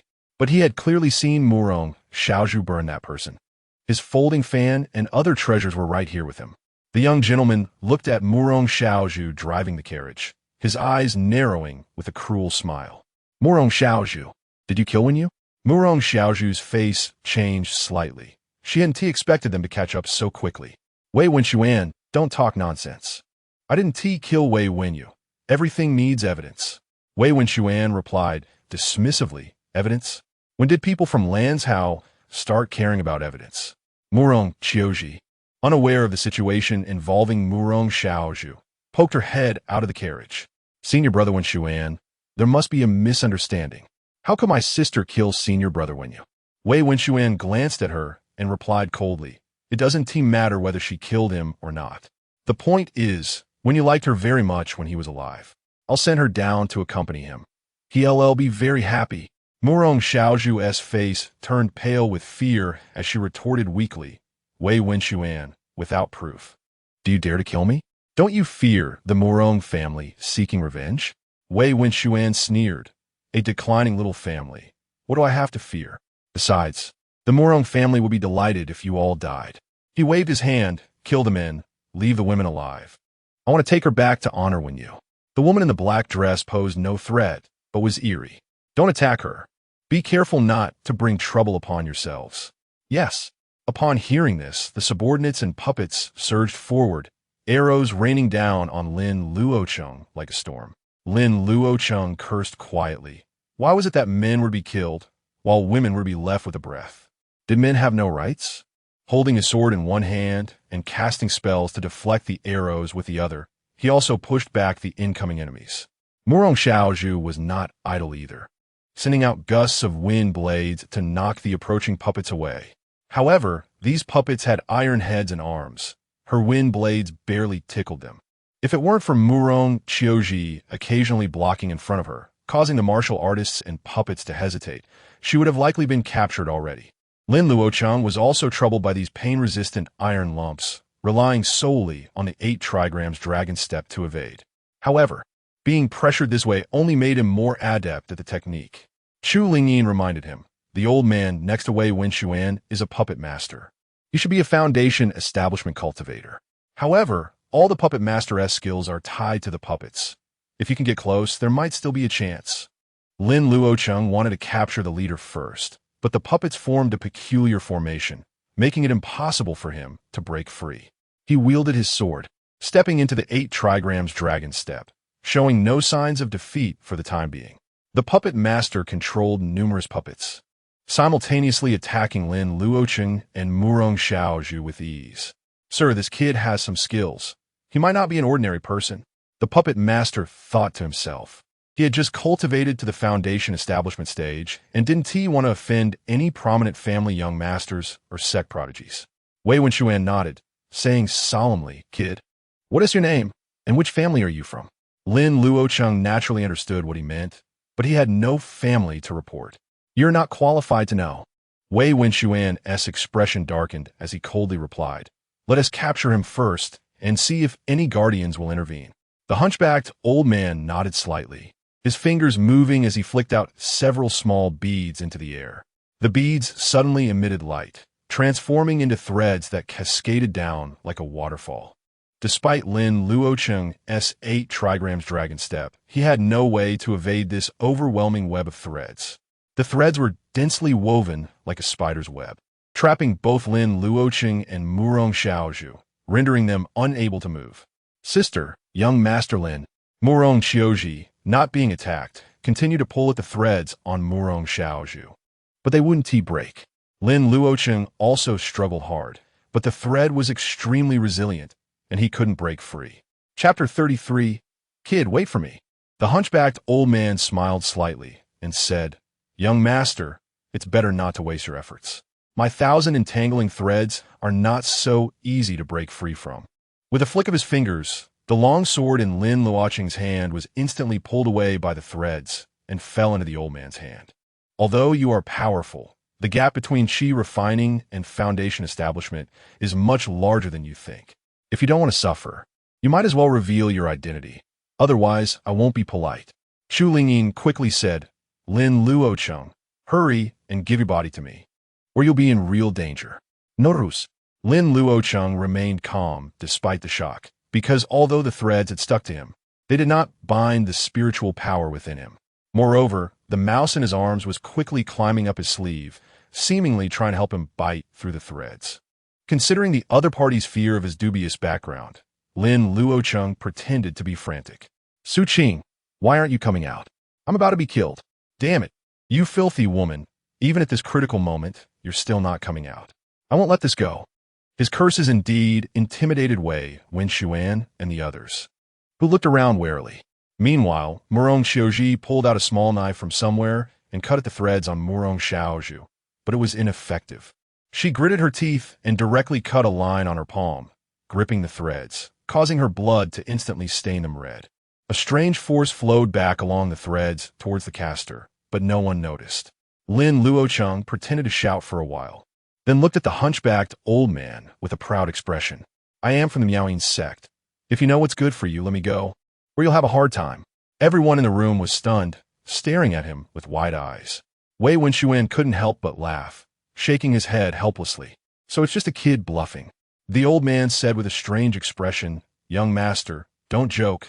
The Miaoyin sect is all women. How could?" Lin Luocheng coldly laughed. "I am from the Miaoyin sect, not a disciple of the Miaoyin sect."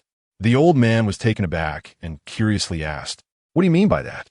Lin Luocheng's mouth curled slightly. "Are you sure you want to know?" Upon hearing this, the old man's imagination ran wild, thinking he was the illegitimate child of some enchantress from the Miaoyin sect. "No need for that. Might I ask if the young master has any proof to verify your identity?" Lin Luocheng tugged at the threads and said impatiently, "Loosen up a bit. Don't you want proof?" The old man slightly relaxed the threads, and Lin Luocheng struggled to reach into his waist storage bag and toss something out. "What do you think this is?" The old man cautiously took 2 steps back, and when the item landed on the ground, he discovered it was a bottle of pills. A talisman was stuck to the bottle, seemingly for sealing purposes. On the bottle cap was a purple thorn flower, apparently the mark of the Miaoyin sect. The old man inexplicably stepped forward to get a better look at the pattern on it. But suddenly, the talisman on the bottle lit up, and the old man felt a chill run down his spine, shouting, "Be careful." But it was too late. The pill bottle suddenly exploded, and a thick pink mist spread everywhere. This mist seemed to infiltrate everywhere. The old man felt dizzy, and after being motionless for a long time, he actually started to stir. He thought to himself, "This must be the Miaoyin sect's Hahuan powder." The old man guessed correctly. This was indeed the Hahuan powder of the Miaoyin sect. It had been spilled out when Lung Yuanshuang was looking for the antidote in the cave, and Lin Luocheng had taken it all afterward. Over the past month, Lin Luocheng had identified a few by testing them on himself. He had deliberately placed an explosive talisman on this Hahuan powder, and to his surprise, it really came in handy. At this moment, Lin Luocheng took the broken blade from his sleeve and decisively drew it across, using his own blood to sharpen the blade. A flash of killing intent appeared in his eyes as he pulled hard on the threads, forcibly flinging the broken blade out. The old man only saw a flash of blood light shooting out from the pink mist, rushing toward his head with lightning speed. Although he cast a spell to block it, he was still a beat slow, forced to react in a panic. After Lin Luocheng flung out the broken blade, he was pulled back by the threads, causing him pain. Wei Wenxuan immediately stuck several talismans on himself, retreating while casting spells. A rain of fire fell toward Lin Luocheng. Kill them. But the old man was already dead, and the puppets remained motionless, with the threads blocking both sides. Most of Wei Wenxuan's rain of fire was blocked by the threads, and only a few fell on Lin Luocheng. The 6 followers struggled to shoot a few arrows, but through the mist and influenced by the Hahuan powder, their aim was quite poor. After all, even the hunchbacked old man was rejuvenated by the Miaoying sect's Hahuan powder. Not to mention they were. Most of the arrows were blocked by the old man's threads, and even those that passed through were easily dodged by Lin Luocheng. But suddenly a cry rang out from behind, and Lin Luocheng turned to look. It turned out that Murong Qiuji had shielded Murong Xiaozhu, and an errant arrow grazed her arm. Murong Xiaozhu said with concern, "Qiuji, are you okay?" Murong Qiuji frowned, lightly shaking her head. "It's nothing serious." Lin Luocheng felt relieved, dodging arrows while frantically trying to break free from the threads. As the pink mist spread out, although it was faint, it still covered them. Since the old man was dead, with the help of the mouse, Lin Luocheng quickly broke free from the threads. He suppressed the heat within him and immediately cast a spell to blow back the spreading pink mist. Wei Wenxuan, who had finally escaped the mist, was once again enveloped and could only continue to flee in embarrassment. "Kid, wait for me." Wei Wenxuan couldn't even bother to settle accounts with Lin Luocheng anymore, feeling like he was about to explode.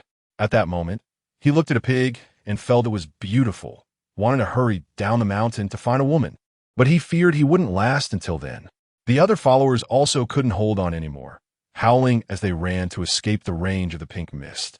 Lin Luocheng left the mouse to help Murong Xiaozhu untie herself and took a deep breath as he charged into the pink mist. Ultimately, with the aid of the pink mist, he killed 4 people, leaving only Wei Wenxuan and 2 followers to escape. Lin Luocheng felt restless but dared not pursue further, using his spell to disperse the pink mist.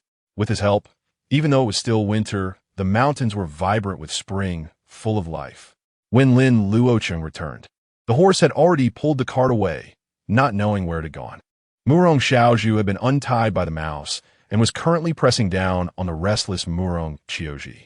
Lin Luocheng frowned and asked what's wrong with Qiuji. Murong Qiuji frowned tightly, her pretty face flushed, tugging at her clothes like she had gone mad. "What do you think?" Murong Xiaozhu was not much better, holding her tightly and gasping for breath as she reached out to Lin Luocheng. "You bastard, the antidote! Hurry and give me the antidote," Lin Luocheng said expressionlessly. "There is no antidote." Murong Xiaozhu naturally couldn't believe it. "You're talking nonsense. How could there be no antidote? You're clearly trying to take advantage of the situation." Lin Luocheng shrugged and said, "Maybe others have it, but I really don't have it."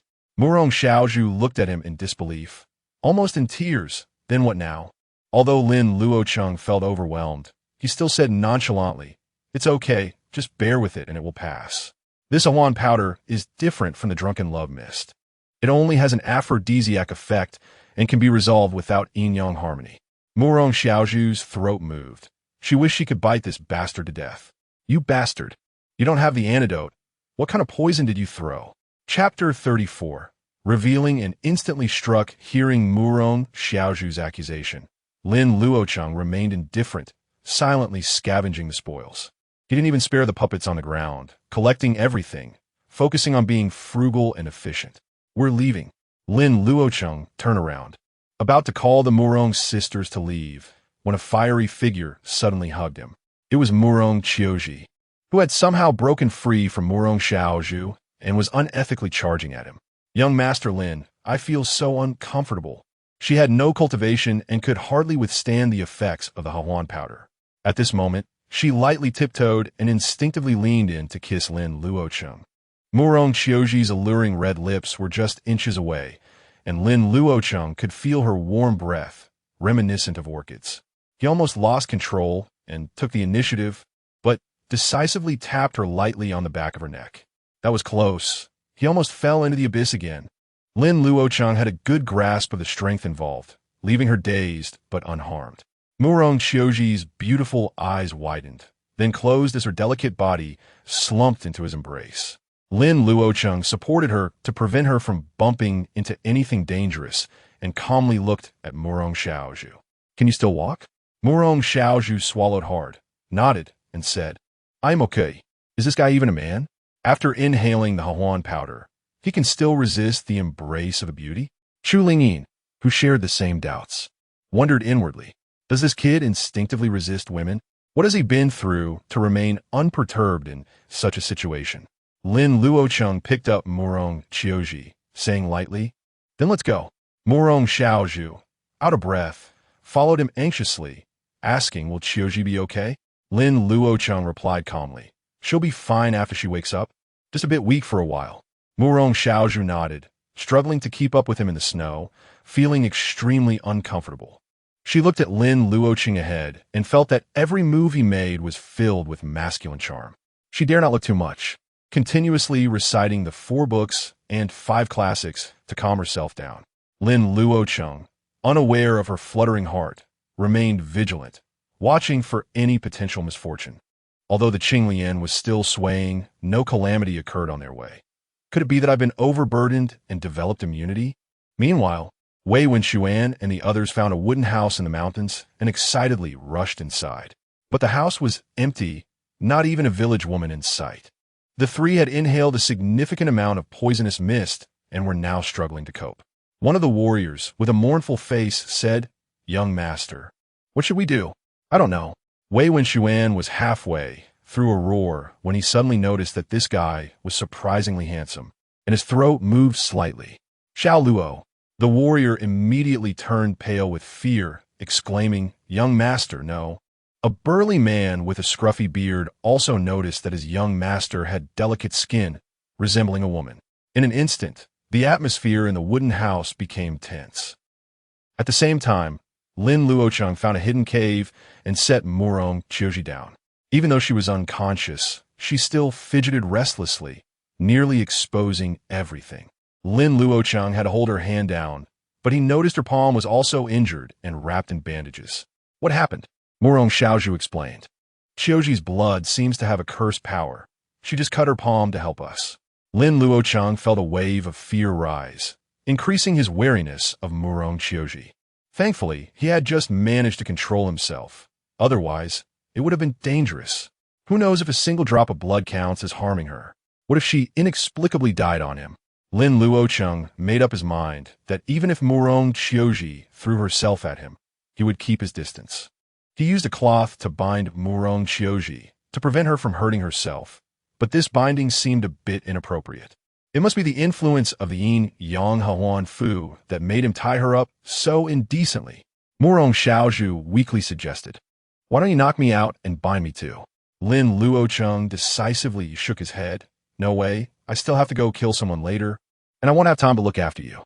The key point was, if both sisters were unconscious, he feared he wouldn't be able to control the dark thoughts in his heart. Murong Xiaozhu gasped, biting her red lips, looking at him pitifully. "Then can you stay with me a bit longer? Just a little while, okay?"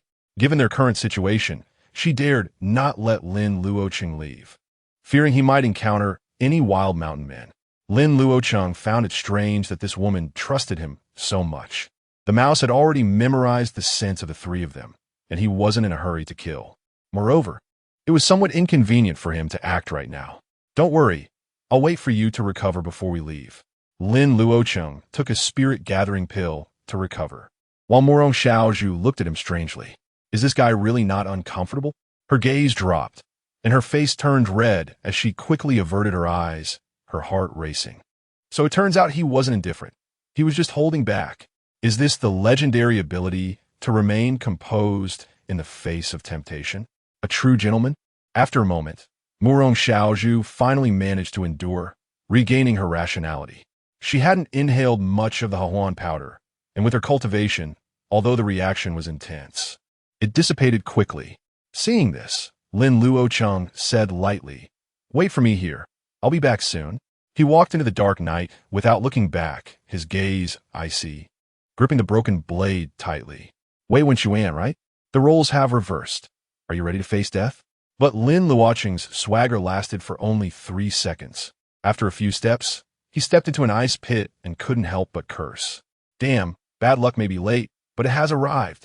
Murong Xiaozhu blinked, and Lin Luocheng disappeared into the night, filled with emotion. Come and go without a trace. This guy seems to be getting more powerful. Murong Xiaozhu quickly slapped her face, feeling her cheeks heat up. What am I thinking?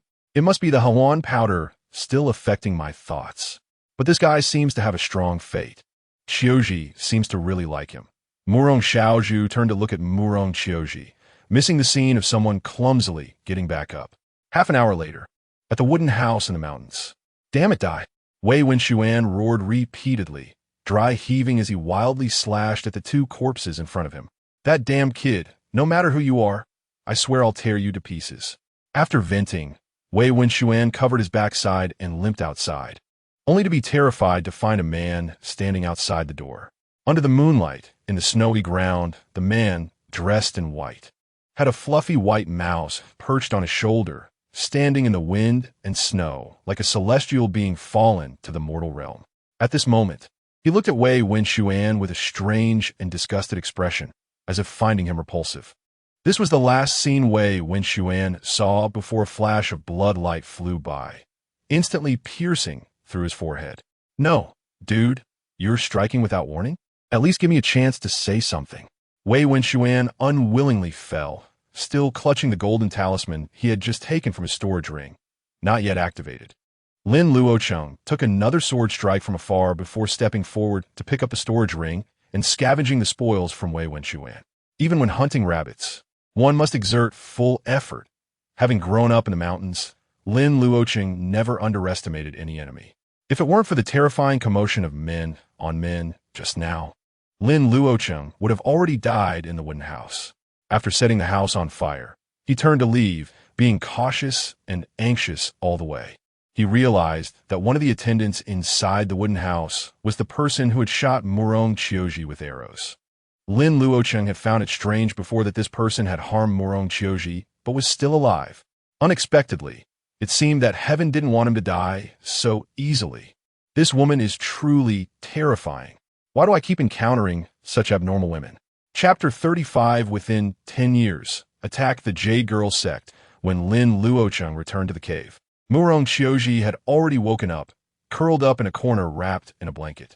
Seeing Lin Luocheng return, she remembered what she had done before losing consciousness, and a flush of color appeared on her pale face. Murong Xiaozhu, seeing him safe and sound, asked, "How is it?" Lin Luocheng casually replied, "They're all dead." Murong Xiaozhu didn't expect him to have killed those in the late qi refining stage so easily and couldn't help but click her tongue in amazement. It had only been 3 days since they parted, yet this guy's strength had progressed too rapidly. Lin Luocheng looked at the shivering Murong Qiuji and frowned at Murong Xiaozhu. Why not light a fire to keep warm? Murong Qiuji quickly said, "I told my sister not to light it. What if it attracts enemies?" Lin Luocheng shook his head helplessly, gathered some firewood, and lit a campfire, illuminating the cave and dispelling the cold. "Come over and warm yourself up. Don't catch a cold." The Murong sisters then sat over, and the 3 of them gathered together. Lin Luocheng took out a flask and took a sip to warm himself, then handed it to the 2 women. "Want to drink something to ward off the cold?" Murong Xiaozhu decisively shook her head. She didn't want to share the same flask of wine with him. Murong Qiuji had never drunk before and, feeling really cold, was somewhat tempted. "If I drink your wine, you might be in trouble." Lin Luocheng secretly laughed in his heart. "When you ran over to kiss me just now, why didn't you think about that?" He stuffed the flask into her hand. "Drink it. Do you think I'm short of this?" Murong Qiuji thought of their earlier contact and shyly drank to cover her embarrassment, but ended up coughing repeatedly. "Why is it so spicy?" Lin Luocheng watched her stick out her tongue and smiled slightly. Just drink a bit more, and you'll get used to it. Murong Qiuji took a few more shallow sips, her face turning a lovely shade of red under the firelight. Lin Luocheng was somewhat lost in thought, quickly reciting the Heart Sutra to calm himself. The little mouse smelled the wine and crawled out his arms, squeaking twice. Since it had already exposed itself when saving people, it simply decided not to hide anymore. Lin Luocheng took out a small wine bowl, helplessly saying, "Pour some for this little drunkard." Murong Qiuji came back to her senses and hesitantly poured some for the mouse, which immediately perked up and happily leaned in to drink. What a cute little guy. Murong Qiuji's beautiful eyes sparkled, wanting to pet it but daring not to reach out, only able to watch eagerly. Lin Luocheng asked, "What's the background of Wei Wenxuan? Will there be trouble?" Murong Xiaozhu explained, Wei Wenxuan is from the Wei family in Tianqing City, Xian Prefecture, where there are golden core cultivators in the clan.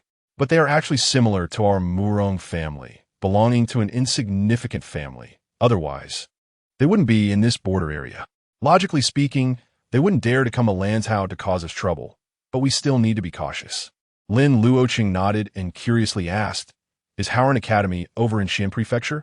Murong Xiaozhu confirmed, and Lin Luocheng suddenly realized.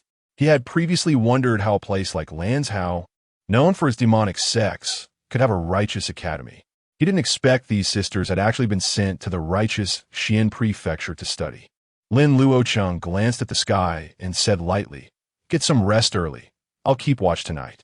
Drunk on wine, Murong Qiuji mumbled in agreement, resting her head on Murong Xiaozhu's lap and falling into a deep sleep. Murong Xiaozhu looked at Lin Luocheng and whispered, "Thank you for not leaving us behind." Lin Luocheng replied nonchalantly, "I just didn't have the chance. Next time, I might run." Murong Xiaozhu was both amused and exasperated. Lin Luocheng then took out a storage ring and several storage bags to count his gains from this encounter. The storage ring belonged to Wei Wenxuan and had no spiritual imprint. Once Wei Wenxuan died, it became unowned. Following Chu Lingyin's instructions, he dripped a drop of blood, and the contents of the storage ring immediately appeared before his eyes. Wei Wenxuan was indeed a scion of a noble family, far richer than that hunchbacked old man in the Foundation establishment stage. Among his many treasures, the most precious was the golden talisman he had pulled out just before dying. According to Chu Lingyin, this was a talisman capable of unleashing an all-out attack from a Foundation establishment cultivator, essentially a life-saving talisman. After hearing this, Lin Luocheng felt a wave of fear. Fortunately, he hadn't given Wei Wenxuan the chance to speak, or it might have been dangerous. In addition to this offensive talisman, there was a book titled Howren Righteous Qi Formula, a medium-grade spiritual weapon longsword, and several Qi refining stage cultivation pills, making Lin Luocheng feel like he had struck gold. As for the hunchbacked old man, he had a book on controlling puppets and a dozen special beads that could activate threads. This time, Lin Luocheng's harvest was quite substantial, and he couldn't help but sigh that killing and arson were indeed the quickest ways to get rich. He put the storage ring on his hand. Although it only had a dozen cubic feet of space, it was more convenient than storage bags. Lin Luocheng tucked his folding fan into his waist, placed the medium-grade spiritual weapon long sword into the storage ring, and hid the broken blade in his sleeve. Although the storage ring was convenient for retrieving items, he was still accustomed to hiding things in his sleeve, making it quicker to act. After doing all this, Lin Luocheng swallowed a supplementary pill, took out spiritual stones to absorb, and practiced in the most extravagant way. If he continued to dawdle, how could he talk about seeking revenge on the Jade Girl sect?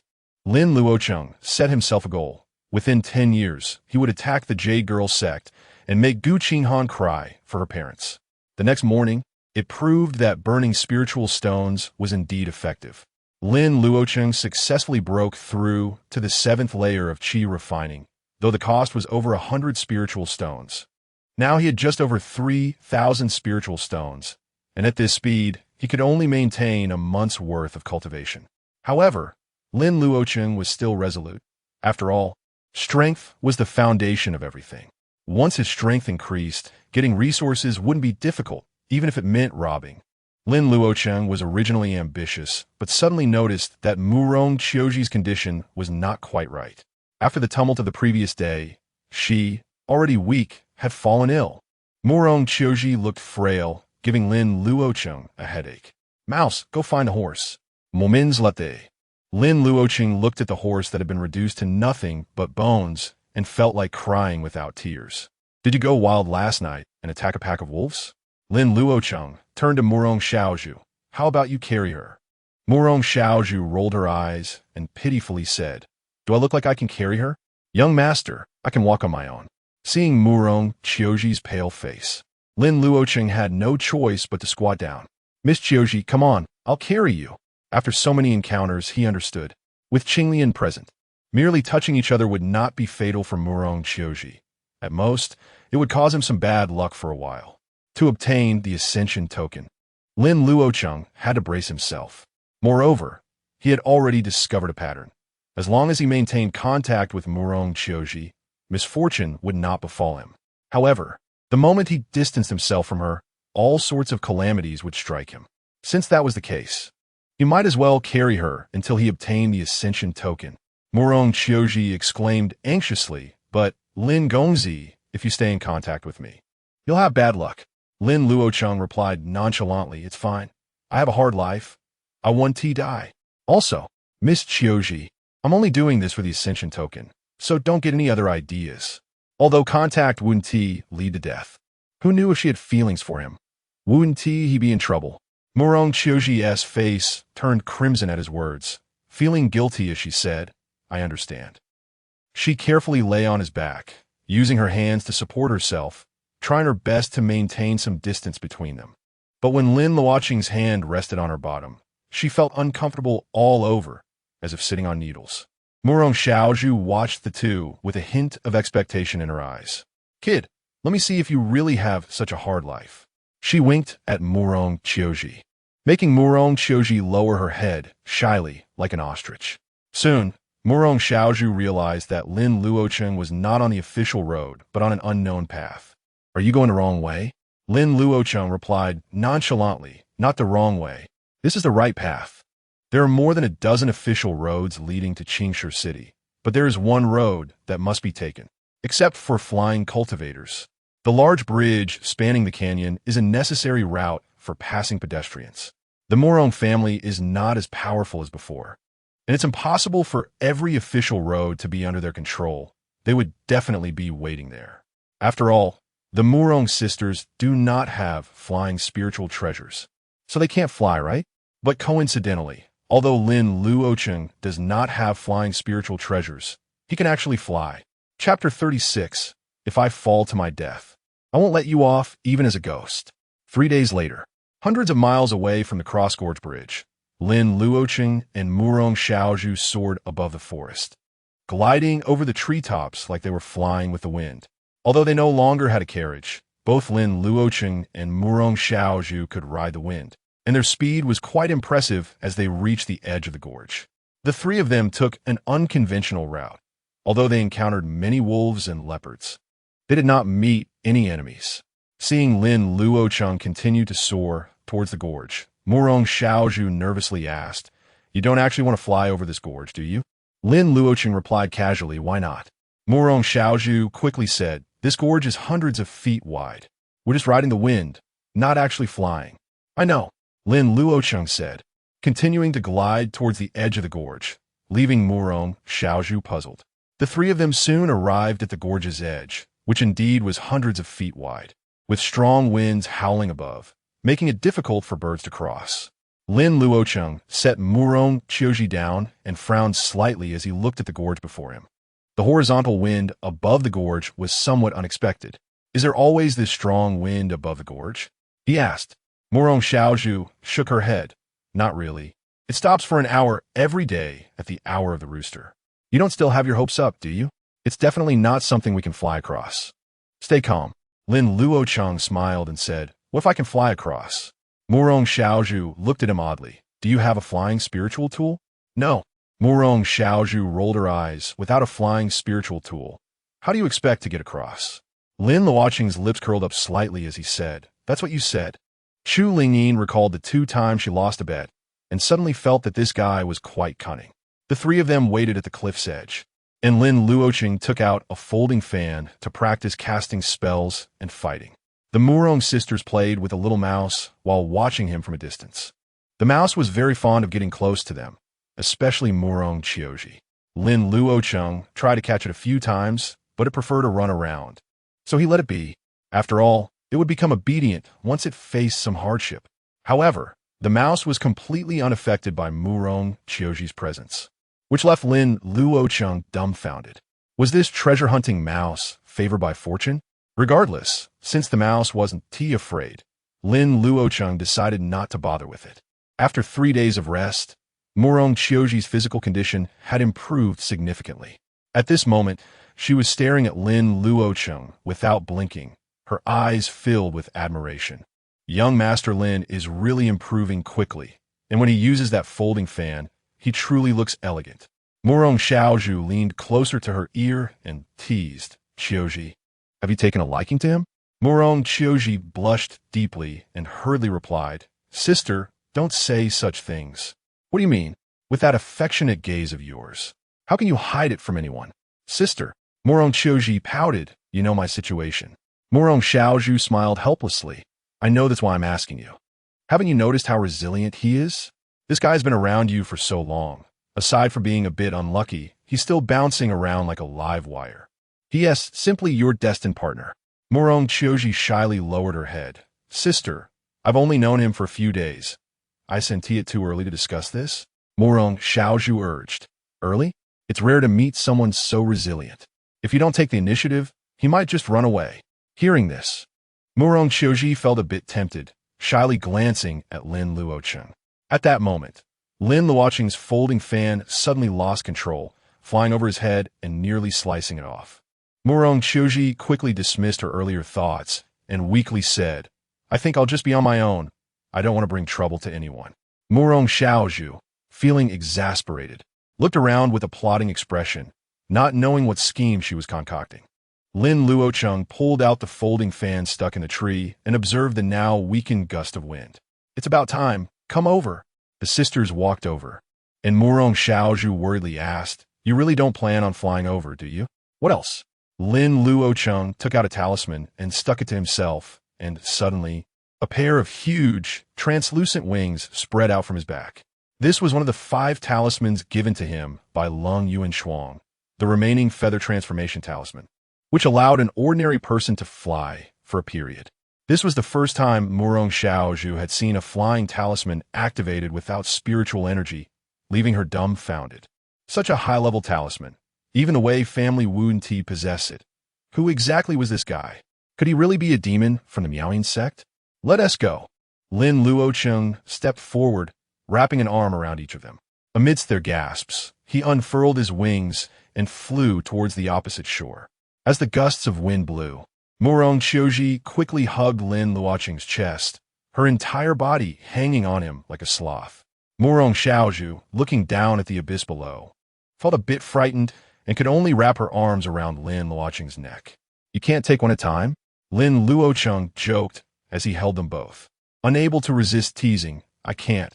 I prefer to fly side by side." Who knew if the feather transformation talisman could support a round trip? Most importantly, he had to hold Murong Qiuji. Otherwise, who knew if a sudden gust of wind would come up while crossing? Feeling the awkward position of the two, Murong Xiaozhu huffed. "If I fall to my death, I won't let you off even as a ghost." Lin Luocheng laughed heartily. "Don't worry, you won't fall to your death." The 3 of them flew over the gorge without encountering any danger or demonic beasts. It was surprisingly calm. The 2 girls relaxed, curiously looking around with expressions of wonder.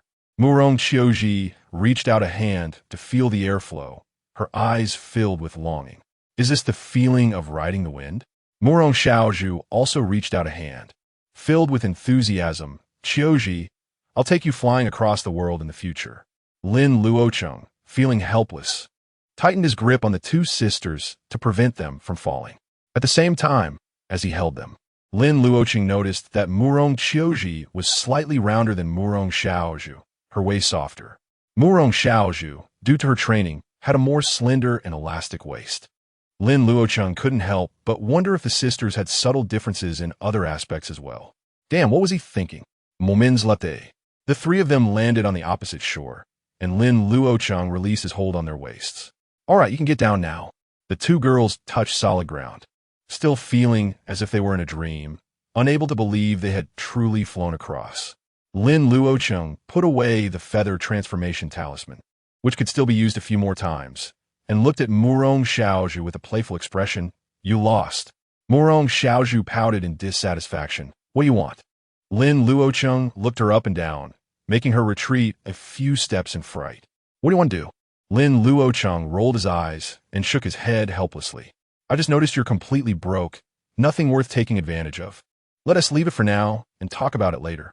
Murong Xiaozhu felt insulted and huffed angrily. Humph. You're despicable. Lin Luocheng gazed at the desolate mountains ahead and said lightly, Let us go. We still have to cross this mountain range. Although they had reached the opposite shore, they couldn't immediately return to the official road. They had to cross several mountains to avoid enemies. After the previous battle, Lin Luocheng, while carrying two burdens, really didn't want to confront any foundation-building cultivators again. The Murong sisters nodded and followed him into the mountains. Meanwhile, hundreds of miles away, on a wide bridge dozens of feet across, more than 10 people had set up a checkpoint at the bridgehead, stopping passersby to check before letting them go. Among the pedestrians, some were dissatisfied, but as the elder at the forefront exuded the aura of a foundation-building realm, they immediately quieted down. Most of the people crossing this bridge are ordinary folks, with a small number of chi refinement cultivators. Even if there are foundation establishment cultivators accompanying them, they merely exchange greetings and pass through. Higher-level cultivators all have their own flying spirit tools and do not need to use this bridge at all. A group of people continuously checked the passersby, trying to find the Murong sisters, but to no avail. Not far from them, a group was secretly observing their movements. One of the young men asked, Elder, shouldn't we go out and greet the second elder? The elder shook his head and replied, No need. If they discover us, it would be troublesome to change locations. The head of the family wants us to safely escort the two young ladies back, and we should avoid unnecessary complications. After all, we're under the same roof. It would be awkward if things get too tense. The young man nodded and sighed. The head of the family is still kind-hearted, caring for the two young ladies. A glint flashed in the elder's eyes as he smiled and said, After all, they're the last bloodline of the second master. The head of the family has always regarded them as his own. He then inquired, By the way, do we have any news from Luo Jin and the others? Have they caught up with Luo Yao? The young man's expression turned strange as he replied, No, Luo Yao and the others have vanished without a trace. And the two young ladies are also missing. The elder's expression darkened as he murmured, Could it be that a third-party force has intervened? Chapter 37. You must be the enchanting woman of the Maiden Sect. On the outskirts of the Duanyue Demon Gorge, in a small wooden house, Lung Yuanshuang looked at the long-abandoned cabin and sighed helplessly. Where on earth did this guy run off to? She had finally shaken off the following elder and taken a detour to come here, searching for Lin Luocheng's whereabouts. Lung Yuanshuang had inquired about Lin Luocheng in the city below the mountain and learned that he had briefly entered the city before leaving again. This eased her mind. He was fine. At least he hadn't fallen into the hands of the enchanting women of the Maiden Sect. However, apart from knowing that Lin Luocheng was safe, she had nothing else to show for her efforts. No, it wasn't entirely true. She had discovered a bunch of women vying for his attention. From alluring widows to innocent young girls, they all favored this guy. Lung Yuanshuang could have returned home right then, but not having seen Lin Luocheng left her feeling somewhat unsatisfied. She carefully searched the room and finally found a few strands of Lin Luocheng's hair on the bed.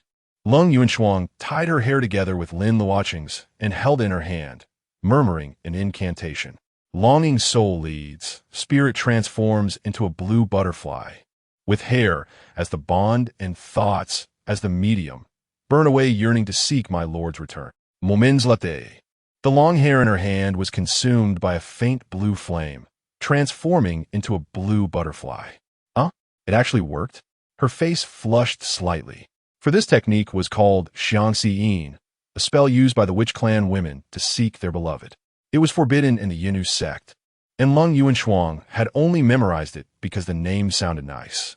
She never expected to have a day where she would use this spell, and even more so, that it would actually be effective.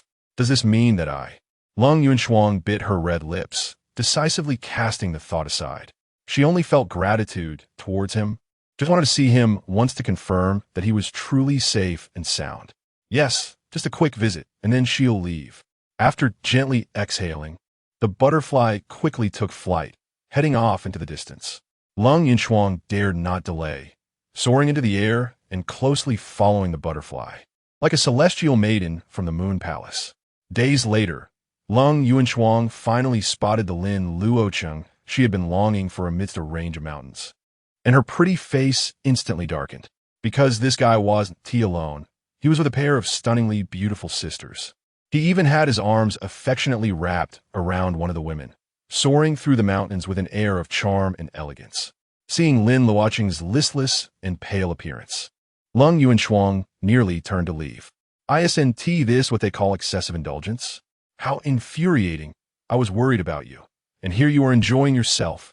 Lin Luocheng crushed the spiritual butterfly in her hand, her gaze icy as she looked at Lin Luocheng, choosing not to reveal herself. She quietly followed behind the three, constantly reassuring herself.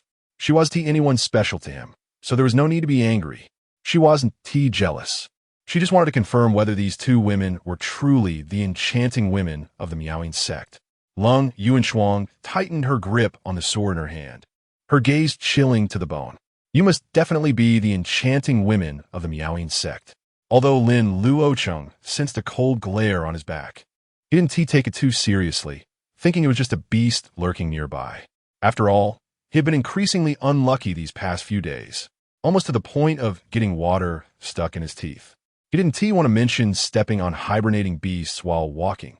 Even his cultivation had gone awry, leaving him in distress. Although Murong Qiuji had nearly recovered, Lin Luocheng completely dared not let go of her. After all, holding Murong Qiuji meant that he wouldn't encounter misfortune. If he let go, it would be a streak of bad luck.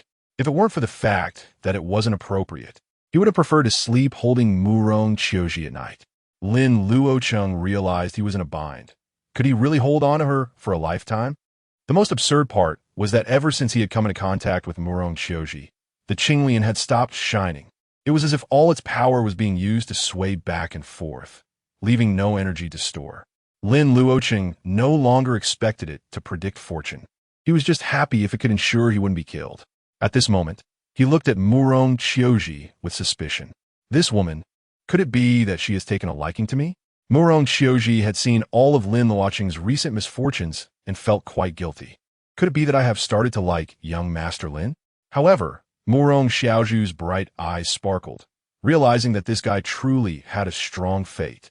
He was simply the destined husband for Qiuji. Thus, along the way, Murong Xiaoju constantly tried to bring Lin Luocheng and her sister closer together, creating opportunities for them. After all, for her sister had finally encountered a suitable match, and she couldn't let him slip away. However, every time she thought about Lin Luocheng looking at and touching her, she felt quite awkward. What is going on here? Where does a brother-in-law act like this towards his sister-in-law? But considering that Lin Luocheng was truly irreplaceable, Murong Xiaoju could only suppress her strange thoughts. In the evening, the three of them stumbled upon a natural hot spring in the mountains. The Murong sisters, tired from their travels, were unable to move any further. So Lin Luocheng stopped as well. Let's rest here tonight, Murong Xiaoju said with a glint in her eye. Eating the fasting pills every day has become boring. I'll go hunt some wild game. If I'm not back soon, you two, being a man and a woman alone together, would have plenty of time if you want to do something. After saying this, she dashed off, leaving Lin Luocheng speechless. In the shadows, Lin Luocheng clenched her small hand, cursing shamelessly. This is definitely one of the enchanting women of the Miaoing sect. If it weren't for the fact that Murong Qiuji showed no signs of spiritual power, she might have directly acted to slay the demons. I'll observe a bit longer and see what these enchanting women are up to. At this moment, Murong Qiuji, her pretty face flushed, said, "Young master, my sister just likes to play pranks. You shouldn't take it seriously." Lin Luocheng shook his head. It's fine, Qiuji. How is your health? Lung Yuanshuang immediately pouted, feeling a bit angry. This guy has never shown this much concern for her. It turns out he's not warm to her. He's just warm to someone else. Morong Qiuji smiled gently. I'm much better. It's been hard on you all this way, young master. Lin Luocheng waved his hand, then with a strange expression said, Qiuji, you really don't like me, do you? Morong Qiuji's face turned red instantly. She looked down at her fair chest, nearly burying her head into it. It shouldn't be. Lin Luocheng frowned. Really not? Then why am I getting unluckier? Morong Qiuji nervously replied. Maybe it's because you've been around me for too long? Lin Luocheng nodded, sitting down and earnestly guiding her. Qiuji, apart from my good looks, I'm worthless. I'm just gold and jade on the outside, but rotten on the inside. In the shadows, Lung Yuanshuang was utterly confused. What on earth was this guy doing? Morong Qiuji listened to Lin Luocheng's routine self-deprecation with indifference, nodding perfunctorily. I understand. I want to like you. In the distance, Morong Xiaozhu saw that the two were unresponsive and felt exasperated. Is this guy even a man? If it weren't for the lack of Hawan powder, she would have considered giving them a dose. Thinking of this, while hunting, Morong Xiaozhu, using her meager knowledge of herbal medicine, gathered a lot of aphrodisiac herbs in the mountains, and even brought back a snake's sexual pouch. Nourish him, until this guy can't take it anymore. Morong Qiuji had no idea that her sister was planning to take such drastic measures. She simply let the words go in one ear and out the other. Finally, waiting for Lin Luocheng to take a sip of water to moisten his throat, she mustered the courage to ask, Young Master Lin, are you so afraid that I might like you because you have someone special in mind? In the shadows, Lung Yuanshuang immediately perked up, quickly straining to listen. Chapter 38. I don't believe in evil. Upon hearing the question, Lin Luocheng instinctively wanted to say no, but a graceful figure flashed through his mind. After hesitating for a moment, he decided to dispel Morong Qiuji's inappropriate thoughts about him. Yes. Upon hearing this, Morong Qiuji's expression dimmed, and she said with disappointment, the one who can make you like her must be very beautiful, right? Not bad, Lin Luocheng replied. Morong Qiuji's hope was rekindled instantly, and she pressed on, is she more beautiful than me? Lin Luocheng hesitated for a moment, then steeled himself and replied affirmatively.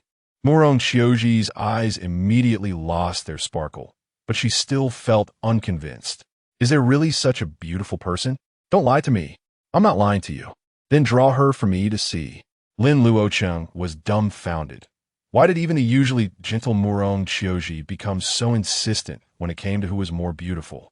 Women and their damn competitive spirit. However, to make her give up entirely, Lin Luocheng could only take out his brush, ink paper, and inkstone and set them on the flat blue stone. Morong Qiuji stood beside him, helping him grind the ink, clearly unwilling to accept defeat. Lin Luocheng picked up the brush, recalling the appearance of Lung Yuanshuang, and began to draw. He had no other intention. He simply thought Lung Yuanshuang was beautiful and hoped it would make Morong Qiuji give up. To be fair, the two women were not that different in appearance. However, due to her years of cultivation, Lung Yuanshuang indeed had a superior aura. Lung Yuanshuang, too, was curious about who this guy's beloved was. Could it be her? She felt a restless itch and surrounded herself with moonlight, peeking over to see. It wasn't T that she wanted to know. She just didn't care anymore. She wanted to see. Lin Luocheng had studied at Yinu Peak for 100 years and was a master in all arts, including music, chess, calligraphy, and painting. At least in the mortal realm. Before long, the image of Lung Yuanshuang, like a celestial maiden, came to life on the paper, her features vividly expressive. In the painting, Lung Yuanshuang stood under the moonlight, her gaze gentle yet sorrowful, tears in her eyes, as if she had 1,000 words to say. This scene was from a time in his past, when Lung Yuanshuang came to visit Lin Luocheng, a moment he always remembered. It was one of the few times he felt no regrets. Lung Yuanshuang looked at the painted version of herself, her expression dazed, and waves of sadness surged within her. The painted figure seemed to step out, giving her a sense of temporal dislocation. When had she ever had such an expression? Why did she feel so sad after seeing it? At that moment, she suddenly gained insight into a spell she had previously struggled to understand. Fate, reincarnation. Murong Qiuji was entranced by the painting, unable to believe that such beauty existed in the world. That gaze, full of sorrow and deep affection, would captivate any man. Even as a woman, she found herself charmed. She had lost, utterly defeated. Can you tell me about your relationship with her? I'm just curious. I mean no harm. Lin Luocheng looked at the painting of Lin Luocheng, brewing some emotion before slowly speaking.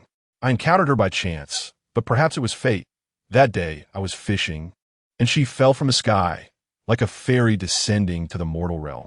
In order to dispel Murong Qiuji's inappropriate thoughts about him, Lin Luocheng embellished and glorified Lin Luocheng. In his words, Lin Luocheng was unparalleled, simply an accidental fairy who had fallen into the mortal world, a synonym for beauty. Unbeknownst to him, Lin Luocheng was feeling shy, covering her face with her hand, wanting to run away, but unable to stop herself from wanting to listen. So this wooden block, despite his cold words, thought this way in his heart? Oh my, how embarrassing. How could she be so good? Just as Lin Luocheng was getting excited and Murong Qiuji was captivated, Lin Luocheng found himself at a loss for words when Murong Qiuji returned, dragging a wild boar behind her. Lin Luocheng, come help. We've secured dinner for tonight. At that moment, both women had the same thought. Eat, eat, eat. All you think about is eating. Lin Luocheng felt relieved. He was running out of things to say and was feeling quite cheesy. Thankfully, that woman hadn't heard. Otherwise, he would have to leave Qingshu to live. Lin Luocheng put away the painting and walked over, frowning. Why didn't you put it in your storage bag? I don't want to. It stinks. What if it gets my clothes dirty? Murong Qiuji replied defiantly, then proudly pulled out the carefully picked spiritual herbs. Tonight, let's make some soup to replenish our strength. I'm gonna make you all howl. But soon, her smile faded as Lin Luocheng picked out all those herbs and tossed them aside. These herbs have aphrodisiac effects. You can't eat them randomly. It could cause problems. Originally worried that Lin Luocheng might fall for the schemes of that seductress, Lin Luocheng felt secretly pleased. Good job. Don't fall for the temptress's tricks. Murong Qiuji was utterly frustrated. Was this guy cutting one thread every time the matchmaker tied a new one? I don't believe in evil. She said, her eyes spinning, and smiled. By the way, can you roast me? Lin Luocheng nodded. I know a little. Then it's up to you. I'll take Qiuji to the hot spring. You better not come over to peek. As Murong Qiuji said this, she dragged Murong Qiuji away. Lin Luocheng quickly called out, wait a minute. He carefully checked the hot spring, confirming there were no demon beasts in the lake or nearby before he felt relieved to leave. All right, if anything happens, call me. I'll be nearby. Murong Qiuji replied softly, her gaze as gentle as water. Lin Gongzi is really so gentle. Murong Qiuji rolled her eyes. This kid was overly cautious, clearly afraid of the matchmaker, tying red strings. She pulled Murong Qiuji into the water, casually finding an excuse and leaving a piece of clothing to cover herself. Murong Qiuji thought she was just worried about Lin Luocheng and didn't say much. Lin Gongzi is such a gentleman. He wouldn't do anything sneaky. She felt completely at ease and stripped down completely, and the two sisters played in the water, their laughter ringing like silver bells. Lin Luocheng listened to the sounds in the distance. Although his heart raced with various thoughts, he still restrained himself. A gentleman knows when to act and when not to act. Lin Luocheng was not a gentleman, but he looked down upon such sneaky behavior. If he wanted to see, did he need to sneak a look? Calmly, Lin Luocheng was at the shore dealing with the wild boar, while secretly keeping watch for any approaching figures. Seeing Lin Luocheng so calm, Lin Luocheng felt a sense of relief. She had misunderstood him. He really was a gentleman. Just then, a surprised scream echoed. Ah, what is that? Murong Qiuji's voice vaguely came through. Don't be afraid, I'll dive down and catch it. Lin Luocheng rushed over, but dared not move closer, asking in a deep voice what happened. Sister, where are you? There's a snake. As a scream rang out, Murong Qiuji rushed towards him, covering her front with her clothes. Lin Gongzi, there's a snake under the water. However, as she got close to Lin Luocheng, she stepped on her own dress. letting out a yelp as she fell into his arms. Lin Luocheng stepped forward to catch her, but slipped, and they both fell heavily to the ground. What the hell? Why is this bad luck happening now? But it must be said, this bad luck made him a complete cushion. Murong Qiuji bounced off him, completely unharmed. Lin Luocheng, being knocked over, felt an incredible curve against his hand, instantly feeling flustered. The two stared at each other. Murong Qiuji's face turned increasingly red, and then she let out an ah, and hurriedly got up. I am sorry. I am sorry. She was so flustered that she didn't know where to cover. Her crumpled dress was insufficient to cover her modesty, and she was almost in tears. Lying on the ground, Lin Luocheng was a bit dazed by the dazzling water light, struggling to regain his senses. Why was his bad luck so alluring this time? Did heaven think he was taking advantage of her, and that there would be danger to his life? But Lin Luocheng indeed felt a chill behind him. Yet he couldn't find the source. Chapter 39. Joining the family? Lin Luocheng turned his head to the side, stood up, and took off his outer shirt to hand it to Murong Qiuji. Put it on quickly. Be careful not to catch a cold. Murong Qiuji accepted the shirt, murmured a thank you, and stood up to put on. Lin Luocheng looked toward the hot spring and said, Miss Xiaozhu, are you all right? In the distance, Murong Xiaozhu's voice and the sound of rustling clothes could be heard. I'm fine. There's a little water snake. Don't come over yet. Lin Luocheng frowned. There were actually still fish that slipped through the net in the hot spring. Miss Qiuji, can I turn around now? You can. After a while, Murong Qiuji's weak voice came through. Lin Luocheng turned around, only to see her face flushed, her small hands tightly gripping the shirt in front of her, on the verge of tears, looking as if she had been traumatized. Miss Qiuji, are you okay? Hearing this, Murong Qiuji lowered her head, her jade-like toes digging into the ground, almost crying out loud. How can this be okay? How will I face Lin Gongzi in the future? Lin Luocheng didn't know how to comfort her. The atmosphere suddenly became both enchanting and awkward. Moments later, a fully dressed Murong Xiaozhu came out holding a soft water snake. I didn't expect there to be a snake in the water. Luckily, it's harmless. Murong Qiuji exclaimed and hid behind Lin Luocheng, gripping the hem of his clothing, forgetting that the door was wide open. She had been afraid of snakes since childhood. Otherwise, she wouldn't have run out in fright just now.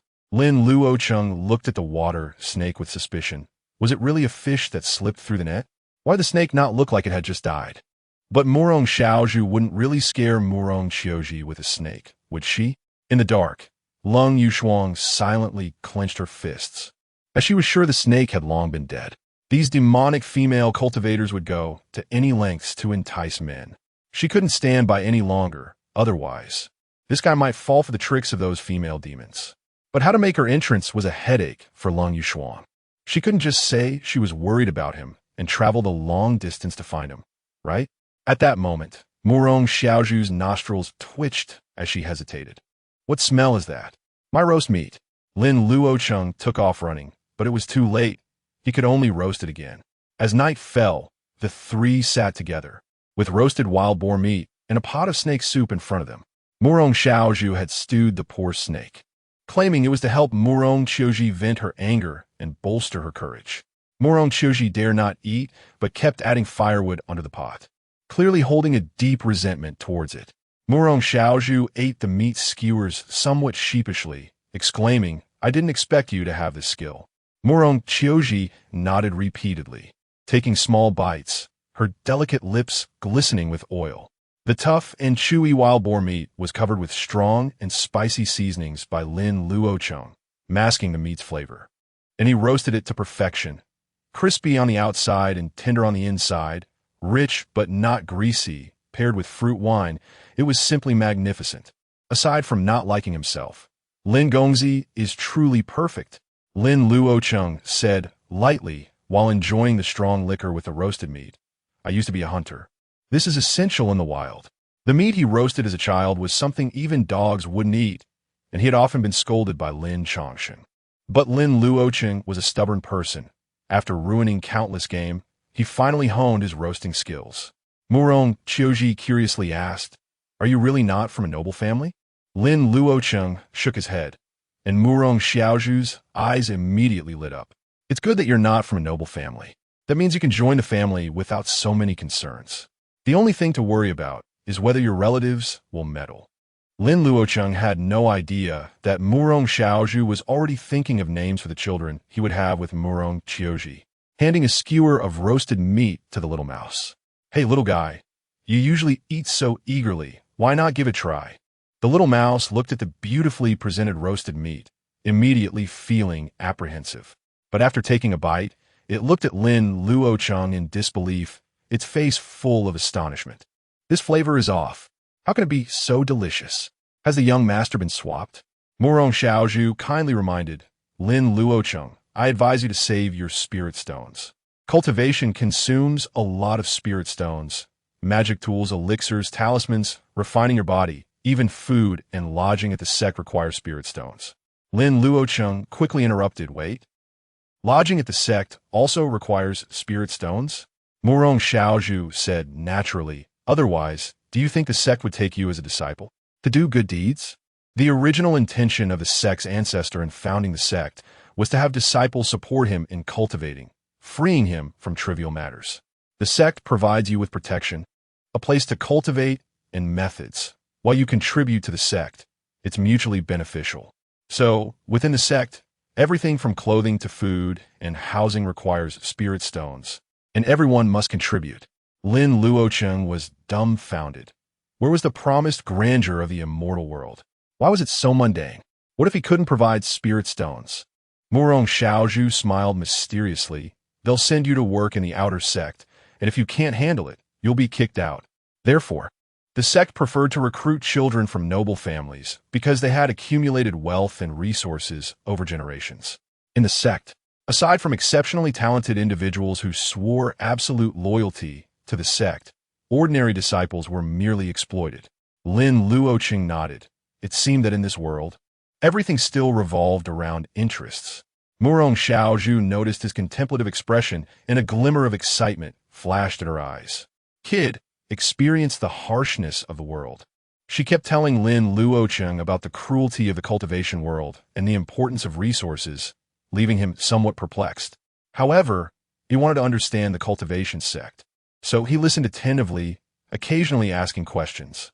The three of them enjoyed their drinks and lively conversation, tacitly avoiding any mention of the awkwardness from earlier that night. In the shadows, Lung Yushuang smelled the aroma of meat and wine, her throat moving slightly, feeling a sense of wanting to cry without tears. Why were they eating roasted meat and laughing while she could only stand in the dark, feeling the cold wind and drooling? So frustrating. Coincidentally, in the sea of consciousness, Chu Lingyin watched the three and almost cried out of hunger. "I want to eat too." That night, after Murong Qiuji fell asleep, Murong Xiaozhu quietly approached Lin Luocheng. Lung Yushuang immediately raised her guard, her sword ready to strike down this enchantress. Murong Xiaozhu had no idea that her name was flashing on the death list as she sat across from Lin Luocheng. "Hey, how do you plan to handle what happened tonight?" Lin Luocheng glanced at Murong Qiuji and said helplessly, "I didn't mean to." Murong Xiaozhu huffed. "Whether you meant it or not, the fact is you saw Qiuji's body, right?" Lin Luocheng honestly nodded. Murong Xiaozhu cleared her throat and straightened her posture. "How about this? I won't make it difficult for you. I'll give you a clear path to save you 30 years of detours." Lin Luocheng looked at her with a strange expression because he had heard a similar thing from a widow in the city before. At that time, the charming widow's request was for him to join her family and have a child. "You want me to join the family? How do you know?" Murong Xiaozhu looked at him in surprise, muttering, "You're quite clever." "Huh, what do you think? Qiuji has a good impression of you. She's beautiful and gentle." Lin Luocheng succinctly replied, "The key point is, it will also cost me my life." Murong Xiaozhu rolled her eyes. "If she didn't care about her life, would you have a chance? You two are simply a match made in heaven. My Murong family was once prosperous. My parents left us enough resources aside from the Ascension Order.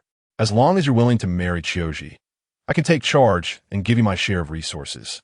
What do you think?" Not far away, Murong Qiuji's ears twitched, and the hidden Lung Yushuang became even more nervous. With the beauty trap starting, the moral pressure mounting, and finally the temptation, can he withstand it? Chapter 40. Why do I seem to see Lung Yushuang standing by the roadside?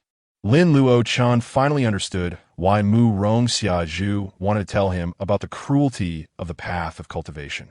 It turns out that all of this was to scare him and set the stage for the matter of marrying into the family. The conditions are tempting, but I refuse. Mu Rongxiaju immediately became anxious. Why? Is there something wrong with Qiuji? She is great, but I, Lin Luocheng, will never become a son-in-law, nor will I live off a woman. Everything can be discussed. Actually, the matter of marrying into the family can be negotiated. Lin Luocheng still shook his head. I have someone I like, and I can only refuse your kind intentions. Mu Rongxiaju earnestly advised. You need to think carefully. The path of cultivation consumes a lot of resources. Can that person you like provide you with resources? Can she help with your cultivation and future? Lin Luocheng replied calmly. She cannot, but matters of the heart cannot be forced. Mu Rongxiaju said angrily. You've already seen Qiuji, and you're just going to let it go like this? How will she get married in the future? Lin Luocheng said lightly. I not only saw you, but I also touched you. Are you going to marry me as well? Not far away, Mu Rongxiaju tightened her small hand, almost gasping in surprise, her mind in chaos.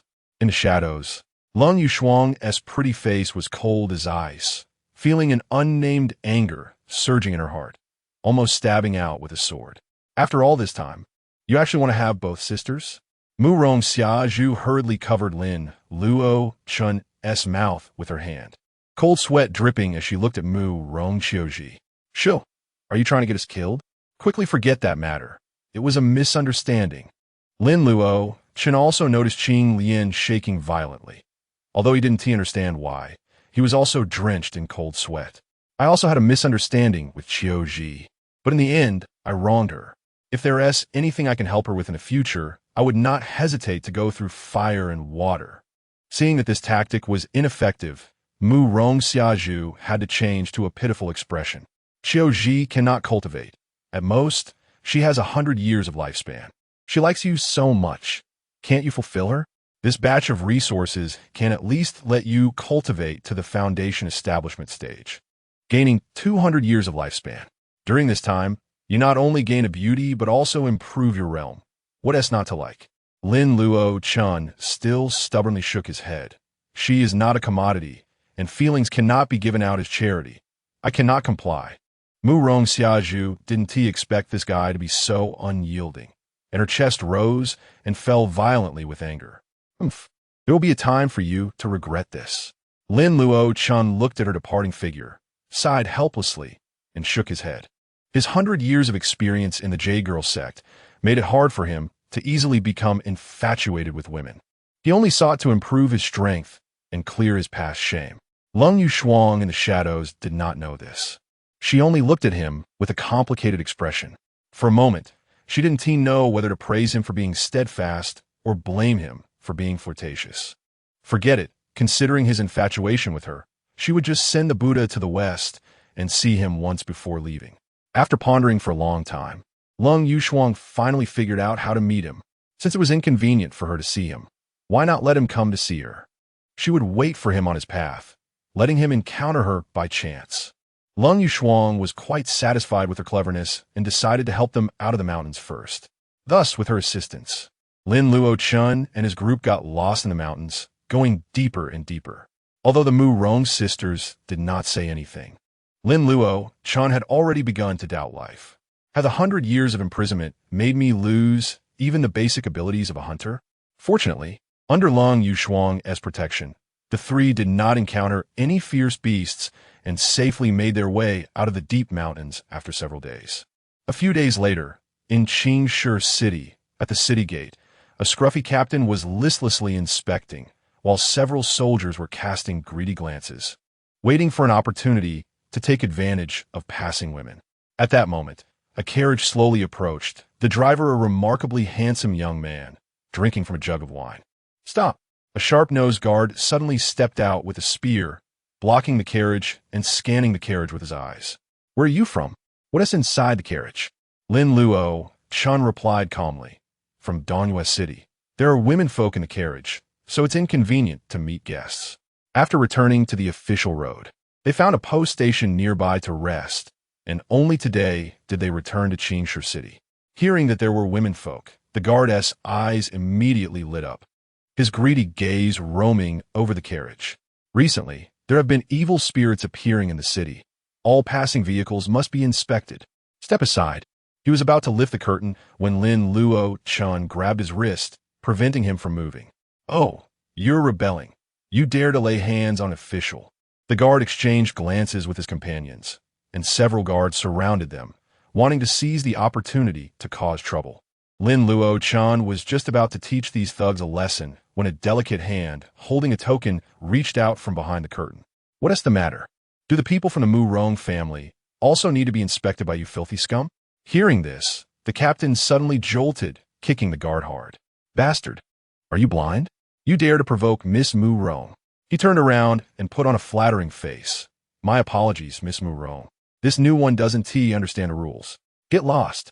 Just two simple words made the guard captain feel as if he had been pardoned, hurriedly kicking away several guards. "Miss Mu Rong, please walk slowly." As the carriage moved away, the beaten guard anxiously said, "Captain, could it be that it's that miss from the Mu Rong family?" One of the guards murmured, "No wonder there have been inexplicable deaths recently. It turns out to be this harbinger of death." "Shut up." The captain quickly covered his mouth, looking around in fear. "You won't die." Before he finished speaking, a gust of cold wind swept past, carrying paper money around their feet. In the distance, a mournful wail echoed, vaguely mixed with cries of another death. The guards shivered in unison. Lin Luocheng drove the carriage and also noticed that the people in the city looked anxious.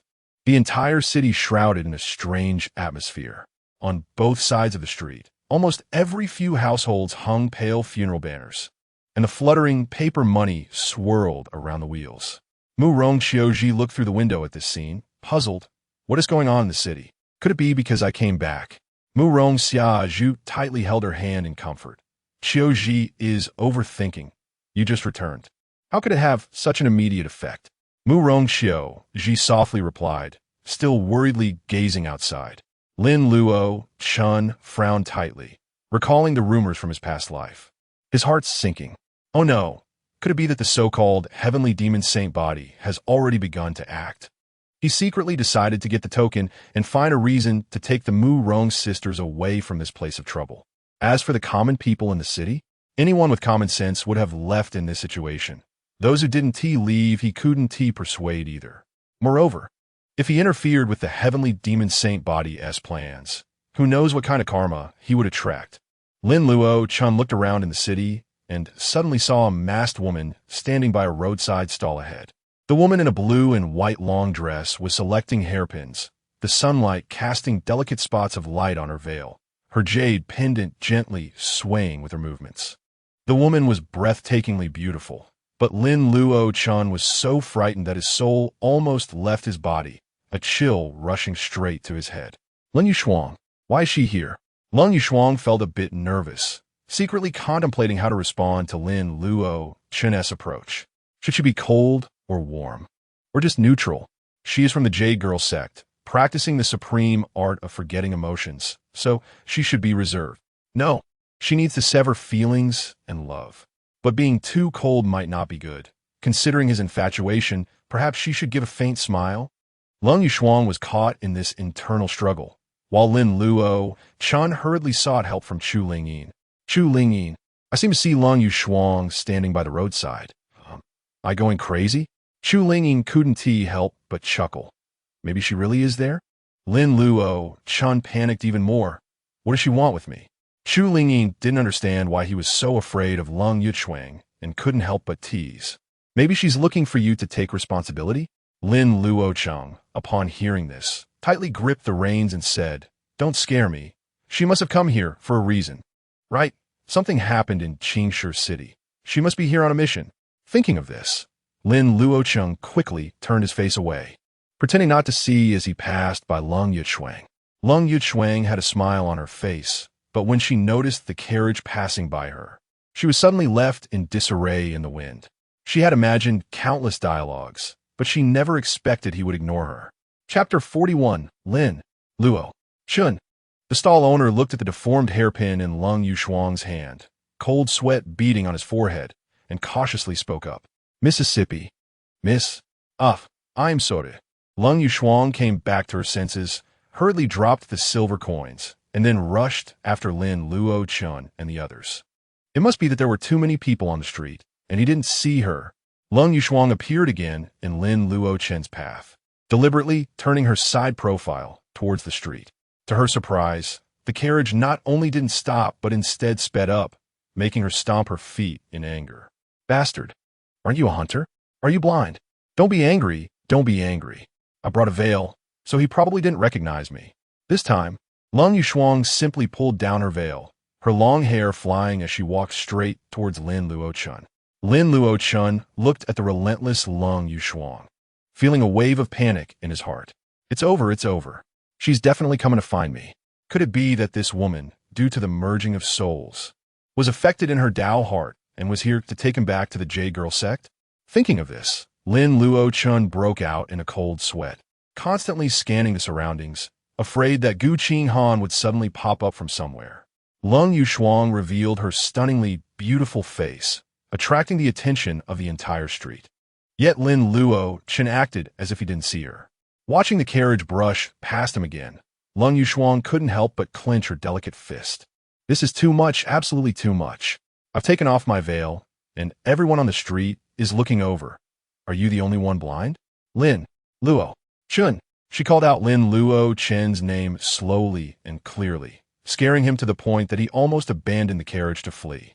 But rationality made him subconsciously rein in the carriage, and when he turned back, he had already put on a surprised expression. Cold Fairy, it's really you. I thought it was an illusion. The Murong sisters heard the commotion and curiously poked their heads out of the carriage. Murong Xiaozhi suddenly covered her mouth. Wasn't this exactly the fairy from the painting? Murong Xiaozhi was stunned speechless by her cold and stunning beauty. How could there be such a breathtaking beauty in the world? Lin Luocheng's gaze swept among the three, and suddenly a thought struck her. So this guy's feeling guilty. He must be afraid I'll discover that he's with two beauties. That's why he pretended not to see me?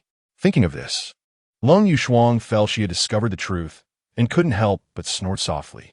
An illusion? Is it really such a big illusion? Lin Luocheng gave a dry laugh. For some reason, he felt as if he had been caught cheating. What are you doing here? Lin Luocheng's ears turned slightly red, and she randomly made up an excuse. I came to carry out a mission for the sect. Upon hearing that she wasn't here for him, Lin Luocheng instantly straightened his back. What do I have to be afraid of? She's not anyone to me. I see. Then what does the fairy have to advise me? Lin Luocheng was taken aback. Lin Luocheng's reaction was completely different from what she had imagined. But thinking back to his attitude when he spoke about her to Murong Xiaozhi, she felt relieved. This guy's cold on the outside, but warm on the inside. He must be very happy to see me. What a stubborn guy. When passing by familiar faces, shouldn't you greet them? Lin Luocheng pretended to be curious and asked, Where are you two going? I'm sending these two ladies back home. If the fairy has nothing to do, I have something to do. Lin Luocheng deliberately stepped closer, shyly saying, I'm new here and haven't found a place to stay. Lin Luocheng subtly leaned back, pretending not to understand her insinuation. There are inns in the city. The fairy can stay there on her own. Lin Luocheng was so angry her teeth itched. This unromantic bastard. If the fairy doesn't mind, you can stay at my humble abode. Murong Xiaozhi timely softened the atmosphere, feeling both sour and helpless inside.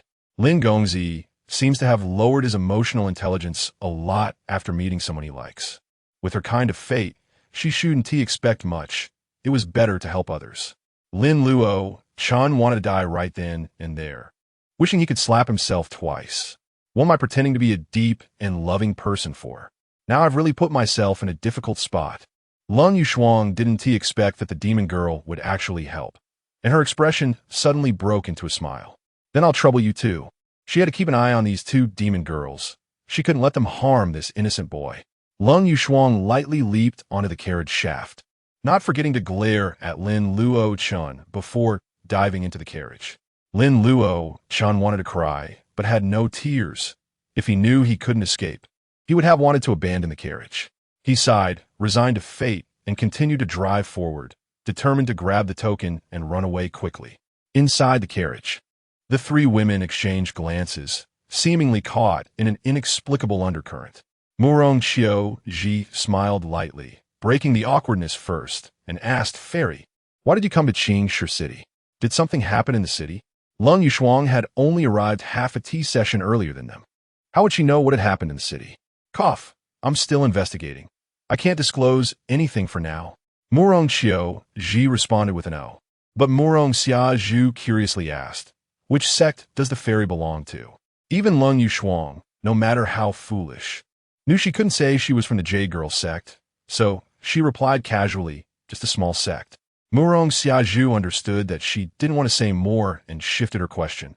"Is the fairy an old acquaintance of Lin Gongzi?" This guy claimed he wasn't from a powerful family, right? Could this be his so-called beloved? But based on his attitude just now, it didn't seem like it. Lin Luocheng responded with an her fingertips twirling around her hair, softly saying, "He is my savior." Murong Xia Zhu, seeing her like this, recalled their conversation earlier and felt a surge of vigilance. Oh no, this is Qiu Ji's rival in love. Qiu Ji, you brought a wolf into the house. Isn't that a coincidence? Lin Gongzi has also saved us. Lin Luocheng snorted coldly in her heart, but maintained a calm smile on the surface. This person is tough on the outside, but soft on the inside. He probably helps even injured cats and dogs on the roadside. Murong Xia Zhu was instantly furious. Who are you calling an injured cat or dog? This woman looked like she was unworldly, yet her attack power was quite strong. The fairy seems to know him very well. It seems you've known each other for a long time?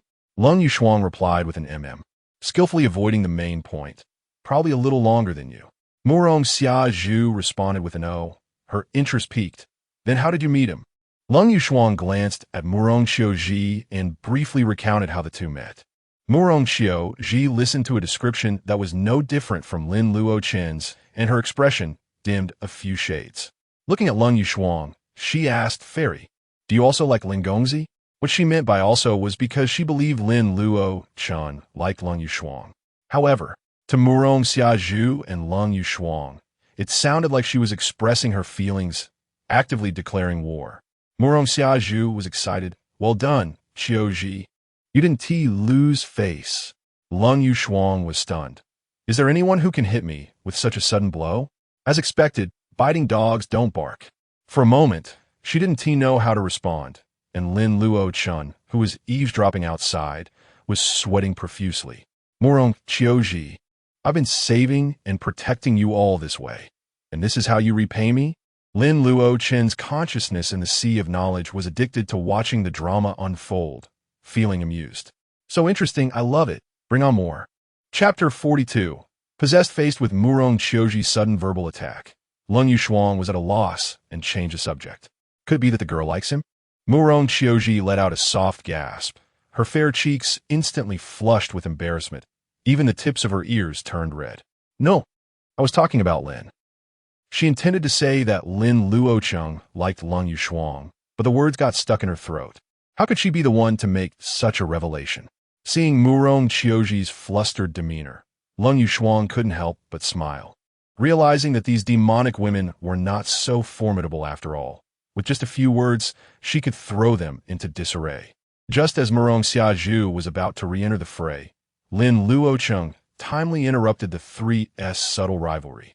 "We have arrived at the Murong residence." Lin Luocheng sighed in relief, secretly grateful that Qingshi City was not large, and the Murong residence was not far away.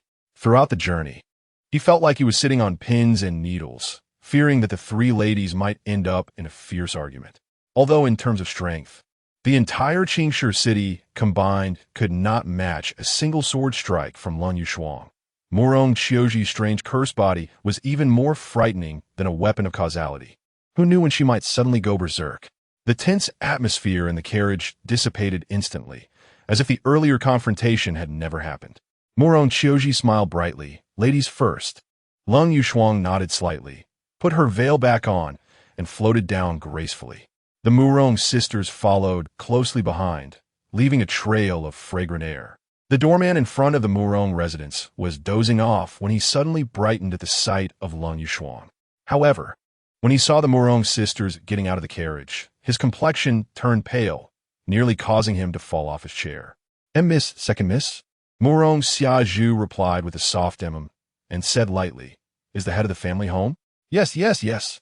I'll report this right away." The doorman scrambled inside, looking as if he had seen a ghost. Murong Xiazhu shook her head helplessly and turned back to Lin Luocheng and Lung Yushuang with a smile. "Let us go." The four walked into the Murong residence, with Lin Luocheng and Lung Yushuang curiously observing their surroundings. The Murong family truly lived up to their prosperous ancestry, with pavilions and towers arranged harmoniously, and rockeries and flowing water complementing each other. Although it could not compare to the ethereal atmosphere of the Yin sect, it exuded a unique craftsmanship, far from the vulgar taste of nouveau riche. The group passed through the winding corridors and arrived at the main hall, where the maidservants cautiously served fragrant tea. As the aroma of the tea wafted through the air, a middle-aged man dressed in an imposing manner strode in. The Murong sisters stood up simultaneously. "Uncle." This man was their uncle, the current head of the Murong family, Murong Dongyue. Upon seeing the Murong sisters, a flicker of joy and confusion flashed in his eyes. "Xiazhu, Qiuji, you have finally returned. Who are these two?" "These two are our friends. This is Lin Luocheng, and this is..." As Murong Xiazhu introduced, Lung Yushuang. She awkwardly realized she didn't know her name. Lung Yushuang slightly nodded. "My surname is Lung." "Oh, so it's Miss Lung." Murong Dongyue's eyes glimmered with admiration as he politely returned the greeting. After everyone took their seats again, he looked at the Murong sisters with a puzzled expression. "Where is Elder Zhou? Didn't he come back with you?" "Elder Zhou? We didn't see him." Murong Xiazhu replied, her face puzzled, leaving Murong Dongyue in shock. "I clearly instructed Elder Zhou to pick you up. Did he miss you?" Murong Xiazhu pondered for a moment. "That should be the case. We didn't take the official road all the way." Murong Dongyue suddenly realized, as long as you're back safely, that's good. "You didn't encounter any danger on the way, did you?" "How could we not encounter danger? If it weren't for young Master Lin, we wouldn't have made it back." As Murong Xiazhu spoke, her anger flared, and she recounted the assassination incident in one go. However, she omitted the matter of the Wei brothers to avoid the family discovering that they had gotten into serious trouble. After listening, Murong Dongyue quickly stood up and thanked Lin Luocheng. "Because of the incident in the city, I was unable to leave and could only send Elder Zhou to assist Xiazhu and the others. I didn't expect them to miss each other. Thank you so much, young Master Lin, for escorting them safely." Lin Luocheng said calmly, "Head of the Murong family, you don't need to be polite. I was just doing my job in exchange for compensation." Murong Dongyue looked at him in astonishment, and Lin Luocheng chose to be direct to avoid any lengthy misunderstandings. "I escorted Miss Murong back. They promised to give me a piece of the ascending immortal order." Murong Dongyue looked at the Murong sisters, and Murong Xiazhu nodded, confirming his words. "Uncle, I know that some people in the clan do not welcome us sisters, and we do not wish to stay and be an eyesore any longer. We came back this time to take away the things left by our parents and leave the Murong family." Murong Dongyue immediately became anxious. "Nonsense. Where can two young ladies like you go if you leave the Murong family? It's the fault of some greedy clan members this time. I will definitely give you an explanation. You can stay in the clan with peace of mind. As long as I'm here, such things will not happen again." However, Murong Xiazhu insisted. "Uncle, you know very well who is behind this time. I know you care for us, but can you always be with us? Open attacks are easy to avoid, but hidden arrows are hard to defend against. We don't want to live in fear anymore. We just want to live quietly. Please, Uncle, grant us this." In fact, she had already thought about bringing Murong Qiuji away from the Murong family on the way back. She didn't want to live a suppressed life any longer, especially since the Wei family was always a hidden danger. Since that was the case, it would be better to quickly take away the resources left by their parents and leave with Murong Qiuji. If the Wei family really came looking for them, then let the Murong family deal with them slowly. After all, they had no good intentions. Murong Dongyue wanted to persuade them further, but Murong Xiazhu firmly stated, "Uncle, we have made up our minds." Murong Dongyue's expression changed, and he finally sighed deeply. "This matter is serious. I need to discuss it with the elders of the clan. You two should stay for now, and we will think of a long-term plan." Murong Xiazhu responded with an and glanced at Lin Luocheng. The ascending immortal conference is approaching. Please, uncle, handle this quickly so it doesn't delay young Master Lin's attendance. Murong Donwen nodded with a sigh. There have been many incidents in the city recently. I will try to arrange my time. Murong Chioji, hearing this, curiously asked, Uncle, what exactly has happened in the city? Lin Luocheng and Lin Luocheng couldn't help but lean in with curiosity, as Murong Donwen's expression turned extremely grave. Recently in the city, for some unknown reason, people have been going mad, recognizing no one, and killing anyone they see. It seems they are possessed. We have searched for a long time, but could not find the cause of their possession, and the possessed keep appearing endlessly. The people in the city are in a state of panic. I've already sought help from the nearby Maiden Sect, but they have yet to respond. Lin Luocheng pondered. In his previous life, the heavenly demon's sacred body sacrificed its own people and the citizens of Qingshi City for cultivation. Could these possessed individuals be related to him, her?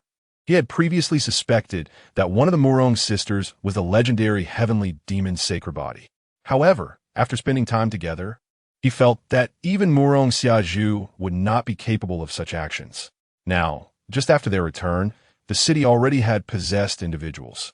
It seemed they truly were not the heavenly demon sacred body. Suddenly, Murong Xiaju's eyes lit up, and she turned to Lin Luocheng. Miss Lung said she came here to investigate. Could it be that you are a disciple of the Maiden Sect? Hearing this, Murong Dongyue's expression changed slightly as he looked at Lin Luocheng in astonishment, as if he had discovered something incredible. Chapter 43. I can't let young Master Lin fall into the devil's hands. Lin Luocheng was stunned. How did she become the demoness of the Maiden Sect? But the words had already been spoken, and she found herself in a difficult position, having to nod her head firmly. Indeed, Murong Donwen looked at Lin Luocheng with confusion. I apologize for being presumptuous, but could the fairy show me your token? A flash of light appeared in Lin Luocheng's hand, and she calmly took out a Maiden Sect token. She might not have other tokens, but she had plenty of Maiden Sect tokens. Murong Chioji's face was one of disbelief, finally understanding why this fairy didn't mention her sect. It turned out that this ethereal fairy was actually from the Maiden Sect. Young Master Lin's preference was actually for a demoness from the Maiden Sect. It was said that the fairies of the Maiden Sect all absorbed people's vital energy. Wasn't young Master Lin in danger? No. She couldn't just watch young Master Lin fall into the devil's hands. Having initially given up, Murong Chioji suddenly ignited a fierce fighting spirit, determined to save Lin Luocheng from peril. A trace of confusion also flashed in Murong Dongyue's eyes, but he still stood up and bowed. It turns out the fairy of the Maiden Sect has graced us with her presence. I apologize for not welcoming you properly. Lin Luocheng waved her hand, saying, There's no need for such formality, Murong family head. I have just arrived. Lin Luocheng looked at Murong Dongyue, feeling that something was off, but couldn't figure it out for a moment. Murong Dongyue couldn't perceive Lin Luocheng's cultivation level and was quite wary of this mysterious fairy. Since the fairy has arrived, I believe the issues in the city will soon be resolved. I would like to thank the fairy on behalf of the city's citizens. Lin Luocheng felt anxious. She was just a novice. How would she know anything about subduing demons? But considering her own strength, she still nodded. This small Qingshi city, could it still have masters at the out-of-body stage? Murong family head, please tell me about the current situation. Murong Donwen nodded and was about to speak when a constable rushed in with an anxious expression. Murong family head, someone has fallen into madness in the city again, and their strength is not weak. The city lord wishes to request your assistance. Murong Dongyue's expression changed slightly as he nodded and turned to Lin Luocheng. Fairy Lung, shall we discuss it on the way? Lin Luocheng responded with an and Murong Dongyue hesitated for a moment before looking at the Murong sisters. Xiaju Chioji, you should come along too. Lin Luocheng's expression turned strange. It seemed that the Murong family was not safe either. At present, he still had to rely on the Murong sisters for his ascension order, so he could only follow them with a stiff upper lip. After leaving the hall, a massive broadsword fell at Murong Dongyue's feet, and he hesitantly looked at the others. The Murong family head will go first. They will follow me. Lin Luocheng summoned a flying boat, and Lin Luocheng easily stepped on it, with the Murong sisters quickly following suit. Then I will trouble the fairy. Murong Dongyue took the constable and soared into the sky, while Lung Yushuang piloted the flying boat closely behind. The group flew in the air and soon arrived at a corner of the northern city. There were constant gasps of shock, and many citizens were fleeing in terror, while the guards quickly sealed off the area. From their vantage point, they saw a bare-chested man frantically fleeing through the streets and alleys. He was emaciated with red eyes, invisible black mist swirling around him, using both hands and feet like a nimble monkey. Behind him, a well-dressed man wielding a knife was relentlessly pursuing him, shouting, "Don't mind me. Shoot arrows. Don't let him escape." As soon as he spoke, the surrounding guards began to shoot arrows. A rain of arrows with ropes descending like a storm. The man moved like a ghost, dodging most of the arrows, and when a few landed, he swatted them away. However, he was momentarily hindered by the ropes, giving the knife-wielding man the chance to strike down, forcing him into a corner. The two sides faced off in the alley, with the guards holding weapons, trembling as they circled the two, not daring to approach. The possessed man spat black saliva, roaring, "You all should die." Using both hands and feet, he lunged at the brocade-robed man with sharp claws, looking as if he wanted to tear him to pieces. The brocade-robed man noticed the group in the air and immediately became more composed, engaging in a fierce battle with the possessed man. Although he was not weak, his opponent was physically strong and reckless, making it difficult for him to gain the upper hand. Lung Yushuang observed the situation and frowned, asking, "Does every possessed person have foundational cultivation?" Murong Dongyue's expression grew serious as he replied, "Not every one of them, but this person is among the stronger ones." The initial possessed individuals were merely physically stronger than normal people, but now most can rival peak qi refining cultivators. Their bodies far exceed those of ordinary people. A careless qi refining cultivator could perish, while only a foundation establishment cultivator can secure victory. Lung Yushuang felt a chill in her heart. The true demons were indeed not to be underestimated. An ordinary person possessed could rival a peak qi refining cultivator. How formidable would cultivators be? Murong Qiuji asked, "Uncle, can they return to normal?" Murong Dongyue shook his head. "They have completely fallen into madness. Even if we don't kill them, they will soon die." Lung Yushuang understood that while these possessed individuals gained power, they were clearly burning through their own flesh and blood. Unless this person continued to kill and absorb others' vital blood, he would quickly run out of energy and die. This was the horror of madness. Once one fell into madness, it was nearly impossible to turn back. "Let's subdue this person first." Lung Yushuang lightly raised her hand, and a bright moonlight poured out from her palm, like a galaxy cascading down, enveloping the possessed man. The moonlight gradually shrank, forming a cage. The possessed man frantically collided with the light wall, but struggled in vain like a trapped beast, ultimately being forced to kneel on the ground, unable to move. With just a simple action, Lung Yushuang had subdued the possessed man, leaving everyone dumbfounded. Murong Dongyue took a sharp breath, secretly speculating about the cultivation level of this fairy. Previously, Murong Xiazhu had thought that Lung Yushuang's ability to be saved by Lin Luocheng indicated she had at most foundation establishment strength. But now, seeing her performance, she felt a chill down her back, realizing she might have spoken too loudly before. "Oh no, Qiuji, your rival is quite formidable." However, Murong Qiuji's gaze did not waver in the slightest, determined as if she wished to join the ranks of immortals. Soon, the brocade-robed man tied up the possessed individual and flew up on a piece of green leaf. His gaze fell on Lung Yushuang, awed by her beauty and aura. Glancing at Murong Dongyue understood and introduced City Lord Su. "This is Fairy Lung from the Miaoying Sect." Su Zhenhu's body shook, his face filled with shock and regret, but he quickly regained his composure. "So it's Fairy Lung. I am Su Zhen, the City Lord of Qingshi City. Thank you for your assistance." Lung Yushuang replied indifferently, "No need for such courtesy. I am here for this purpose." "City Lord Su, please tell me about the specific situation." Su Zhen, realizing that Lung Yushuang came to help exterminate demons, became even more enthusiastic. "Fairy, having traveled a long way, you must be tired. I will host a banquet tonight to welcome you and discuss further. Lin Luocheng coldly replied, there is no need for trouble. I prefer peace and quiet. Su Zhen nodded. Then I will prepare a document to send to the fairy. Does the fairy have a place to stay? His implication was clear, but Lin Luocheng glanced at Lin Luocheng, leaving him puzzled. What are you looking at me for? Lin Luocheng replied.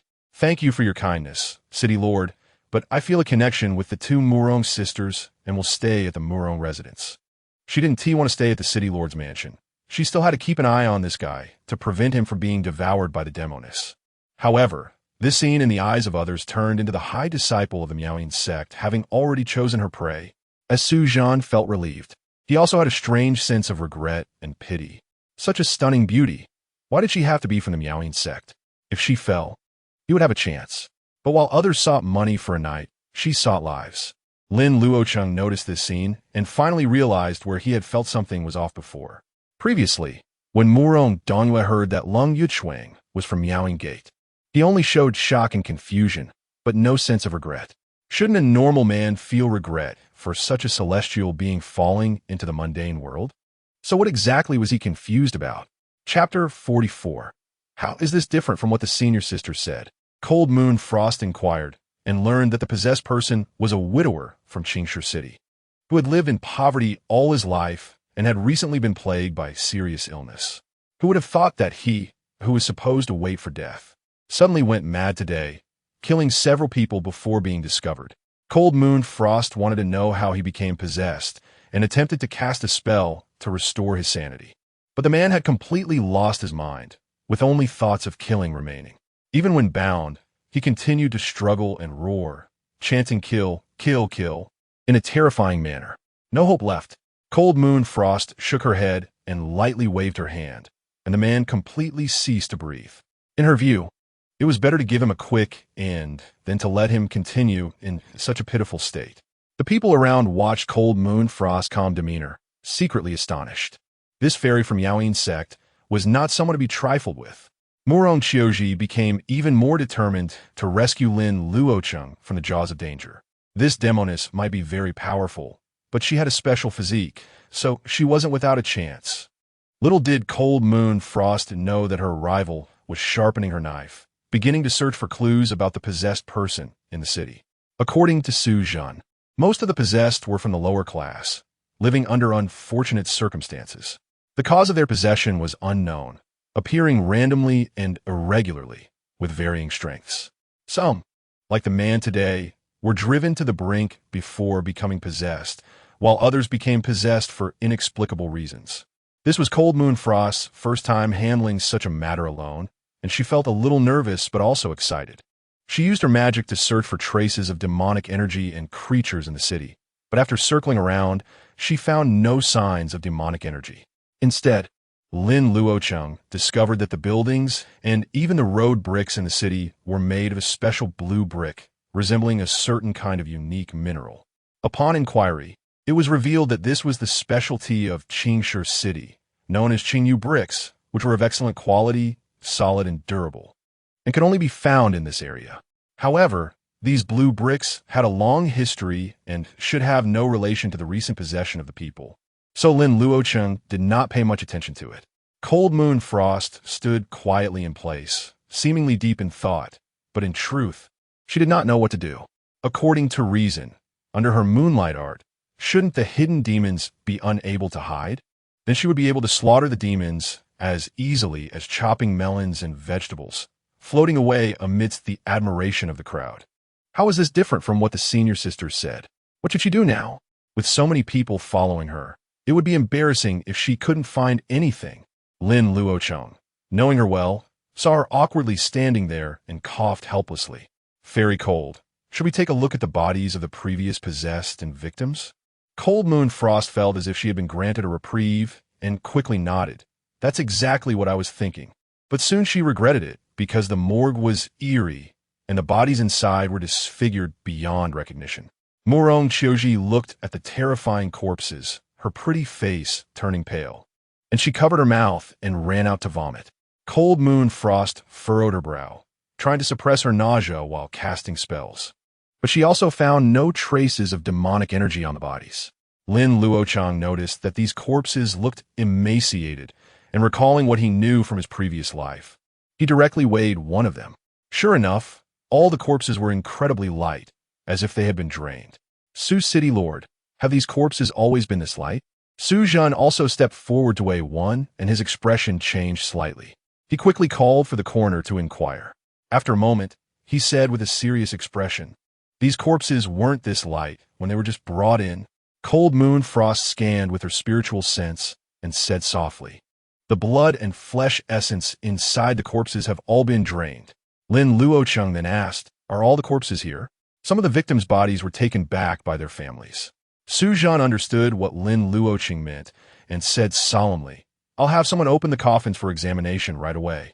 Lin Luocheng nodded, his expression growing more serious.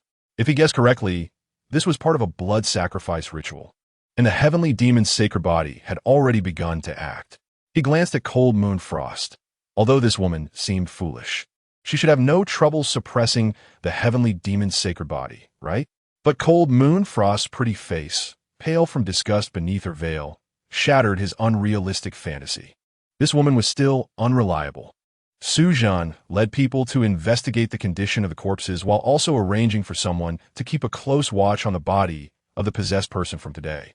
Murong Dongyue noticed Cold Moon Frost's discomfort and proactively suggested they return to the Murong residence to await news. When the group returned to the Murong residence, 3 more people were present in the main hall. A shadowy middle-aged man was sitting with tea, flanked by 2 young men who bore some resemblance to him.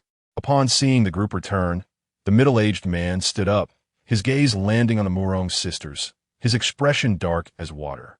"Eldest brother, I heard there's a possessed person at the foundation building level. Is there nothing to worry about?"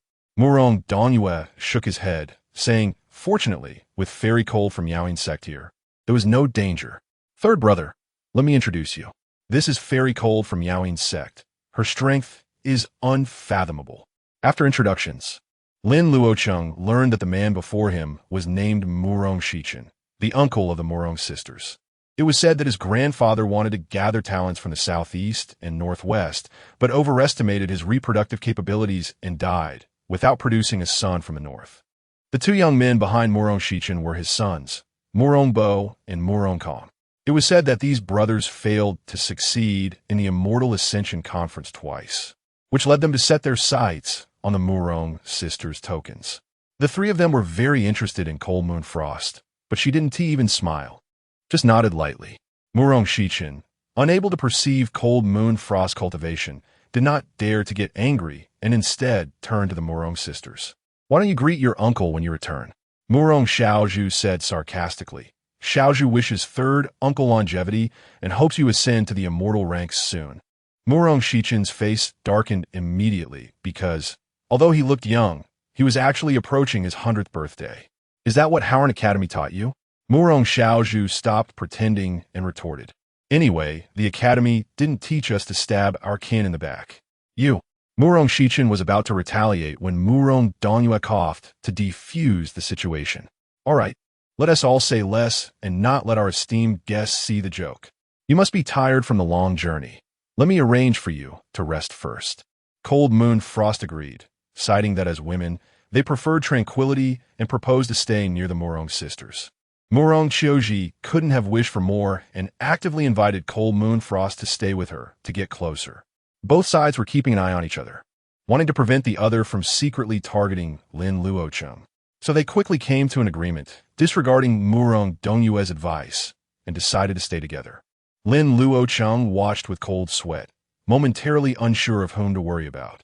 As a man, he naturally couldn't follow them in. However, for reasons unknown, Murong Dongyue arranged for him to stay in a separate courtyard that was relatively close to the 3 women. Perhaps it was to facilitate the great demoness midnight excursions to harvest some chives. The Murong sisters and Murong Shichen exchanged glances, both displeased, and took their leave under the pretext of taking Cold Moon Frost to rest. After the 4 left, Murong Shichen's expression immediately darkened. These 2 girls were actually getting along well with the demoness from Yaoing Sect. This was troublesome. "Eldest brother, what is the background of these 2? Murong Dongyue's face darkened as he motioned for Murong Bo and his brother to leave before slowly sitting down.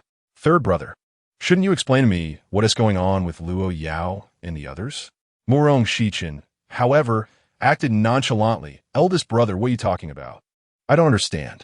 Murong Dongyue said, Third brother, I warn you one last time, do not lay hands on Xiao Zhu and her sister. Murong Shichen chuckled, Eldest brother, with your protective attitude, one might think those sisters are your own. Murong Dongyue slammed the table suddenly, furious. Murong Shichen, you've gone too far. No matter what Xia Zhu and the others say, they're the last bloodline of Nanchuan. You don't care at all about brotherly loyalty? However, Murong Shichen seemed completely unfazed, standing up with a slight smile at the corner of his mouth. Big brother, stop pretending. Do you think I don't know how second brother died? What do you mean? What I mean, you know in your heart. If I say it too plainly, it loses its meaning. Murong Shichen strode out, leaving Murong Dongyue sitting there with a dark expression, crushing a teacup in his hand. Chapter 45. The Evil First Complains? The Murong sisters lived in a quiet corner of the Murong residence, separated from the others. The courtyard was elegantly arranged and clean, suggesting that it was often tidied up by servants, with no signs of servants mistreating their masters. After all, one of these ladies could kill with a touch, and the other could curse someone to death. Ordinary maids wouldn't dare provoke them. The small building had 3 floors. The first floor was for receiving guests, while the second and third floors were the rooms of Murong Xiaozhu and Murong Qiuji, respectively. The sisters had given the third floor to Lin Yuanshuang to live in, while they occupied the second floor. Lin Luocheng followed them in, carefully looked around, and felt relieved after confirming everything was fine. The payment had not yet been received, and the employer couldn't die. Just as Lin Luocheng was about to leave, Murong Qiuji gently bit her red lip and suddenly reached out to grab the corner of his clothing. Young Master Lin, let me walk you over. No need. I can go by myself. Nonsense. A guest must be treated well. So sister, please entertain Miss Lung. After saying this, Murong Qiuji pulled Lin Luocheng's sleeve and walked away, leaving Murong Xiaozhu stunned. Why was this girl suddenly so brave? Murong Xiaozhu understood Murong Qiuji's intentions, which was to keep an eye on Lin Yuanshuang. Heavens, I have to watch her? Qiuji, do you know how terrifying she is? But for her sister's happiness, Murong Xiaozhu still forced a smile at the cold-faced Lin Yuanshuang. Miss Lung, shall I show you around the Murong residence? Lin Yuanshuang smiled and replied, that would trouble Miss Xiaozhu. She extended her spiritual sense, closely following the movements of Lin Luocheng and the 2 sisters. Little demoness, let's see what tricks you have up your sleeve. If you dare to act recklessly, don't blame me for being merciless. Meanwhile, Lin Luocheng followed Murong Qiuji as they walked, proactively asking, Miss Qiuji, do you have something to say to me? Murong Qiuji nodded and quietly asked, Young Master Lin, do you know the identity of Miss Lung? Lin Luocheng was taken aback for a moment before realizing, then smiled helplessly. You mean she's a disciple of the Maiden Sect? I know that. Murong Qiuji looked at him with concern. Young Master, disciples of the Maiden Sect are very skilled at extracting yang energy from men. Lin Luocheng smiled slightly and reassured her, don't worry, she's different. Murong Qiuji immediately became anxious, nervously saying, Young Master, don't be deceived by her appearance. Disciples of the Maiden Sect are adept at disguising themselves as the types that men like, cold, proud, flirtatious. All just a facade. Once a man falls for her and engages in intimate contact, he'll be drained of his essence. Lin Luocheng nodded in agreement, rest assured. I know what I'm doing and won't have any intimate contact with her. Murong Qiuji recalled her previous experience of being immobilized when she fell and felt uncertain. Can young Master Lin really resist the temptations of the Maiden Sect's demoness?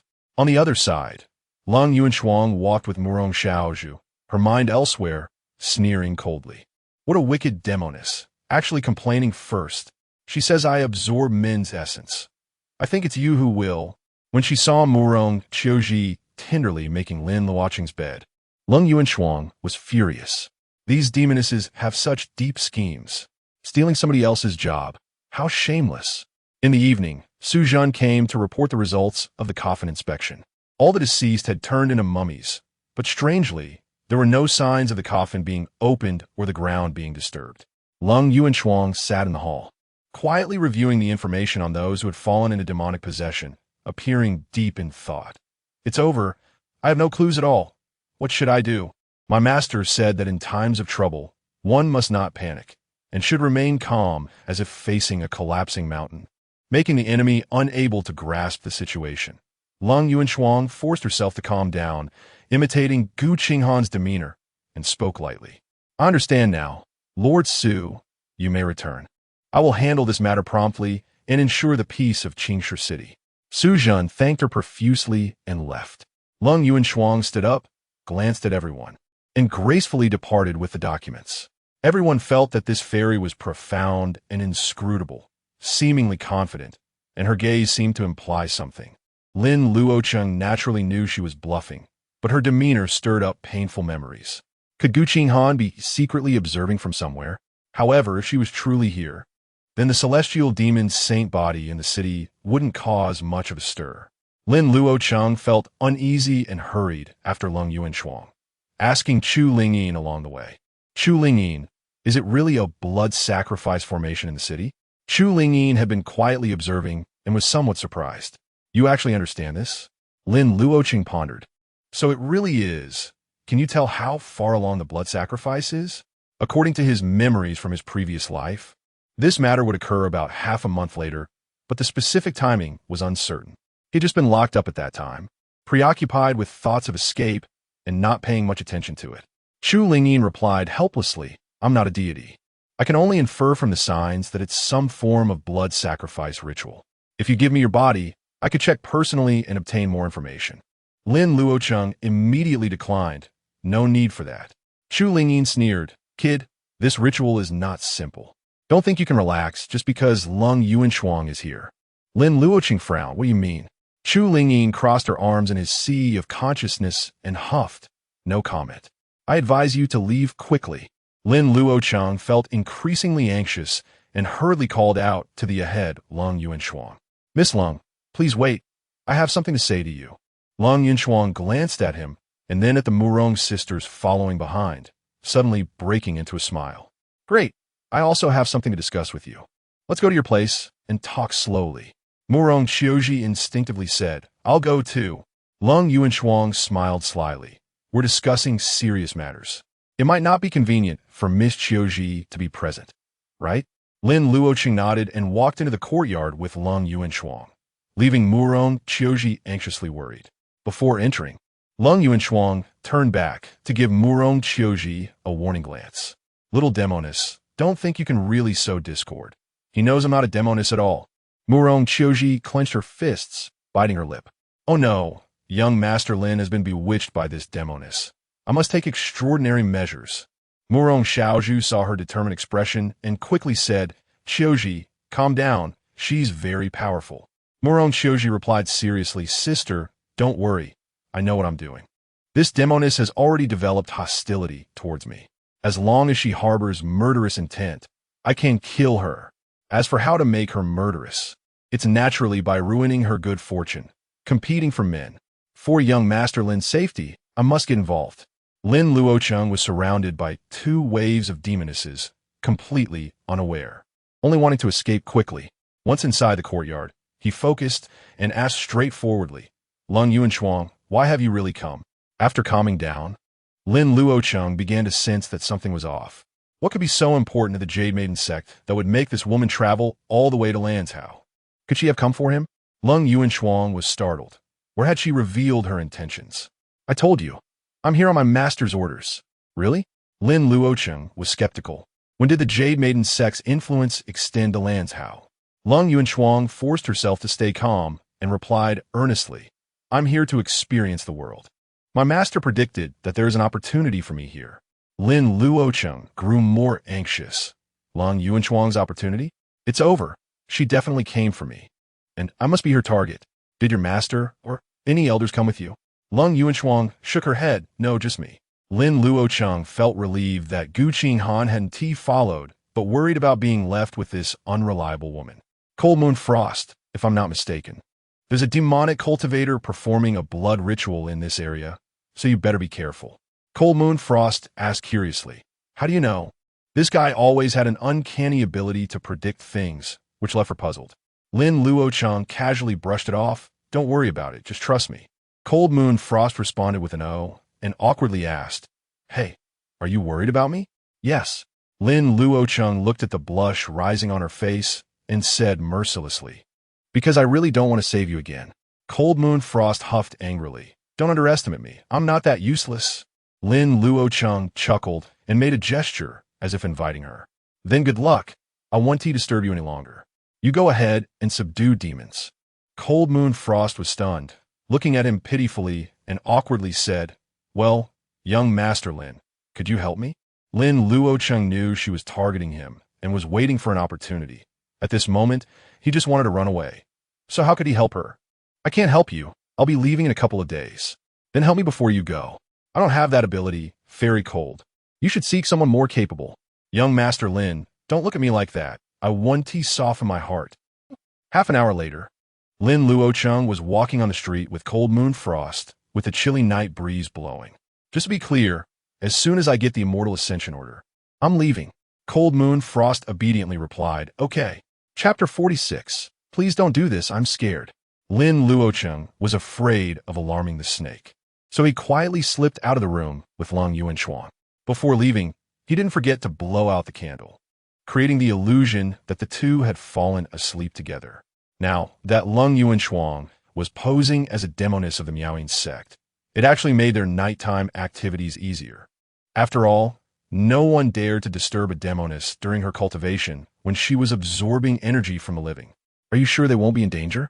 Hearing Lin Luocheng's question, Lung Yuanshuang pouted in dissatisfaction. Tonight, the moonlight is abundant, and the entire Qingshi city is within my perception range. If anything happens, I'll notice it immediately. She paused, her tone carrying a hint of sourness. Are you that worried about them? Lin Luocheng replied calmly. I'm just worried about my ascension token. This answer made Lung Yuanshuang's brows relax, and she softly asked, What should we do next? Lin Luocheng said in a deep voice, First, let's take a look around the city to see if there are any traces of a blood sacrifice formation. According to the information he had, those who were possessed often appeared at night, presumably because the Yin energy was strongest at that time, making it easier to induce a demonic change. Moreover, in the dead of night, with the common people shutting their doors, it would be easier for them to investigate secretly. Lung Yuanshuang nodded slightly, her steps light as she followed Lin Luocheng. The desolate long street was empty, and the recent terrifying events had caused the people to close their doors early. Pale paper money fluttered in the wind, and the spirit-raising flags rustled, enveloping the entire city in an eerie silence. In a dark corner in the distance, a slender black figure stood quietly. As the night breeze brushed by, the figure transformed into a wisp of black smoke, vanishing without a trace. Lung Yuanshuang seemed to sense something and suddenly turned around, only to see the empty streets. Lin Luocheng alertly grasped his folding fan. What's wrong? It's nothing, let's go. Lung Yuanshuang withdrew her gaze, though her brow furrowed slightly. Moments later, in a certain underground palace, a man in a black robe hurriedly entered the palace and, seeing the indistinct, slender figure before him, bowed respectfully. Master, you have finally returned. The woman in black stood with her hands behind her back, coldly saying, What about the people you arranged?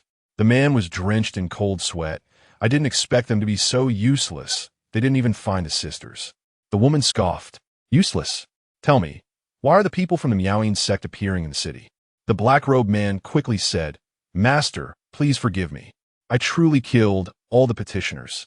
Perhaps someone used other channels to inform the Miaoying sect, which brought her here.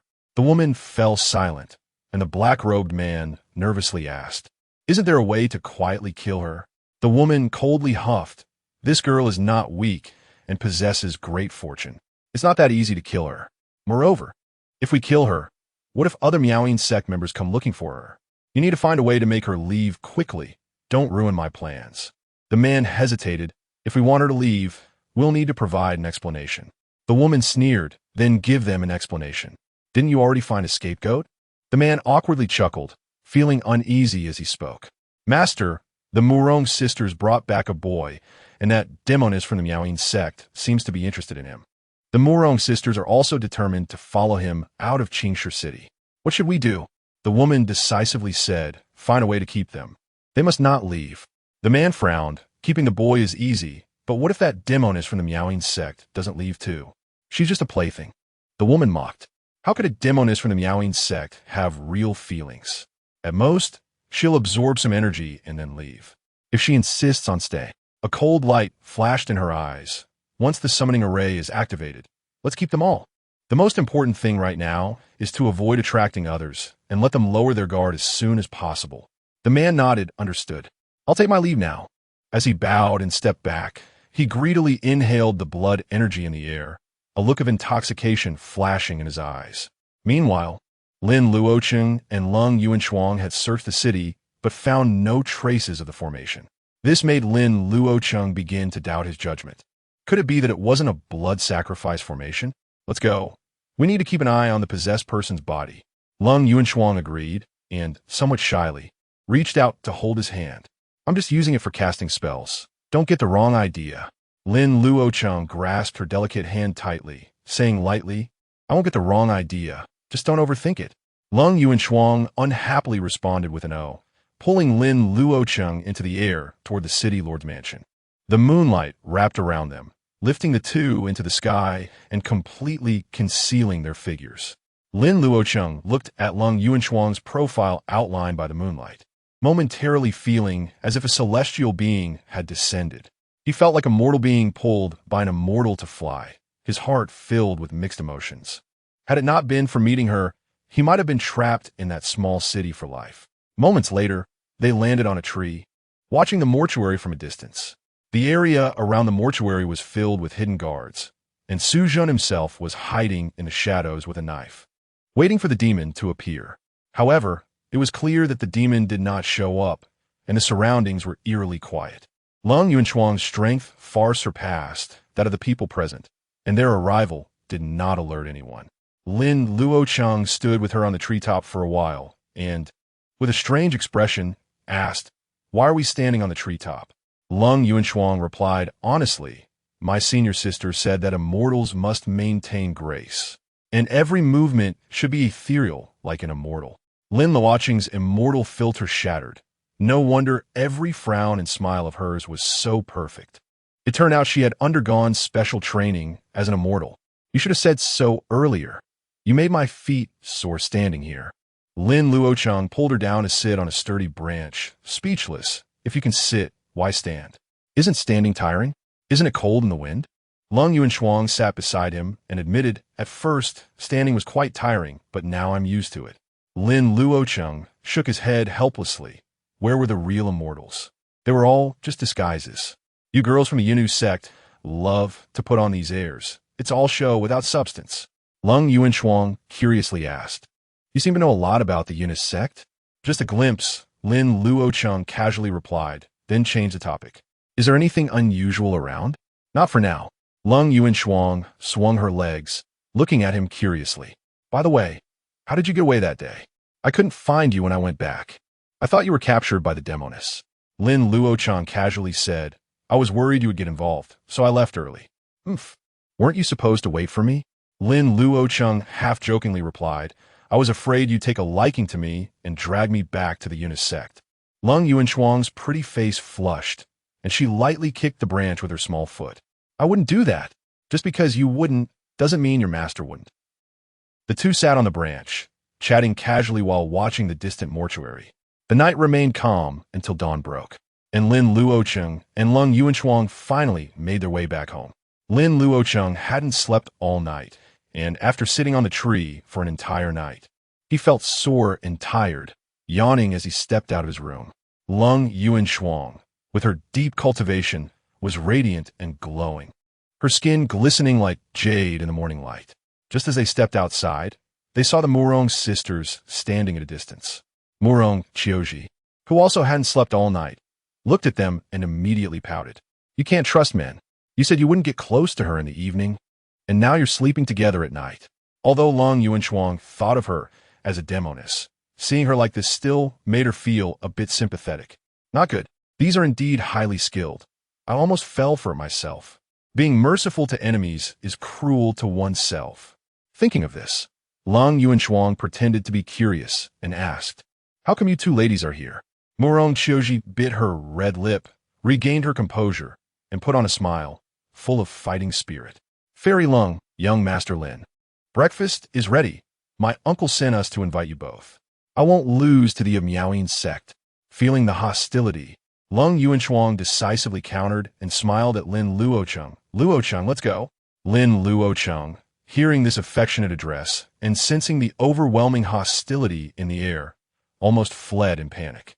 "Don't be like this. I'm scared." At that moment, someone hurriedly rushed in from outside, and upon seeing the situation, was momentarily stunned. "Fairy Lung, it's bad. The corpse of that possessed person has been drained." Lin Luocheng and Lin Luocheng exchanged glances, both seeing shock in each other's eyes.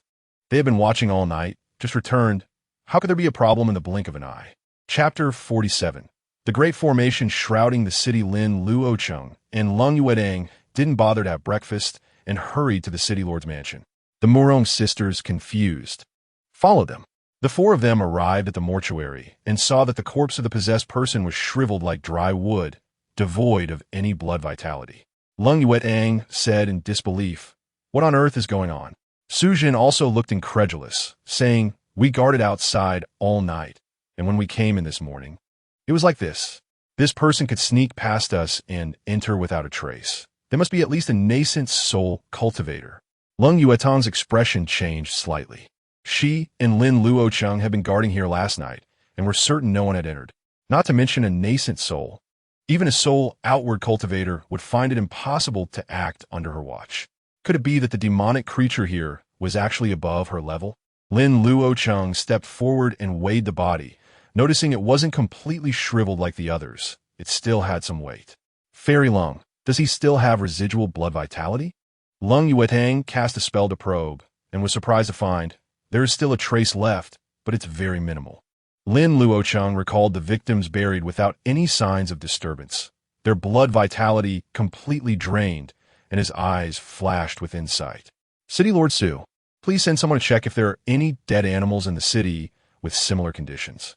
Su Zhan was taken aback that this young man dared to give him orders, but he instructed his subordinates to investigate nonetheless. After all, he saw how obedient Fairy Lung was to him. This young man must have some skills. Not only did he not get drained, but he also had Fairy Lung following his lead. Did he have some special talents? Soon, the subordinates hurried back with a report that indeed there were cases of chickens, ducks, fish, and meat that had become abnormally shriveled after being left overnight. However, as it was a frequent occurrence, and most livestock were killed and cooked fresh, it hadn't drawn much attention.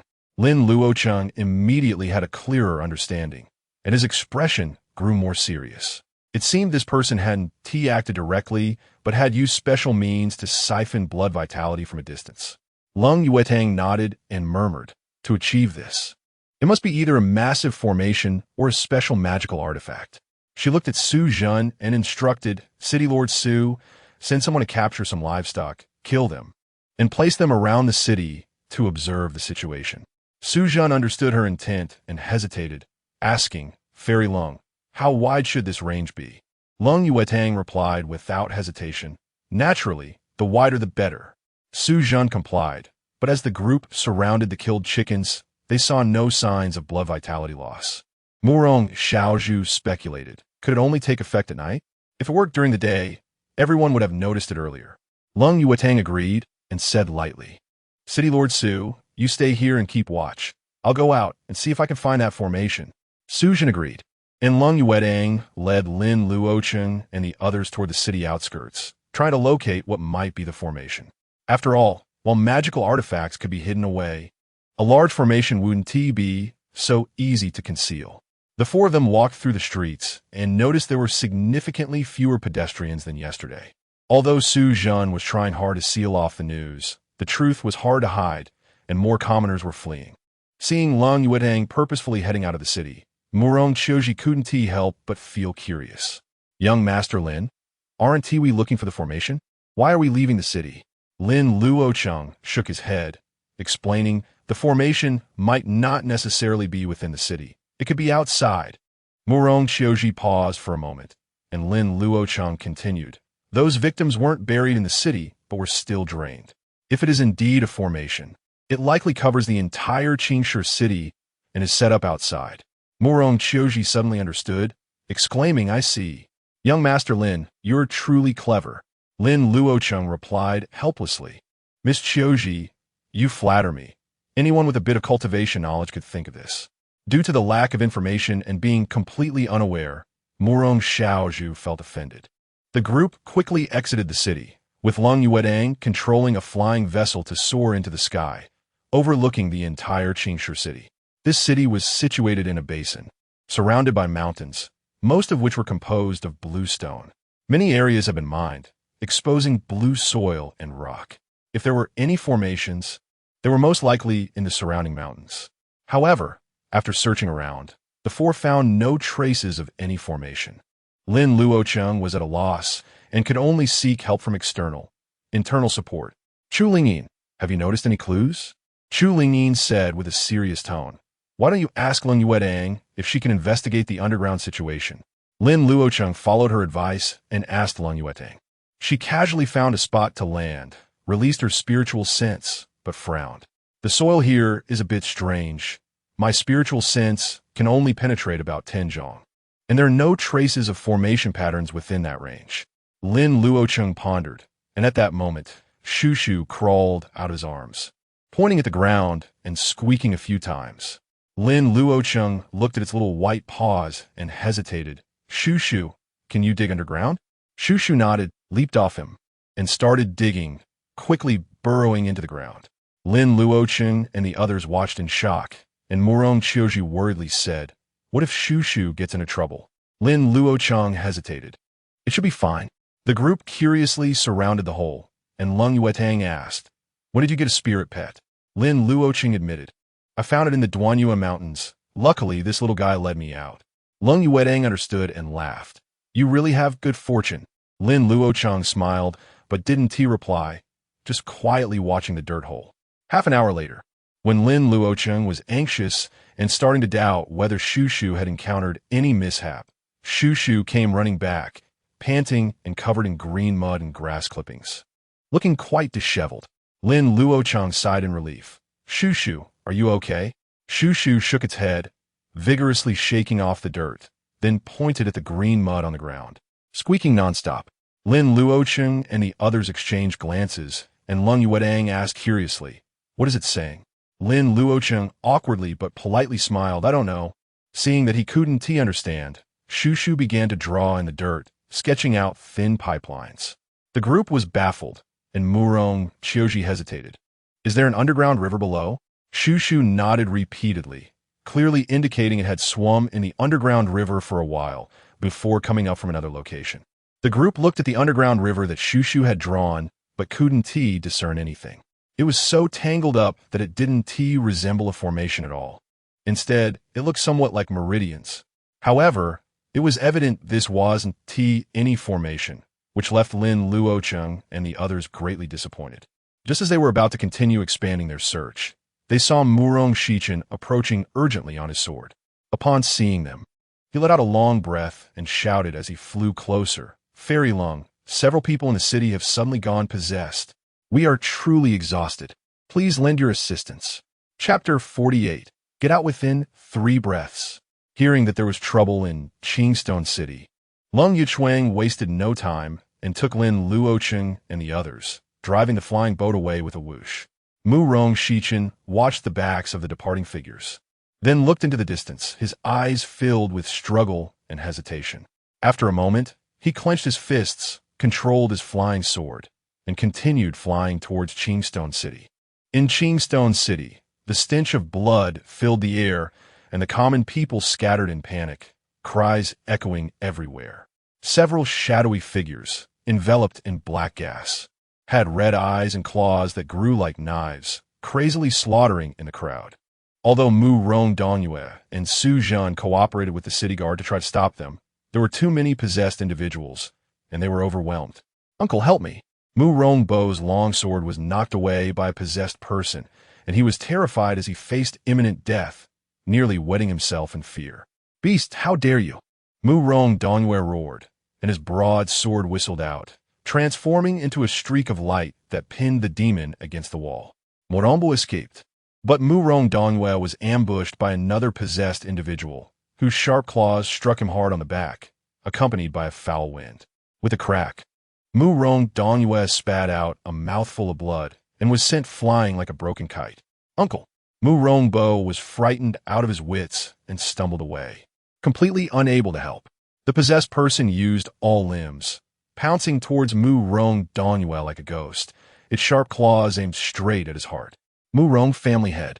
Su Zhan leaped up, his long knife suddenly shining with dazzling golden light, and a brilliant knife beam struck down like thunder.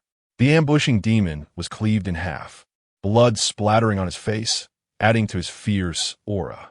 However, the surrounding possessed individuals caught the scent of blood and rushed forward like hungry wolves.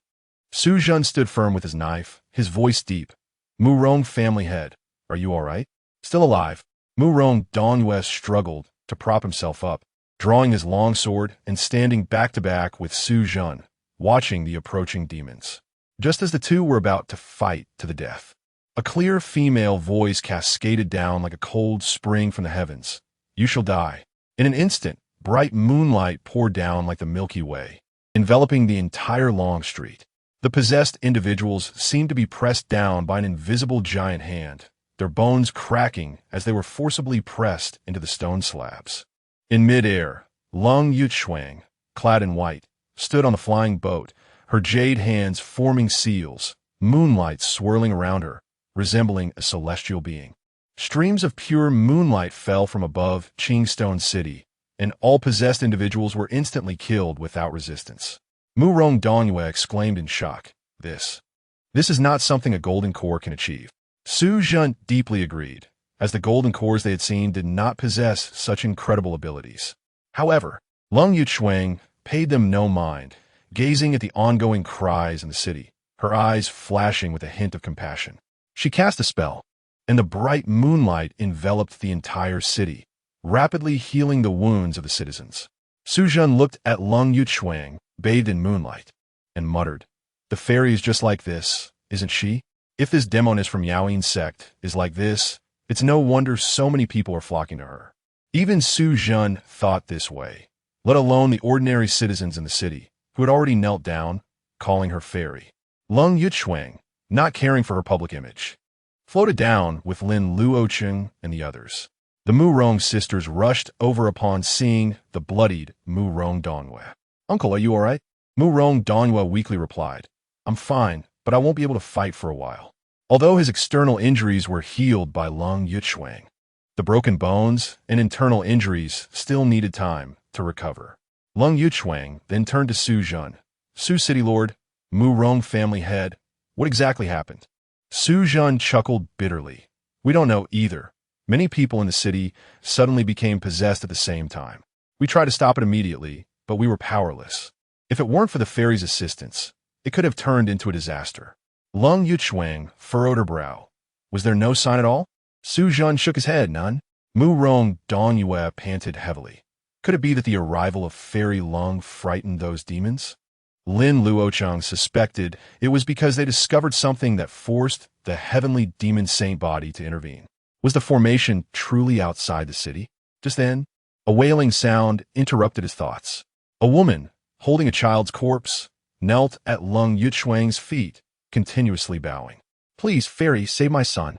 Meanwhile, more citizens surrounded them, holding their deceased loved ones, each extending bloody hands. Fairy, my wife still has breath.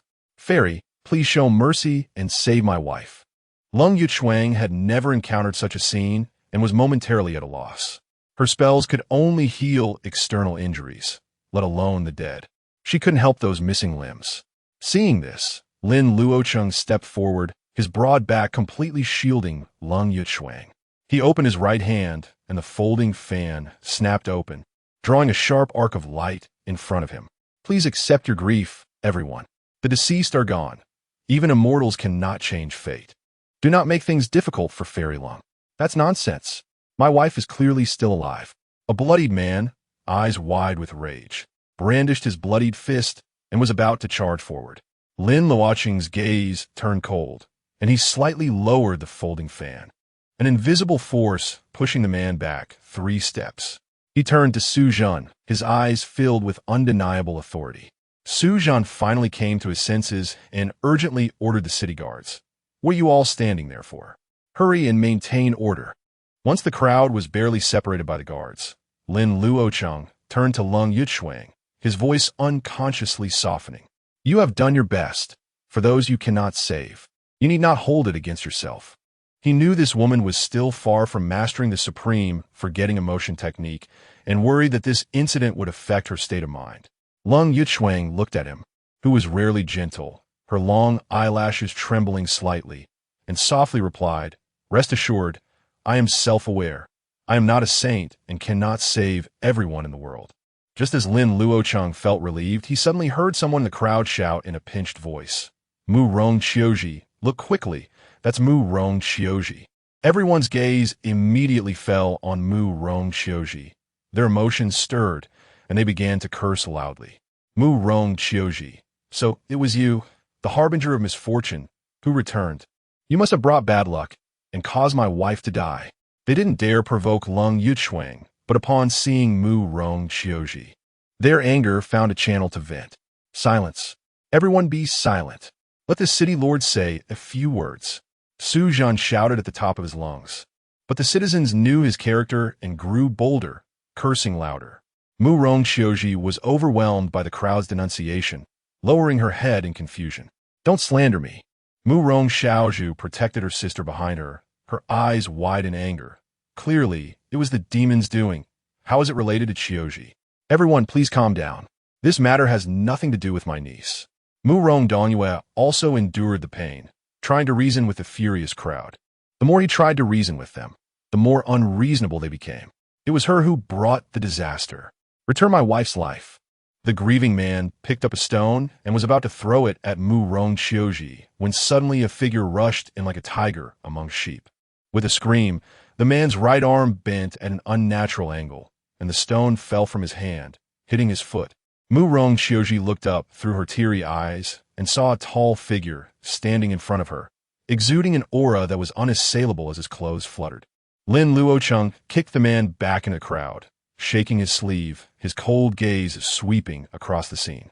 "I can empathize with your pain of losing your wife, but do not push your luck, otherwise I do not mind reuniting you with her." Those who intended to vent their anger by causing a scene were all intimidated by Lin Luocheng.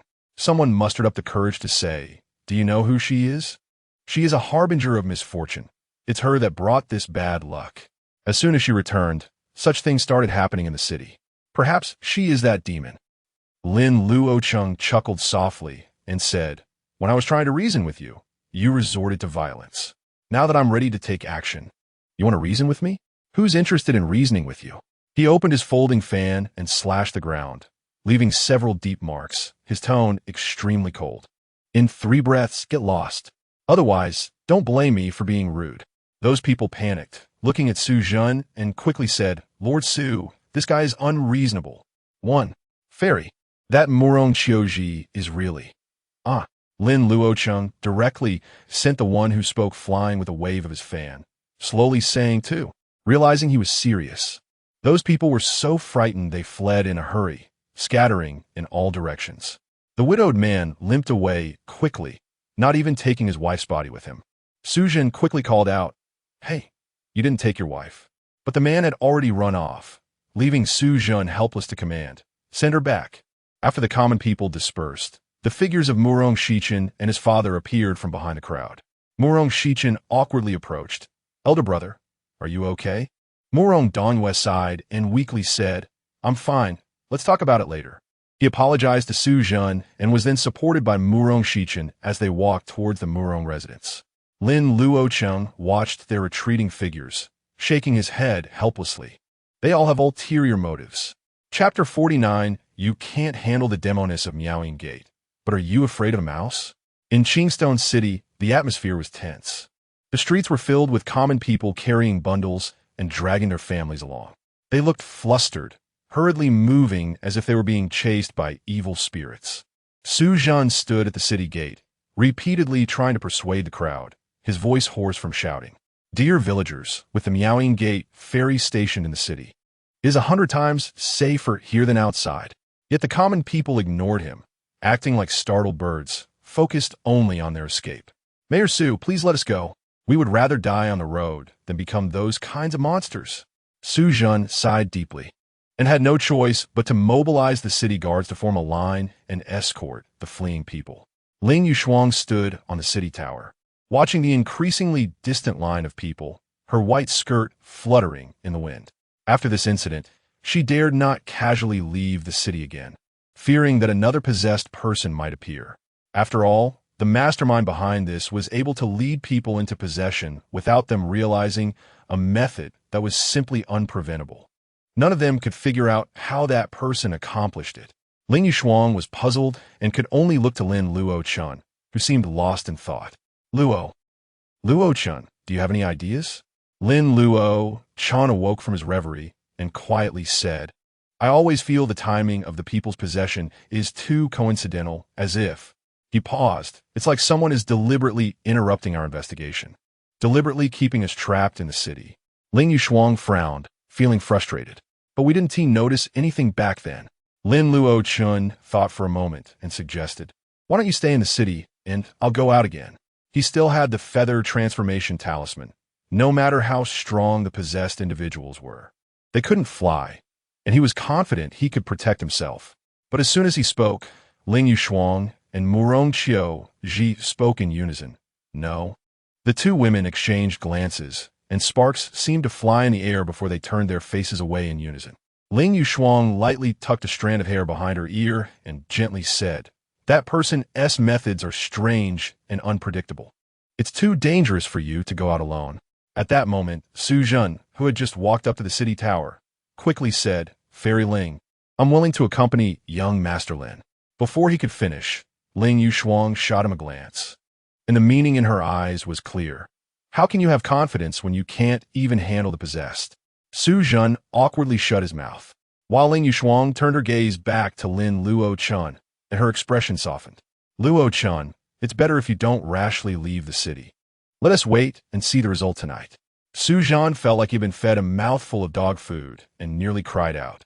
The disparity in fate among people was stark. In this world, being good-looking indeed allowed one to do as they pleased.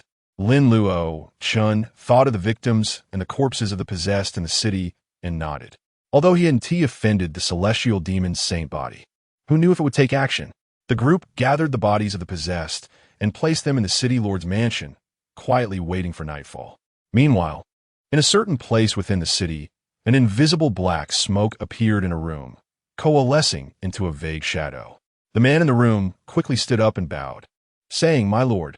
He seemed to hesitate, and a woman's voice came from the shadow. If you have something to say, just say it.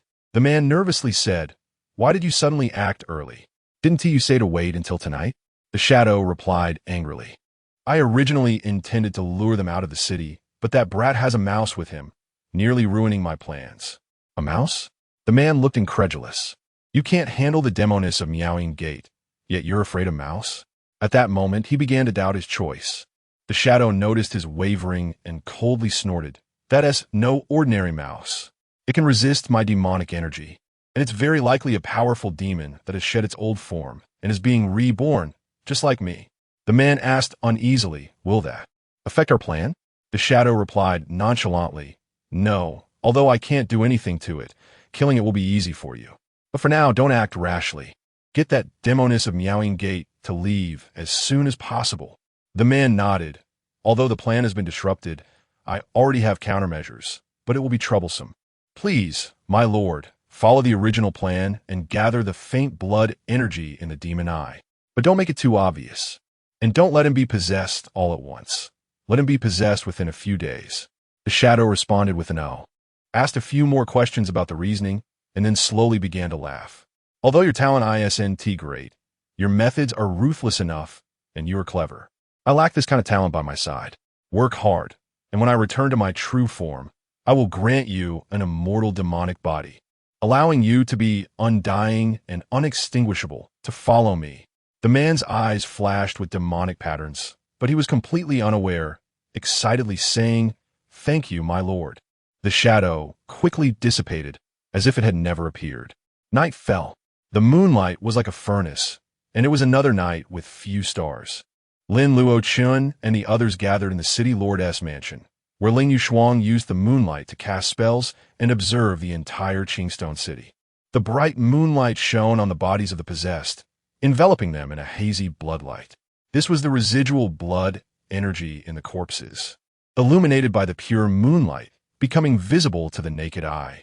However, as time passed, the blood energy showed no significant changes. Lin Luocheng seemed to have discovered something. Furrowing her brows, lightly biting her lip, and forming hand seals. In an instant, the bright moon in the night sky radiated brilliantly, enveloping the entire Qingstone city in soft moonlight. Everyone held their breath as they saw the extremely faint blood energy gathering together under the moonlight. At this moment, all of them were holding their breath. Countless strands of blood energy, as fine as hair, rose from all directions, coalescing in midair into a blood-colored mist that flowed slowly like a living thing. A hint of excitement flashed in Lin Luocheng's eyes as she waved her hand to release a flying boat, hurriedly saying, "Let us go see." Lin Luocheng and the others jumped onto the flying boat, while Su Zhen also took to the air on a green leaf. "Wait for me." The group hovered above Qingstone City, clearly seeing the blood energy swirling like a current flowing toward a certain direction. This blood energy was sparse, but it accumulated over time. If it weren't for the large number of deaths today, it would have been nearly undetectable. Chase. Lin Luocheng took the lead, flying in the direction of the blood energy, but the more they flew, the more serious everyone's expressions became. Murong Xiao Ji found it hard to believe and said, "How is this possible?" Because the direction the blood energy was flowing to was precisely Murong Mansion. Lin Luocheng wasn't that surprised, because the celestial demon saint body was blood-sacrificing its kin and the entire populace of the city. There weren't many families in the city, and even fewer that could cultivate. He and Lin Luocheng had checked Murong Mansion and the city lord's mansion first last night, but unfortunately, they found nothing. The group chased the flowing blood energy to hover above Murong Mansion, where they saw the blood energy forming a huge vortex, continuously pouring into a delicate pavilion. Whose residence is that?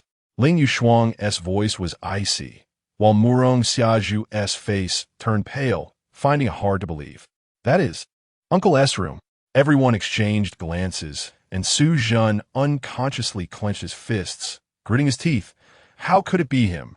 Lin Luocheng felt a mix of surprise and inevitability, yet something still felt off. Although he had held a skeptical attitude towards Murong Donyu before, it just seemed a bit too smooth this time. "Let us go in and take a look." As the servants in the mansion were alerted, Lin Luocheng led everyone down and directly pushed the door open. Inside the room, Murong Donyu was weakly leaning against the headboard. Upon seeing the group enter, he sat up in shock.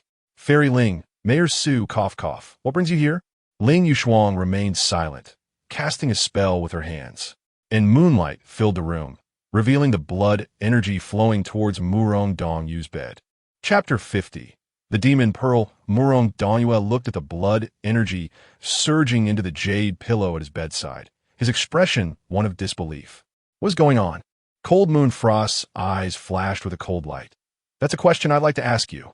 She raised her jade hand, and the jade pillow flew into her palm, with blood energy continuously pouring in. Cold Moon Frost swept her divine sense over it, exerted a slight force, and the jade pillow shattered with a sound, revealing a dark orb wrapped in talisman paper that fell into her palm.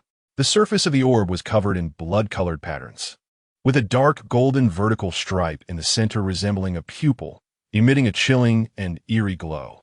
Holding the dark orb, Cold Moon Frost felt a surge of malevolent thoughts arise in her heart, and she quickly recited the Taishang Wangqing Ju to suppress them. "Murong, clan head, can you explain what this is?" Murong Donyu looked at the orb in disbelief, cold sweat beading on his forehead. "Very cold. I truly do not know what this object is or why it appeared in my room," but it was clear that no one believed him. Su Zhen stared at him intently, disappointment and heartbreak filling his eyes. I can swear to the heavens. Murong-Dongyue gasped, his chest heaving violently, his voice hoarse yet firm. I am not one of those wicked people in the city, and I have never used this object to harm anyone. Very cold, City Lord Su. I have been framed by someone. You must believe me.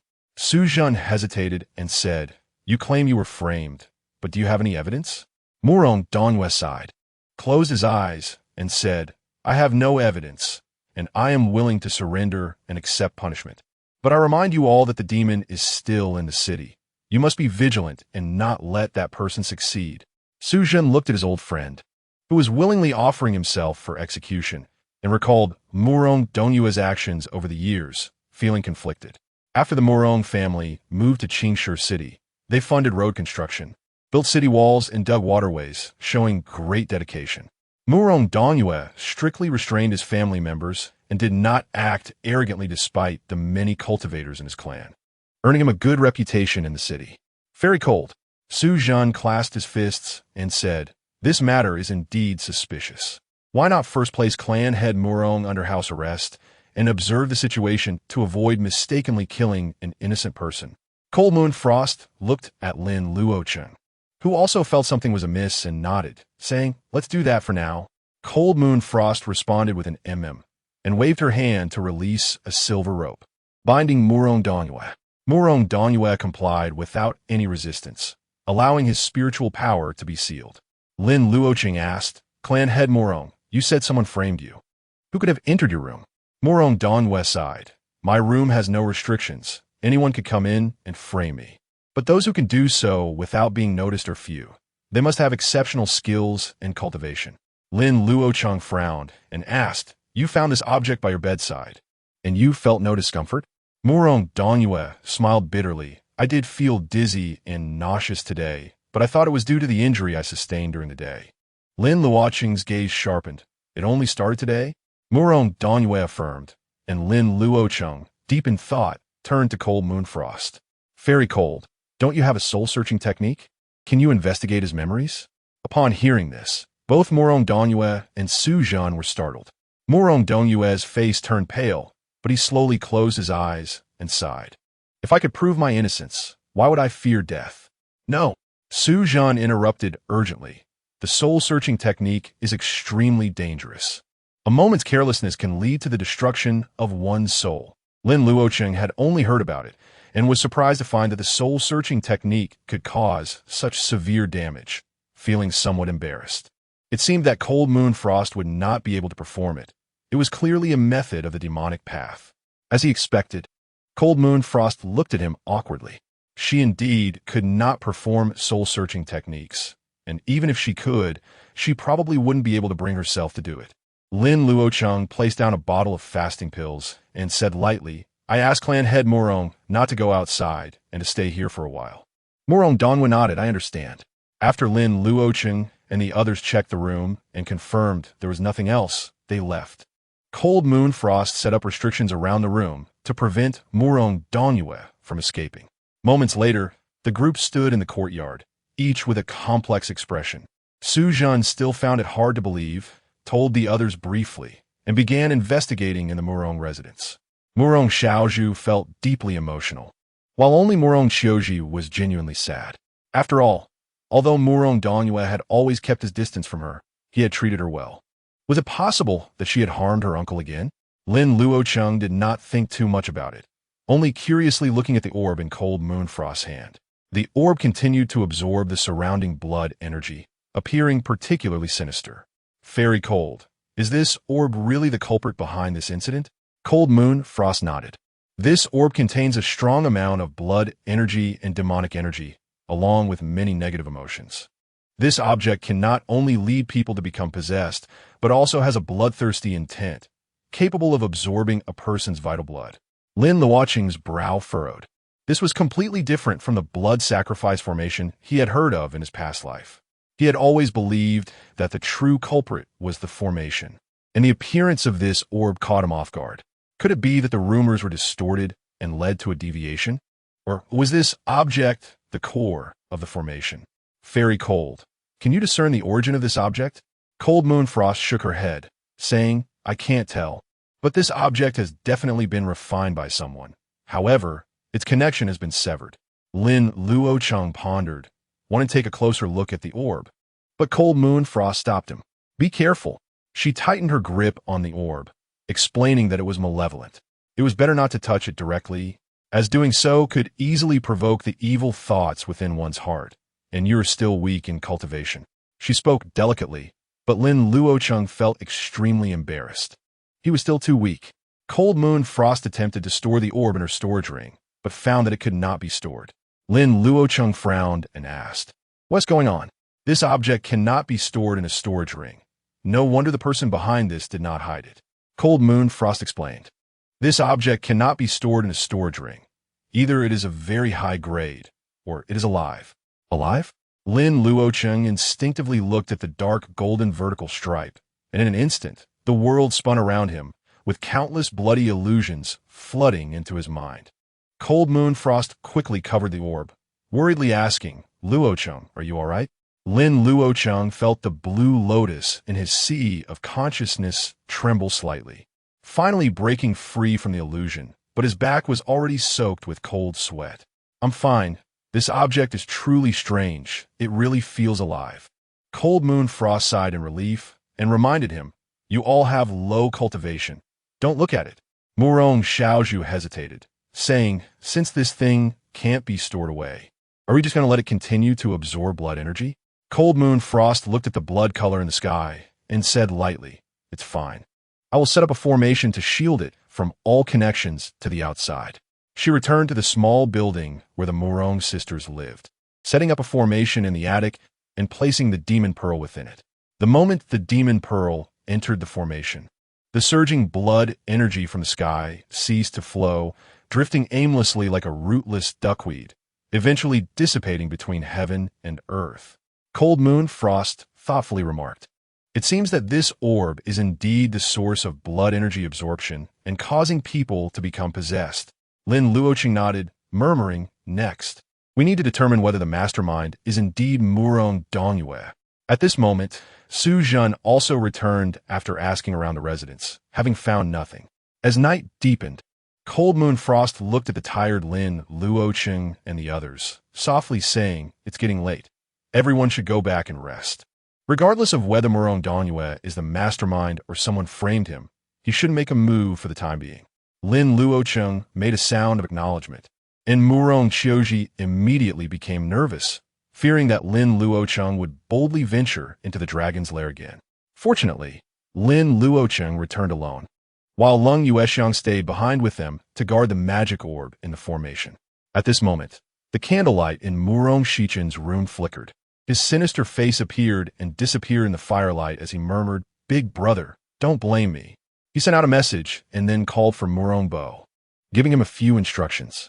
Murong Bo was taken aback, but then nodded repeatedly and hurried away. Meanwhile, deep within the underground palace, a shadow occasionally transformed into a graceful woman, only to dissolve again into rolling black mist. Surrounding her was a rushing river, but what flowed within it was not water, but a greenish liquid. The woman let out a light laugh. "The brains of the human race are indeed quite good, but it's a pity that they will ultimately be sacrificed." Chapter 51.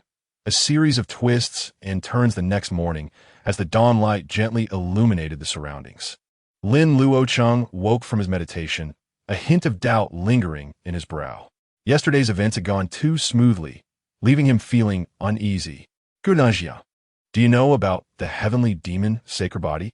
In his sea of consciousness, Chu Lingyin was lazily lying on the water surface, her delicate little feet swinging as her fingers played with two koi fish.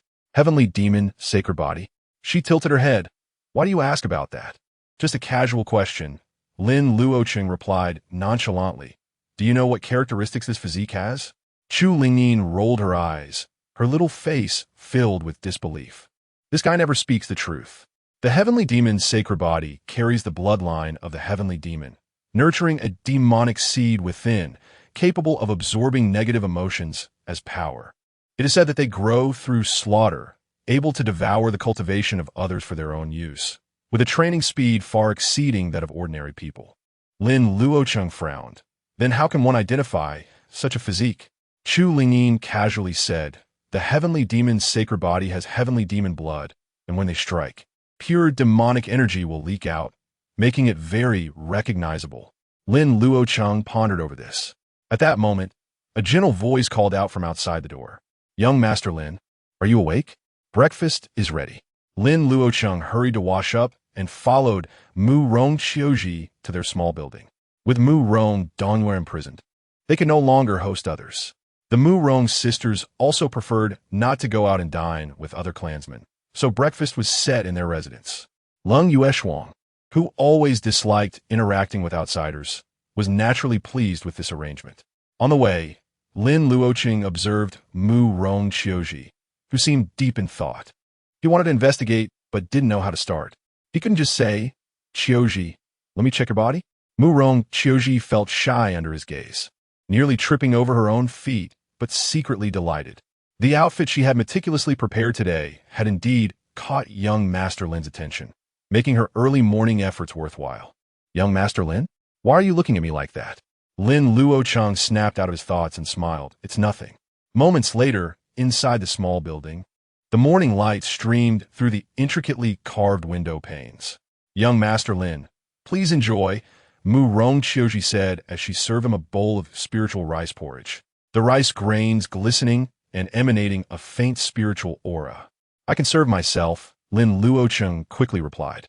Mu Rong Qiuji gently insisted, you've worked hard these past 2 days. You should properly replenish your strength. Lung Yueshuang's eyes gleamed at her words, her lips pouting slightly, but then she suddenly smiled brightly. Yes, you haven't rested well at night these past 2 days. She cast a meaningful glance at Lin Luocheng, implying he should replenish his energy to have spirit at night. Lin Luocheng almost choked on his porridge. Why did that sound so ambiguous? Aren't you the saintess of the Jade Maiden Sect, not the legendary Hahuan sect? Mu Rong Qiuji's fingertips trembled. This shameless demoness was implying that she wanted him to replenish himself for her benefit at night. However, she maintained her composure and smiled as she served a bowl for Lung Yueshuang as well. Fairy Lung has worked hard day and night. You should also nourish yourself properly. Thank you. Lung Yueshuang was taken aback, staring gravely at the bowl of porridge. This porridge isn't poisoned, is it? Mu Rong Qiuji remained unfazed, serving a bowl for Shushu too, aiming for fairness. Shushu held its own small bowl, cheeks puffed up adorably as it ate. Seeing this, Lung Yueshuang felt frustrated. This little thing was so affectionate towards Mu Rong Qiuji, but wouldn't even let her touch it. Truly a pet that follows its master. Thinking of this, Lung Yueshuang shot Lin Luocheng a fierce glare, causing him to squirm uncomfortably. What did I do to deserve this? Lin Luocheng could only bury his head in the porridge, ignoring the tumultuous undercurrents at the table, forcing himself to eat as if he were chewing wax. However, before he could finish his bowl of porridge, a sudden commotion erupted outside, as if something had happened. Mu Rong Xiaozhu asked curiously, what's going on? Lung Yueshuang released her spiritual sense, listening quietly for a moment before frowning. It seems the townsfolk have been incited by someone. They're surrounding the city lord's mansion and the Mu Rong residence, demanding the execution of the head of the Mu Rong family. She recounted the information she gathered. I don't know who spread the news, but it seems the message that Mu Rong Dongyue is a demon causing chaos in the city has spread like wildfire. Considering how Mu Rong Dongyue had previously supported Mu Rong Qiuji, the townsfolk immediately believed it. They are filled with righteous indignation, rushing to the city lord's mansion and the Mu Rong residence, demanding the death of Mu Rong Dongyue. Currently, the people of the Mu Rong family are blocking the townsfolk outside, but they're not driving them away, seemingly using this to exert pressure. Inside the mansion, Mu Rong Shichen had gathered all the clan elders for a meeting, but he hadn't called the Mu Rong sisters. Seeing that Lung Yueshuang could explore the external situation without leaving the house, she was particularly aware of the internal circumstances. Lin Luocheng exchanged glances with Mu Rong Qiuji, suddenly realizing something, and they both froze. Since Lung Yueshuang's spiritual sense was so sharp, didn't that mean she had overheard their previous whispers? Oh no, I've suffered a loss due to my ignorance. Lin Luocheng felt a wave of social embarrassment wash over him. relieved he hadn't confessed his feelings for her at the time. Murong Xiaozhi also felt the awkwardness of being caught talking behind someone's back, realizing the embarrassment of being exposed. Murong Xiaozhu, unaware of the unusual tension between them, analyzed, if I'm not mistaken, this must be the doing of my third uncle. He has always coveted the position of the family head. Now that my uncle is in trouble, he definitely won't miss this opportunity. Lin Luocheng frowned. At such a critical juncture, the Murong family was still infighting. No wonder they had fallen to this state. By the way, with your uncle imprisoned and your younger uncle taking over, won't you lose your things? He suddenly realized that before obtaining anything, he had already incapacitated those on his side. This could complicate obtaining the Ascension Order. The Murong sisters also recognized this point. Murong Xiaozhu looked at Lin Luocheng and forced a laugh. Young Master Lin, can't you just ask Fairy Lung for an Ascension Order? Lin Luocheng, being from a righteous sect in Xian Prefecture, had no Ascension Order from Lan Prefecture to give, so she could only perfunctorily respond. I'm not qualified to give you an Ascension Order. Murong Xiaozhu sighed. I'll ask about the situation later. Lin Luocheng nodded slightly, saying, I'll accompany you. After breakfast, the group headed to the conference hall, where the Murong clan meeting had already concluded. The hall was filled with the scent of sandalwood, and Murong Xichen sat upright in the family head's seat, a smile on his face. With Murong Danyue imprisoned and his supporter elder Zhou not back, Murong Xichen, being the only foundation establishment among the clan, naturally took the position of acting clan leader, managing clan affairs. Once Murong Danyue was confirmed as a demon, he could seamlessly become the head of the Murong family. Upon seeing everyone enter, Murong Xichen immediately stood to greet them, his face brimming with smiles. Fairy Lung and my two nieces, what brings you here? Murong Xiaozhu got straight to the point. Third uncle, we are here for the Ascension Order. Uncle promised us earlier. Oh dear Xiaozhu. The clan is currently in a tumultuous situation, and my elder brother is. Sigh. Murong Xichen's face showed a troubled expression, sighing heavily. I know you are anxious, but with the Grand Elder absent, such important matters must wait for the clan elders to discuss, he said. Murong Xiaozhu frowned. How long will that take? Murong Xichen apologized. I don't know. This matter must have the clan head presiding over it, but you know my elder brother. Unless the clan elects a new head and holds a clan meeting, with the consent of the elders. Murong Xiaozhu angrily retorted. Third uncle. You are clearly stalling for time. Xiaozhu. Murong Xichen suddenly darkened his face, but upon seeing Lin Luocheng, he immediately changed to a look of deep concern. Child, it's not that third uncle is shirking responsibility, it's the clan rules. You are essentially trying to split the family. Uncle San is not the head of the family, and has no right to change the family rules. Moreover, I don't know where the Ascension Order is.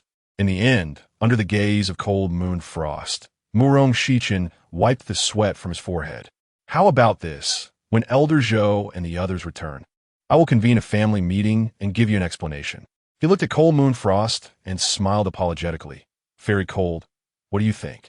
Cold Moon Frost felt that Murong Xichen made a reasonable point, so she nodded. After all, this is a matter of their family, and she shouldn't interfere. The key point is, what if Lin Luocheng gets the item and runs away with her sisters? Lin Luocheng can run, but she cannot just watch the citizens of the city die without doing anything. Seeing that she agreed, Murong Xichen felt as if he had been granted amnesty and quickly took his leave. After he left, Lin Luocheng frowned. It was clear that Murong Xichen wanted to drag things out, hoping to let Murong Danyue die and wait for Cold Moon Frost and the others to leave before discussing it. He couldn't afford to delay for so long. So he looked at Cold Moon Frost. Fairy Cold, how about you rob the Murong family? Cold Moon Frost was clearly not used to the customs and practices of Lanzhou. Looking shocked as she said, isn't that inappropriate? Lin Luocheng knew that asking Cold Moon Frost to rob was a bit unreasonable. Without her help, it would be quite difficult for him and the Murong sisters to steal something from the Murong family. Moreover, family assets are negotiable, and it wouldn't matter if they took more. But where the Ascension Order is, he didn't know. Lin Luocheng wanted to leave, but was reluctant to part with the Ascension Order, so he could only sigh. It seems that if he doesn't deal with Murong Xichen, he won't be able to obtain the Ascension Order. Keep a close watch on Murong Xichen. He is very likely to be the mastermind behind this. In Lin Luocheng's view, The most suspicious person at the moment was Murong Shichen. Framing Murong Dongyue would benefit him the most, and he also had the strength to do it. Cold Moon Frost nodded, clearly thinking the same. The farce in the city didn't last long. After Sujin stepped in, he appealed to emotions and reason, and finally subdued the people with force. Under the glaring knives of the city guards, the rioting citizens suddenly understood the principles of benevolence and morality, becoming humble and polite.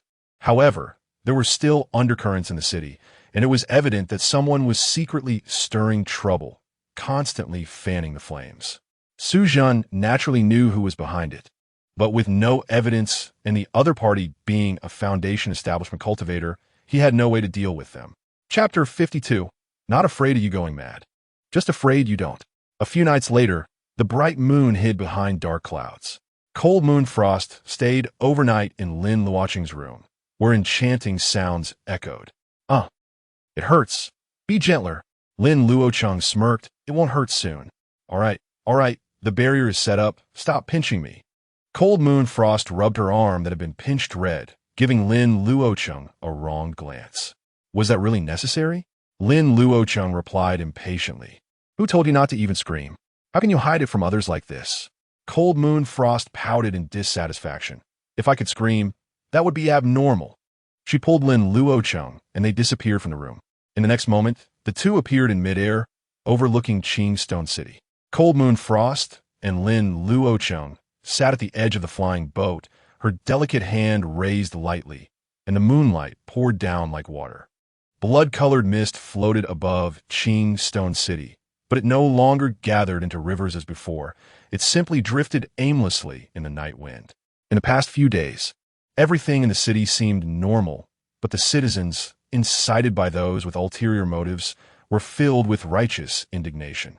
Sujin's lips had even blistered from worry, and Lin Luocheng grew increasingly anxious, not only because the Ascension Conference was approaching, but also due to the changing relationship between Murong Qiuji and Cold Moon Frost. Murong Qiuji appeared to be getting closer to Cold Moon Frost, but Lin Luocheng sensed the underlying murderous intent, cold sweat trickling down his back. Women were indeed terrifying creatures. During this time, only Cold Moon Frost remained calm and collected, as if waiting for something. Lin Luocheng couldn't help but feel a chill run down his spine. Could she be secretly calling her master over? Cold Moon Frost, what exactly are you waiting for? Cold Moon Frost tapped her fingertip, setting up a soundproof barrier, waiting for that person to reveal themselves. Lin Luocheng, puzzled, asked, Are you so sure he will slip up? Cold Moon Frost's expression grew serious. Once he goes mad, there will be no turning back. That person has tasted human blood. Previously, he could rely on a magic orb to mediate, but now he must be living in hell. Lin Luocheng suddenly realized, but frowned and said, Then how long are we supposed to wait? It will be better to lure the snake out of its hole. Cold Moon Frost asked curiously, What do you mean? Although they were high up in the air, Lin Luocheng still felt an omnipresent gaze. He reached out to cover his mouth and whispered in Cold Moon Frost's ear to avoid being read by lip reading. As long as you are still in the city, that person won't dare to act rashly. You must leave Qing Stone City. You perform a play, take Murong Dongyue out of the city, and hide in the dark to observe the situation in the city. Warm breath brushed against her earlobe, and Cold Moon Frost's ears turned red instantly. Her heart racing like a startled deer, not hearing a word. Seeing her unresponsive, Lin Luocheng frowned and asked, What do you think? Cold Moon Frost exclaimed, turning her head instinctively, her cheek brushing against his lips. The two froze simultaneously, the air suddenly thick with tension. Cold Moon Frost, what are you doing? Why, yes, I'm sorry. Cold Moon Frost's neck flushed bright red, looking like a cooked shrimp. Lin Luocheng found himself at a loss with this woman who took advantage of him. Helplessly saying, All right, what do you think? I'll do whatever you say. Cold Moon Frost nodded, then shyly added, So, can you say that again? Lin Luocheng looked bewildered, thinking, Did I just say all that for nothing? Meanwhile, in Murong Shichen's residence, the candlelight flickered. He stared intently at the maid making the bed, his throat moving slightly, as if he wanted to pounce.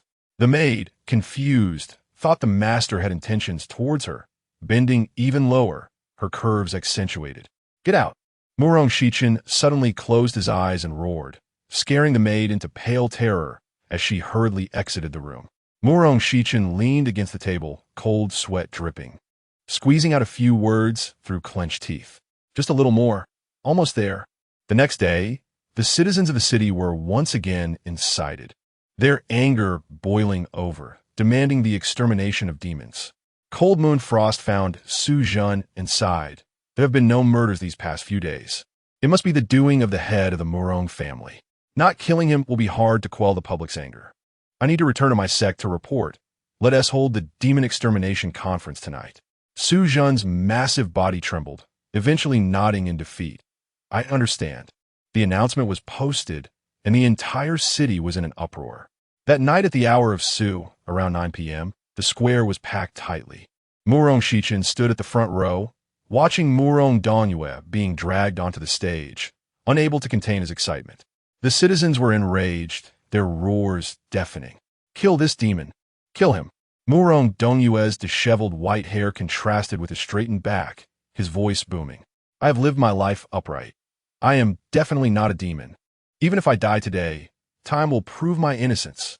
You demon, even at death's door, you still want to deceive the crowd? Cold Moon Frost waved her wide sleeves, the bright moonlight shining down, and eerie white flames ignited, engulfing Murong Dongyue. Even if I die, then so be it. Everyone do not forget. The demon still exists. Amidst the mournful wails, Murong Dongyue fixed his gaze on Murong Shichen, his face twisted like a ghost.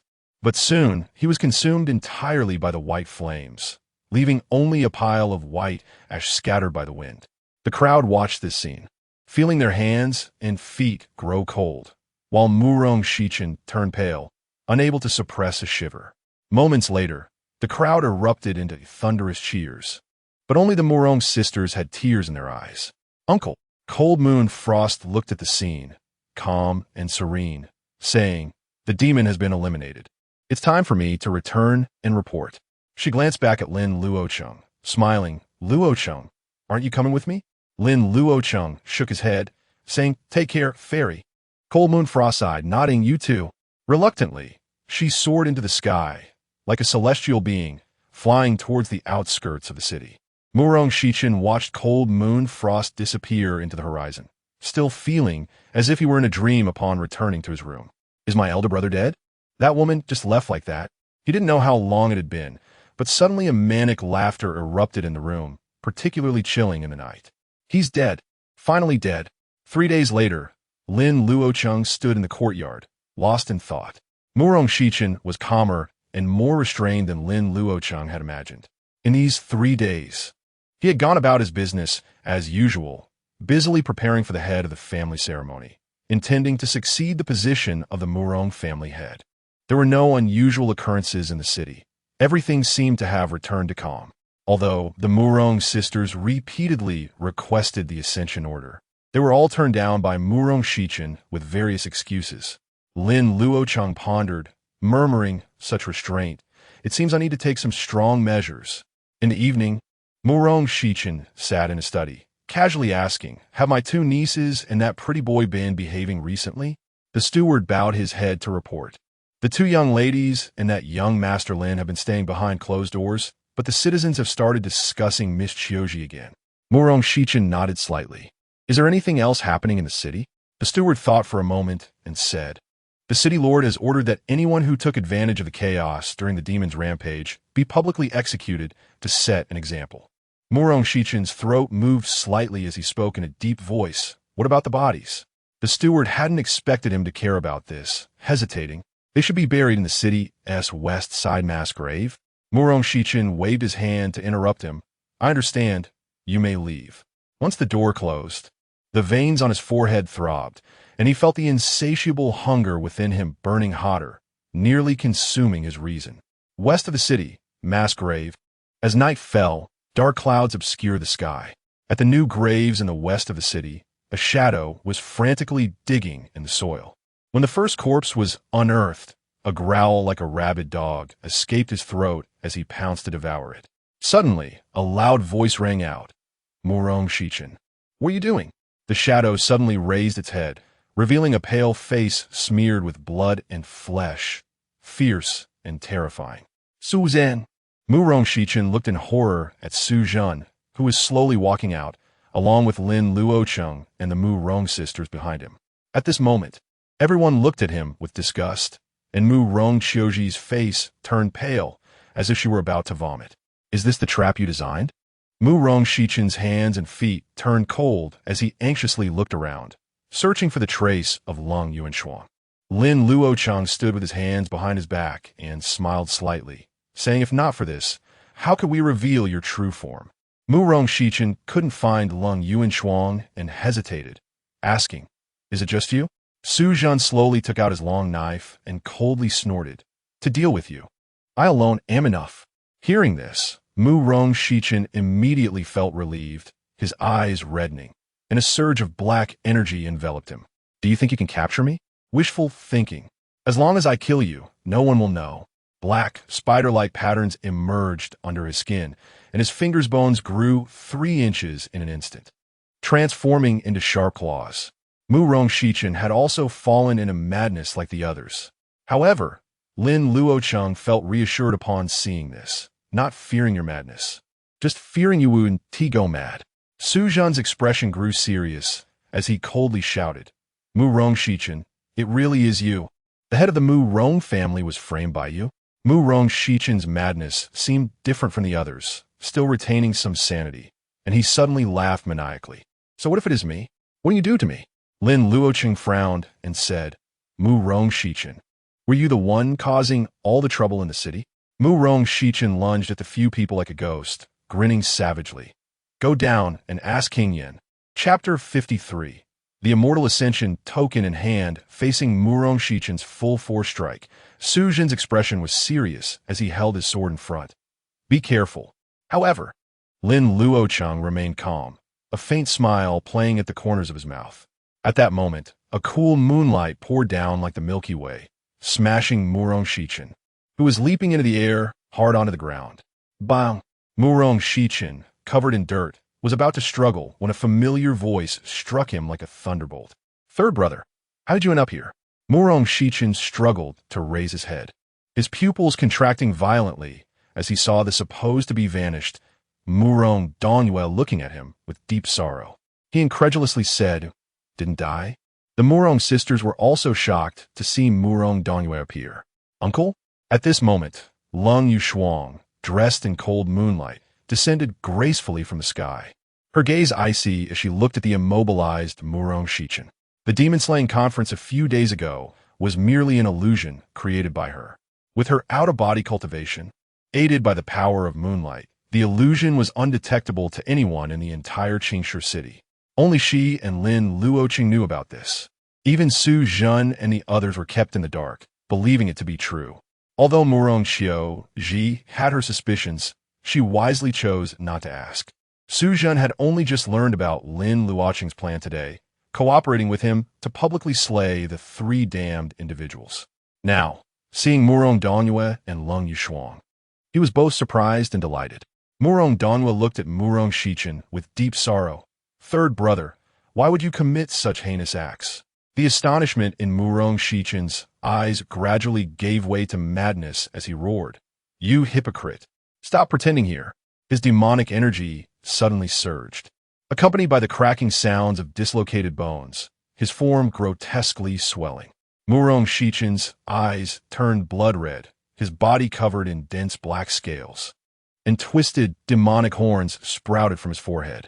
In an instant, he transformed into a terrifying demonic creature, struggling wildly on the ground. Give me back my demon eye. Lung Yuanshuang frowned slightly. The suppression power of her moonlight was actually weakening. He had completely transformed, becoming a true demonic creature. There was a fundamental difference between demon cultivators and the demon race. Demon cultivators were human, while the demon race were true demons. Most of the demon race in the Qingshi realm resided in Yuzhou, bordering Lanzhou, and were hostile to demon cultivators from Lanzhou. At this moment, Mu Rongxichen had entirely demonized, exhibiting strength that was on par with the Golden Core stage. However, before the out-of-body Lung Yuanshuang, a Golden Core stage demon was still no match. No matter how Murong Shichen roared and struggled, he was firmly suppressed on the ground, unable to even straighten his waist. After struggling for a while, his eyes filled with madness, he suddenly roared, "Let's die together." His body swelled, demonic energy and chaos, surging with intense energy fluctuations. Not good. Lin Luocheng's expression changed slightly, and with a light wave of her hand, she threw him into the sky, forming a barrier to protect everyone. Murong Shichen looked at Murong Dongyue with unwilling eyes. "Brother, I'll wait for you in hell." Boom! The deafening explosion echoed through the night sky, and dark demonic blood rained down like raindrops, corroding the ground into countless pits. Murong Dongyue looked at the blood rain falling from the sky, his expression filled with sorrow. "Third brother, may you rest in peace." Lin Luocheng took out the demon eye, and the originally luminescent orb was now dull and lifeless. This indicated that the person who had once refined it was completely dead, and it had turned into an ownerless object. Indeed, it was the demon orb he had refined. Lin Luocheng looked at the orb and curiously asked, "Chu Lingyin, do you know what this orb is?" Chu Lingyin casually replied, "Isn't it just a demon eye? It seems the bloodline of this demon race is quite impressive." Upon hearing this, Lin Luocheng pondered and looked at Murong Dongyue.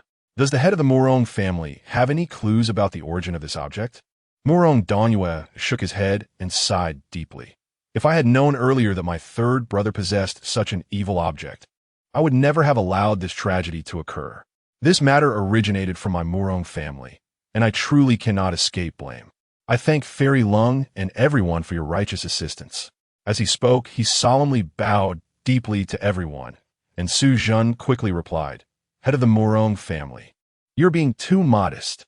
This matter rests solely on Murong Shichen, and now that the truth is clear and the demon has been slain, the citizens of the city can rest easy."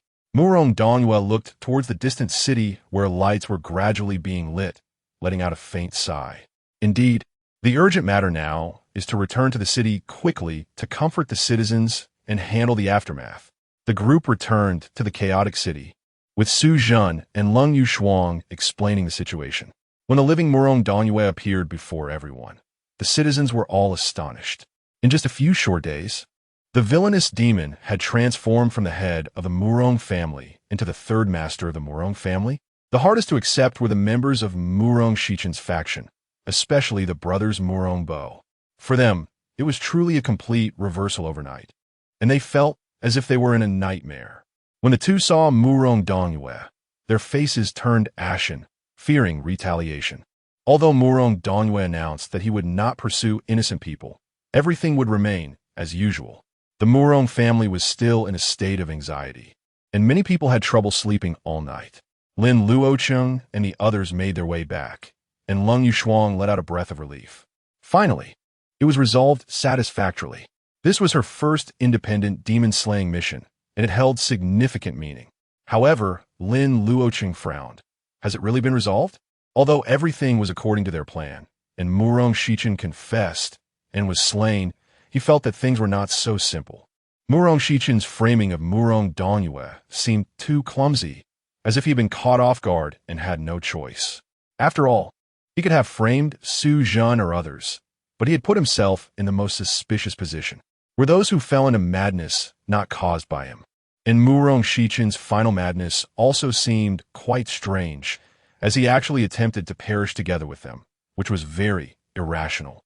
Lin Luocheng did not take it seriously. Those who fall into madness lose their sanity. It's not surprising what they do. Lin Luocheng agreed with a hum, but did not continue to ponder, deciding to leave this place of chaos immediately after obtaining the immortal ascension token. At that time, whatever happened would have nothing to do with him. The next few days were calm, and the fleeing citizens received news and gradually returned to the city. Murong Dongyue quickly stabilized the family situation and did not seek retribution against Murong Shichen's faction. One day, he suddenly brought the Murong sisters to visit and presented Lin Luocheng with a gilded token. "Young Master Lin, with the Immortal Ascension Conference approaching, my two nieces are worried about delaying your journey and have consulted with me multiple times. Although there are still elders in the family who have not returned and cannot handle my niece's matter for the time being, I have discussed with the elders and decided to present this immortal ascension token to you. Please accept it. Lin Luocheng took the immortal ascension token and felt it was surreal. Finally, the immortal ascension token was in hand. He bowed and said, "Thank you, head of the Murong family." Murong Dongyue smiled and said, "Young master need not be polite. This is what you deserve. As for the matters concerning my two nieces, they will be handled once the elders return, so you need not worry." Lin Luocheng nodded, knowing that Murong Xiaozhu did not intend to participate in this Immortal Ascension conference, not only because she had not received her Immortal Ascension token, but also because she had not properly arranged Murong Qiuji. Until she had adequately arranged for Murong Qiuji, she could not enter the sect to seek immortality and knowledge. Although the token was obtained for Lin Luocheng by the Murong sisters, at this moment, there were tears of parting in Murong Qiuji's eyes. After all, Lin Luocheng had obtained the Immortal Ascension token, and he had no reason to remain in the Murong family. "When will you set off, young master?" Lin Luocheng sighed lightly. "It should be in the next couple of days." Murong Qiuji hesitated, wanting to follow Lin Luocheng, but lacking any justification. Lin Luocheng is seeking immortality and wisdom, and if he himself finds it difficult to enter the immortal gate, how can he take a mundane woman with him? Seeing the sorrow and parting in the venue, Murong Dongyue wisely took his leave. "Young Master Lin, when you set off, be sure to inform me, and I will definitely lead everyone to send you off."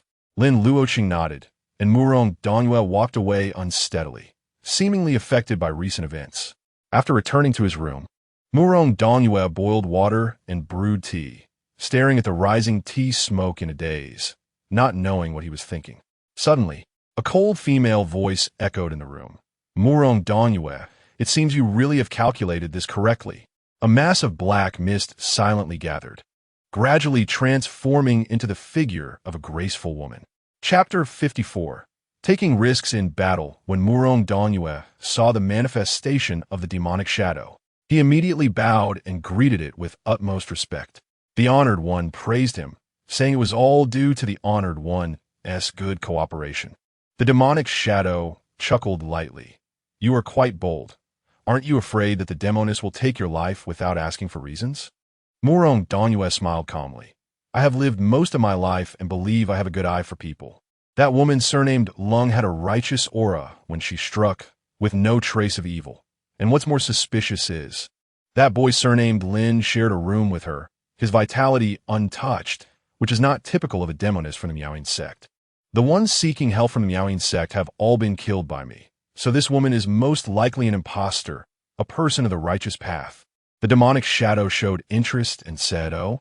Murong Dongyue continued to speak confidently. "However, this is just my speculation. To prevent her from using soul-searching techniques, I had to take risks. At that time, my third brother hid the magic eye in my room, and whether I stuffed it back to him or passed it on to someone else, as soon as she searched my soul, I would easily be exposed, which could lead to exposing the Honored One. So I simply went along with the plan. This clumsy framing scheme, even if the woman surnamed Lung cannot see through it. The boy surnamed Lin should have some awareness.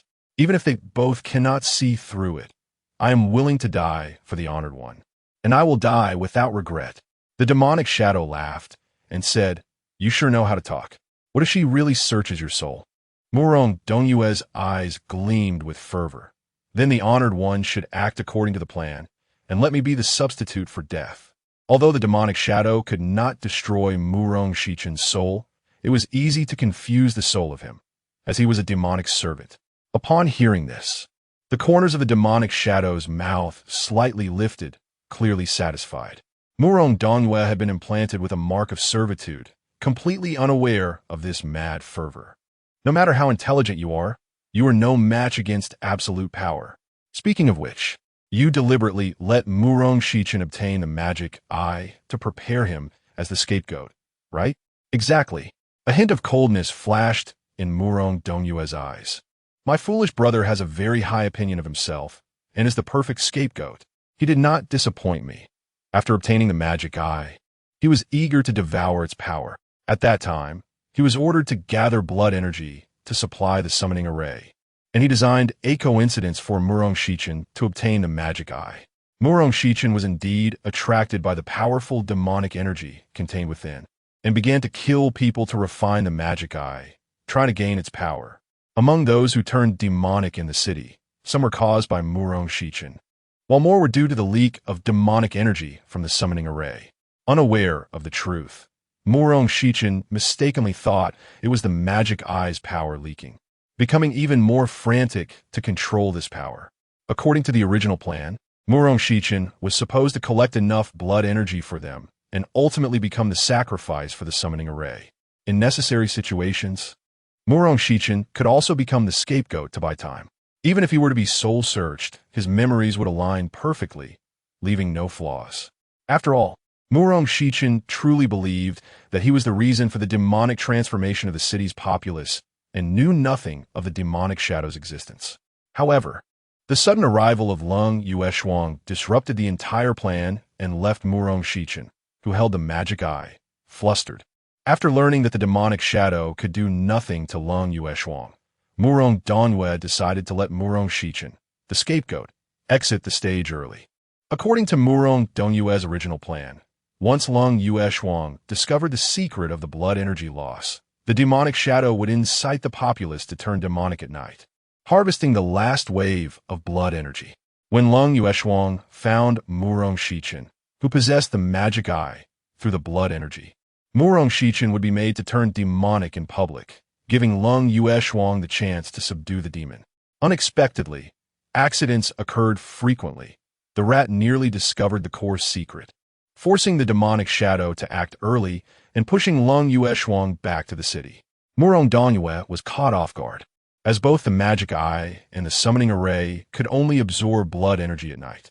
He could only deliberately send Murong Shichen out to seek help, deepening his suspicion while also giving him a chance to escape. As long as Murong Shichen fled in fear of guilt, he would definitely not be able to escape. Once caught, the crime would be solidified. Who would have thought that Murong Shichen, unable to part with his family and children, would choose to sever ties with the magic eye and frame others? In a hurry, he could not get close to Su Zhen and had no choice but to hide the magic eye in Murong Dongyue's jade pillow amidst the chaos. Murong Shichen thought he was framing others, unaware that he was returning the item to its rightful owner. After discovering the magic eye, Murong Dongyue, in order to avoid exposing the lurking demonic shadow and due to his suspicions about Lin Luocheng's identity, chose to take a risk under the subconscious desire to keep the demonic shadow hidden and put himself into the game. Lin Luocheng and the others did not disappoint him either. With the cooperation of the demonic shadow, they successfully forced Murong Shichen out. Murong Dongyue successfully cleared his suspicion, not only without exposing the existence of the demonic shadow, but also allowing Lin Luocheng and the others to enjoy the thrill of strategizing. The only pity was that Lin Luocheng did not know how to search souls, which wasted his efforts. The demonic shadow smiled slightly and said, "You said that boy is clever. Aren't you afraid he will see through your tricks?" Murong Dongyue took risks, confident that he was currently in a state of darkness beneath the lamp. After all, who would be willing to believe that the scapegoat they had worked so hard to capture was actually a scapegoat? Murong Dongyue said confidently, "So I will give him the ascension order to let him leave the city early." The shadow's tone turned cold, reminding him, "Keep an eye on the Murong sisters. Don't let them follow him." Murong Dongyue laughed. "Rest assured, honored one, Xiaozhu's ascension order is in my hands. And that girl Qiuji is sensible. She knows her situation and will not drag others down." The shadow nodded slightly. "Within 3 days, ensure they remain in the city." Murong Dongyue responded, and the shadow disappeared without a trace. Murong Dongyue stood alone by the window, looking at the myriad lights of Qingshu City, a hint of daze flashing in his eyes, which quickly returned to determination. If he did not perish, no one could stop him. Meanwhile, in Lin Luocheng's small courtyard, Murong Xiaozhu pretended to be relaxed and said, "Here is the ascension order I promised you. From now on, we owe each other nothing." Lin Luocheng nodded and smiled slightly, looking forward to our reunion on the path of immortality in the future. Murong Xiaozhu raised her chin and laughed. At that time, "Just watch me make you kneel and beg for mercy." Lin Luocheng smiled slightly. "All right, I'll wait." "Okay, I have something to do. You two can chat slowly. Murong Xiaozhu pushed the head-down Murong Xiaozhi beside her and turned to leave. But just as she stepped out, she saw Lung Yueshuang hurriedly approaching after hearing the news. Fairy Lung. Murong Xiaozhu lowered her voice, her eyes filled with pleading. My sister has no fate with the path of immortality in this life, and will never become your obstacle. Could you give them a little time? Lung Yueshuang looked at the pair of figures in the courtyard and felt an inexplicable softness in her heart. The time spent together had made her see that these sisters were not the demonesses she thought. She gently nodded and turned to walk towards the nearby lakeside, her white dress fluttering in the evening breeze. Murong Xiaozhu watched Lung Yueshuang's ethereal figure and couldn't help but be amazed. Xiaozhi clung to Lung Yueshuang every day. While the latter only encountered some minor troubles, yet she was very resilient. Was it possible that Xiaozhi's misfortune was ineffective against high-level cultivators? Or was it that this fairy Lung was extraordinarily blessed, with deep fortune? Perhaps it was because Xiaozhi was not genuinely close to her from heart. In the courtyard, Lin Luocheng walked side by side with Murong Xiaozhi toward the gazebo in the yard. The two walked in silence, the atmosphere somewhat heavy, as neither knew how to start a conversation. Just as they walked past the scenic wooden bridge, Lin Luocheng's foot suddenly made a cracking sound, nearly causing him to fall. Run! He was used to this level of misfortune. Wasn't just being chased by wild dogs while walking or being inexplicably caught in a disaster. Murong Xiaozhi was pulled by him to run across the wooden bridge, unable to help but slightly smile. Even though she knew she would not be in any danger, he still reflexively took her along to run. I'm sorry. Lin Luocheng smiled and said, Why are you apologizing to me? Murong Xiaozhi's cheeks turned slightly red. She bit her red lips, and her voice was as light as a feather. Because I still couldn't help but feel close to you, and I have implicated you. Chapter 55, Will the young master come back to see me? Lin Luocheng was stunned, because Murong Xiaozhi's words were equivalent to directly expressing her feelings. For a moment, he didn't know how to respond, and could only helplessly smile. I just said I couldn't be this unlucky, and indeed it's you. I don't want this either. Murong Xiaozhi's pretty face turned red as she lowered her head, but I couldn't control myself. The gentle breeze blew, lifting the stray hair from her forehead, revealing her beautiful face and eyes like autumn water.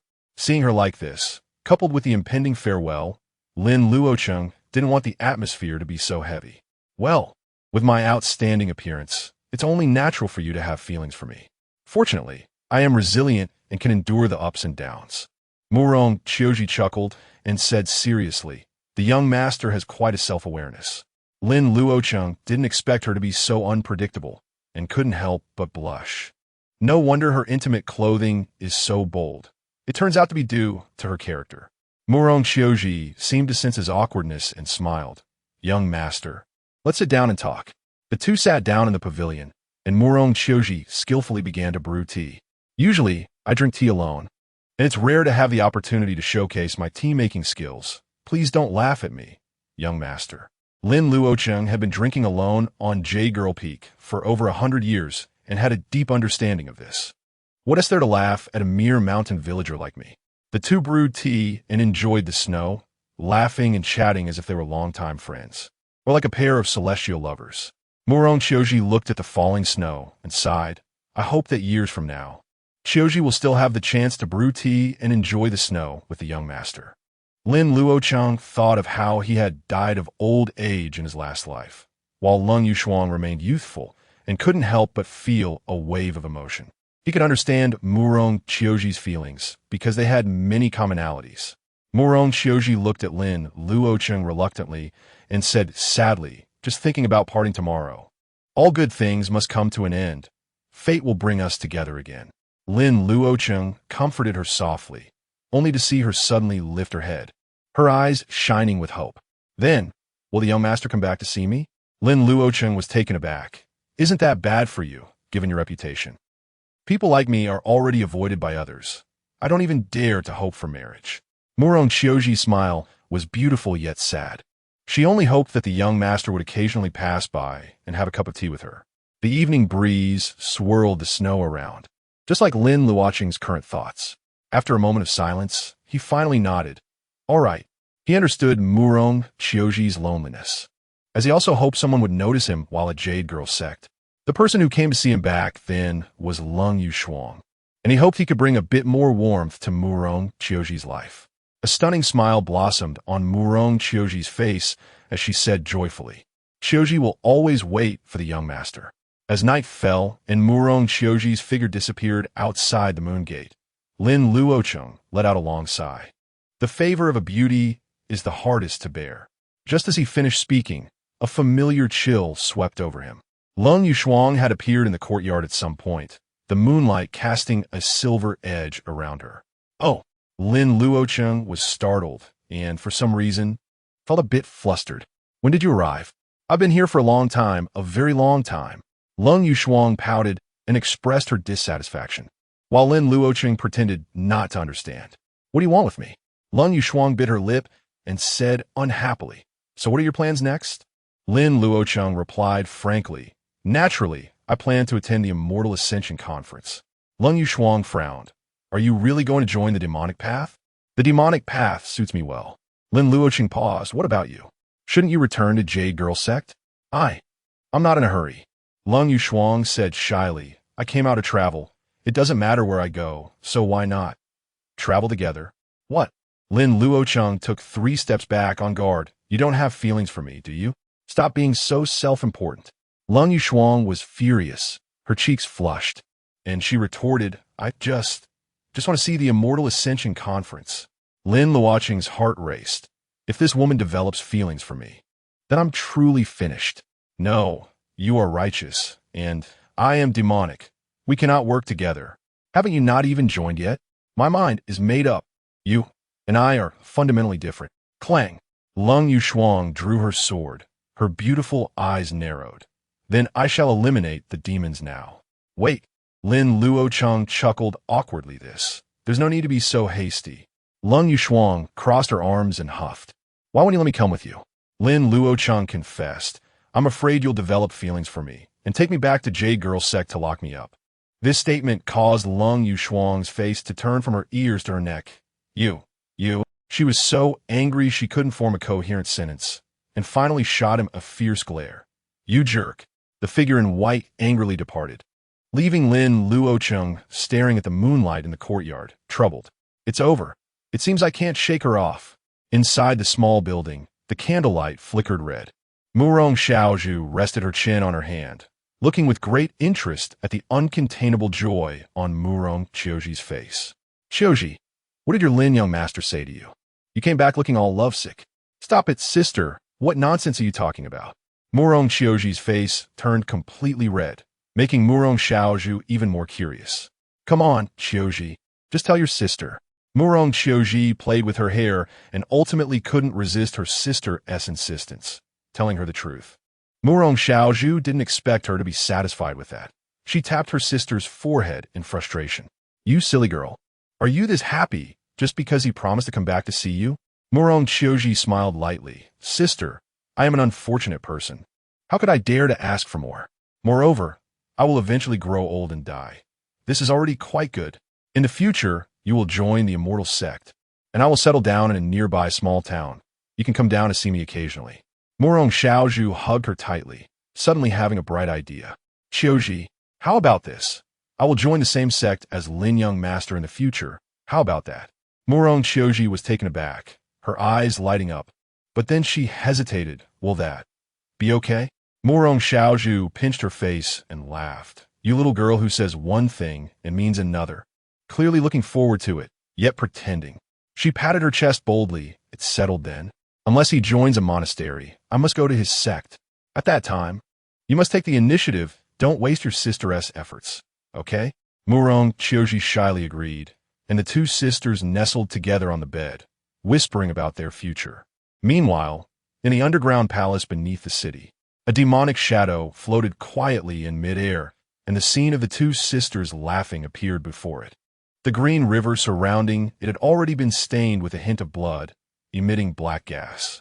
The demonic shadow gazed obsessively at the stunning face in the projection, its voice filled with near-mad devotion. 3 days, just 3 more days. Chapter 56. Two Miss Murongs, come with me. The next morning, Lin Luocheng sat at the small building of the Murong sisters for breakfast, as usual. Murong Qiuji appeared calm, holding a bowl in her delicate hand, serving porridge for Lin Luocheng.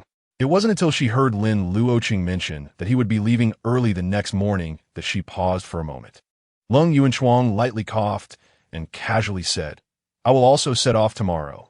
Lin Luocheng couldn't help but smile wryly to himself. This persistent presence was truly hard to shake off. However, he currently had no way to deal with Lung Yuanchuang. Neither could he fight nor get rid of her. The four of them silently ate breakfast, with only the sound of bowls and chopsticks clinking. Lin Luocheng looked at Murong Qiuji's reluctant expression and sighed inwardly.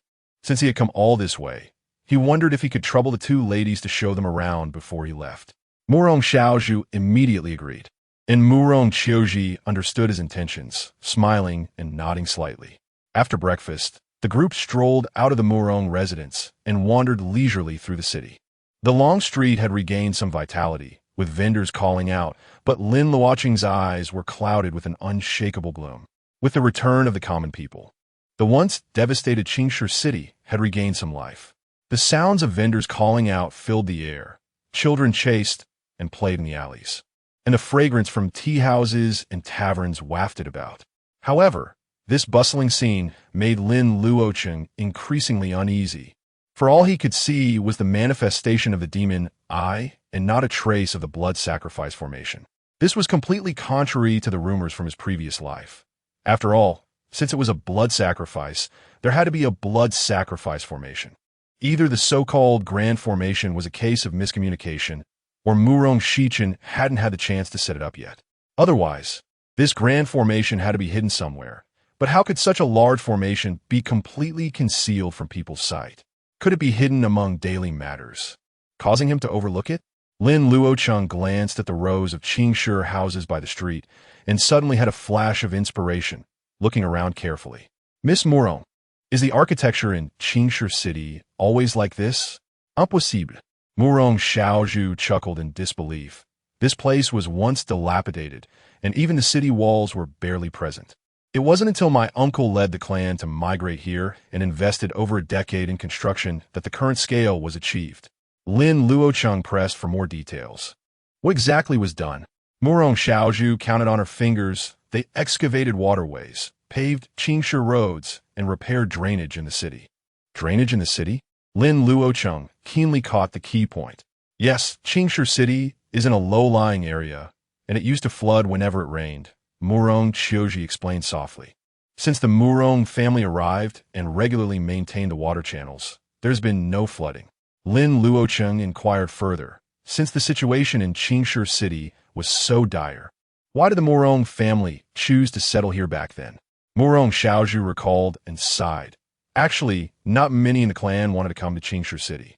But after my father passed, the Murong family was unable to stand alone in the capital and had to flee to avoid trouble. My third uncle originally intended to go to Wangyue City, where there were no major families and the transportation was much more convenient. However, my uncle insisted on coming to Qingshi City for recuperation, which led to quite a bit of dissent among the clan. Lin Luocheng glanced at the blue brick walls by the roadside and joked, "These Qingshi bricks wouldn't have been invented by the head of the Murong family, would they?" Murong Xiaozhu shook her head. That's not the case. Qingshi bricks have a long history.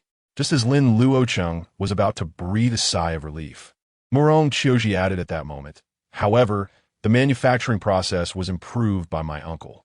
He said it concerns people's livelihoods and must not skimp on quality." At this moment, despite the bright sun overhead, Lin Luocheng felt a chill all over, murmuring, "It's him again." Lung Yuanchuang thought he was lamenting Murong Dongyue's accomplishments and couldn't help but feel emotional. No wonder Lord Su trusted him so much. He truly seemed like the second father of Qingshi City, working hard for the people's welfare. Murong Qiuji nodded. "I've heard that many of the townsfolk were displaced back then, and it was my uncle who funded the construction of houses for them." Murong Xiaozhu scoffed, but when my uncle had his incident, not a single one of those townsfolk stood up to say a word for him. The conversations among the three women drifted past Lin Luocheng's ears, yet he didn't catch a single word. He forcefully suppressed the surging thoughts in his mind and anxiously sought help from Chu Lingyin in his consciousness. Gunajia. Could it be that the entire Qingshi city is itself a grand formation? Chu Lingyin was taken aback and hesitantly said, "Are you suspecting that these Qingshi bricks are the patterns of the formation?" "Hiss, don't say it. If these bricks are made of some special material, it really is possible." Upon hearing this, Lin Luocheng sought confirmation from Murong Xiaozhu. "Is the soil here, since ancient times, always this color?" Murong Xiaozhu nodded.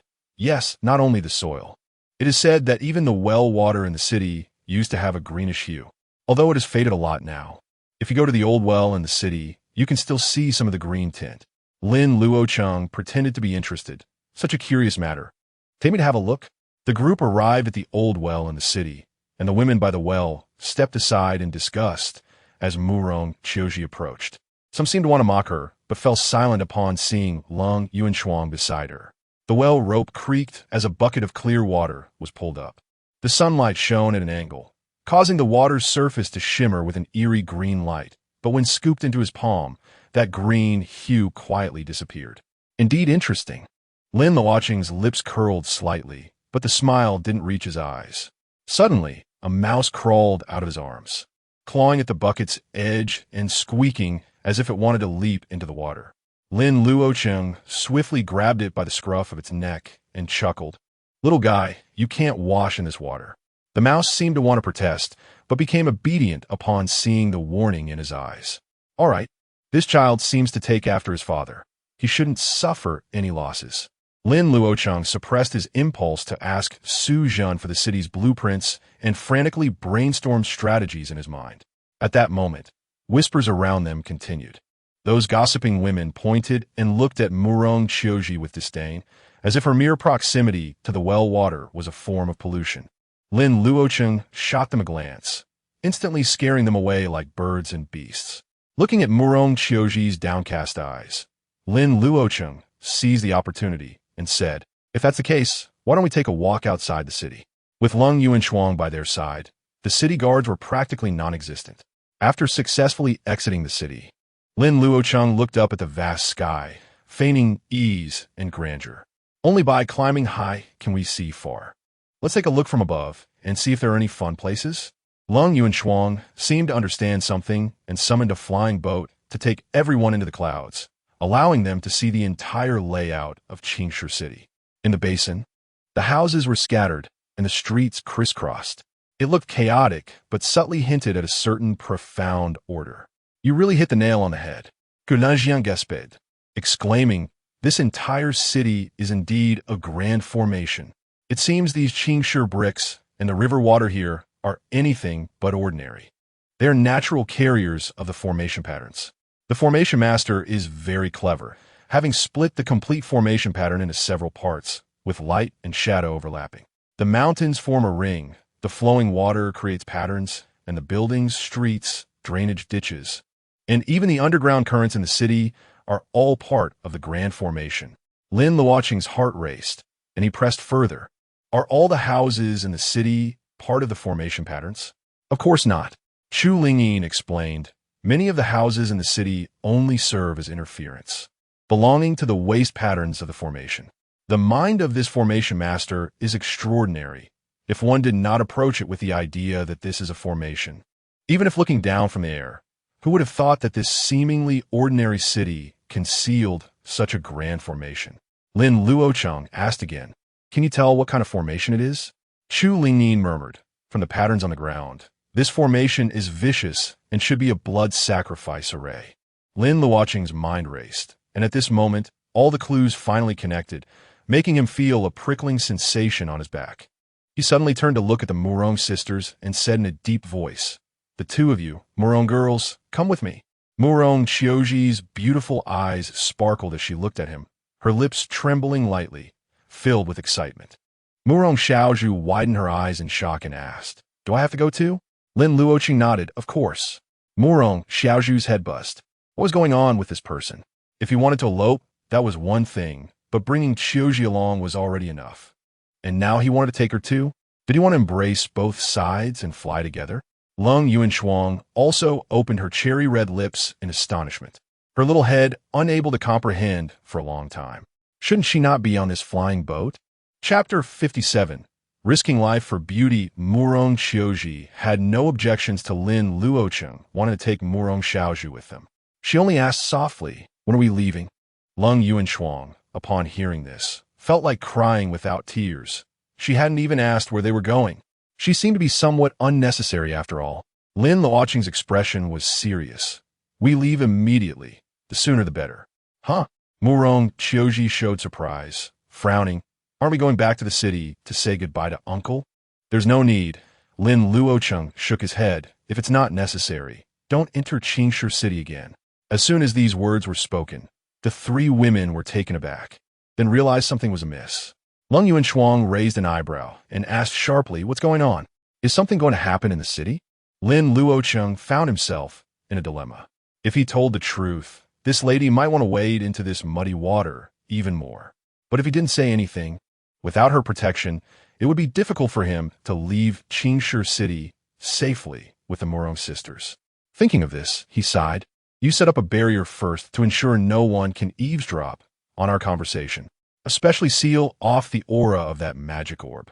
Lung Yuanshuang understood the seriousness of the situation and immediately set up a restriction, sealing the magic orb as well. "Even if their cultivation is much higher than mine, they won't be able to eavesdrop on us. You can speak freely." Lin Luocheng then spoke in a deep voice. "Qingshi City is likely on the verge of destruction." "What?" the Murong sisters exclaimed in unison, with Lung Yuanshuang even more astonished. "Why is that? Didn't Murong Xichen get executed?" Lin Luocheng shook his head. Murong Xichen was merely a pawn or a scapegoat. The real evil spirits causing trouble in the city are still at large. And they have even set up a blood sacrifice formation that encompasses the entire city. Lung Yuanshuang frowned, "But we searched before, and there was no formation at all." Lin Luocheng pointed at the city below and asked, "Doesn't Qingshi City and the surrounding mountains look like a formation? How is that possible?" Lung Yuanshuang instinctively wanted to deny it, but as she looked at the seemingly random streets and alleys in the city, she was stunned. The entire Qingshi City indeed had the aura of a formation. If paired with the surrounding mountains, it looked even more like one. The entire Qingshi City was a large formation, and the flowing water and green bricks in the city were part of the formation. Lin Luocheng elaborated on Chu Lingyin's speculation, leaving Lung Yuanshuang in a daze. "So, you mean the head of the Murong family is actually the mastermind behind it all?" Lin Luocheng hesitated. "I don't know if he's the main culprit, but he definitely has a connection to this matter." He actually hoped that Murong Dongyue was the mastermind. After all, that would make things less complicated. Murong Dongyue was at most a possessed demon or someone who happened to learn the secret of Qingshi City. But if Murong Dongyue was not the mastermind, there must be a powerful figure lurking in the shadows. Murong Xiaozhi still found it hard to believe. Young Master Lin. Could this be a misunderstanding? This formation could have other purposes? Lung Yuanshuang shook her head. "No, if it's really a formation, it's definitely something sinister." Murong Xiaozhi murmured in disappointment. "Why would Uncle do this?" Lung Yuanshuang's gaze turned cold as she said in a frosty tone, "You'd have to ask him." Lin Luocheng reminded them, "Regardless, our top priority is to leave Qingshi City as soon as possible." But Lung Yuanshuang shook her head. "If, as you say, the citizens in the city are in imminent danger, can we just walk away?" "Luocheng, this demon hasn't dared to attack me directly, but rather wants to trick me into leaving, which shows it doesn't have the upper hand. Now that we know its plan, we can break the formation in the city and expose this meddlesome demon." Lin Luocheng looked at Lung Yuanshuang in surprise, having to admit that the stereotype of big chest. No brains might be wrong. This woman did have some brains, but he really didn't want to get involved in this mess. Lin Luocheng was quite clear about his own strength. Saving the country and its people was not something he was meant to do. Although he felt pity, the citizens of the city were not related to him, and he didn't need to risk his life for them. In that case, good luck, Fairy Lung, I support you, and wish you great success in your martial endeavors. Lung Yuanshuang's expression instantly fell. Surprised. Aren't you coming with me? Lin Luocheng decisively shook his head. What can a chi-refining realm cultivator like me do? I still need to attend the Ascension Conference. Lin Luocheng looked at him with a pitiful expression. When the time comes, I'll use my sword to send you off. You won't miss it. Lin Luocheng remained resolute in his refusal. Lin Luocheng quickly turned to the Murong sisters. Murong Qiuji looked back at the smoke rising from the city, wanting to say something but hesitating. However, Murong Xiaozhu glanced at her and shook her head. In the end, she didn't speak up. She couldn't bring herself to let Lin Luocheng risk his life for them. Seeing that no one was on her side, Lin Luocheng stopped insisting. In that case, you leave first, and I will go back to the city to confront Murong Dongyue directly. Lin Luocheng quickly grabbed her, saying in a serious tone, you will alert the enemy like this. Lin Luocheng gave a bitter smile. If you won't help me, then I can only think of this method. If it becomes impossible, I will escape the city myself. You all leave first. No need to wait for me. Lin Luocheng looked at her and asked helplessly, is this person really worth saving? Lin Luocheng nodded. If I can help but choose to turn a blind eye, it goes against the path I cultivate. I will act according to the situation. If it gets too dangerous, I will also leave on my own, so you don't need to worry. Lin Luocheng looked at the stubborn Lin Luocheng and sighed helplessly. If that demon was indeed as strong as he imagined, leaving without saying goodbye would definitely alert the enemy. Without Lin Luocheng's protection, it would be difficult for him to escape with the Murong sisters. In that case, it would be safer to stay close to Lin Luocheng. At least she could protect him. Forget it. I'll accompany you once more. If anything happens, you must protect me. Before he finished speaking, Lin Luocheng broke into a smile, as if spring blossoms were competing to bloom. Even the mist in the mountains seemed to brighten a bit. Don't worry, with me around, you won't die. Lin Luocheng looked at the beautiful scene before him, shaking his head helplessly and apologetically looked at the Murong sisters. Looks like we're going to have to involve you in this adventure. Murong Qiuji shook her head and smiled. Young master is too modest. Murong Xiaozhu knew her sister was concerned about the citizens in the city and could only accompany them in this madness. Since we've decided, let's think about how to break the situation. If the formation is relying on the buildings, perhaps we should destroy the buildings to break the formation? Lin Luocheng shook his head. That's not appropriate. The layout has been in place for over a decade, so there must be a backup plan. Moreover, if the source of the demonization hasn't been identified, what if the demons secretly lead the citizens to collectively become demons? That would be troublesome. Murong Qiuji hesitated. Isn't the source of demonization that magic orb? Lin Luocheng analyzed. It should not be. If the magic orb can be handed over to us, it's probably a decoy. Lin Luocheng propped her chin with her hand and suggested, why don't we use the same trick again, pretend to leave, and wait for it to reveal itself? Lin Luocheng looked at the surrounding mountains, his brows furrowing as he gently tapped his palm with the folding fan. If it reveals itself, the blood sacrifice formation in the city will likely have already activated. We must take the initiative. Last time, when the rat entered the underground river, something happened in the city. There might be something in the underground river. We'll explore tonight, and if we find nothing, we'll pretend to leave the city tomorrow and start investigating from the water system outside the city. Lin Luocheng nodded, eager to try. Okay, let's do it your way. Being able to act alongside Lin Luocheng made her feel much more composed, no longer a loss. Murong Xiaozhu curiously asked, what about us sisters? Lin Luocheng hesitated for a moment and said, you two need to find a reason to leave with us. Although taking them away suddenly might alert the enemy, he still cares more about the safety of the Murong sisters. After all, if Murong Dongyue is truly the heavenly demon's sacred body, the first to be blood sacrificed would be the members of the Murong family. Chapter 58. The array activation. Murong Xiaozhu nodded and said, what reason do we have to go with you? She knew that this might alert the enemy. But for her, the safety of herself and her sister was the top priority. Lin Luocheng pondered for a moment, lightly shaking his folding fan.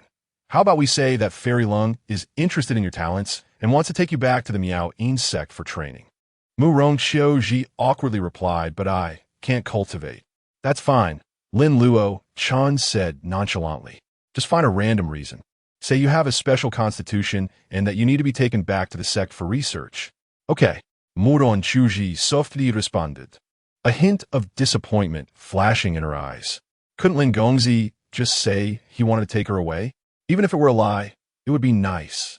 Lin Luocheng was unaware of Mu Rongqiu Ji's little feminine thoughts and was currently focused on the matters in the city. He carefully devised an action plan and even assigned the little mouse the task of scouting. Lin Luocheng hoped the mouse could discover secrets underground and ideally lead them through the waterways. After all, the mouse could burrow, but they couldn't. Mouse, remember, just find the route and don't alert anyone. Prioritize your own safety, he instructed. The mouse nodded repeatedly, squeaking twice, its little black eyes twinkling with eagerness. Finally, Lin Luocheng looked around at the women. After we return to the city, everything should be as usual.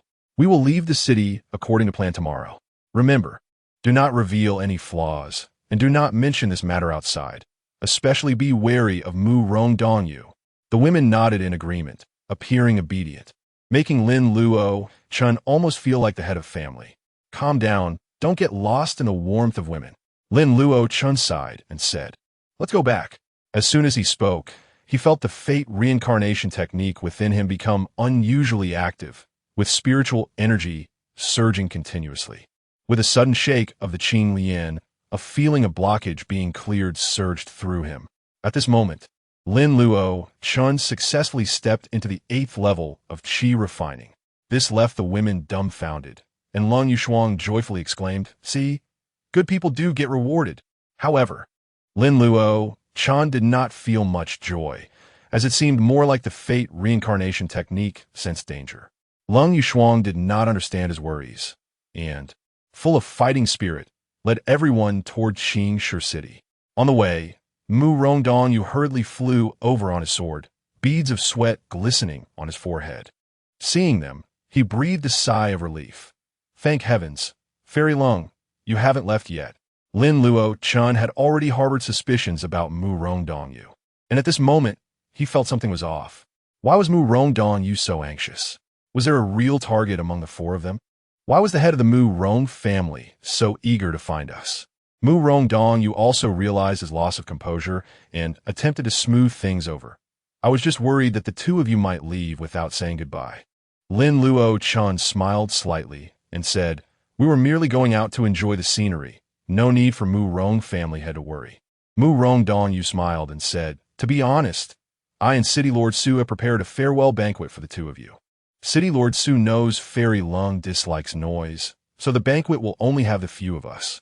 I hope you will grace us with your presence. Lin Luocheng looked at Lin Luocheng, who subtly nodded, and she then agreed. You are quite thoughtful. I will attend the banquet on time. Mu Rongdongyu beamed, saying, then I will await your esteemed presence at my residence. Lin Luocheng nodded, and the group flew toward Qingshi City. Lin Luocheng did not rush to speak, planning to mention taking the Mu Rong sisters during the banquet. After all, the later he brought it up, the harder it would be for them to guard against it. After returning to the city, the little mouse quietly slipped down from Lin Luocheng's body. It quickly began to dig and soon skillfully burrowed into the ground, heading underground. This was its first official mission, and it had to be executed beautifully. At night, the Mu Rong residence was brightly lit with the sound of silk and bamboo music. Su Zhen, beaming with joy, raised his glass and stood up. Thanks to Fairy Lung and young Master Lin for eliminating the demons and safeguarding the Tao, Qingshi City can return to peace. On behalf of all the citizens, toast you both. Lin Luocheng sat at the table, silent, only taking a small sip of fruit wine, her expression as cold as frost. The moonlight spilled through the intricately carved window, enhancing her ethereal beauty, making her seem like a celestial being untouched by the mortal world. Su Zhen, undeterred, clapped his hands, and 2 maids presented a storage bag to Lin Luocheng and Lin Luocheng. Fairy Lung, young Master Lin. This is a small token of appreciation from me and the citizens of Qingshi City. I hope you will accept it. Lin Luocheng felt a bit at a loss, but Lin Luocheng calmly accepted it and gave her a glance. Take it. No need to be polite. You wasteful girl, don't give it to me. Under his urging gaze, Lin Luocheng could only accept it, feeling a bit embarrassed. Seeing her accept the gift, Su Zhen immediately felt relieved, his smile brightening. Mu Rongdongyu, noticing this, also presented a gift to both of them. A small token, not much of courtesy. Lin Luocheng Chun naturally knew this was given out of consideration for Lin Luocheng, but he accepted it without hesitation. This was what he deserved, after all. With a slight misstep, he could have been taken back to the Jade Maiden Sect by Lin Luocheng. He wasn't someone who lived off of others. Lin Luocheng, considering the spirit stones, exchanged cups with Mu Rong Dongyu, and the atmosphere became cordial. After a few rounds of drinks, as the atmosphere grew more lively, Lin Luocheng signaled to Lin Luocheng. Lin Luocheng softly spoke, Mu Rong family head. I wish to take the two Mu Rong sisters back to the Maiden Sect. What are your thoughts? What? Muron donc you trembled. Looking at her in shock. Fairy, are you serious? Of course. But Xiao cannot cultivate. They share a deep sisterly bond. I cannot bear to separate them. Lin Luocheng said earnestly. Moreover, Miss Xiao has a special constitution. Taking her back to the sect may yield unexpected results. Even if she truly cannot cultivate. My Maiden Sect isn't short on resources. Mu Rong family head need not worry. Mu Rong Dongyu looked at the Mu Rong sisters. Hesitating, what do you sisters think? We are willing. The sisters replied in unison. Mu Rong Dongyu forced himself to calm down, barely managing to put on a facade of happiness for them. In that case, when Elder Zhou and the others return, we'll discuss your contributions. Lin Luocheng interrupted him, saying lightly, no need. Leave those resources to the Mu Rong family. I will compensate them myself. Seeing that she was unwilling to accept, Mu Rong Dongyu's mind raced, realizing something might be wrong. My two nieces have caught Fairy's favor. I am overjoyed. I hope Fairy will take good care of them. Lin Luocheng nodded, and Lin Luocheng let out a sigh of relief in his heart. It seemed the Mu Rong sisters were not the key to the blood sacrifice, merely optional offerings. Mu Rong Dongyu looked at the Mu Rong sisters and handed them a storage bag. Xiao Qiao, you are leaving? And your uncle has nothing much to give you. This is a small token of my appreciation. This is a personal gift from your uncle, not something belonging to the family. You can take it without worry. No one will say anything. As long as your uncle is in the Mu Rong family, this place will always be your home, and you can return at any time to take what belongs to you. His heartfelt demeanor moved not only Mu Rong Qiao, but even Mu Rong Xiaju. Seeing that both were on the verge of tears, Sujin quickly stood up to ease the atmosphere. This is a joyous occasion. No need for long faces. You're not leaving forever. My two nieces have successfully joined the Celestial Sect. I toast to both of you, wishing you a bright future. The Mu Rong sisters quickly raised their glasses in return, and everyone exchanged cups, the atmosphere becoming lively again. After the banquet, in the small building of the Mu Rong sisters, Lin Luocheng and the others gathered around the table, with the mouse drawing a complex map of waterways on the ground with its little paws. According to the mouse's meaning, the underwater area is interconnected, and there are spiritual barriers in place. It is afraid of startling the snake, so it doesn't dare to probe deeply and can only scout around the periphery. Lin Luocheng pondered, how about I go down and take a look? Lin Luocheng nodded, I'll go with you. Lin Luocheng, not knowing what she thought of, blushed slightly and softly replied with an mm. She set up a formation around them, sealing the magic eye within to avoid exposing their whereabouts. Before leaving, Lin Luocheng left several talismans for the Mu Rong sisters to ensure everything was foolproof. Remember, no matter what happens, do not leave this place. The sisters nodded seriously. Lin Luocheng took Lin Luocheng and instantly disappeared from the scene. Mu Rong Qiao said anxiously, I hope young Master Lin and the others are safe. Mu Rong Xiaju patted her shoulder. Don't worry, with Fairy Lung around, nothing will happen. Mu Rong Qiao responded with an mm, but still remained worried. Meanwhile, in the underground palace, Master, it's bad. That woman surnamed Lung is going to take the Mu Rong sisters away. Mu Rong Dongyu's expression was extremely anxious. The magic shadow shifting unpredictably, coldness surging in his eyes. I already knew they were preparing to go into the water to investigate. It seems they have discovered something. In that case, let us initiate the plan after they go into the water. Mu Rong Dongyu was taken aback for a moment, but decisively nodded. Understood. I will go prepare the offerings and activate the summoning array. After he left, the magic shadow cast a spell, and the flowing water around surged incessantly. Threads of demonic energy and blood energy surged from the water, as if countless vengeful souls were crying out within. Since you all want to die, I will fulfill your wishes and use your blood to cleanse his majesty. Chapter 59. Why is he so skilled? At the ancient well in the city, the water was deep and tranquil, reflecting the cold moon like frost. Suddenly, a woman descended from the sky with a man, like a celestial being from the moon palace. Lin Luocheng looked at the serene well water and suddenly remembered an embarrassing thing. It seemed he couldn't hold his breath for that long. Shushu jumped out of his arms, squeaking twice before leaping into the well. Lin Yuxuang's ears turned red, and she shyly said, "Luocheng, let's go too." She pulled Lin Luocheng and leaped into the well, the two of them plunging into the water as if committing suicide together. After they entered the water, the ancient well in the city inexplicably rose, various sluices opened, and countless streams of water surged in. The water turned green, with streaks of blood colors swirling within, rising in waves of black light that spread throughout the city. The citizens of the city were enveloped in black gas, as if they had fallen into a nightmare. Especially the locals of Qingshi City, black gas swirled above their heads. Inside the ancient well, Shushu led the way, with Lin Yuxuang tightly holding onto Lin Luocheng behind. Shushu moved its four limbs surprisingly fast, leaving Lin Luocheng dumbfounded. A real person can't compare to a mouse. The two followed Shushu and soon entered an underground dark river. As they continued to dive deeper, the surroundings became dim and the lake water turned warmer. A white light emanated from Lin Yuxuang, illuminating the area, and her clothes fluttered as she looked ethereal like a fairy. Suddenly, she felt her hand tighten slightly and turned back to look at Lin Luocheng. She saw Lin Luocheng's handsome face turning red, his expression showing signs of pain, clearly unable to hold his breath any longer.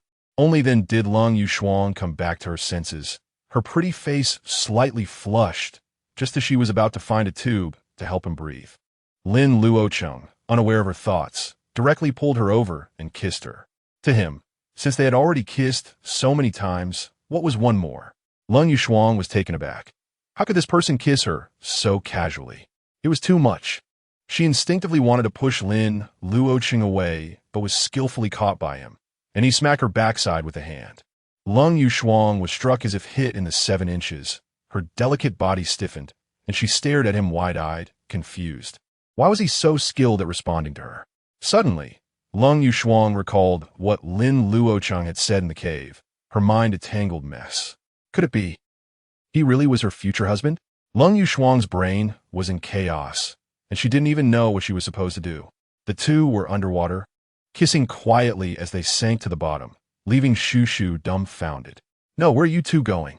After a moment, Lin Luocheng controlled his restless hands and, with great determination, released Lin Yuxuang. Lin Yuxuang looked dazed, as if Lin Luocheng had drained her of oxygen, appearing oxygen-deprived. Lin Luocheng waved his hand in front of her, and only then did she come back to her senses, her pretty face slightly flushed as she shyly glared at him. "You, how can you kiss someone so casually?" Lin Luocheng lacked the ability to communicate telepathically and could only gesture downward, indicating that they needed to focus on the matter at hand. Lin Yuxuang pouted in dissatisfaction, pulling him down to continue their descent. That annoying guy, always taking advantage and then running away. The dark currents beneath the city were complex and intricate, with many branches barely allowing two people to pass.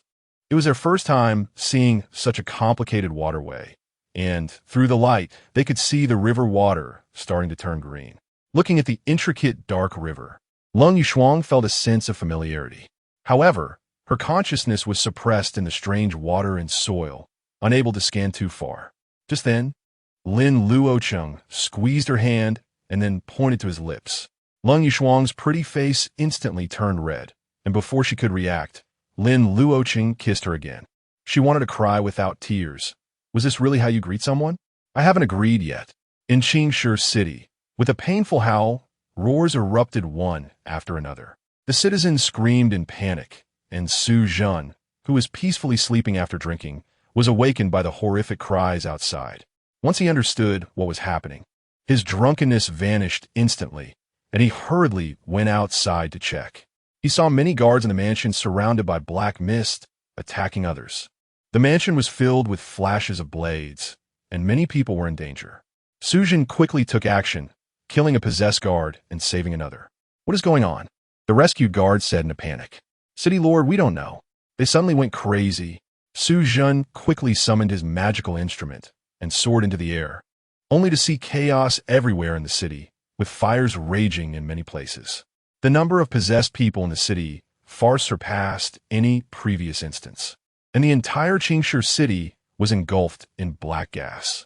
Sujin felt as if he had fallen into an ice cellar, thinking he was trapped in a nightmare. Desperate to wake up, at the Murong residence, the Murong sisters heard the screams from the mansion and quickly ran to the railing to look outside. They saw many servants possessed, crazily hunting others, causing chaos in the mansion. Sister, what is happening? Murong Xiaozhu held Murong Qiuji in her arms, softly comforting her. It's okay. I'm here.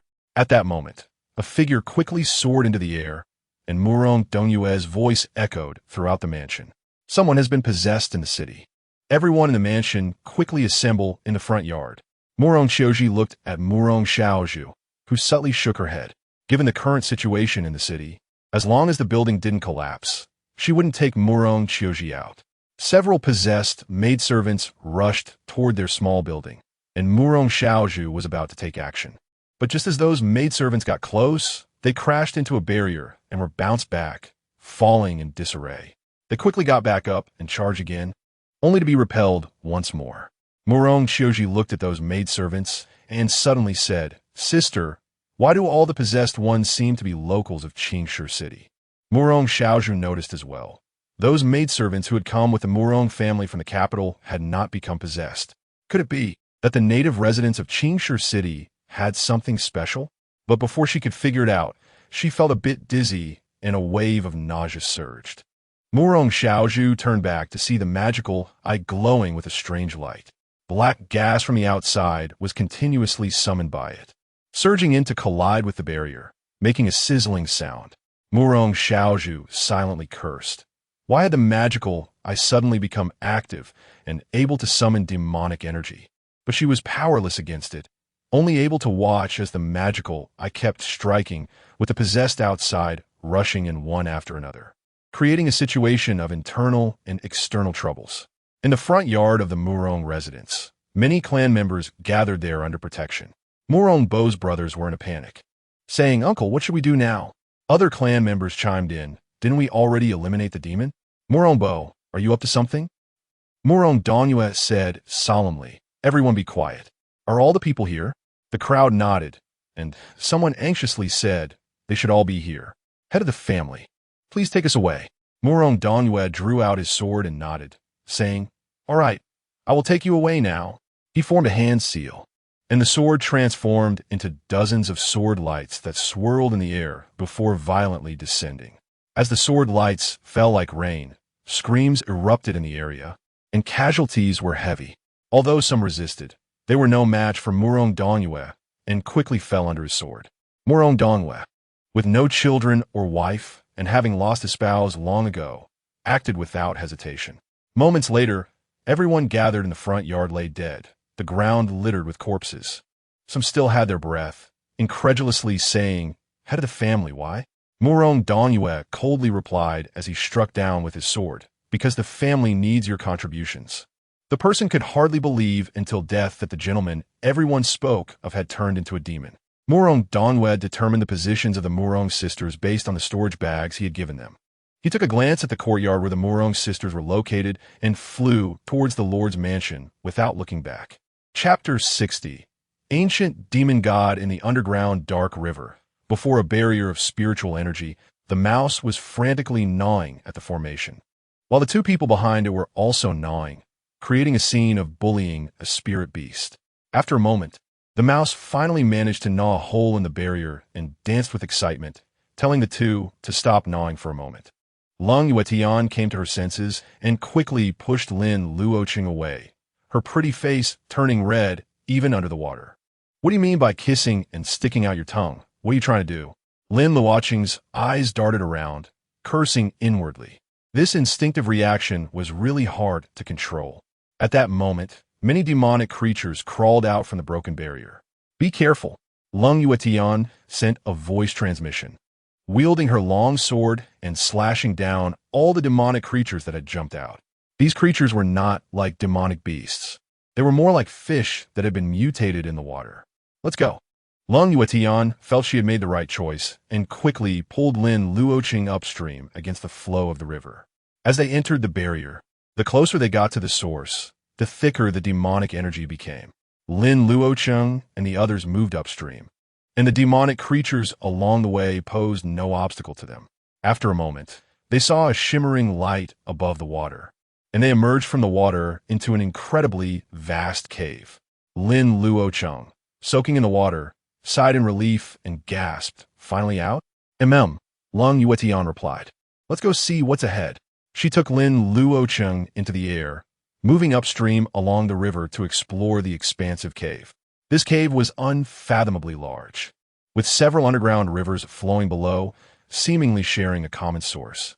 At this moment, without the interference of the strange river water, Lin Luocheng decisively spread her consciousness to investigate the surrounding situation. After a moment, they arrived at a narrowing point, and Lin Luocheng, with a serious expression, pressed her hand against the rock wall.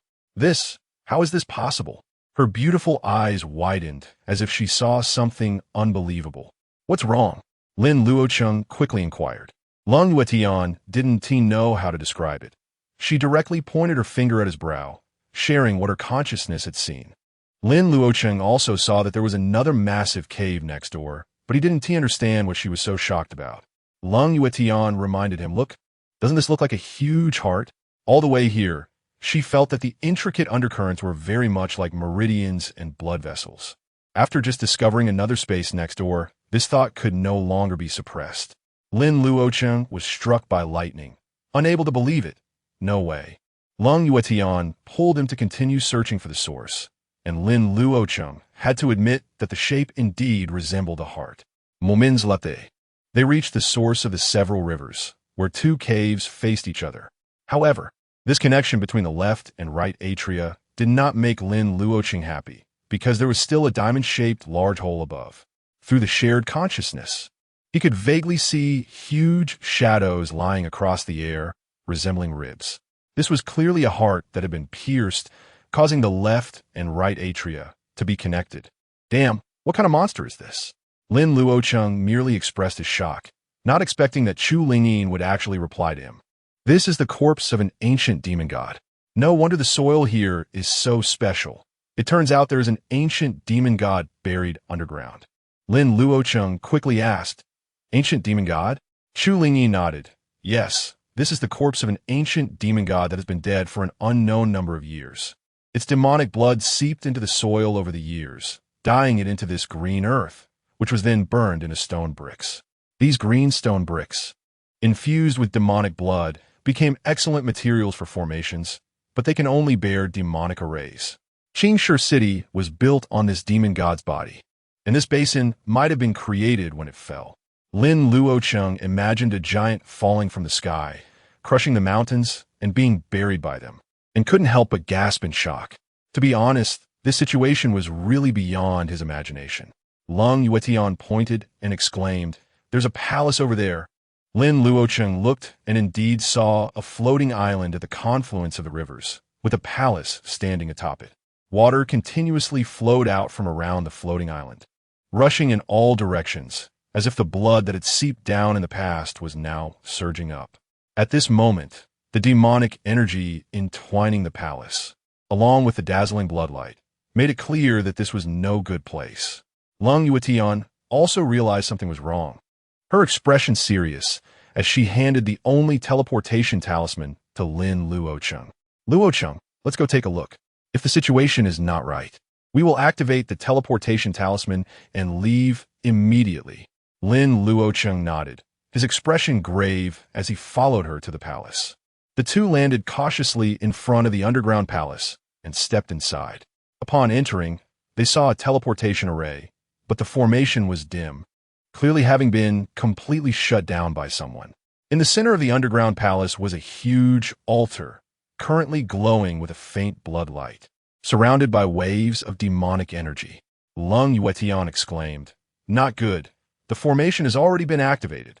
Although they had seen demonic energy along the way, they had thought it was normal and never imagined that the formation had already been activated. She was just about to take action to interrupt it when waves of demonic energy surged in, blocking her attack. The demonic energy gathered in the altar, transforming into a vague, graceful black shadow. She was surrounded by eerie demonic energy, her figure flickering in and out, and a strange woman's voice came from within. You two have been so lovey-dovey all the way here. If you were any later, you might have had to collect corpses for the people of Qingshi City. With your current state, I'm starting to doubt Murong Dongyue's judgment. You're not really the demon girl of Maiden Sect, are you? Lin Luocheng's pretty face flushed, and she looked warily at the demonic shadow. Who exactly are you? What do you want to do? The demonic shadow chuckled. As you can see, blood sacrifices for the entire Qingshi City to welcome my master back. Lin Luocheng frowned. Your master? This giant ancient demon god? The demonic shadow looked at him, a flicker of murderous intent in her eyes, and sneered, "Kid, go to hell and ask the king of hell." Suddenly, she spread her hands, and waves of demonic energy mixed with blood surged towards Lin Luocheng and Lin Luocheng. Lin Luocheng's face changed drastically. She flashed a light in her hand, grasping her long sword and unleashing a series of moonblades. You demon, D. But the demonic shadow remained unafraid, sneering, "If we were outside, I might still fear you a little. Now you've thrown yourself into the net, just die obediently."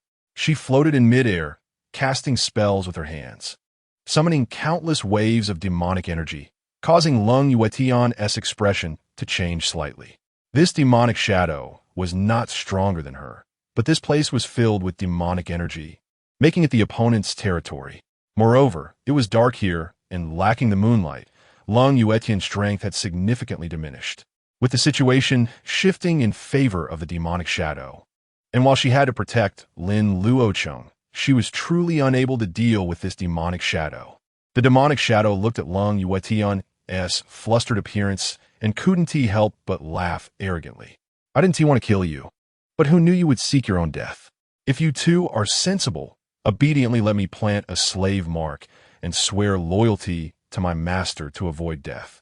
Lin Luocheng coldly shouted, "You demon, even at death's door, you still harbor such delusions. Quickly stop the formation." The demonic shadow leisurely replied, "The formation eye is right here. If you have the ability, come and stop me." At this moment, Lin Luocheng, in his sea of consciousness, felt Chu Lingyin realize that something was wrong and quickly reminded him, "Kid, this formation either wants to awaken this ancient demon god or wants to extract its power. Regardless of which, if successful, it's something you two cannot handle. It's best to leave quickly." Although she had her own means, a clever woman can hardly cook without rice. If the demon god truly revived, she feared she would also have to share Lin Luocheng's fate here. Lin Luocheng did want to leave, but the formation was right in front of him. It was clear that Lin Luocheng would not leave so easily. He calmed his mind and quickly recalled the current clues, as if time had slowed down at that moment. In a flash, Lin Luocheng grasped that fleeting inspiration. "Lin Luocheng, don't fall for her tricks. How could the array's core be so blatantly placed before you? This must be a deception. And she just said she didn't want to kill us, which means she was forced to activate the formation. Her true target is the Murong sisters. We need to leave this place quickly and not be fooled by the demon." The shadow of the demon was filled with shock. If it weren't for the demonic energy concealing it, it would have likely been exposed already. It had only said a couple of sentences, yet it felt as if its pants had been stripped off. Upon hearing this, Lin Luocheng seemed contemplative and decisively activated the small teleportation talisman in her hand. Lin Luocheng didn't expect this woman to take advice so readily, and he was instantly overjoyed. The demon shadow, furious, howled, "Where do you think you're going?" As the demon shadow charged in with great momentum, Lin Luocheng pushed Lin Luocheng away and pressed the small teleportation talisman onto him. "It's dangerous here. You go out first and protect them. I'll deal with this demon and then find you." Regardless of whether Lin Luocheng's words were true or not, the core of the formation was right in front of her, and she couldn't easily give up. Lin Luocheng was involuntarily sent flying, watching Lung Yushuang's sword-bearing figure, feeling furious. Lung Yushuang, are you crazy? Lung Yushuang plunged her sword down, and white light surrounded her, blocking all the incoming demonic energy. She turned back with a smile and said, "Don't worry, I won't die." Lin Luocheng wanted to say something more, but the brilliance in front of him flashed, and he disappeared from the scene. Lung Yushuang stood proudly with her sword, a faint red glow emerging in her eyes, her dress billowing. "You demon, are you ready to die?" Chapter 61. Those who roam must eventually pay the price. In the woods outside Qingstone City, Lin Luocheng suddenly appeared in midair with Shu Shu, cursing the little teleportation talisman for being a pain. Although setting the exit in midair could avoid getting stuck in the ground, it was easy to fall to one's death. Lin Luocheng quickly used the wind control technique to float down onto a tree, avoiding the embarrassment of a fatal fall. He looked around and soon spotted the distant Qingstone City, which was ablaze with fire. Damn it, the blood sacrifice formation has really been activated. Lin Luocheng sighed and said to Shu Shu, "You should leave quickly. It will be very dangerous back there." Shu Shu shook its head repeatedly, squeaking as if it were a mouse that valued loyalty. Lin Luocheng patted its little head, his gaze resolute as he looked towards Qingstone City. "All right, then let us charge into this den of tigers and dragons together." With a light tap of his toes, a fierce wind howled around him as he rushed towards Qingstone City without hesitation. Chu Lingyin anxiously shouted, Hey, kid, aren't you usually very calm? Why are you charging into the city now instead of escaping? You know you'll die, right?" Lin Luocheng replied calmly, "I know, but those who roam must eventually pay the price." He felt somewhat helpless. After all, who told him to be so curious and meddlesome? He owed them this much. Inside Qingstone City, Su Zhen clutched the wound on his chest, fiercely swinging a long knife as he roared angrily at Murong Donghua. Why? The sword wounds on his body were excruciating, but what chilled Su Zhen even more was the betrayal of his friend. He had trusted the person in front of him completely, treating them as a close friend, only to be ambushed when he was unprepared. If it weren't for his magic robe and quick reflexes, that sword could have taken his life. Around Murong Donghua, Sword's world, calmly attacking Su Zhen with a cold and indifferent tone. "Because I don't want to die. I am clearly more capable than them. Why should I be limited by so-called qualifications? I refuse to accept it. I want to be immortal. I want to become a celestial being. I want to wield power." Su Zhen gritted his teeth and said, "So you sacrifice the entire city's citizens for your own selfish desires? Are you any different from a demon?" Murong Donghua replied indifferently, "As long as I can achieve my goals, what does it matter if I become a demon? Su Zhen, considering our years of friendship, as long as you surrender, I can spare your life." Su Zhen laughed in anger. "Murong Donghua, after so many years of friendship, you don't understand me at all. I'm a demon cultivator, but not a demon. Even if I die, I want to sink to your level. Although the cultivators of Lanzhou practice demonic arts, they are not like the man-eating demons. They are still human at heart and not beasts. Demon cultivators value freedom and spontaneity, and while they may stray from the path, they do not indiscriminately kill the innocent. If there isn't a deep hatred or sufficient reason, demon cultivators would not easily slaughter cities or annihilate clans. Those who take pleasure in killing and slaughtering cities for treasures are despised even among demon cultivators, forced to flee to the territories of demonic tribes. After all, without ordinary citizens, where would the future generations of cultivators come from to be exploited, and where would the beauties come from to seek pleasure? One should not drain the pond to catch fish. It's about sustainable living. Murong Donghua, disappointed, said, "In that case, I ask you to die." He intensified his attacks, the sword light raining down, each strike aimed directly at Su Zhen's vitals. Su Zhen, realizing he couldn't break through, roared in anger and directly used a self-destructive technique. "Murong Donghua, if I die, I'll take you down to hell with me."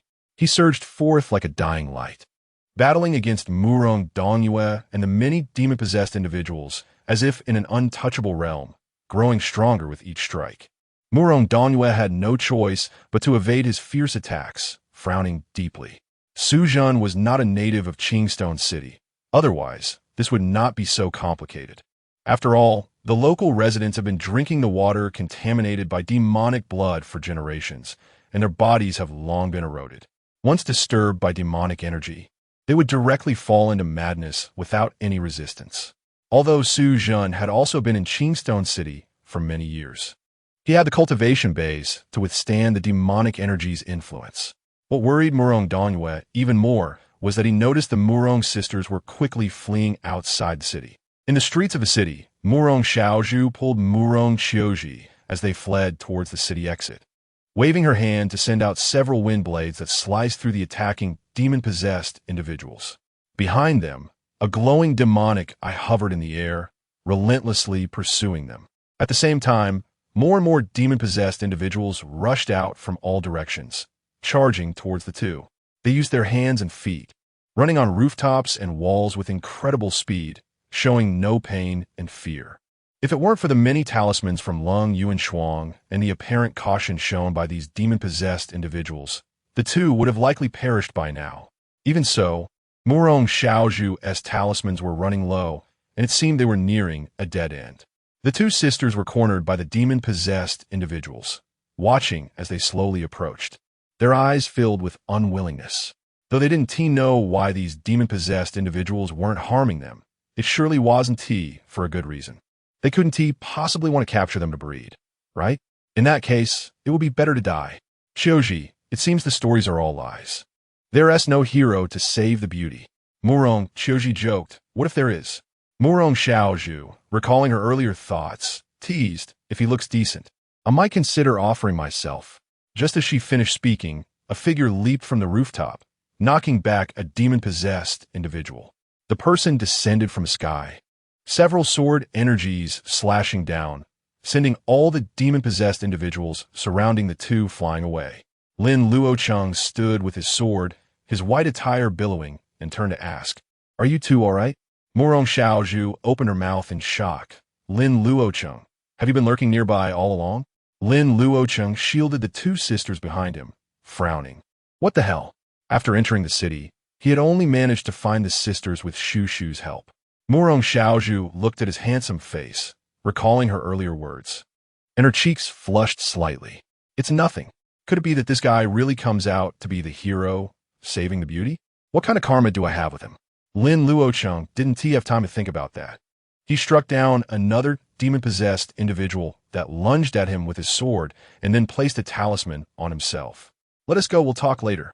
Lin Luocheng turned around, wrapping an arm around each of the Murong sisters, and with a pair of wings unfurling from his back, he soared into the sky towards the city exit.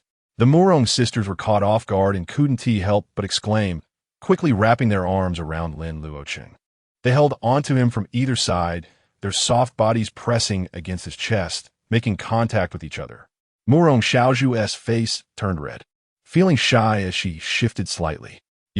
Can you at least give me a heads up next time?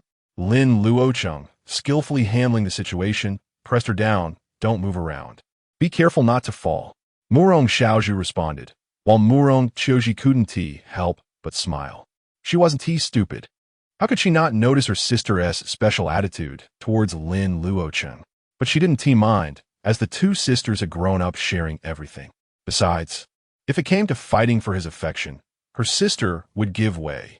Lin Luocheng flew towards the city exit with both sisters in his arms, while numerous demon-possessed individuals chased them relentlessly on the rooftops.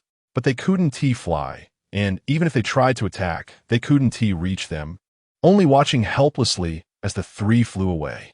Lin Luocheng felt relieved and asked, Didn't I tell you to stay inside the building? Murong Xiaozhu looked up at him in his embrace, indicating for him to turn around and look at the demonic eye that was closely pursuing them. This demonic eye suddenly became active, coordinating with those monsters. The formation has been broken. Lin Luocheng turned to look at the demonic eye, his eyes flashing coldly, and he flicked out several talismans. But the talisman exploded, yet the demon eye remained unscathed, continuing to pursue relentlessly. It's useless, I've tried it too. This thing is both smelly and hard, can't be hit, and can't be shaken off. Lin Luocheng didn't continue to attack. After all, the demon I was just silently following and had no other actions. However, the demon eye confirmed Lin Luocheng's suspicion that the Murong sisters were definitely the target of that shadowy demon. Otherwise, the shadow wouldn't have launched a blood sacrifice early just to keep them, risking a confrontation with Lung Yuanshuang. At this moment, Lin Luocheng was solely focused on quickly taking the Murong sisters away from Qingshu City, not wanting to complicate matters. Chapter 62. The Murong family head stops pretending. Lin Luocheng held the Murong sisters as they flew toward the outskirts of Qingstone City, overlooking the entire city. Below, a layer of black fog enveloped the city, filled with cries of despair and pleas for help. Although the demonic beings were numerous and generally weak, they were still difficult for ordinary people to resist. Blood stained the streets, flowing into the sewers, which reinforced the city's formation, creating a vicious cycle. More and more people fell into madness, and the surging demonic energy and blood energy rose, making Qingstone City seem like a hell on earth. Lin Luocheng ignored the cries for help below, only wanted to take the Murong sisters away. The number of demonic beings following them increased, and Lin Luocheng knew it was the eye of the demon at work. But there was nothing he could do about it. Murong Qiuji slightly raised her head in his arms and curiously asked, "Young Master Lin, where is Fairy Long?"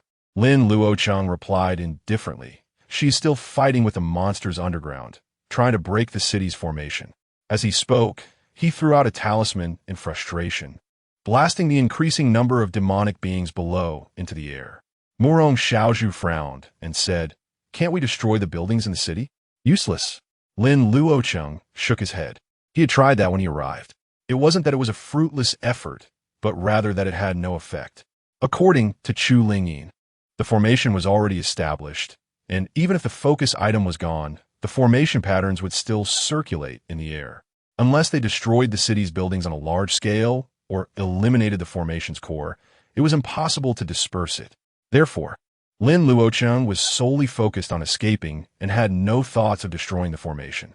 As they neared the edge of the city, sword energy suddenly flew at them from behind, aiming directly at Lin Luocheng. He narrowly dodged and looked back to see Murong Dongyue pursuing them on his sword. "Young Master Lin, my two nieces, where are you in such a hurry to go?" He was covered in blood, with numerous knife wounds, and his breath was somewhat weak, clearly having gone through a fierce battle. Lin Luocheng dodged the continuous sword energy and coldly said, "Is the Murong family head done pretending?" Murong Dongyue snorted coldly. "You all discarded the storage bags I gave you. What else can I pretend about?" He had chased a trace of those storage bags and finally found one, only to discover it was taken by a demonic being. If it weren't for his ability to fly and the eye of the demon guiding him, they might have truly escaped. The Murong sisters had discarded the storage bags just in case, not expecting that Murong Dongyue was indeed the culprit, leaving them greatly disappointed. Lin Luocheng wanted to speed up and fly out of the city, but the dense sword energy forced him to make an emergency landing. As soon as he landed, he took out his sword, protected the Murong sisters behind him, and handed a talisman to Murong Xiaozhu. "Murong Dongyue, what did that demon promise you to make you risk your life for her?" Murong Dongyue cautiously landed opposite them, not daring to act rashly.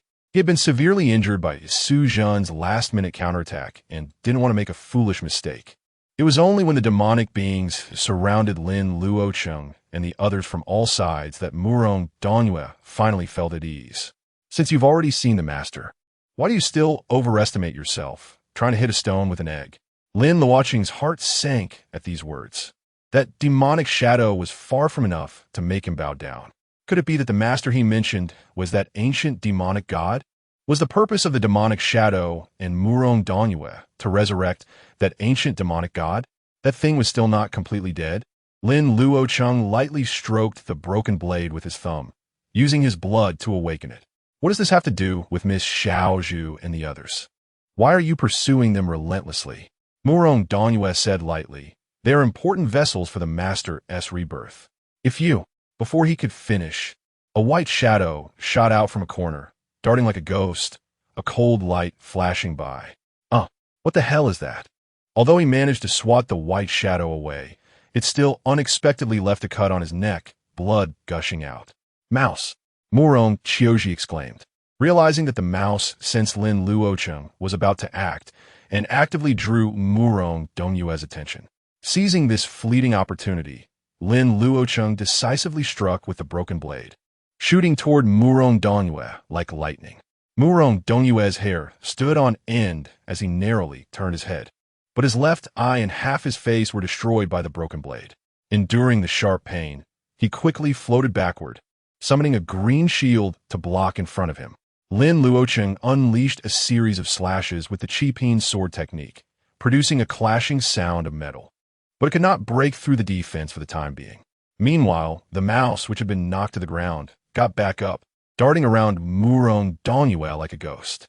Its little paws kept slashing, leaving cuts on Murong Dongyue's body, and occasionally biting him. "Leave these demonic beings to me." Recovering some spiritual power, Murong Xiaozhu performed a spell, causing strong winds to howl down the street, making it difficult for the demonic beings to stand.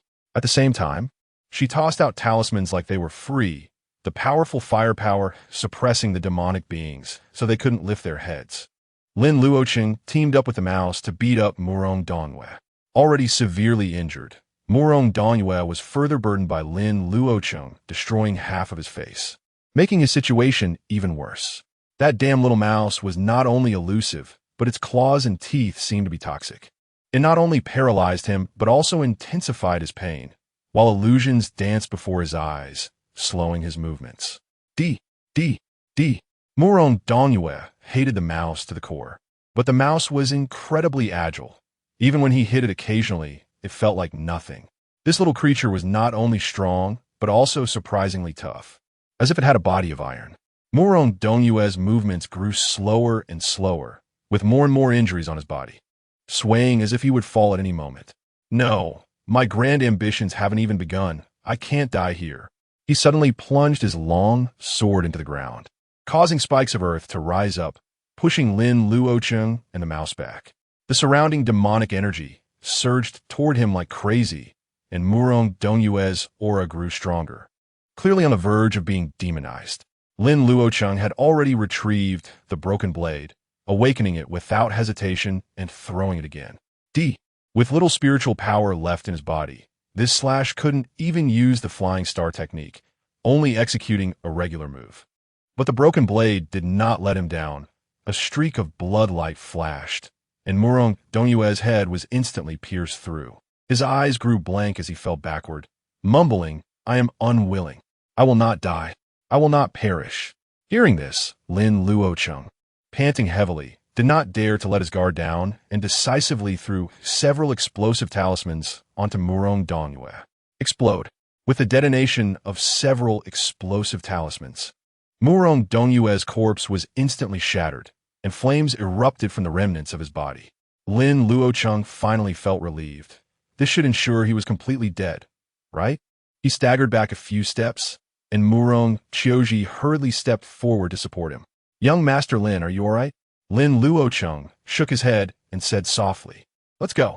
Murong Xiaozhu knew it was not safe to stay here, and together with the mouse, they pushed back the demonic beings, supporting Lin Luocheng as they intended to leave. But just then, the entire Qingstone city shook a few times, and the bloodlight of the city formation erupted, countless demonic energies rising up. Moments later, the rolling demonic energy gathered together, and a slender figure emerged from the demonic energy, which was indeed the demonic shadow from underground. Lin Luocheng's heart skipped a beat. The demonic shadow had appeared, but where was Lung Yuanshuang? That woman wouldn't have gotten into trouble, would she? At this moment, the demonic shadow's form had solidified significantly compared to before, its green eyes lowered, gazing coldly at Lin Luocheng and the others. Its gaze landed on Murong Xiaozhu, who was protecting Murong Xiaozhi, a slight smirk appearing at the corner of its mouth, a cold glint flashing in its eyes. Lin Luocheng couldn't help but feel his scalp tingle, and just then, the well in the city erupted, shooting a spray of water several feet high. A blue and white figure flew up from the ground, appearing ethereal under the moonlight. It was Lung Yunshuang. In the underground palace, she had exerted tremendous effort to destroy the Formation Eye. Who would have thought, as Lin Luocheng predicted, that the Formation Eye was just a fake? The shadow of the demon was no match for her and decisively fled, making Lin Luocheng chase for half a day. Now, seeing that demon shadow, she was filled with rage and thrust her sword like an immortal from the heavens. "You demon, accept your death." The demon shadow flickered and dodged the strike, glancing at the blood mist and demonic energy in the city with an anxious expression. Although it wasn't yet midnight and the blood energy in the city was still insufficient, she couldn't afford to think of more. While evading Lin Luocheng's attacks, she continuously cast spells, murmuring incantations. Ashen earth bears sorrow. Crimson channel gathers resentment. 1,000 souls guide to the nether abyss. Yellow springs surge. Demonic mist obscures the sky. A myriad of bones form a staircase to summon the demons back. Chapter 63. If you can't beat them, join them. As the shadow of the demon began to chant spells, dark clouds covered the sky, and fierce winds howled, obscuring even the moonlight, as if a monstrous creature were emerging. A blood-red barrier rose between the mountains, slowly closing in midair. In Qingstone City, the ground shook violently, and columns of water surged into the sky, falling back down as torrential rain. The surviving citizens in the city were drenched by the rain, instantly consumed by malevolent thoughts, with many succumbing to madness. Those who fell into madness, upon being drenched by the water, were engulfed by demonic energy, becoming even more monstrous. Regardless of whether they were human or demon, alive or dead, the blood energy within them was continuously siphoned away by the formation. The swirling blood energy intertwined with the rising demonic energy from the ground, forming a vortex that gathered towards a certain point in the city. At the center of the vortex, the swirling demonic energy and blood energy surrounded the Murong sisters, continuously flowing into their bodies. The two sisters looked pained. Murong Qiuji could barely stand, while Murong Xiaozhu anxiously held her up. "Qiuji, how are you?" Murong Qiuji, drenched in cold sweat, clutched her head and cried out in agony. "Sister, my head hurts so much." Lin Luocheng tried to get closer, but was engulfed by the demonic energy, causing malevolent thoughts to surge in his mind. The blue lotus in his consciousness swaying wildly. Chu Lingyin reminded him, "Kid, don't be impulsive. You'll die if you go in." In midair, Lin Luocheng's expression changed drastically as she exclaimed, "What have you demons done? Stop this at once." She wanted to descend and rescue Lin Luocheng and the others. But the shadow of the demon relentlessly interfered, acting arrogantly. "If you want to stop me, then destroy this grand formation, erasing all the citizens of Qingstone City." Lin Luocheng was exasperated. Although she had the power to destroy the city and the formation, she dared not act. Firstly, there were still many surviving citizens in the city. And secondly, she feared being tricked again and inadvertently aiding the enemy. Moreover, the shadow of the demon would not allow her to do as she wished. With the formation support, its strength was not inferior to hers. "What's wrong? Can't you do it?" The shadow of the demon laughed maniacally upon seeing her hesitation. "Little girl, stop resisting stubbornly. The return of His Majesty is destined. Just kneel and welcome him." Lin Luocheng incredulously asked, "You want to help that ancient demon god possess them?" The shadow of the demon smirked disdainfully but did not elaborate, instead casting a worried glance at the vortex. After all, the peak of the Yin energy would not arrive for another 3 days. She had been forced to activate the summoning formation early and was unsure if any accidents would occur. But there was no turning back once the bow was drawn. She could only hope to complete the summoning ritual before attracting the attention of the experts from Lianzhou. After all, the celestial phenomena triggered by the summoning formation would definitely draw the attention of nearby sects, easily bringing in demonic experts. Suddenly, the shadow of the demon's expression shifted, incredulously staring at the vortex. "Damn it, who is this kid? How can he resist the demonic energy's invasion?" Just as she was about to strike, she was entangled by Lin Luocheng, and the two stared at each other, unable to break free. A cold glint flashed in the shadow's eyes as she suddenly activated something, and a beam of black light fell into the water. In the streets of the city, the Murong sisters soared into the air, surrounded by demonic energy, their expressions filled with unbearable pain, as if tortured by nightmares. Lin Luocheng braved the rain above, struggling through the demonic energy, attempting to pull the Murong sisters out of the vortex.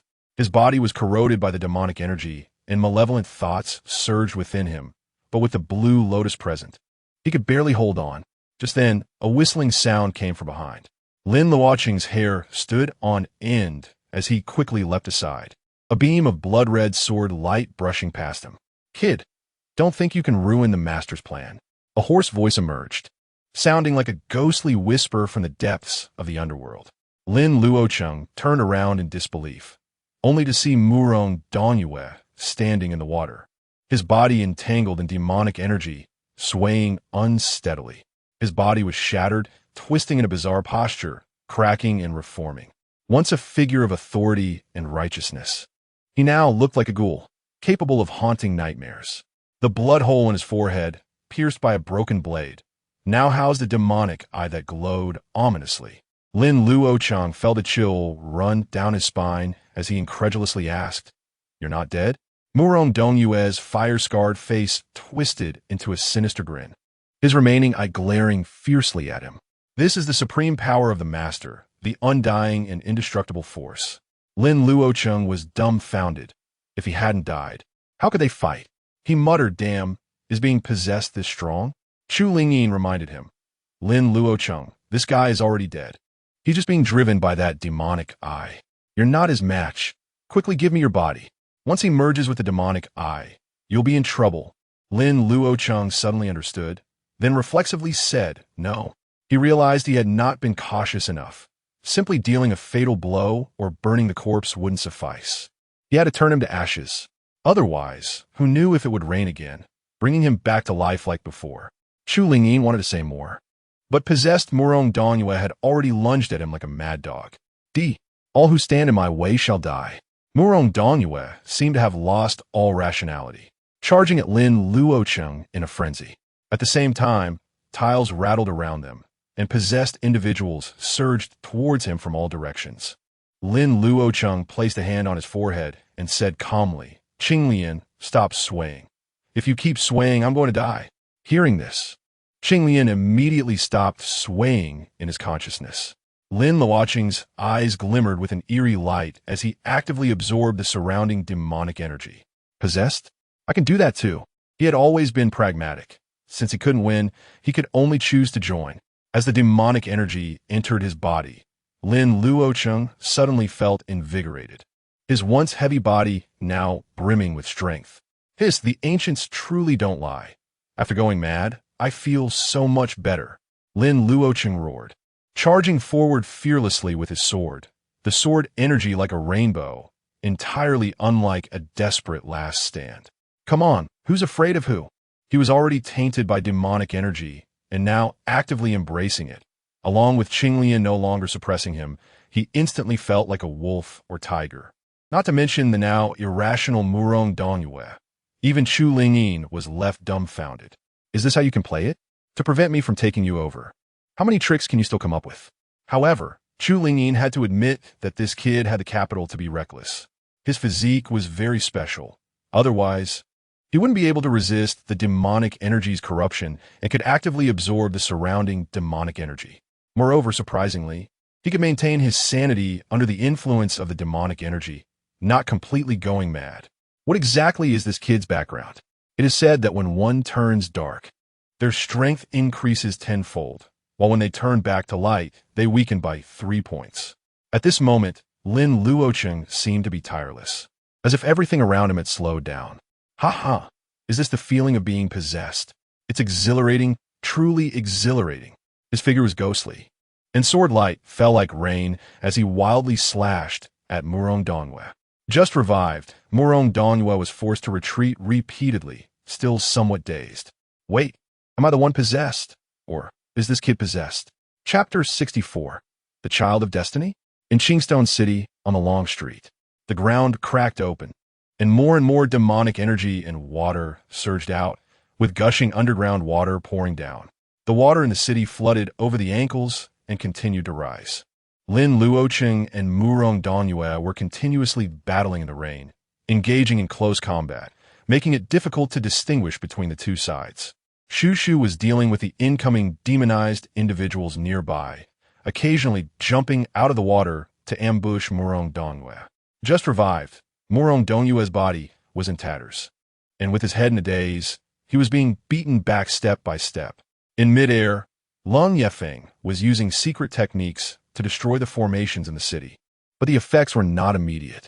Seeing Lin Luocheng become demonized, she was suddenly shocked and decisively bit her tongue, using the blood-burning secret technique. The pressure on the demonic shadow instantly increased, and seeing Murong Dongyue actually being suppressed by Lin Luocheng made it even more furious. Useless. She had to divert her attention to control the formations, making the surging demonic energy bypass Lin Luocheng and no longer be absorbed by him. Lin Luocheng did not expect this to work. His offensive grew fiercer as he aimed to kill Murong Dongyue before the demonic energy and spiritual power were exhausted. However, Murong Dongyue was ultimately a foundational cultivator, and after becoming demonized, his physique was much stronger. As the power of the demonic surged in, his body began to rapidly recover, making him increasingly difficult to deal with, turning the tide. Murong Dongyue laukit minya keli. All who stand in my way should die. You should die. Suzhen should die. Murong Nanchuan should die even more. I am the one destined. I am the child of destiny. Upon hearing this, Murong Xiaozhu, who was struggling in midair, opened her eyes weakly and looked at him. Is my father's death related to you? Murong Dongyue said frantically. So what if it is? I am clearly better than him in every way. Why is he the head of the family? Just because he has higher talent? What is the use of high talent? I used a little trick, and didn't he die from going rogue? Murong Xiaozhu's eyes were filled with hatred, gritting her teeth. Bastard, you should die. Her negative emotions attracted the surrounding demonic energy to surge into her body at an even faster speed.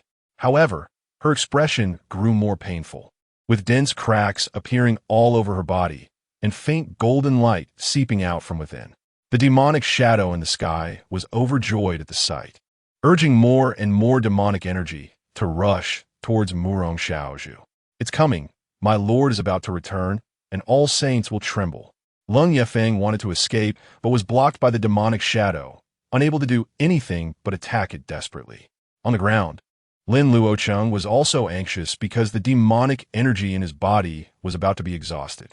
The Murong sisters also looked like they couldn't hold on for much longer, while Murong Dongyue grew stronger with each passing moment. Suddenly, Shu squeaked twice and leaped onto Murong Dongyue's face, trying to dig out his demonic eye. Caught off guard, Murong Dongyue howled in pain as it clawed at him, suddenly yanking Shu off his face. But Shu bit him, injecting toxins that made Murong Dongyue swing his hands wildly in pain, but he couldn't shake it off. Lin Luocheng saw the opportunity and charged forward, striking with all his strength at Murong Dongyue's neck, but got stuck halfway. What the hell is this neck? Murong Dongyue regained his senses and roared, kicking towards Lin Luocheng. In a critical moment, Lin Luocheng abandoned his sword and reached for the demonic eye on his forehead, following the path Shu had created. With a bang, Lin Luocheng was sent flying into the water, but in his hand, he held the bloody demonic eye. This should kill him, right? Before he could smile, he saw Murong Dongyue yank Shu off and smash it to the ground. Shu! Lin Luocheng spat out a mouthful of blood, struggling to rise in the water while clutching his chest in pain. Murong Dongyue, surrounded by demonic energy, approached him like a malevolent ghost. I am immortal. I am unkillable.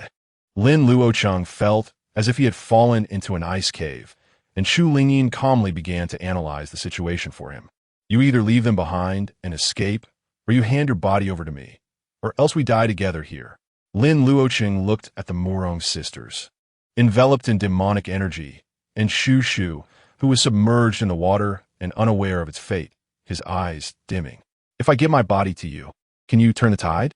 Shu Lingyin proudly replied, Of course, give me your body, and I will help you torture him to death.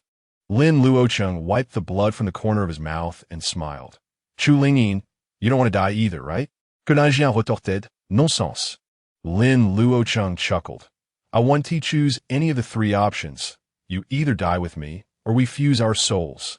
Giving up the spiritual platform means handing over the body to someone else, while soul fusion means both parties coexist within the spiritual platform. Even if she had ill intentions, he would still have a chance to fight back. You. Chu Lingyin was furious, but seeing Murong Dongyue getting closer, she agreed. Fine, I'm scared of you. Open your mind and operate the Tai Su Divine Fusion Sutra. She knew this guy well enough. He was stubborn. Seeing que l'ingénieur est relaxé de miano. Lin Luocheng revealed a proud smile and opened his mind. Chu Lingyin hesitated for a moment, stepped into his spiritual platform, and they embraced, their foreheads touching. Don't think too much. Operate the Tai Su Divine Fusion Sutra. You and I are one, and soul fusion will be much easier. Lin Luocheng agreed. Operating the Tai Su Divine Fusion Sutra that Chu Lingyin had taught him before. The two shared the spiritual platform, and the soul fusion was indeed much easier than before with Lin Yefeng. In just a moment, Lin Luocheng felt that familiar sensation of you within me and I within you. They sensed each other's thoughts and ideas, their thoughts colliding and conflicting. However, Chu Lingyin, having stronger power, restrained her own thoughts, sharing only her learned knowledge with him. Lin Luocheng felt his mind clear up, his understanding of the world completely transformed. And he also sensed Chu Lingyin's thoughts. She truly did not care for his body. She just wanted to return to her own time and space. It was a marvelous state, clearly her thoughts, yet they felt like his. At this moment, Lin Luocheng felt his mindset change. Murong Dongyue before him seemed like an ant. He cut his finger, drew a few lines on the demonic eye, and then pressed it onto his forehead. Murong Dongyue, do you really think you can be immortal? In the next second, the surrounding demonic energy surged towards Lin Luocheng frantically. Even the demonic energy from the Murong sisters was drawn to him. Lin Luocheng was surrounded by demonic energy, his eyes faintly glowing red as he looked at the charging Murong Dongyue, a wicked smile appearing on his lips. I will grind you to dust. He stepped forward, his foot seemingly containing some profound and mysterious patterns, and his body appeared ghost-like beside Murong Dongyue. Child of Destiny? How about you experience what a true child of destiny is like? Without any fancy moves, Lin Luocheng's hand turned as white as jade, contrasting sharply with the pitch-black demonic energy.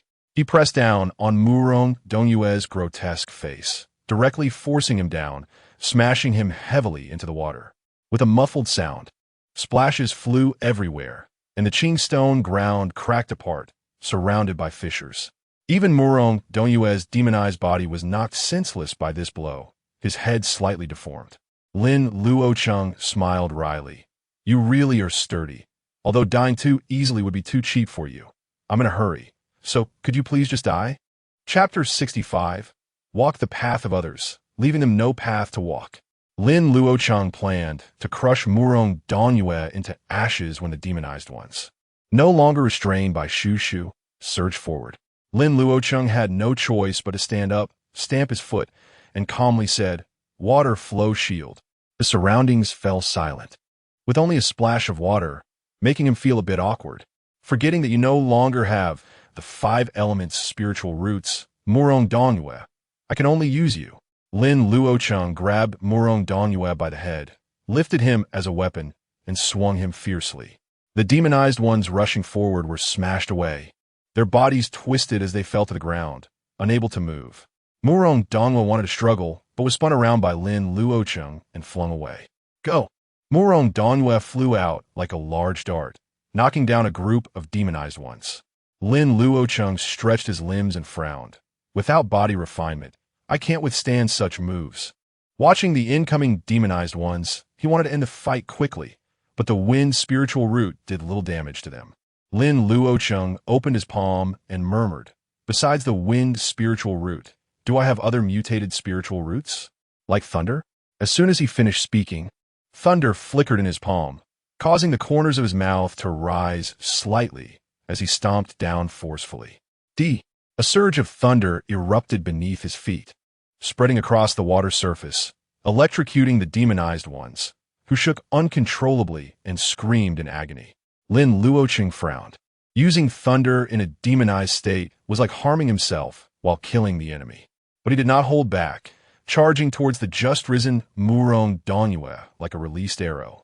Murong Dongyue had just gotten up when Lin Luocheng grabbed him by the neck, with lightning flickering in his hand. The demonic energy surged around them, and Lin Luocheng suddenly remembered that he had other methods available. He understood that Chu Lingyin didn't want to use such mutually destructive tactics and open up more knowledge to him. Lin Luocheng decisively activated that demonic technique, absorbing the demonic energy and blood energy from Murong Dongyue. Murong Dongyue immediately screamed in agony as his body quickly shriveled up, hanging limply in Lin Luocheng's grip like a dead dog. While absorbing Murong Dongyue's blood energy, Lin Luocheng's and Chu Lingyin's thoughts collided rapidly. Speaking of which, is it really appropriate for a human leader who saves the world to use such tactics? Chu Lingyin scoffed. No matter how righteous the tactic, isn't it all for killing? Though she spoke with conviction, Lin Luocheng, merged with her spirit, still sensed her insecurity. This woman must be hiding something, but at this moment, Lin Luocheng was too lazy to ponder deeply, smiling and saying, "Besides killing, it can also be a form of salvation." With the lightning flashing in his hand, he crushed Murong Dongyue into ashes, scattering even the remnants with wind. "If you have the ability, show me you can live again." After dealing with Murong Dongyue, Lin Luocheng began searching for Shushu in the water. However, Shushu seemed to have disappeared, leaving him in a panic. "Shushu, Shushu." There was no response. It seemed Shushu had drifted away with the water flow. At this moment, the sound of splashing water echoed, particularly harsh on the long street. Lin Luocheng turned around, seeing more demonized ones running from a distance, and frowned. Damn, they really are relentless. He stamped his foot, a chill emanating from his body, freezing the water surface around him. The nearby demonized ones found their feet frozen, slipping and crashing on the ice with loud thuds. Chu Lingyin couldn't help but be astonished. Ice, wind, thunder, three major mutated spiritual roots. Interesting, truly interesting. But Lin Luocheng didn't care about that. He couldn't find Shushu, so he had to save the Murong sisters first. He stuck a feather transformation talisman on himself, and his wings spread as he flew towards the Murong sisters in midair. These two sisters were being swept higher and higher by the vortex of demonic energy, and without the feather transformation talisman, he wouldn't be able to reach them.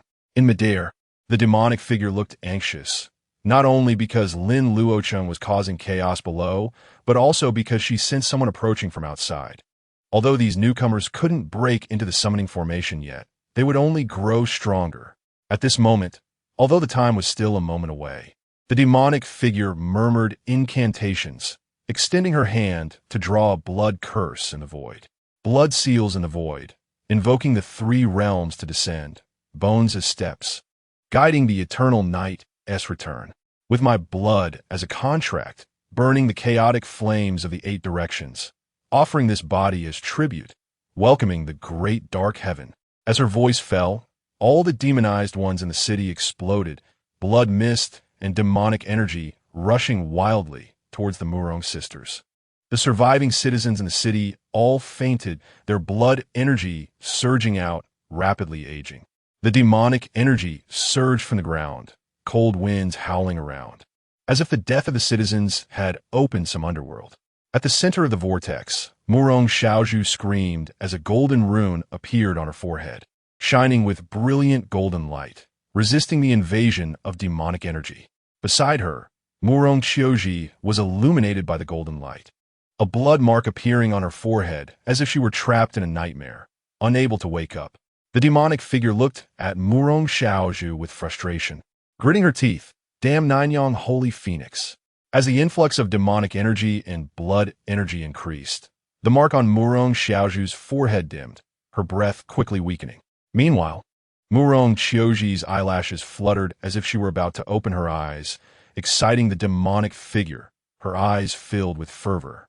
"Your Majesty, wake up, and once again let the entire Qingshu kneel at your feet." At this moment, Lin Luocheng, armed with Chu Lingyin's knowledge, finally understood the true purpose of the demonic figure. She did not want to resurrect the ancient demon god. Instead, she intended to use the ancient demon god's corpse as a sacrifice to awaken her so-called majesty.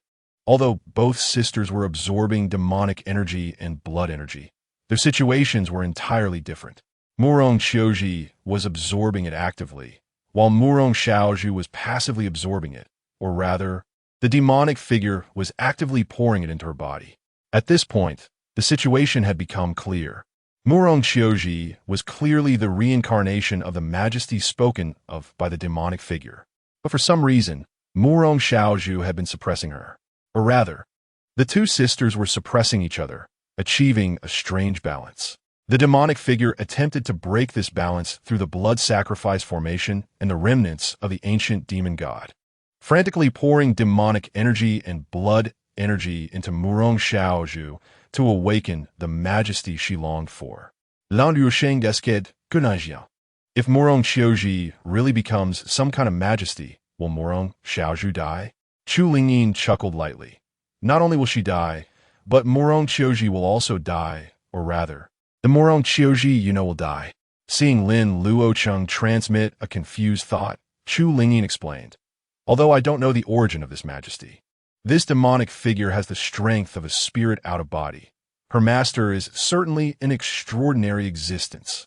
Moreover, Murong Xiaozhu is related to the holy. So this majesty is at least a tribulation passer, possibly even a saint. Murong Qiuji's brief life is nothing compared to her long years, and she is likely to be erased. Lin Luocheng's heart sank heavily as he asked, "How can I interrupt her resurrection?" Chu Lingyin replied calmly.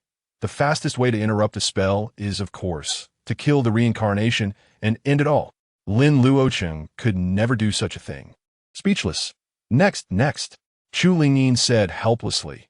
Secondly, you can do as you just did, walk the path of others, leaving her no path to walk. As long as you seize the demonic energy in this place, Murong Xiaozhu can still suppress her, and the situation will be resolved easily. Right? Lin Luocheng hesitated. Wait a minute, what about me? Chu Lingyin sneered. You either go mad with demonic energy or explode to death. Wanting to be a hero isn't that easy? Lin Luocheng finally realized that being a hero was not so easy, letting out a bitter smile. If I die, what will you do? As if I'm someone important to you. Chu Lingyin said with a smile. Don't worry, now that our souls are fused before you die, I will use the reverse destiny monument to escape. Lin Luocheng joked despite his suffering. What a pity. So what should I do? The two souls merged, and they conversed in an instant, as he flew into the vortex of demonic energy like a moth to a flame. Chapter 66. Collecting some interest, Lin Luocheng flew into the demonic energy without any hindrance, unlike before when he was constantly obstructed. After all, he possessed the ancient demon god's magic eye, which shared the same origin as this demonic energy. This was also why Chu Lingyin believed Lin Luocheng could seize the opportunity, as long as he had the magic eye, combined with her unique secret technique to deceive and maneuver. He could replace the Murong sisters as the new focal point of the formation. At the center of the vortex of demonic energy, the Murong sisters held hands, their bodies surging with demonic energy. The mark on Murong Xiaozhu's forehead glowed, and her pupils transformed into a pair of golden eyes, radiating a piercing golden light. She looked at the blood mark on Murong Qiuji's forehead and frowned. Yumian? Upon hearing this, Murong Qiuji's eyelashes trembled as she slowly opened her eyes, revealing a pair of deep, ink-like eyes. Juyo? As soon as the words left her mouth, both of them spoke in unison. It's really you. In the distance, the shadow of a demon exclaimed joyfully, Your Majesty. Murong Qiuji looked up, bewildered. Who are you? The shadow quickly replied, Your Majesty, I am Nightmare. Murong Qiuji still appeared somewhat confused, but nodded and said, You did well this time. Nightmare's eyes glinted with fervor as he excitedly said, Thank you for your praise. Your Majesty. Murong Qiuji turned to Murong Xiaozhu, her expression cold. Jiuyo, why are you so persistent with me? Murong Xiaozhu's expression was pained, yet she grinned. It's so that you'll call me sister. Why not call me sister just once? Murong Qiuji's face turned icy, her voice cold. Jiuyo, you should smile while you can. Your death is not far off. Murong Xiaozhu's expression was pained, but she forced a smile. Is that so? That is not certain. We can perish together again. Murong Qiuji sneered. Jiuyo, are you still dreaming? This time, no one will help you. I don't believe I can't kill you. As soon as she finished speaking, a figure passed through layers of demonic energy from below, directly flying towards the two of them. Both of them were momentarily stunned, instinctively recalling someone from their memories. Murong Qiuji's scalp tingled, cursing inwardly at the lingering spirit, and instinctively wanted to run. However, after seeing the person clearly, she felt relieved. You scared me. I thought it was that bastard from the reincarnation again, trying to ruin my plans. Soon, Murong Qiuji realized she was too early to be happy, as the newcomer easily embraced her. Not only that, he also wrapped his arms around Jiuyo, pulling her into his embrace with practiced ease. Murong Qiuji's head buzzed. How dare this guy? Throughout the entire Qingxiu, there was no one so bold and reckless. Not only him, but Murong Xiaozhu was also stunned, unable to regain her senses for a long time. Are you guys okay? It wasn't until the newcomer's voice rang out, and the demonic energy within them was continuously absorbed, that the two finally woke up from their daze. Murong Qiuji's beautiful eyes widened as she struggled, but couldn't break free, angrily scolding, "Aunt, let go." Lin Luocheng realized that this was not Murong Qiuji, but the so-called Your Majesty of the Shadow Demon. Seeing the completely different version of her, he could only smile helplessly. If you had shown this attitude earlier, I wouldn't have had to risk my life to save you. He frantically operated the God-eating technique taught by Chu Lingyin, the magic eye on his forehead glowing with a ghostly light, while the surrounding demonic energy surged toward him. Both Murong Xiaozhu and Murong Qiuji couldn't help but frown as the demonic energy was continuously absorbed by Lin Luocheng. Murong Qiuji wanted to say something, but her gaze quickly lost focus, hesitating. Lin, Gongzi? Murong Xiaozhu also frowned, her golden light dispersing in her eyes, struggling slightly as she said, Lin Luocheng?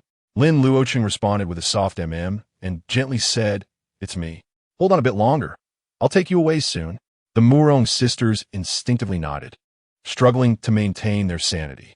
The massive influx of demonic energy mixed with blood energy surged into Lin Luocheng's body, making him feel like he was about to explode. He was multitasking, or more accurately, he and Chu Lingyin were each performing their own roles. He frantically operated the fate reincarnation technique to absorb the demonic energy, while Chu Lingyin used the God-eating technique to absorb the blood energy, refining their physical bodies. With their combined efforts, Lin Luocheng's realm immediately surged. He had just stepped into the 9th level of qi refining, and now he quickly stabilized his realm, then pushed toward the great perfection of qi refining. However, the incoming demonic and blood energy was simply too vast, and Lin Luocheng's body couldn't absorb it all. To avoid exploding, they could only store the excess demonic and blood energy into the magic eye. Unlike Lin Luocheng's body, the magic eye not only shared the same origin as the demonic energy, but was also tempered by the ancient demon god. Yet even so, Lin Luocheng still felt his body was about to burst, pain causing cold sweat to pour down his body, trembling all over. Soon, Lin Luocheng reached the great perfection of qi refining, but he couldn't break through to foundation establishment no matter what.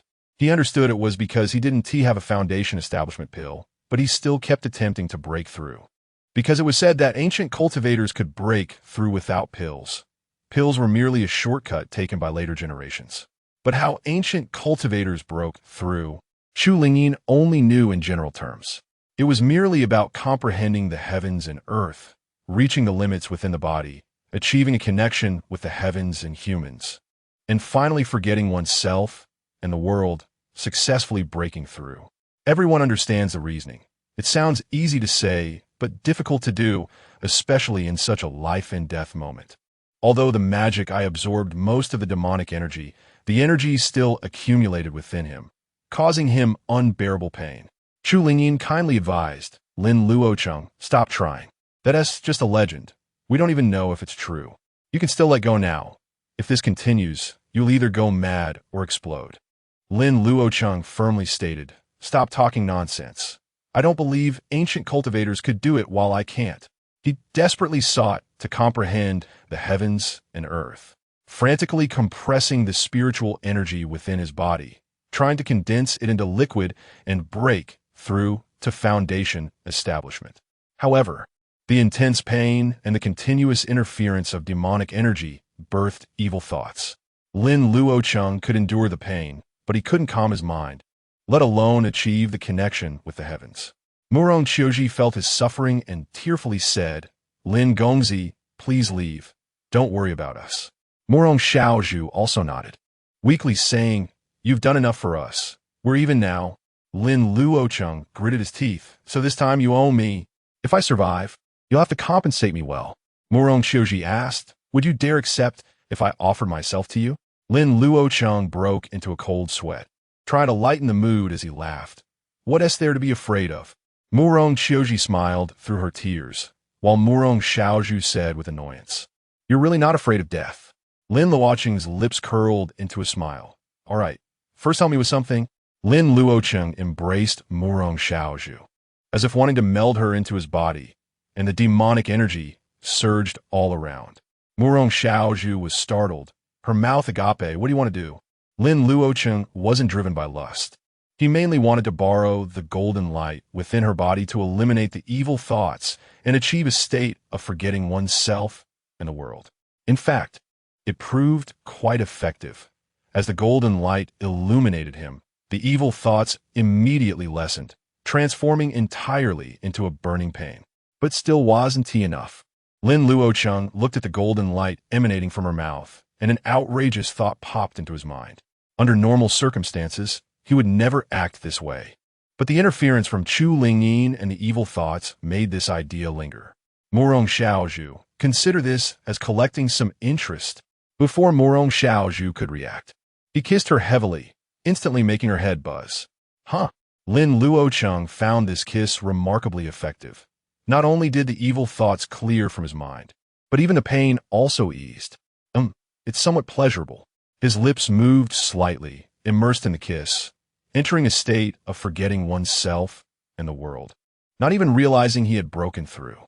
Murong Xiaozhu clumsily responded, only then realizing her sister was nearby. Under normal circumstances, this would be fine, at most. She would be jealous, but now she was on the brink of going mad. This is bad. She glanced over and indeed, Murong Qiuji's eyes turned as dark as ink, filled with murderous intent. "You all die." Chapter 67. Who are you really?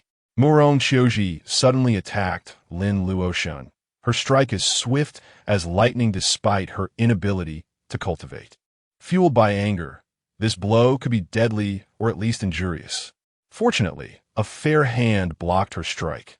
Murong Xiaozhu's eyes shone with golden light, her brow radiating brilliance.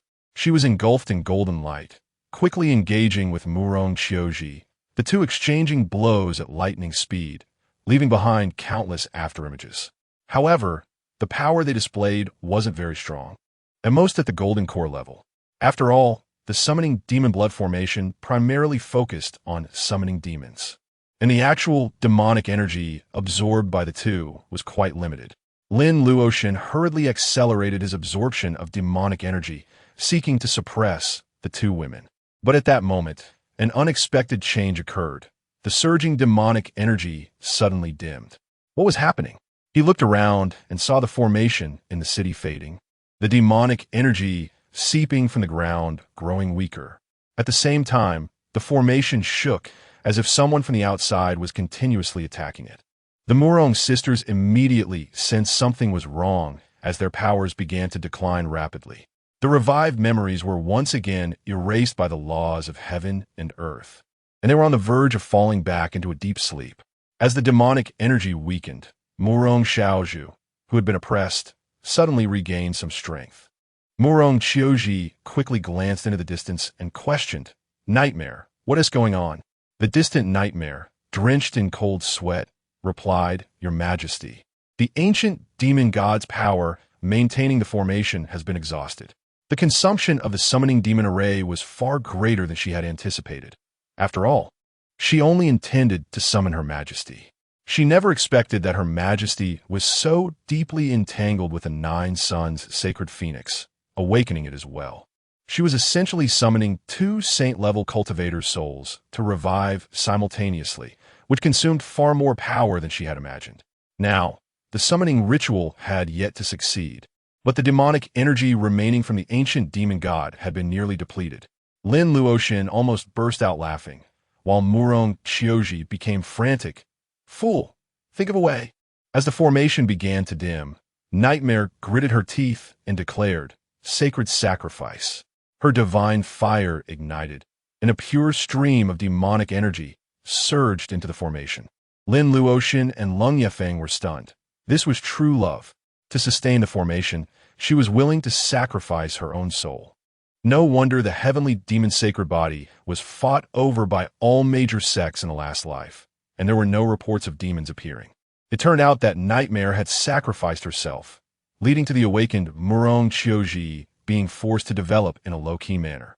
As Nightmare sacrificed herself, the entire summoning demon array blazed with blood light again, and demonic energy surged toward the Murong sisters. This time, unlike the passive absorption of the ancient demon god, it was a proactive sacrifice from Nightmare. The speed increased by more than 100 times.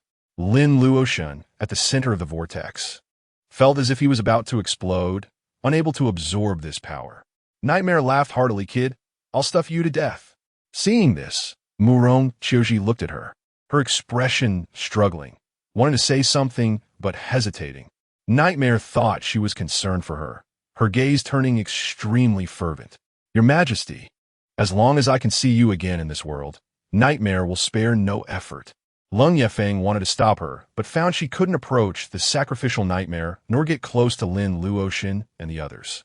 She could only destroy the formation in the city and cooperate with the cultivators outside to forcibly break this blood sacrifice formation. The speed of the formation's collapse exceeded her expectations, as if someone was secretly undermining its foundation. At this moment, underground in the city's array patterns, a rat displayed its large teeth, frantically gnawing at the formation's foundation. Nightmare was anxious, but as a sacrifice, she couldn't move, only accelerating the burning of her own soul. Now it was a race to see if Lung Yefeng and the others would break the formation first, or if Nightmare would complete the summoning ritual.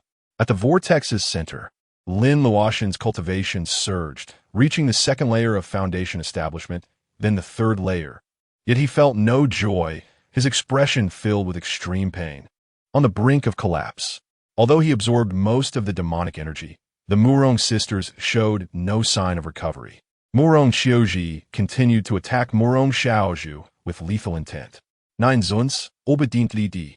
With their powers rising and falling, the golden light around Murong Xiaozhu dimmed, barely holding on. Murong Xiaozhu said with difficulty, "The summoning demon array is already more than half complete, and the memories of Yu Ming have revived. I can only suppress her for a moment longer. If you have no other methods, you should leave quickly."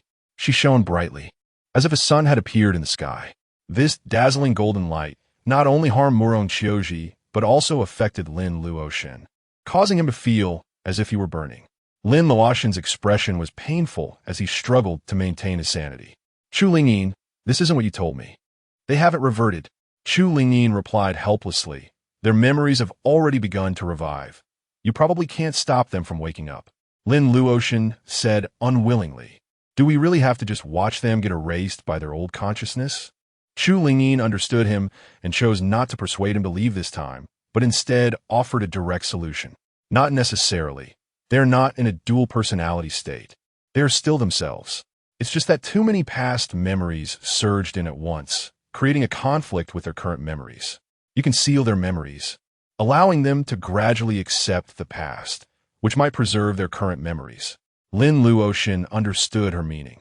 Although the Murong sisters would eventually remember their past, it would be a gradual process, as long as the memories didn't clash all at once, and there was a process of acceptance. The new and old memories wouldn't lead to a life-and-death struggle or even personality split. Thus, Lin Luocheng endured the pain, decisively biting his finger, reaching out to touch Murong Qiuji's forehead, chanting incantations. Murong Qiuji's eyes dimmed, feeling her gradually clarifying memories starting to blur. "Bastard, what did you do?" Lin Luocheng drew blood runes on her forehead and smiled. "I did nothing, just letting you sleep well for a while." Murong Qiuji felt her memories growing increasingly vague and shouted, "Nightmare. The distant nightmare was taken aback, but she couldn't move, only watching helplessly. Your Majesty, useless fool. Murong Qiuji glared at Lin Luocheng, gritting her teeth. Who are you really? Lin Luocheng, cold sweat pouring down, weakly replied, the one you promised to devote yourself to. Bastard. Just you wait. Murong Qiuji's gaze began to lose focus, confused as she murmured, Lin Gongzi. My head hurts so much, my thoughts are so chaotic. Lin Luocheng gently said, just hold on a little longer. You'll be fine soon. As he drew the final stroke, Murong Qiuji closed her beautiful eyes and fell into a deep sleep. The distant nightmare was struck by lightning, exclaiming, Your Majesty, what happened to you? Respond to me. Your Majesty. She looked at Lin Luocheng, gritting her teeth. Bastard, I will kill you. At this moment, her hatred for Lin Luocheng surged like a torrential river, frantically pouring demonic energy into the formation, attempting to blow him up. Lin Luocheng felt he was about to explode, but still held on, turning his gaze toward Murong Xiaozhu. Murong Xiaozhu smiled and said, Sealing Godspell, you know quite a bit. Which fellow Taoist are you? Stop with the flattery. You just sleep obediently. Lin Luocheng reached out and touched Murong Xiaozhu's brow, beginning to seal her without a hint of mercy. Murong Xiaozhu said flatly, It's useless. Chaos is coming. We will eventually return. Not to mention, her special constitution with Yu Ming had already been activated. With the increase in their cultivation levels, their memories would inevitably revive. Lin Luocheng said in a calm tone, At worst, I will seal you all again later, so shut up. Murong Xiaozhu smiled slightly and replied, All right, then you better survive first.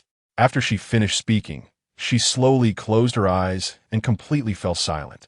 Lin Luocheng's expression became ferocious as he gritted his teeth and said, I won't die here. Despite saying that, his eyes turned crimson, and the golden lines in the magic eye on his forehead opened, transforming into a golden pupil. At the same time, demonic patterns emerged on his body, and the demonic energy within him surged wildly, surrounding him, as if he was truly about to transform into a demon. Chapter 68. Return to your own time and space. After the magic eye in Lin Luocheng's forehead opened, the surrounding demonic energy surged towards him even more frantically. Although he tried his best to suppress it, various negative emotions still pushed him to the brink of a violent breakdown, making him wish for death. The nightmare hated Lin Luocheng, who had ruined her years of planning, to the bone and was determined to crush him. Years ago, she had struggled to break free from her seal and, with the guidance of a master, found the Murong sisters. When she saw the two identical little girls, the nightmare was stunned. If it weren't for the fact that the Murong sisters seemed to possess hidden special physiques, she would have almost thought she had found the wrong people. But how did the Empress of Darkness turn into two? Did she encounter some kind of accident during her reincarnation? The strangest thing was that the two sisters' physiques seemed to suppress each other, yet there was also a sense of complementarity. This caused Murong Qiuji's physique to not manifest, preventing her from cultivating, and she was plagued by a series of misfortunes. Although Murong Xiaozhu could cultivate, her displayed talent was only average, hardly worth mentioning.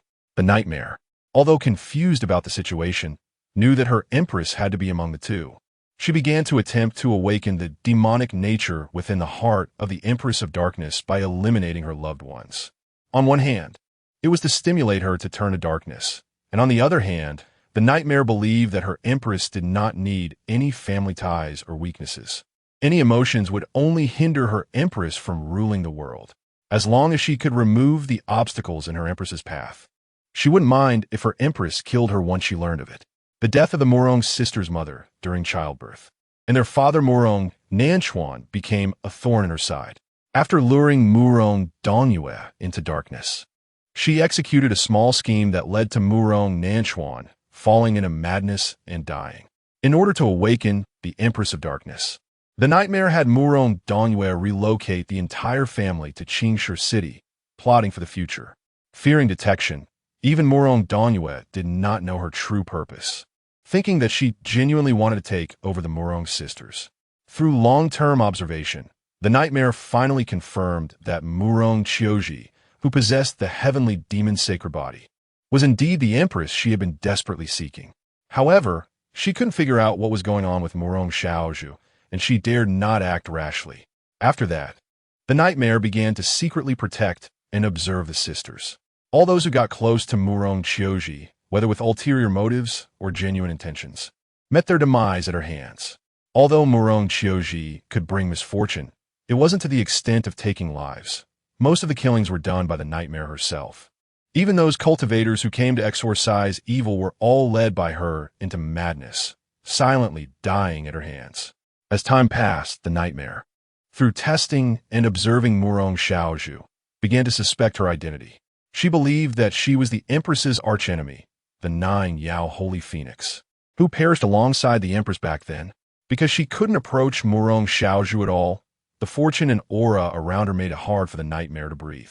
To confirm her guess, the nightmare had Murong-Danyue send the sisters to the Howren Academy in Xian Prefecture. She followed them there, leaving Murong-Danyue to set up a demon summoning array in Qingshi City. At Howren Academy, the nightmare discovered that Murong Xiaozhu thrived in that environment, and her physique was showing signs of revival. She confirmed her suspicions that Murong Xiaozhu was indeed the Empress's archenemy, the damned 9 Yao Holy Phoenix. The nightmare attempted to eliminate Murong Xiaozhu to free Murong Xiaozhi from her suppression. However, Murong Xiaozhu's fortune was astonishing. Not only could the nightmare not approach her, but even when faced with danger, she could turn misfortune into fortune. Moreover, the fates of Murong Xiaozhu and Murong Xiaozhi were intertwined. They prospered together and suffered together. The nightmare, feeling helpless, realized that this arch-enemy of the Empress could only be killed by the Empress herself after awakening. After finishing the arrangement in Qingshi City, she waited for the Murong sisters to reach adulthood and return home from Howren Academy. Along the way, the nightmare personally escorted the Murong sisters and specially arranged for Murong-Danyue to have the Grand Elder come to take the sisters back to Qingshi City. She wanted them to experience the feeling of being betrayed by everyone before the ritual, thus severing their emotional ties. Who would have thought that the two would separate? And even more unexpectedly, Murong Xiaozhu would attract Lin Luocheng. Lin Luocheng's intervention caused the nightmare's plans to fall apart, and it even made the never-before-exposed Murong Xiaozhi develop feelings. The nightmare originally intended to apply extreme pressure to shatter Murong Xiaozhi's fantasies about men through Lin Luocheng. But who would have guessed that Lin Luocheng would act unpredictably? And after going through life-and-death crises, their feelings would instead quickly deepen. Watching the two grow affectionate and their relationship heat up, the nightmare felt anger rise within her and planned to use the same trick again to drive Lin Luocheng into madness and death. Lin Luocheng's resilience exceeded her expectations. Not only did he not go mad, but even the demonic beast could not kill him. It wasn't until Lung Yushuang appeared that the nightmare had to retreat, completely missing her last chance to restore order. Although she tried hard to bring everything back on track, things only went further astray, ultimately leading to failure. What she had thought was unimportant, casually given to Murong-Danyue, the magic eye, turned out to be the last straw that broke the camel's back. The nightmare couldn't understand why this kid could make the magic eye work for him. But seeing Lin Luocheng seal her empress, the nightmare only wanted to crush him to ashes. If heaven gave her another chance, she would have emerged to kill him the moment Lin Luocheng revealed himself. Unfortunately, the nightmare did not have the reverse fate monument, nor the cycle of destiny technique, and at this moment, she only wished to perish alongside Lin Luocheng. Lin Luocheng held the Murong sisters, with malicious thoughts surging in his heart, wishing to destroy everything before him. He tightened his grip on the sisters, desperately suppressing the impulse to tear them apart. At the same time, he felt an increasing heat in his forehead, as if something needed to be released. Seeing this, Lung Yushuang grew anxious, her eyes glowing red, and suddenly let out a howl towards the sky. As the sound echoed through the city, the clouds above parted, revealing a blood moon hanging in the sky. Lung Yushuang cast a spell, and the blood-red moonlight illuminated the entire city, corroding all the array patterns, causing the formation to rapidly collapse. No, the nightmare let out an unwilling cry, but could only watch as the formation was destroyed and the sacred ritual interrupted. Before Lung Yushuang could celebrate, she noticed that Lin Luocheng's forehead was glowing, still crazily absorbing the demonic energy and blood energy from the city. Luocheng. Lin Luocheng's expression twisted, suddenly shoving the Murong sisters away, sending them down. Now that the demon summoning array was destroyed, the sisters could finally escape the whirlpool of demonic energy. But Lin Luocheng couldn't stop. Surrounded by demonic energy, he struggled to maintain the last shred of clarity. He tore off the reverse fate monument from his chest and gritted his teeth, saying, "Chu Lingyin, you must go back to your own time and space." Chu Lingyin was already at her wit's end, not wanting to see him perish like this. "You recite the cycle of destiny technique with me. Maybe the cycle of destiny technique or the reverse fate monument can save your life." Lin Luocheng could only grasp at straws. Operating the cycle of destiny technique and reciting the main text of the cycle of destiny technique together with Chu Lingyin. As the two recited the cycle of destiny technique, the reverse fate monument began to glow, and a gray mist appeared among the rolling demonic energy. Faintly, the sound of flowing water came from above, and the green lotus in Lin Luocheng's sea of consciousness swayed, while two koi fish became active. Chapter 69. No. Where's my little master? Hearing the sound of rushing water, Chu Lingyin was instantly filled with excitement. Was she finally going back? Through the fusion of their souls, Lin Luocheng finally understood que l'ingénieur est sots. Chu Lingyin, do you want to take me to the future? Chu Lingyin did not deny it and smiled.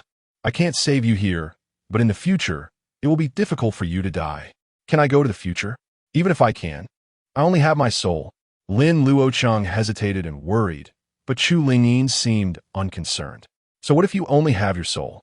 At that time, I can help you eliminate the influence of demonic possession and then send you back. Lin Luocheng said speechlessly, what about my body? Are you stupid? You can just come back to this time point directly. You've already traveled through time and space. Why worry about time? Que l'ingénieur spoke confidently, making Lin Luocheng suddenly enlightened. Finally understanding why she wasn't anxious later. But I can't control the time of traveling. Chu Lingyin comforted him. Don't be afraid. I will give you a ghost cultivation technique. And if it doesn't work, you could just be a ghost cultivator. Even if you don't want to come back and want to stay there, I can help you reshape your body. Just rest assured. Lin Luocheng always felt she was selling him off, but he had no better method. So he could only treat a dead horse as a live one. As the two continued to chant the fate reincarnation technique, the surrounding gray mist grew denser, and the sound of waves crashing against the shore echoed. However, the sound of water remained faint, as if it were crashing against something but could never break through. Chu Lingyin became extremely anxious. Damn it, it's the time-space barrier. What are the people from the Temple of Time doing? In the distance, Lung Yuanshuang flew towards Lin Luocheng with an anxious expression, wanting to help him suppress the demonic energy in his body. The river of time and space was taking too long to arrive, and Lin Luocheng felt like he was about to explode as the fate reincarnation technique ran wildly within him. In his sea of consciousness, the green lotus scattered beams of clear light, and two koi jumped out with the clear light, rushing toward his brow.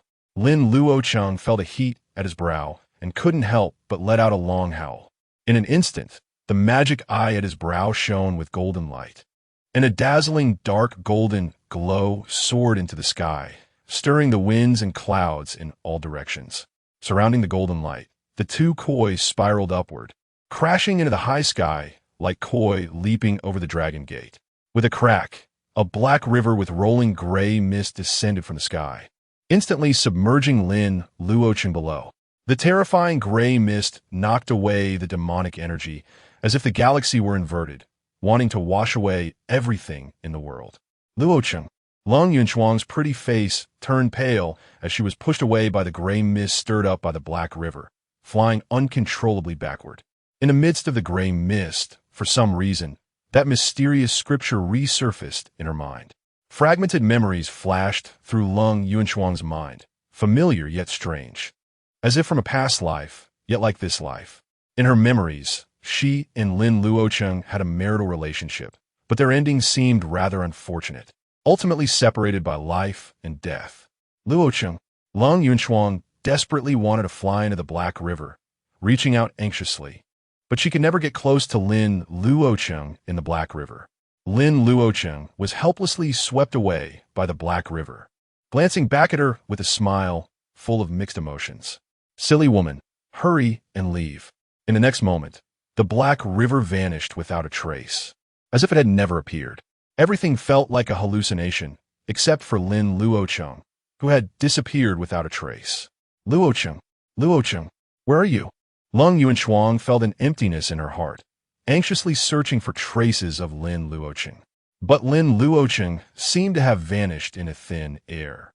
No matter how she searched with her divine sense, he was nowhere to be found. At that moment, a scream startled Lung Yuanshuang awake, only to see a black mist carrying Murong Qiuji away. Sister. On the ground, Murong Xiaozhu stumbled to her feet, anxious. Qiuji. It turned out that the nightmare that interrupted the sacred ritual had survived and took advantage of Lung Yuanshuang's inattention to abduct Murong Qiuji. Although the nightmare wanted to kill Murong Xiaozhu, it couldn't get close and could only take Murong Qiuji away. Lung Yuanshuang's expression changed slightly as she threw out a silk ribbon to bring Murong Xiaozhu along, chasing after the nightmare. But the nightmare used the soul-burning technique, moving as fast as lightning, instantly passing through the formation barrier. Lung Yuanshuang was blocked by the residual formation barrier, although she had the ability to kill it. She was worried about injuring Murong Qiuji. By the time she broke through the formation barrier and chased out, the nightmare had already disappeared, leaving only a chaotic scene of cultivators outside the formation. Another one. Capture them. The cultivators who came here, although confused, decisively attacked Lung Yuanshuang. Get lost. Lung Yuanshuang struck and sent these demonic cultivators flying, quickly taking Murong Xiaozhu into the sky and leaving the place. She was a righteous cultivator, and in this land of Lanzhou, once surrounded by demonic experts who knew what would happen, she couldn't help but be glad she was wearing a veil. Otherwise, if the events here spread, she would have no way to defend herself.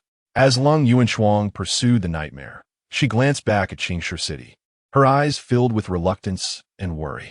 But she had a vague feeling that Lin Luocheng was not dead and would meet her again in the near future.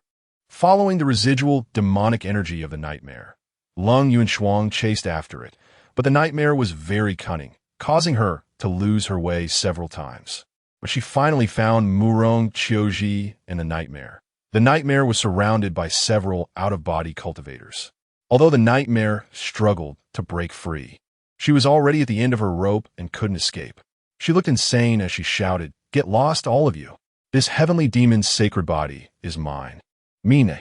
At that moment, a delicate voice rang out. "You demon actually want to abduct our human genius, die?" A girl in a pink dress appeared, raising a pink paper umbrella and quickly enveloping the nightmare. Dozens of vicious ghosts flew out, frantically gnawing at the nightmare, causing her to scream in pain, and her breath rapidly weakened. But at this moment, Murong Qiuji heard the nightmare's voice in her ear. "Your Majesty, I can no longer serve you. You must place all the blame on me, saying that I wanted to seize your body, and absolutely must not expose my identity." Before Murong Qiuji could react, the girl in the pink dress reached out and shouted, "Seal."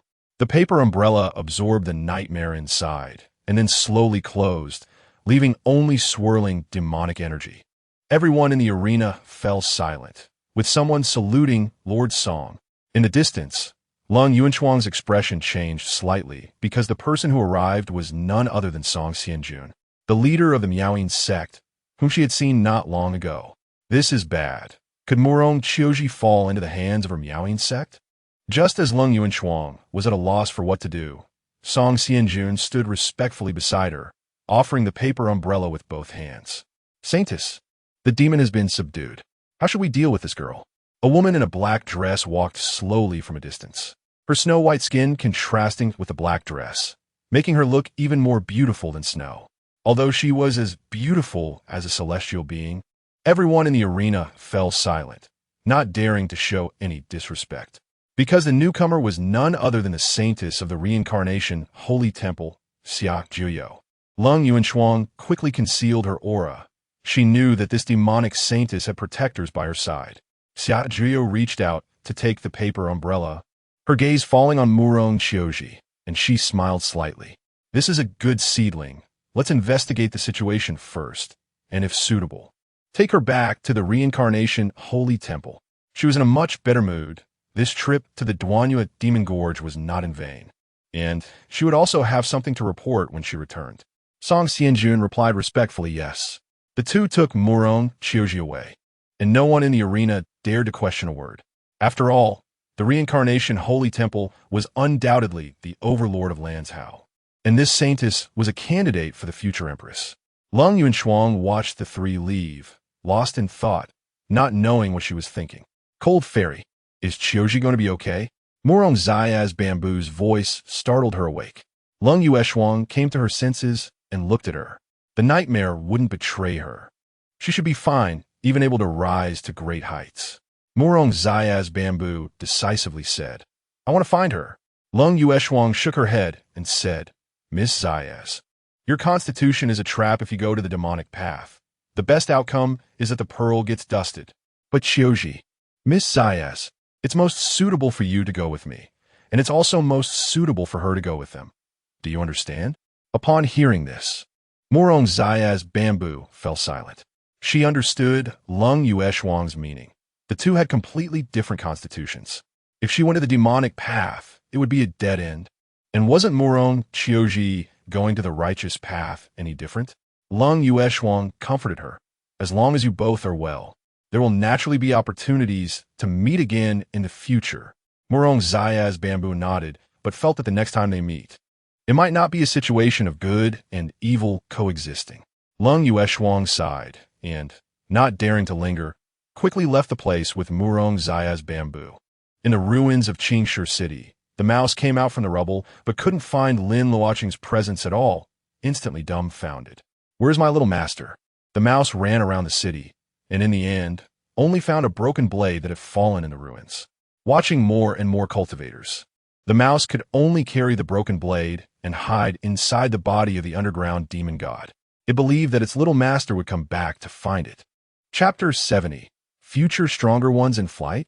In the Black River, Lin Luocheng was helplessly swept along by the current, with the reverse fate monument on him emitting a bright light, preventing him from dying. The wheel of destiny reincarnation technique within him operated on its own, emitting waves of clear light, and a blue lotus appeared beneath his feet. The blue lotus enveloped Lin Luocheng, lifting him out of the river and onto the water surface. Before he had time to feel happy, he sensed Chu Lingyin's panic. Not good. You're not in a spiritual form. You're doomed now. Lin Luocheng was confused.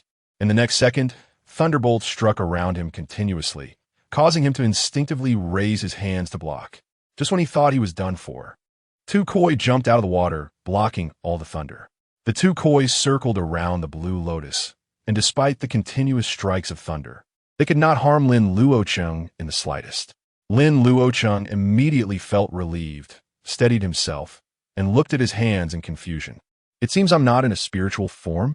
Chu Lingyin was also a bit dazed and muttered, perhaps it's some treasure of yours that's taking effect.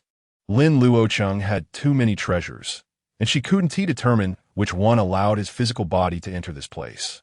If it were the reverse fate monument, she had one on her two back then. Could it be that the reverse fate monument must be combined with the wheel of destiny reincarnation technique to have such miraculous effects? Or perhaps it was that magical blue lotus and the two koi. Chu Lingyin was puzzled, but realized that this kid might have a deep connection with the reincarnation Saint Monarch. This was also her main reason for wanting to take Lin Luocheng to the future, worried that Lin Luocheng might discover her thoughts. Chu Lingyin actively left his spiritual platform and exited the spiritual fusion state. By the way, are you okay? Lin Luocheng shook his head and said, I'm fine. I just released a shot and feel much better now. At this moment, the demonic eye on his forehead had closed, leaving only a golden dark pattern at his brow. Although various evil thoughts still surged, with the help of the blue lotus, he could barely suppress them. Chu Lingyin said strangely, why does that sound so improper? Lin Luocheng paused for a moment before realizing, helplessly saying, SNT at you who is improper? Chu Lingyin spat, looking at the strange phenomena around him, and couldn't he help but marvel. With a blue lotus as a boat, dragon koi as guardians, and a reverse fate monument protecting and guiding you, You're loaded with treasures. It's hard to die. Lin Luocheng didn't know what this represented. He just smiled and curiously looked at the bizarre scenery around him. What exactly is this river? Chu Lingyin explained, this is the visualization of time. The flowing water is time, and you can call it the river of time. Time is stagnant here. It has no meaning here, yet you can enter any time node.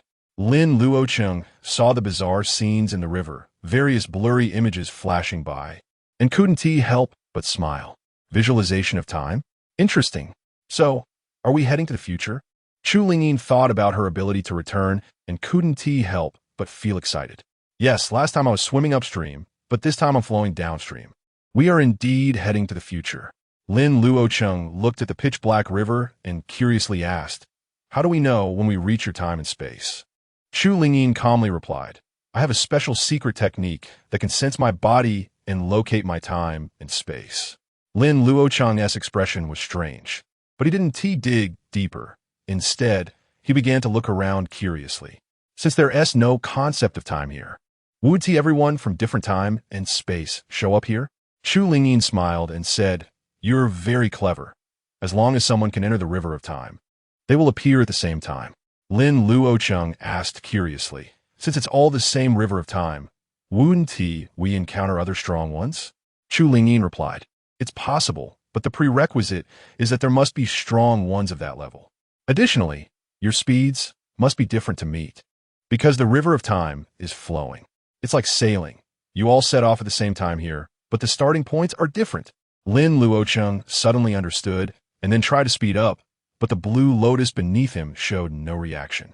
After all, he could only traverse the river of time by relying on the blue lotus, and it was obviously impossible for him to change speed actively. Lin Luocheng frowned, lost in thought. If that's the case, what about those going in the opposite direction?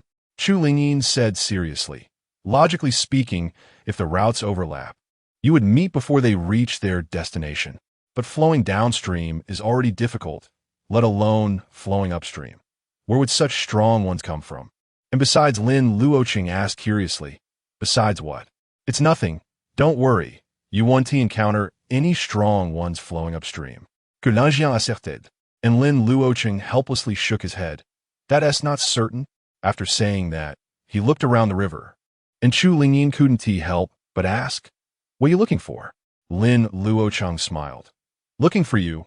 Logically, since you were flowing upstream before, I should be able to run into you. Chu Lingyin laughed at his naivety. You'll be disappointed. You can't see me. Why? Because the soul flows in the river while the physical body moves on the river. You are on the river, and my past self is in the river. How can you see me? Lin Luocheng didn't expect this to be the case, looking at the pitch-black river with a strange expression. So, the other you is swimming beneath like a water ghost? Chu Lingyin, feeling good about the possibility of returning, teased. Yes, be careful, I might catch you. Just as Lin Luocheng was about to say something, terrifying thunder flashed ahead, and a terrifying aura surged. The entire space of the river was in turmoil, and the river water churned violently, causing Lin Luocheng to sway uncontrollably. Chu Lingyin, what is going on? Chu Lingyin also looked confused and said, I don't know either. Just as she finished speaking, a red light shot up with terrifying speed, accompanied by a sky full of thunder, creating a massive wave. Lin Luocheng cursed inwardly. What the hell before he could finish his sentence? The red light approached him at an incredible speed. Although the red light veered away from him, he was still overturned by the towering waves and pulled into the black river. Lin Luocheng tumbled in the river, vaguely hearing a sigh. Moments latte. He resurfaced from the river, looking back in fear at the disappearing figure. Chu Lingyin, didn't you say there wasn't any? If it hadn't been for that red light avoiding him just now, he would have likely been killed outright. How is this possible? Clearly the Temple of Time. Chu Lingyin hesitated, and Lin Luocheng rolled his eyes. The Temple of Time, right? You've already let it slip. What did they do? Chu Lingyin chuckled awkwardly and could only confess. To prevent the reincarnation Saint Monarch from reappearing in the world. The Temple of Time set up a time barrier 500 years after your time.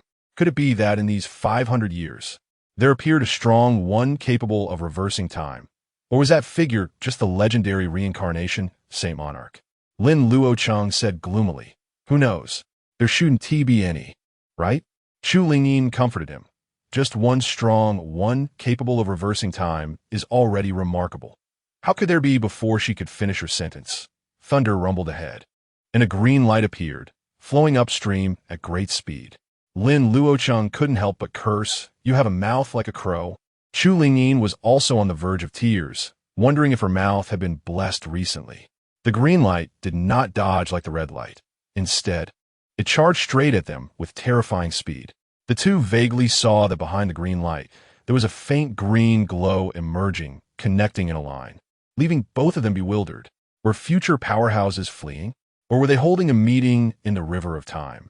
Lin Luocheng couldn't help but make a sarcastic remark, only to be hit head-on by the green light, and he completely fainted.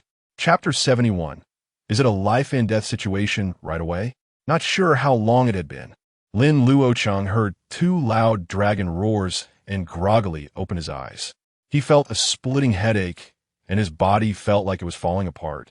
As two giant koi fish leaped out with him, the space ahead shattered, and Lin Luocheng was carried out by the two koi, feeling a strange force surrounding him. The demonic thoughts that had been entangling him suddenly vanished, and the demonic I seemed to no longer exist. Before Lin Luocheng could think further, the scene before him brightened suddenly, and a pungent smell of blood and decay rushed into his nostrils. Below was a mountain of corpses and a sea of blood, with dozens of towering demon clansmen standing among the mountains, feeding on humans. They had various forms, the weakest among them being at the out-of-body realm, surrounded by demonic energy. Exuding a terrifying aura. The ground was littered with corpses with severed limbs everywhere, and the surviving citizens kneeled in desperation, crying out for mercy, but to no avail. At that moment, a flash of lightning and thunder erupted in the sky, and Lin Luocheng emerged from the encircling giant koi, drawing the attention of everyone. The demons couldn't help but stare in disbelief at Lin Luocheng hovering in midair. Lin Luocheng felt a chill run down his spine. Was it really a life-and-death situation right from the start? Chu Lingyin, what should we do? Gunajian murmure, groggily waking up. What should we do? Have we arrived? Lin Luocheng felt frustrated enough to vomit blood, while the demons below were babbling something unintelligible. One of the demon leaders casually picked up a child and handed it to Lin Luocheng, seemingly asking if he wanted to eat. Due to the demonic energy surrounding Lin Luocheng, they seemed to regard him as a shape-shifting kin. A hint of sorrow flashed in Lin Luocheng's eyes. He knew that the future of humanity would be grim, but he hadn't expected it to be to such an extent. Seeing that Lin Luocheng did not react, the demon leader casually tossed the child into its gaping maw, its sharp teeth crunching down. A scream rang out, and blood gushed from its mouth, flowing down in a horrifying sight. Although Lin Luocheng was no saint, seeing demons feasting on humans made him furious. His eyes turned bloodshot, and the demonic thoughts surged within him, wishing to tear the demons to pieces. As Lin Luocheng grew angry, the fated reincarnation technique within him activated, and the reversal monument came to life. Lin Luocheng felt a warmth at his brow, and the previously faint demonic eye reappeared, bringing with it an overwhelming amount of demonic energy. The feeling of being about to explode returned, even more intense than before, and he instinctively channeled the power into the demonic eye. In an instant, a golden light shot out, and the demon exploded into a mist of blood, startling the other demons. They saw the golden thread at the center of the man's brow open into an eye, shooting a golden light that instantly killed one of their own. Lin Luocheng was also taken aback. He had felt that his golden light had almost exhausted the power of the demonic eye. Yet the golden light that had just shot out was even stronger and continuously poured out pure demonic energy. It felt as if an ancient demon god was endlessly supplying power to the demonic eye, but the overflowing demonic energy was about to burst Lin Luocheng. At that moment, the demons, seeing their companion dead, roared and charged at Lin Luocheng. Lin Luocheng had no time to think and hurriedly urged the demonic eye at his brow, shouting, "Die!" The demonic eye shot out golden light, shattering the demons that flew towards him. These powerful demons were as fragile as paper in front of the golden light, shattering upon contact. However, there were too many demons. Despite Lin Luocheng killing quite a few, dozens more were still closing in. Lin Luocheng let out a long howl. The demonic energy around him surged, and the golden light in the demonic eye blazed, sweeping through the area like a golden rod. The demons caught in its path exploded, turning into blood and water, while the remaining demons, terrified, fled in panic. Lin Luocheng stood in midair, surrounded by swirling demonic energy, unable to suppress a mouthful of blood. Although this attack had been incredibly impressive, his body could not bear it, and he was seriously injured inside. Fortunately, after he stopped channeling, the demonic eye closed again, falling into a state of illusion and reality, and the demonic energy ceased to flow out. Lin Luocheng landed on the ground, feeling as if his 5 organs were on fire, as if he were burning. Chu Lingyin asked, "How do you feel?" Lin Luocheng weakly replied, "I feel like my body has been hollowed out. By the way, where did this power come from?" Chu Lingyin couldn't help but retort, "Isn't this power you summoned? Why are you asking me? Isn't this your doing?" Lin Luocheng frowned, his expression strange as he said, "Could it be that there is still demonic power hidden deep within the demonic eye?" However, he felt that the demonic eye had just seemed alive, as if it were connected to something, not a sourceless river. At that moment, a noisy clamor woke him up. The rescued humans were bowing and thanking him repeatedly. They were babbling something, but Lin Luocheng couldn't understand a word. "Chu Lingyin, what are they saying?" Chu Lingyin, in a daze, murmured, "I don't understand either. Where have we ended up?" Lin Luocheng was astonished. "Isn't this your time?" Chu Lingyin replied blankly, "It should be, right? You give your body to me. I'll try to establish contact with a secret technique." Although Lin Luocheng was less guarded against her than before, he did not let his guard down. "Merge our souls. You, que l'ingien, exasperated, cursed, ubrat," and obediently stepped into the spiritual platform to embrace him. Since they had already embraced before, one more time didn't matter. When she returned to her body, she would definitely hang this brat up and beat him for 3 days and nights. As the two merged their souls, Lin Luocheng immediately breathed a sigh of relief, feeling much better, almost moaning out loud. Chu Lingyin suspected that this brat was intentionally taking advantage, but she had no evidence and could only quickly cast a spell to try to establish contact with her body. After a moment, she puzzledly said, "No good. I can't sense anything at all, nor can I establish contact with my people." Lin Luocheng spoke in various languages from Chu Lingyin's memories, trying to communicate with the humans before him. However, these humans only looked at him with reverence, speaking in incomprehensible words, and finally pushed a girl forward to him. The girl was covered in blood, looking at him with awe, mumbling something and gesturing, giving Lin Luocheng a headache. He looked at the bulging animal skin on the girl's chest, and then at the ragged, rough-clothed humans, his expression strange. "Que l'ingien, are you sure we are 1,000 years later?" Chu Lingyin, listening to the babbling of these humans, was also uncertain. The humans before her were in a much worse state than she remembered. Could it be that a new calamity had befallen them? Had we crossed over too far? To a time even later than 6,200 years in the Qingshu calendar? Lin Luocheng felt helpless. This woman was really unreliable. Stop overthinking it. Let's figure out where we are first. You want to find a village to inquire, gesturing for a long time before the girl understood his meaning. The girl looked at him anxiously, not daring to disobey, and could only nervously lead him away. Meanwhile, on a distant demon mountain, a massive demon god sat atop the mountain peak. He had a green face and sharp fangs, with twisted demonic horns on his head, and a closed vertical eye in the center of his brow. At that moment, he was dozing off with his hand propping up his forehead when he suddenly opened his eyes with a strange expression, looking around in confusion. He had just sensed that his vertical eye had suddenly disappeared, and the magical energy within him had been inexplicably stirred. But before he could investigate further, the eye reappeared, making everything seem like an illusion. He was puzzled. Was he dreaming? Chapter 72. Future or Past. Lin Luocheng followed the rescued human beings back to their village, discovering that the entire village was hidden within ancient woods. At this moment, the village was in ruins, with fallen trees and bloodstains on the ground, as if ravaged by giants. The villagers seemed to have been abducted from their homes by the demonic race and taken back to the Demon Mountain to entertain guests, only to be rescued by Lin Luocheng.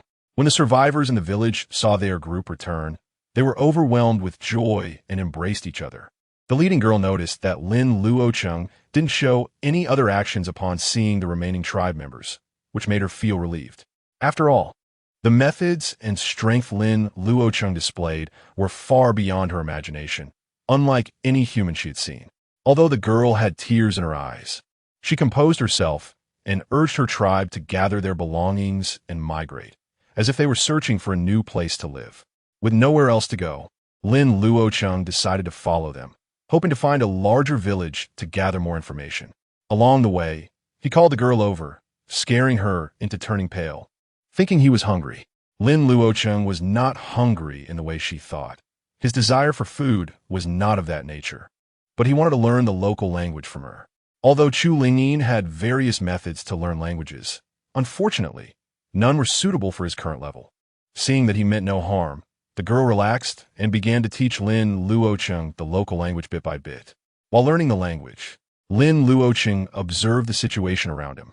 He found that the spiritual energy in this place was exceptionally rich, almost to the point of liquefying, making it a paradise for cultivation. As Chu Lingyin put it, a pig that stayed here for a long time could probably become a demon. This was no exaggeration, as there were numerous demonic beasts here, making foundational cultivation as common as dogs, with golden core beasts everywhere. Here, Lin Luocheng could casually throw a stick and hit several foundational-level demonic beasts, while golden core demonic beasts appeared from time to time. Had it not been for Lin Luocheng occasionally using his demonic eye, the villagers would have suffered heavy casualties. However, Lin Luocheng was also surprised by the villagers' strength. Although they hadn't seriously cultivated, their physiques far exceeded those of ordinary people. Lin Luocheng witnessed a strong man tear apart a foundational-level demonic beast with his bare hands, his strength making Lin Luocheng gasp in amazement. The only one in the village related to cultivation was the leading girl, who used a kind of secret technique similar to a spell to manipulate spiritual power. But it seemed that what she used wasn't elemental magic. Instead, she resonated with heaven and earth through language and body to cast spells. In Lin Luocheng's view, the girl's strength was around the late foundational stage, which made her a strong figure among humans. However, compared to the demonic and beast races in this area, they were indeed far too weak. Lin Luocheng had once seen a large bird swoop through the sky, emanating an aura at least at the void realm level. This made him begin to wonder, had the human race really become this weak in the future? Chu Lingyin grew increasingly silent as they traveled, especially after Lin Luocheng used his demonic eye repeatedly. Besides the perilous demonic beasts, various unheard-of spiritual herbs and ores were visible everywhere, making it a paradise for the greedy. Thinking of Shushu, Lin Luocheng couldn't help but feel worried, yet he was powerless to help. The distant water couldn't quench the immediate fire. Not to mention, he was separated from Shushu by time and space. However, it wasn't an ordinary mouse. It was a mouse with great fortune, so it should have some celestial protection, right? After a few days of learning the language from the girl, Lin Luocheng, with his strong learning ability, could barely communicate with them. From the girl, Lin Luocheng learned that her name was Bai Wei, the only daughter of the village's high priest. After the high priest died a few days ago, Bai Wei was appointed to take on the priest's duties in the village. This place was called the Wanma Mountain, but she didn't know in which state of Qingshu it was located. Bai Wei didn't even know if this world was called Qingshu, let alone what the history of Qingshu was.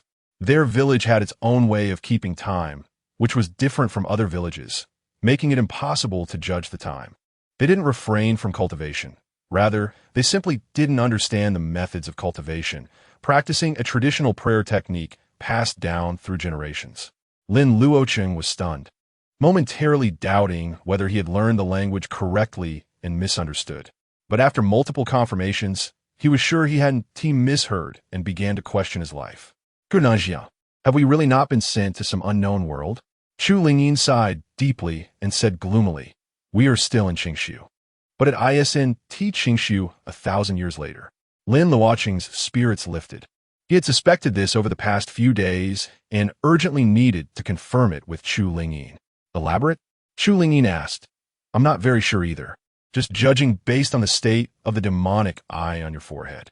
Over the past few days, Lin Luocheng had also studied his demonic eye and found that it remained in a state of both reality and illusion.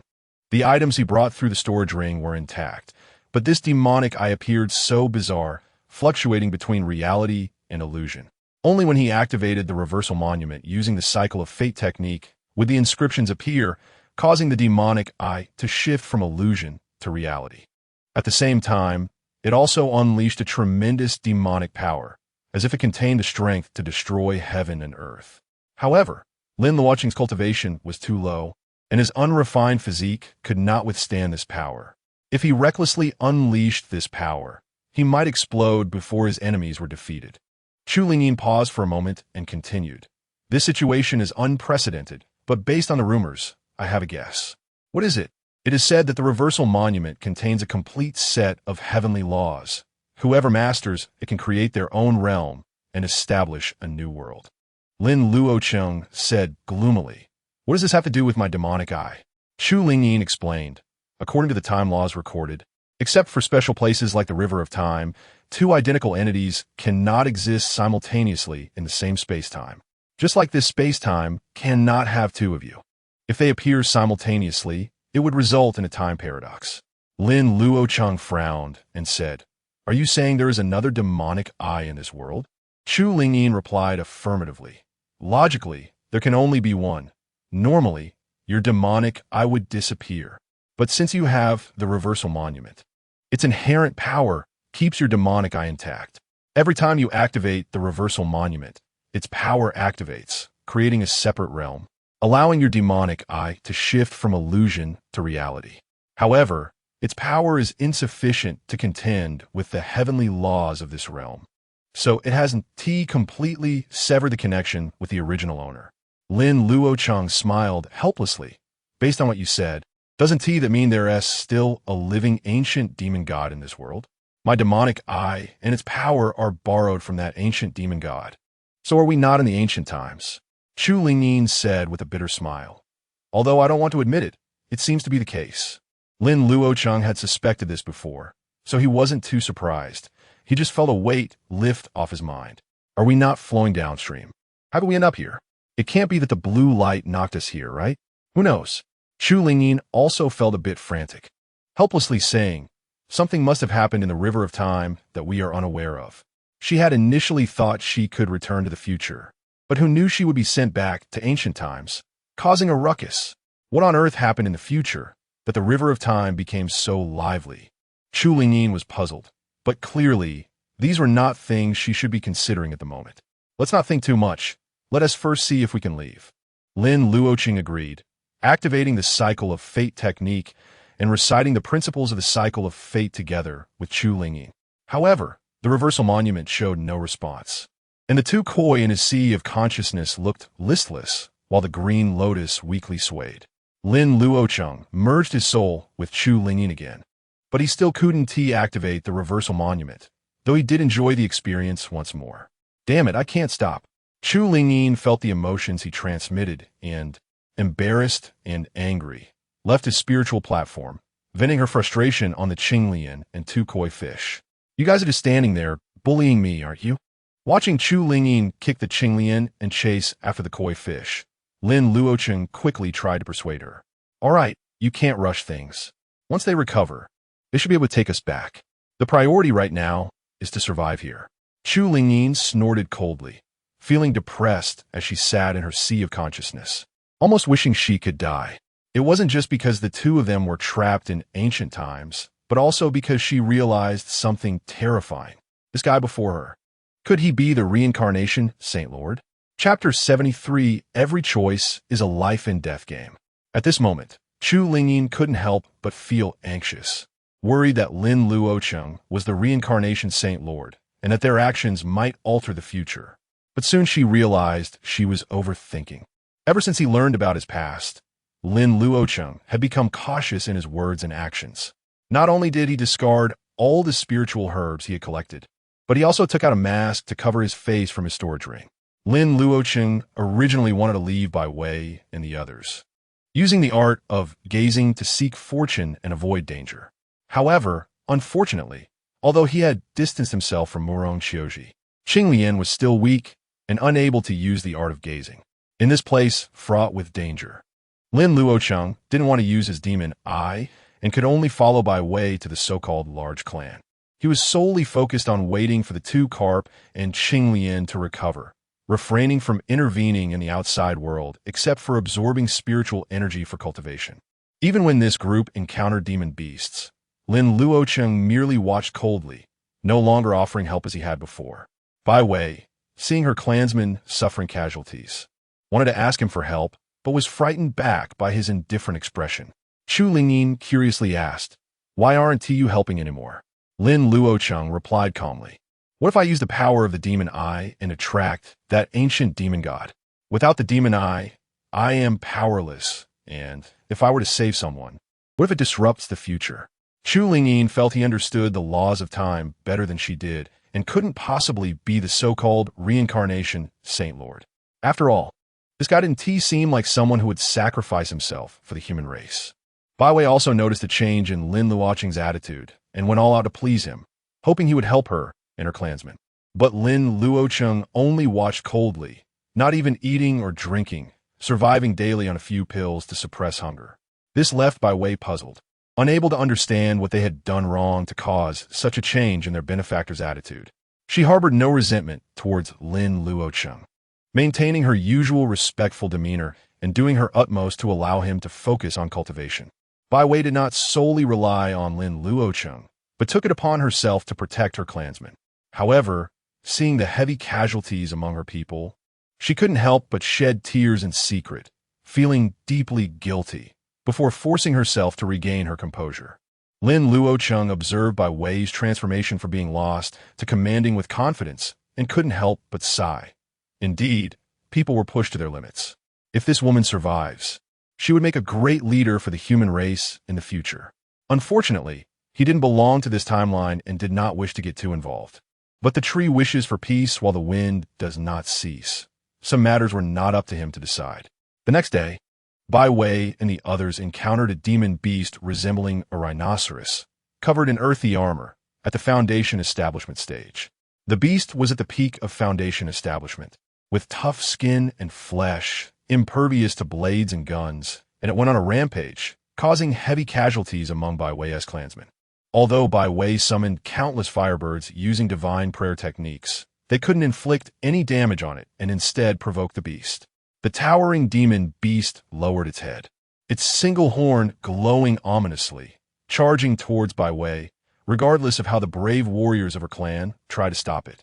Bai Wei exerted her full strength, chanting spells, and a massive fireball appeared in the sky, crashing down and scattering sparks everywhere. Unfortunately, the demon beast still broke through the sea of flames, stomping down and sending Bai Wei flying to the ground.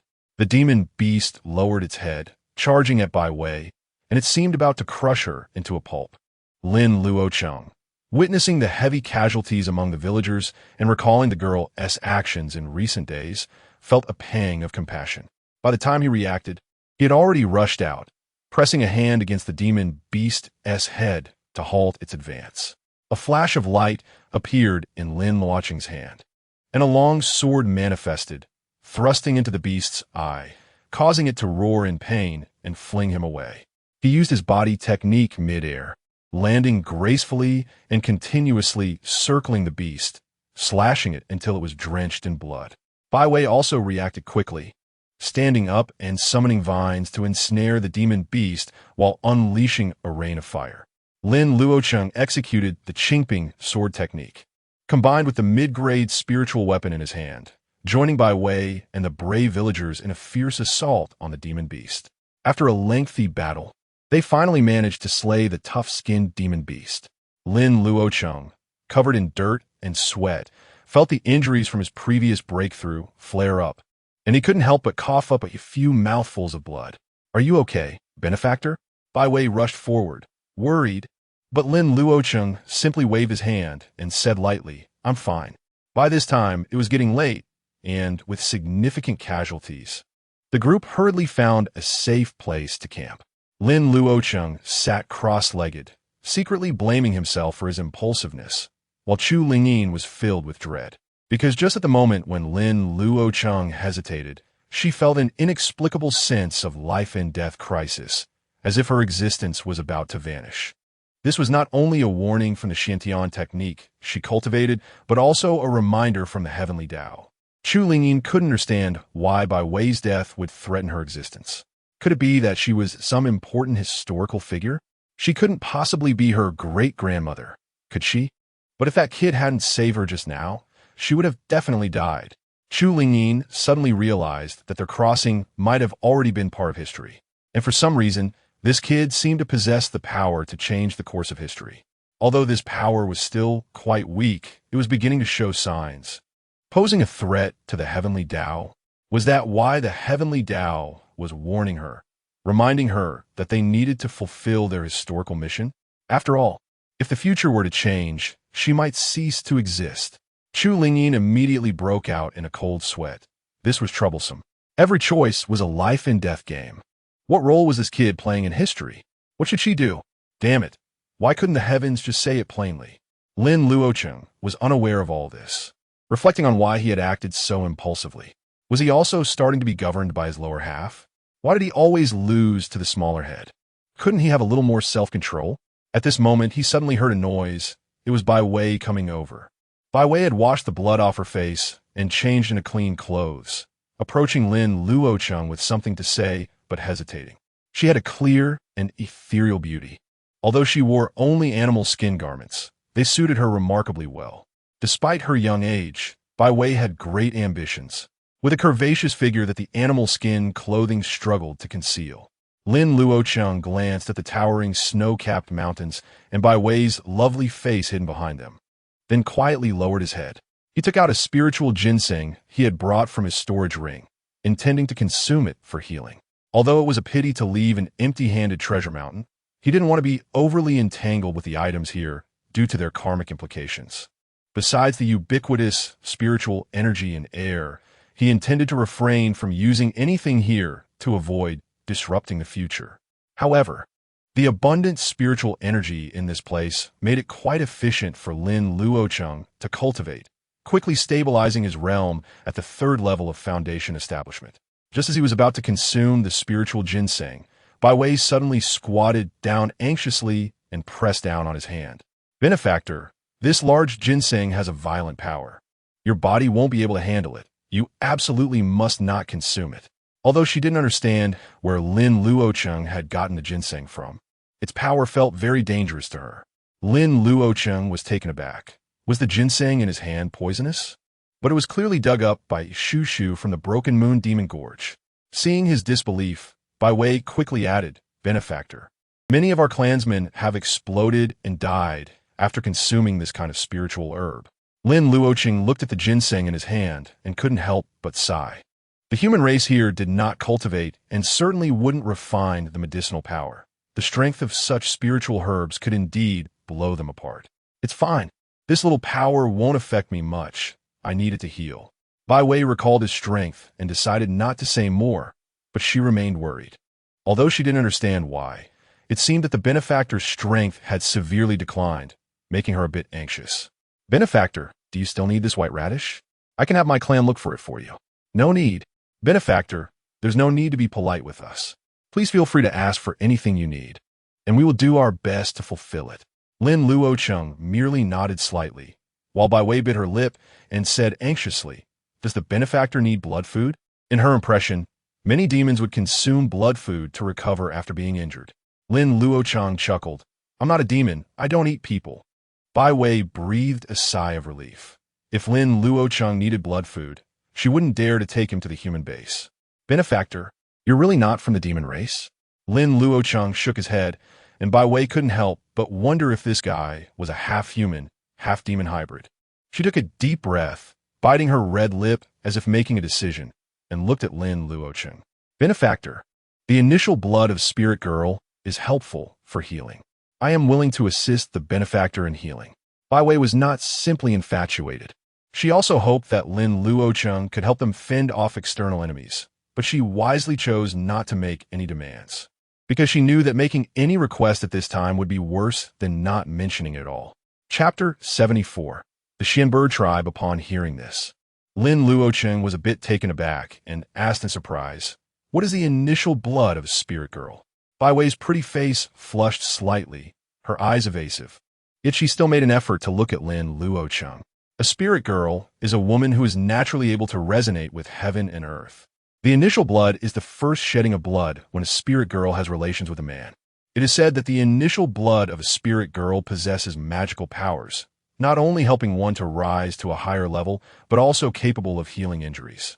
However, there's one thing she did not say, which is that after a spirit girl loses her initial blood, her resonance with heaven and earth will greatly diminish. This is also why Bai Wei, at her age, is still unmarried. Many girls her age are already mothers.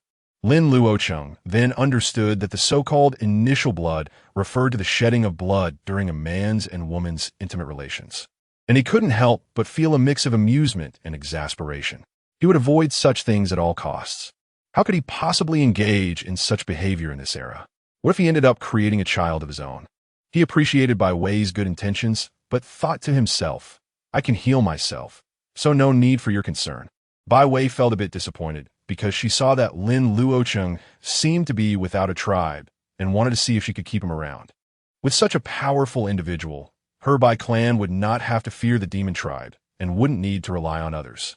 She had already presented her most precious offering, but unfortunately, the other party showed no interest, and she did not want to cling to him. After all, in this era, the principle of barter and equivalent exchange prevailed, and she had already considered it a high climb. Bai Wei stood up and respectfully bowed, saying, "Then I will not disturb you. If the benefactor has any needs, please feel free to command us, and we will do our best to satisfy them." Lin Luocheng nodded and watched Bai Wei leave, feeling no reservations in his heart. Chu Lingyin teased, "She's quite a wise woman who knows when to advance and retreat. Aren't you tempted since you won't have any responsibilities?" Lin Luocheng replied without hesitation, "Not tempted. I don't want to change history and create an indelible disaster for the future." Chu Lingyin cautiously probed, "By the way, have you ever thought that our crossing over is itself a part of history?" Lin Luocheng nodded, "I have thought about it. But if that is the case, then everything we do is part of history. Since that is the case, what difference does it make whether I act or not? Doing nothing is the safest." Chu Lingyin was left speechless, but desperately hoped he would do something to verify her thoughts. Because if this guy truly was the reincarnation of the Holy Monarch, he would not have only crossed over once. Then perhaps this time, she could let him help the human race, and see if it had any impact on history. If there were no changes at all, and he could even trigger the next crossing, then this guy was definitely the reincarnation of the Holy Monarch. Thinking of this, she coughed twice and said, "Lin Luocheng, you see your own kin suffering, and you don't want to do anything?" Lin Luocheng decisively replied, "I don't want to. I'm not a saint, and I don't have that kind of power, but you can do what is within your means. Since we have come here, we must have our mission. Why avoid it?" Lin Luocheng pointedly said, "What if we change the future and we cease to exist? Wouldn't that be better? If it can make the current human race stronger, perhaps it can change the future crisis of the human race." Chu Lingyin argued passionately, reasoning with him nonstop. But Lin Luocheng only let it go in one ear and out the other, feeling extremely frustrated. "Chu Lingyin, are you really this selfless?" Chu Lingyin replied with righteous fervor, "I came here to save the world." Lin Luocheng looked at her with a strange expression and said, "But your methods and thoughts don't seem to align with someone who has the world at heart." Chu Lingyin, exasperated, retorted, "Shallow and narrow-minded. Who told you that to save the world, one must be righteous? Just because I am from the demonic path doesn't mean I can't have the world in my heart. When the gods can do nothing, only demons can save the world." Lin Luocheng immediately felt a sense of respect. "So that's how it is. It was I who was shallow." Chu Lingyin, satisfied, said, "All right. Then hurry and help the human race here within your capabilities." Lin Luocheng had been reborn and had changed his own future. He faintly felt he had the power to change the course of history. Therefore, he adhered to the idea of doing nothing if he could, wanting only to survive until Qing Lian and Genie recovered. But looking at Qinglian's current condition, he had no idea when they would recover. Chu Lingyin was so angry that her teeth were itching, and she used her divine soul to form spikes and jabbed him a few times. "You cold-blooded human scum." Lin Luocheng winced in pain and said helplessly, "But there's still the Xian bird tribe. It's not up to me to save the human race." According to Bai Wei, she planned to lead her clan to seek refuge in the Xian bird tribe located in the Tianyan Mountain, the largest tribe of the human race. There, a Xian bird protected the area around Tianyan Mountain, shielding the human race from the demon tribe's invasions. Bai Wei had visited a year ago with the high priest and was captivated by the thriving scene there, filled with envy. Half a month ago, they received a carrier pigeon message from the Xian bird tribe, which stirred a great wave in their hearts. The Xian bird tribe planned to hold a conference of the myriad tribes, inviting representatives to discuss the future of the human race. They not only intended to share their ancestral cultivation methods, but also welcomed various tribes to settle in Tianyan Mountain. However, they also urged all tribes to share their techniques and learn from each other to strengthen the human race. Lin Luocheng deeply resonated with this. In this era, the demon, monster, in which tribes were the main characters of the world, the human race, spirit race, ghost race, and other prominent races in later generations were still very weak. In particular, the human race was exceedingly weak, being raised as livestock by the demon and monster tribes, reduced to mere food. Among the various tribes, only the spirit race, and which race treated the human race with some kindness. As for the ghost race, they had not yet become significant like in later generations and could only be considered wandering souls. All of this stemmed from the human race lacking cultivation methods. Except for Bai Wei and other priests who had the divine prayer cultivation technique, others could only risk swallowing spiritual herbs to enhance their strength. Bai Wei knew the dangers of the spiritual ginseng Lin Luocheng had because it was something tested by countless members of the Bai clan with their lives. It was said that each tribe had its own method of taking medicine, gradually consuming various spiritual herbs to gain power. Since these methods were tested through generations at the cost of lives, they were considered the greatest secrets of the tribe and rarely shared outside. The actions of a Xian bird tribe were earth-shattering, causing a huge uproar. After much deliberation, Bai Wei's father decided to violate the ancestral teachings and secretly lead the tribe to migrate, who knew they would be discovered by the demon tribe in the Wanma Mountain, which incited their wrath, and they directly descended to capture the entire tribe. After all, the Bai clan was livestock raised in the mountains. Wanting to escape was akin to seeking death. This led to the subsequent events. If it weren't for Lin Luocheng, the Bai clan would have been completely buried in the dust of history. With the Xian bird tribe around, Lin Luocheng had no thoughts of being a savior. Chu Lingyin found herself at a loss with Lin Luocheng and could only angrily jab him a few more times.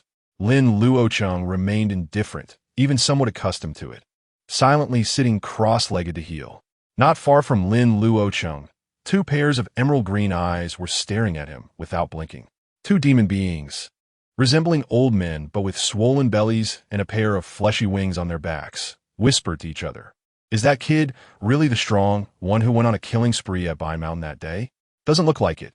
He's clearly a human, with no trace of demonic energy on him, completely different from the strong one that day. But his figure and the clothes he wears are quite similar. It's just that he has something on his head, making it hard to see clearly. Are you stupid? We've followed him all this way, and he hasn't noticed us at all. This is definitely fake, a counterfeit made by humans. That makes sense. Today he nearly died while fighting a small beast, so it should be fake. What a cunning human. Well, you go kill him. These human beings are all yours to devour. Just leave the women. Go on. Go." The two Magic Clan members at the out-of-body stage pushed the responsibility onto each other, and neither dared to rashly approach. So they could only continue awkwardly following Lin Luocheng and the others.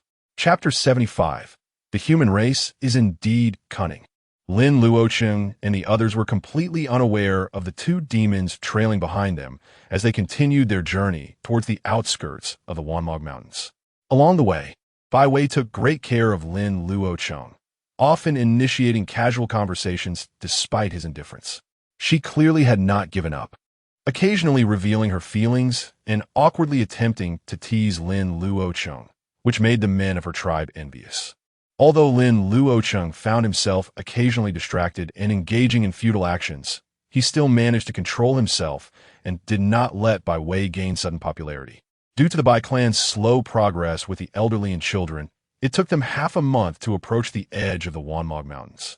According to Bai Wei, there was a canyon up ahead that led to the outside world, but it was heavily guarded by demons, making it difficult to pass. Therefore, they had to climb over the mountains on either side. Although there were also low-level demons living on the mountains, their numbers would be significantly fewer. At noon, Bai Wei led her tribe up the mountain, following the old path that the high priest had taken her through. The demons usually came out at night, so they were likely to encounter the fewest demons at this time. On their way up the mountain, they unexpectedly encountered another human tribe. Both sides were startled by the sudden meeting, and the atmosphere became tense. The opposing tribe had hundreds of members, armed with sharp spears and long guns, wearing vine armor. But they also had families with them. Leading them was a pair of siblings, both with strikingly green eyes. Their noticeable blue hair was neatly tied back, revealing slightly pointed ears. The male was handsome and robust, and when his gaze landed on Bai Wei, his brow furrowed slightly in surprise. "Is it you, Bai Wei?" Bai Wei was equally surprised and lowered her voice, calling out, "Qingting clan leader, Sister Qingyi." It seemed they recognized each other, and the tense atmosphere immediately eased. The woman named Qingyi was tall and alluring, with her green eyes and pointed ears giving her a wild charm. "Bai Wei, are you also heading to Tianyan Mountain?" Bai Wei replied with delight, "Sister Qingyi, you are too?" Qingyi nodded, and the young man named Qingting scanned the crowd and asked, "Where's High Priest Bai?" Bai Wei's eyes immediately turned red, and she replied in a low voice, "Father is no longer here." "What happened?" The Qingting siblings were shocked. Bai Wei briefly recounted her tribe's misfortunes, but deliberately omitted Lin Luocheng's identity. Hearing about the Bai clan's misfortune, the Qingting siblings felt both emotional and secretly relieved. If they hadn't hesitated after receiving a message from the Suanio tribe, it might have been the Qingting clan facing such a disaster. Qingyi said angrily, "These demons are truly despicable. We can't stay in the Wanmog Mountains any longer." Qingting nodded solemnly. "We must leave quickly while the demons haven't reacted." He turned to Bai Wei with a smile. "Since we've met, Bai Wei, why don't we travel together?" Bai Wei naturally agreed happily, with the Qingting clan accompanying them. Their safety would be better assured. After merging their two tribes, they continued climbing up the mountain, while Lin Luocheng observed the unusual siblings with interest. Bai Wei noticed his curiosity and leaned closer, whispering, "They have some demon blood in them." Lin Luocheng suddenly realized, only curious about whether the Qingting siblings were products of a love between humans and demons or forced circumstances. However, in this era of the survival of the fittest, there probably wasn't much romance involved. Bai Wei glanced at Lin Luocheng out of the corner of her eye. After all, in her view, Lin Luocheng carried demon energy, likely making him a half-breed. Many demons had such preferences, and some even used humans for reproduction, leading to many demon offspring.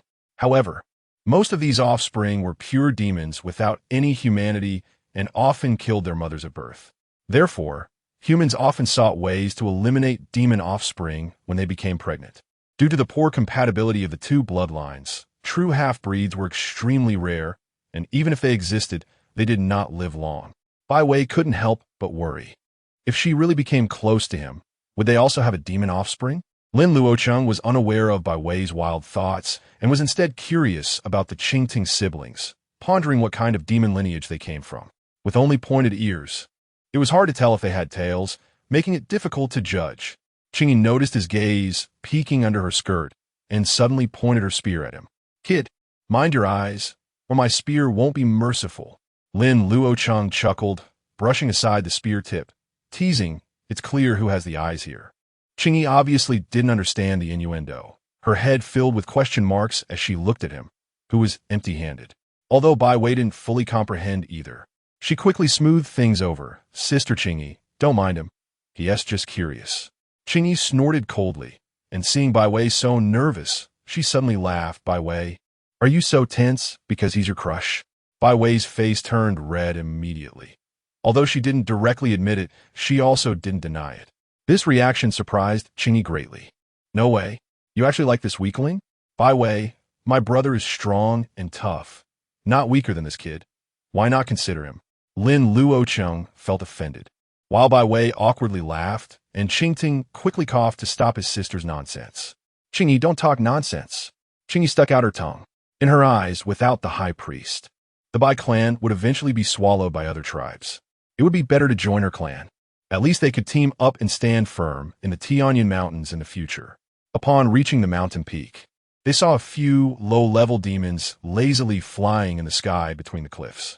Normally, Bai Wei and Qingting would have chosen to stealthily move through the forest. But now, with so many people, they had to break through forcefully. Qingting and Bai Wei led the elite members of their tribes to quietly approach, silently assassinating the demons along the way. However, they soon startled the demons patrolling above, who quickly circled in the air, letting out piercing shrieks. The demons in the cave were disturbed and rushed out, only to be met with a loud shout. Release! With Qingting's command, the elite warriors tensed up, and their spears were thrown, raining down like a storm. The low-level demons that had just poked their heads out were instantly killed by the falling spears and arrows. Kill! Qingting and Qingyi charged ahead like leopards, their long guns flying out like thunder, smashing the obstructing demons. The other members of the Qingting clan quickly followed up, their actions clean and efficient, clearly well-trained. Lin Luocheng watched the two figures that moved like phantoms, secretly astonished that this pair of siblings had reached the golden core stage. Their moves vaguely carried demon energy, and their fighting style resembled that of demons, clearly cultivated through their demon bloodline. The station demons were initially panicked but quickly reacted, shrieking and charging at them. Damn humans, how dare you offend us? You must be tired of living. Despite their small numbers, their strength and physical prowess far surpassed that of the humans present, causing heavy casualties among them. Bai Wei chanted spells, manipulating flames and gales to restrain the demons, quickly drawing their attention. A golden core demon lunged at Bai Wei, and Lin Luocheng sighed, swiftly drawing his sword to meet it. However, without a flying artifact, he found himself at a disadvantage against the flying demon. The demon was elusive, and despite Lin Luocheng swinging his long sword continuously, he could only defend and was unable to kill the enemy. He decisively created an opening, and the demon indeed fell for it, shrieking as it dove towards Lin Luocheng, who had his back turned. Lin Luocheng was just about to launch a counterattack when a gust of wind suddenly came, and the demon clan vanished before his eyes. Lin Luocheng glanced at the demon pinned to the tree by a spear and the smug Qingyi in the distance, feeling a mix of amusement and helplessness. This Qing vine held no malice towards him, but it seemed like this sister was blaming him for stealing her future sister-in-law. The Qing vine siblings were not weak, and their clan members were well-trained, especially with the presence of the Bai clan. Although the demons in the field were stronger than them, their numbers were few, and they soon suffered heavy casualties. Just as everyone was about to escape, the sky suddenly darkened. Two black shadows swooped down from above, their large flesh wings stirring up a bloody wind that blew the people in front away. Qingyi reacted quickly, throwing the spear like lightning, but it was casually deflected aside by one of the demons. You lowly humans, we let you rest and recuperate, and you dare to flee? Demon General? Qingyi's face turned pale, her fingers tightening around the spear, but she gritted her teeth and stepped forward to block her clan members. These were the two demons who had been trailing Lin Luocheng and the others for some time. They had originally been wary of Lin Luocheng's strength and had been secretly observing. Now that they saw him struggling against ordinary demons, they could no longer hold back and appeared to intercept Bai Wei and the others. The demon general scanned the crowd, his gaze landing on Bai Wei. That woman. Where's that kid from that day? Bai Wei was confused. Lin Luocheng was clearly right in front of her. So why did these two demon generals seem to ignore him? She quietly shifted half a step to block Lin Luocheng, her hand behind her back waving urgently, signaling him to flee quickly. Lin Luocheng looked complicatedly at the thin figure in front of him, and he heard Bai Wei's clear yet firm voice in his ears. He has already left. Lin Luocheng sighed softly. He would rather you sell me out so I could leave without burden. Except when doing work, I really don't like hiding behind women. The demon general laughed wildly. The human race is indeed cunning. This impostor almost deceived us, but fortunately, we are clever. The patriarch of the Qing clan must die. Half of the men will be killed, and half of the women will be offered as slaves. But we will spare you from death. Another demon general's gaze fell on Bai Wei and the others, his eyes filled with lewd intentions. His bony fingers pointing at Bai Wei and Qingyi. These two are quite good breeding stock. They should be able to produce excellent offspring. Come with us. Bai Wei's face turned pale, and Qingyi bit her lip tightly, her eyes filled with resolute death intent. They knew all too well the nature of such demons. The women who were captured often wished they were dead. The tip of Qingyi's spear trembled slightly, and she growled, rather than living in shame. It's better to fight them to the death. Some clan members hesitated, while others were filled with fear and retreat. Only a few had the resolve to fight to the end. Qingyi's veins bulged in her hands, and with a sigh, she was about to disregard everything and rush to her death when a white figure suddenly emerged from the crowd. For grievances, there are heads. For debts, there are masters. Lin Luocheng sighed lightly and said helplessly, "What you are looking for is me. Come at me if you have business." The demon general looked at him in fear at first, then sneered, "Cunning human, still trying to deceive me?" Lin Luocheng walked in front of everyone, raised his hand to remove his mask, and time seemed to freeze for a moment. The next second, a blazing golden light burst forth from his brow, and before the demon general could even scream, he exploded into a rain of blood in midair. The last thought of the demon general before dying was, humans are indeed cunning. They actually pretend to be a pig to eat the tiger. The remaining demon general and the demons felt their scalps tingle. Just as they were about to flee, the golden light had already swept over like a torrent, turning the demons to ashes wherever it passed. When the last demon dissipated, Lin Luocheng put his mask back on. As he turned around, he saw Qingyi's spear fall to the ground, and Qingyi's cherry lips parted in shock, her face filled with disbelief. Bai Wei looked excited, and Lin Luocheng smiled and said helplessly, "Let's go. What are you still dawdling for?" Chapter 76. Everyone kneels to speak. Qingyi stared blankly at Lin Luocheng, unable to come to her senses for a long time. This was a demon general, and just like that, it was gone. Did it explode just from a glance? Remembering her previous remarks, Qingyi felt a burning embarrassment on her face. The other members of the Qing family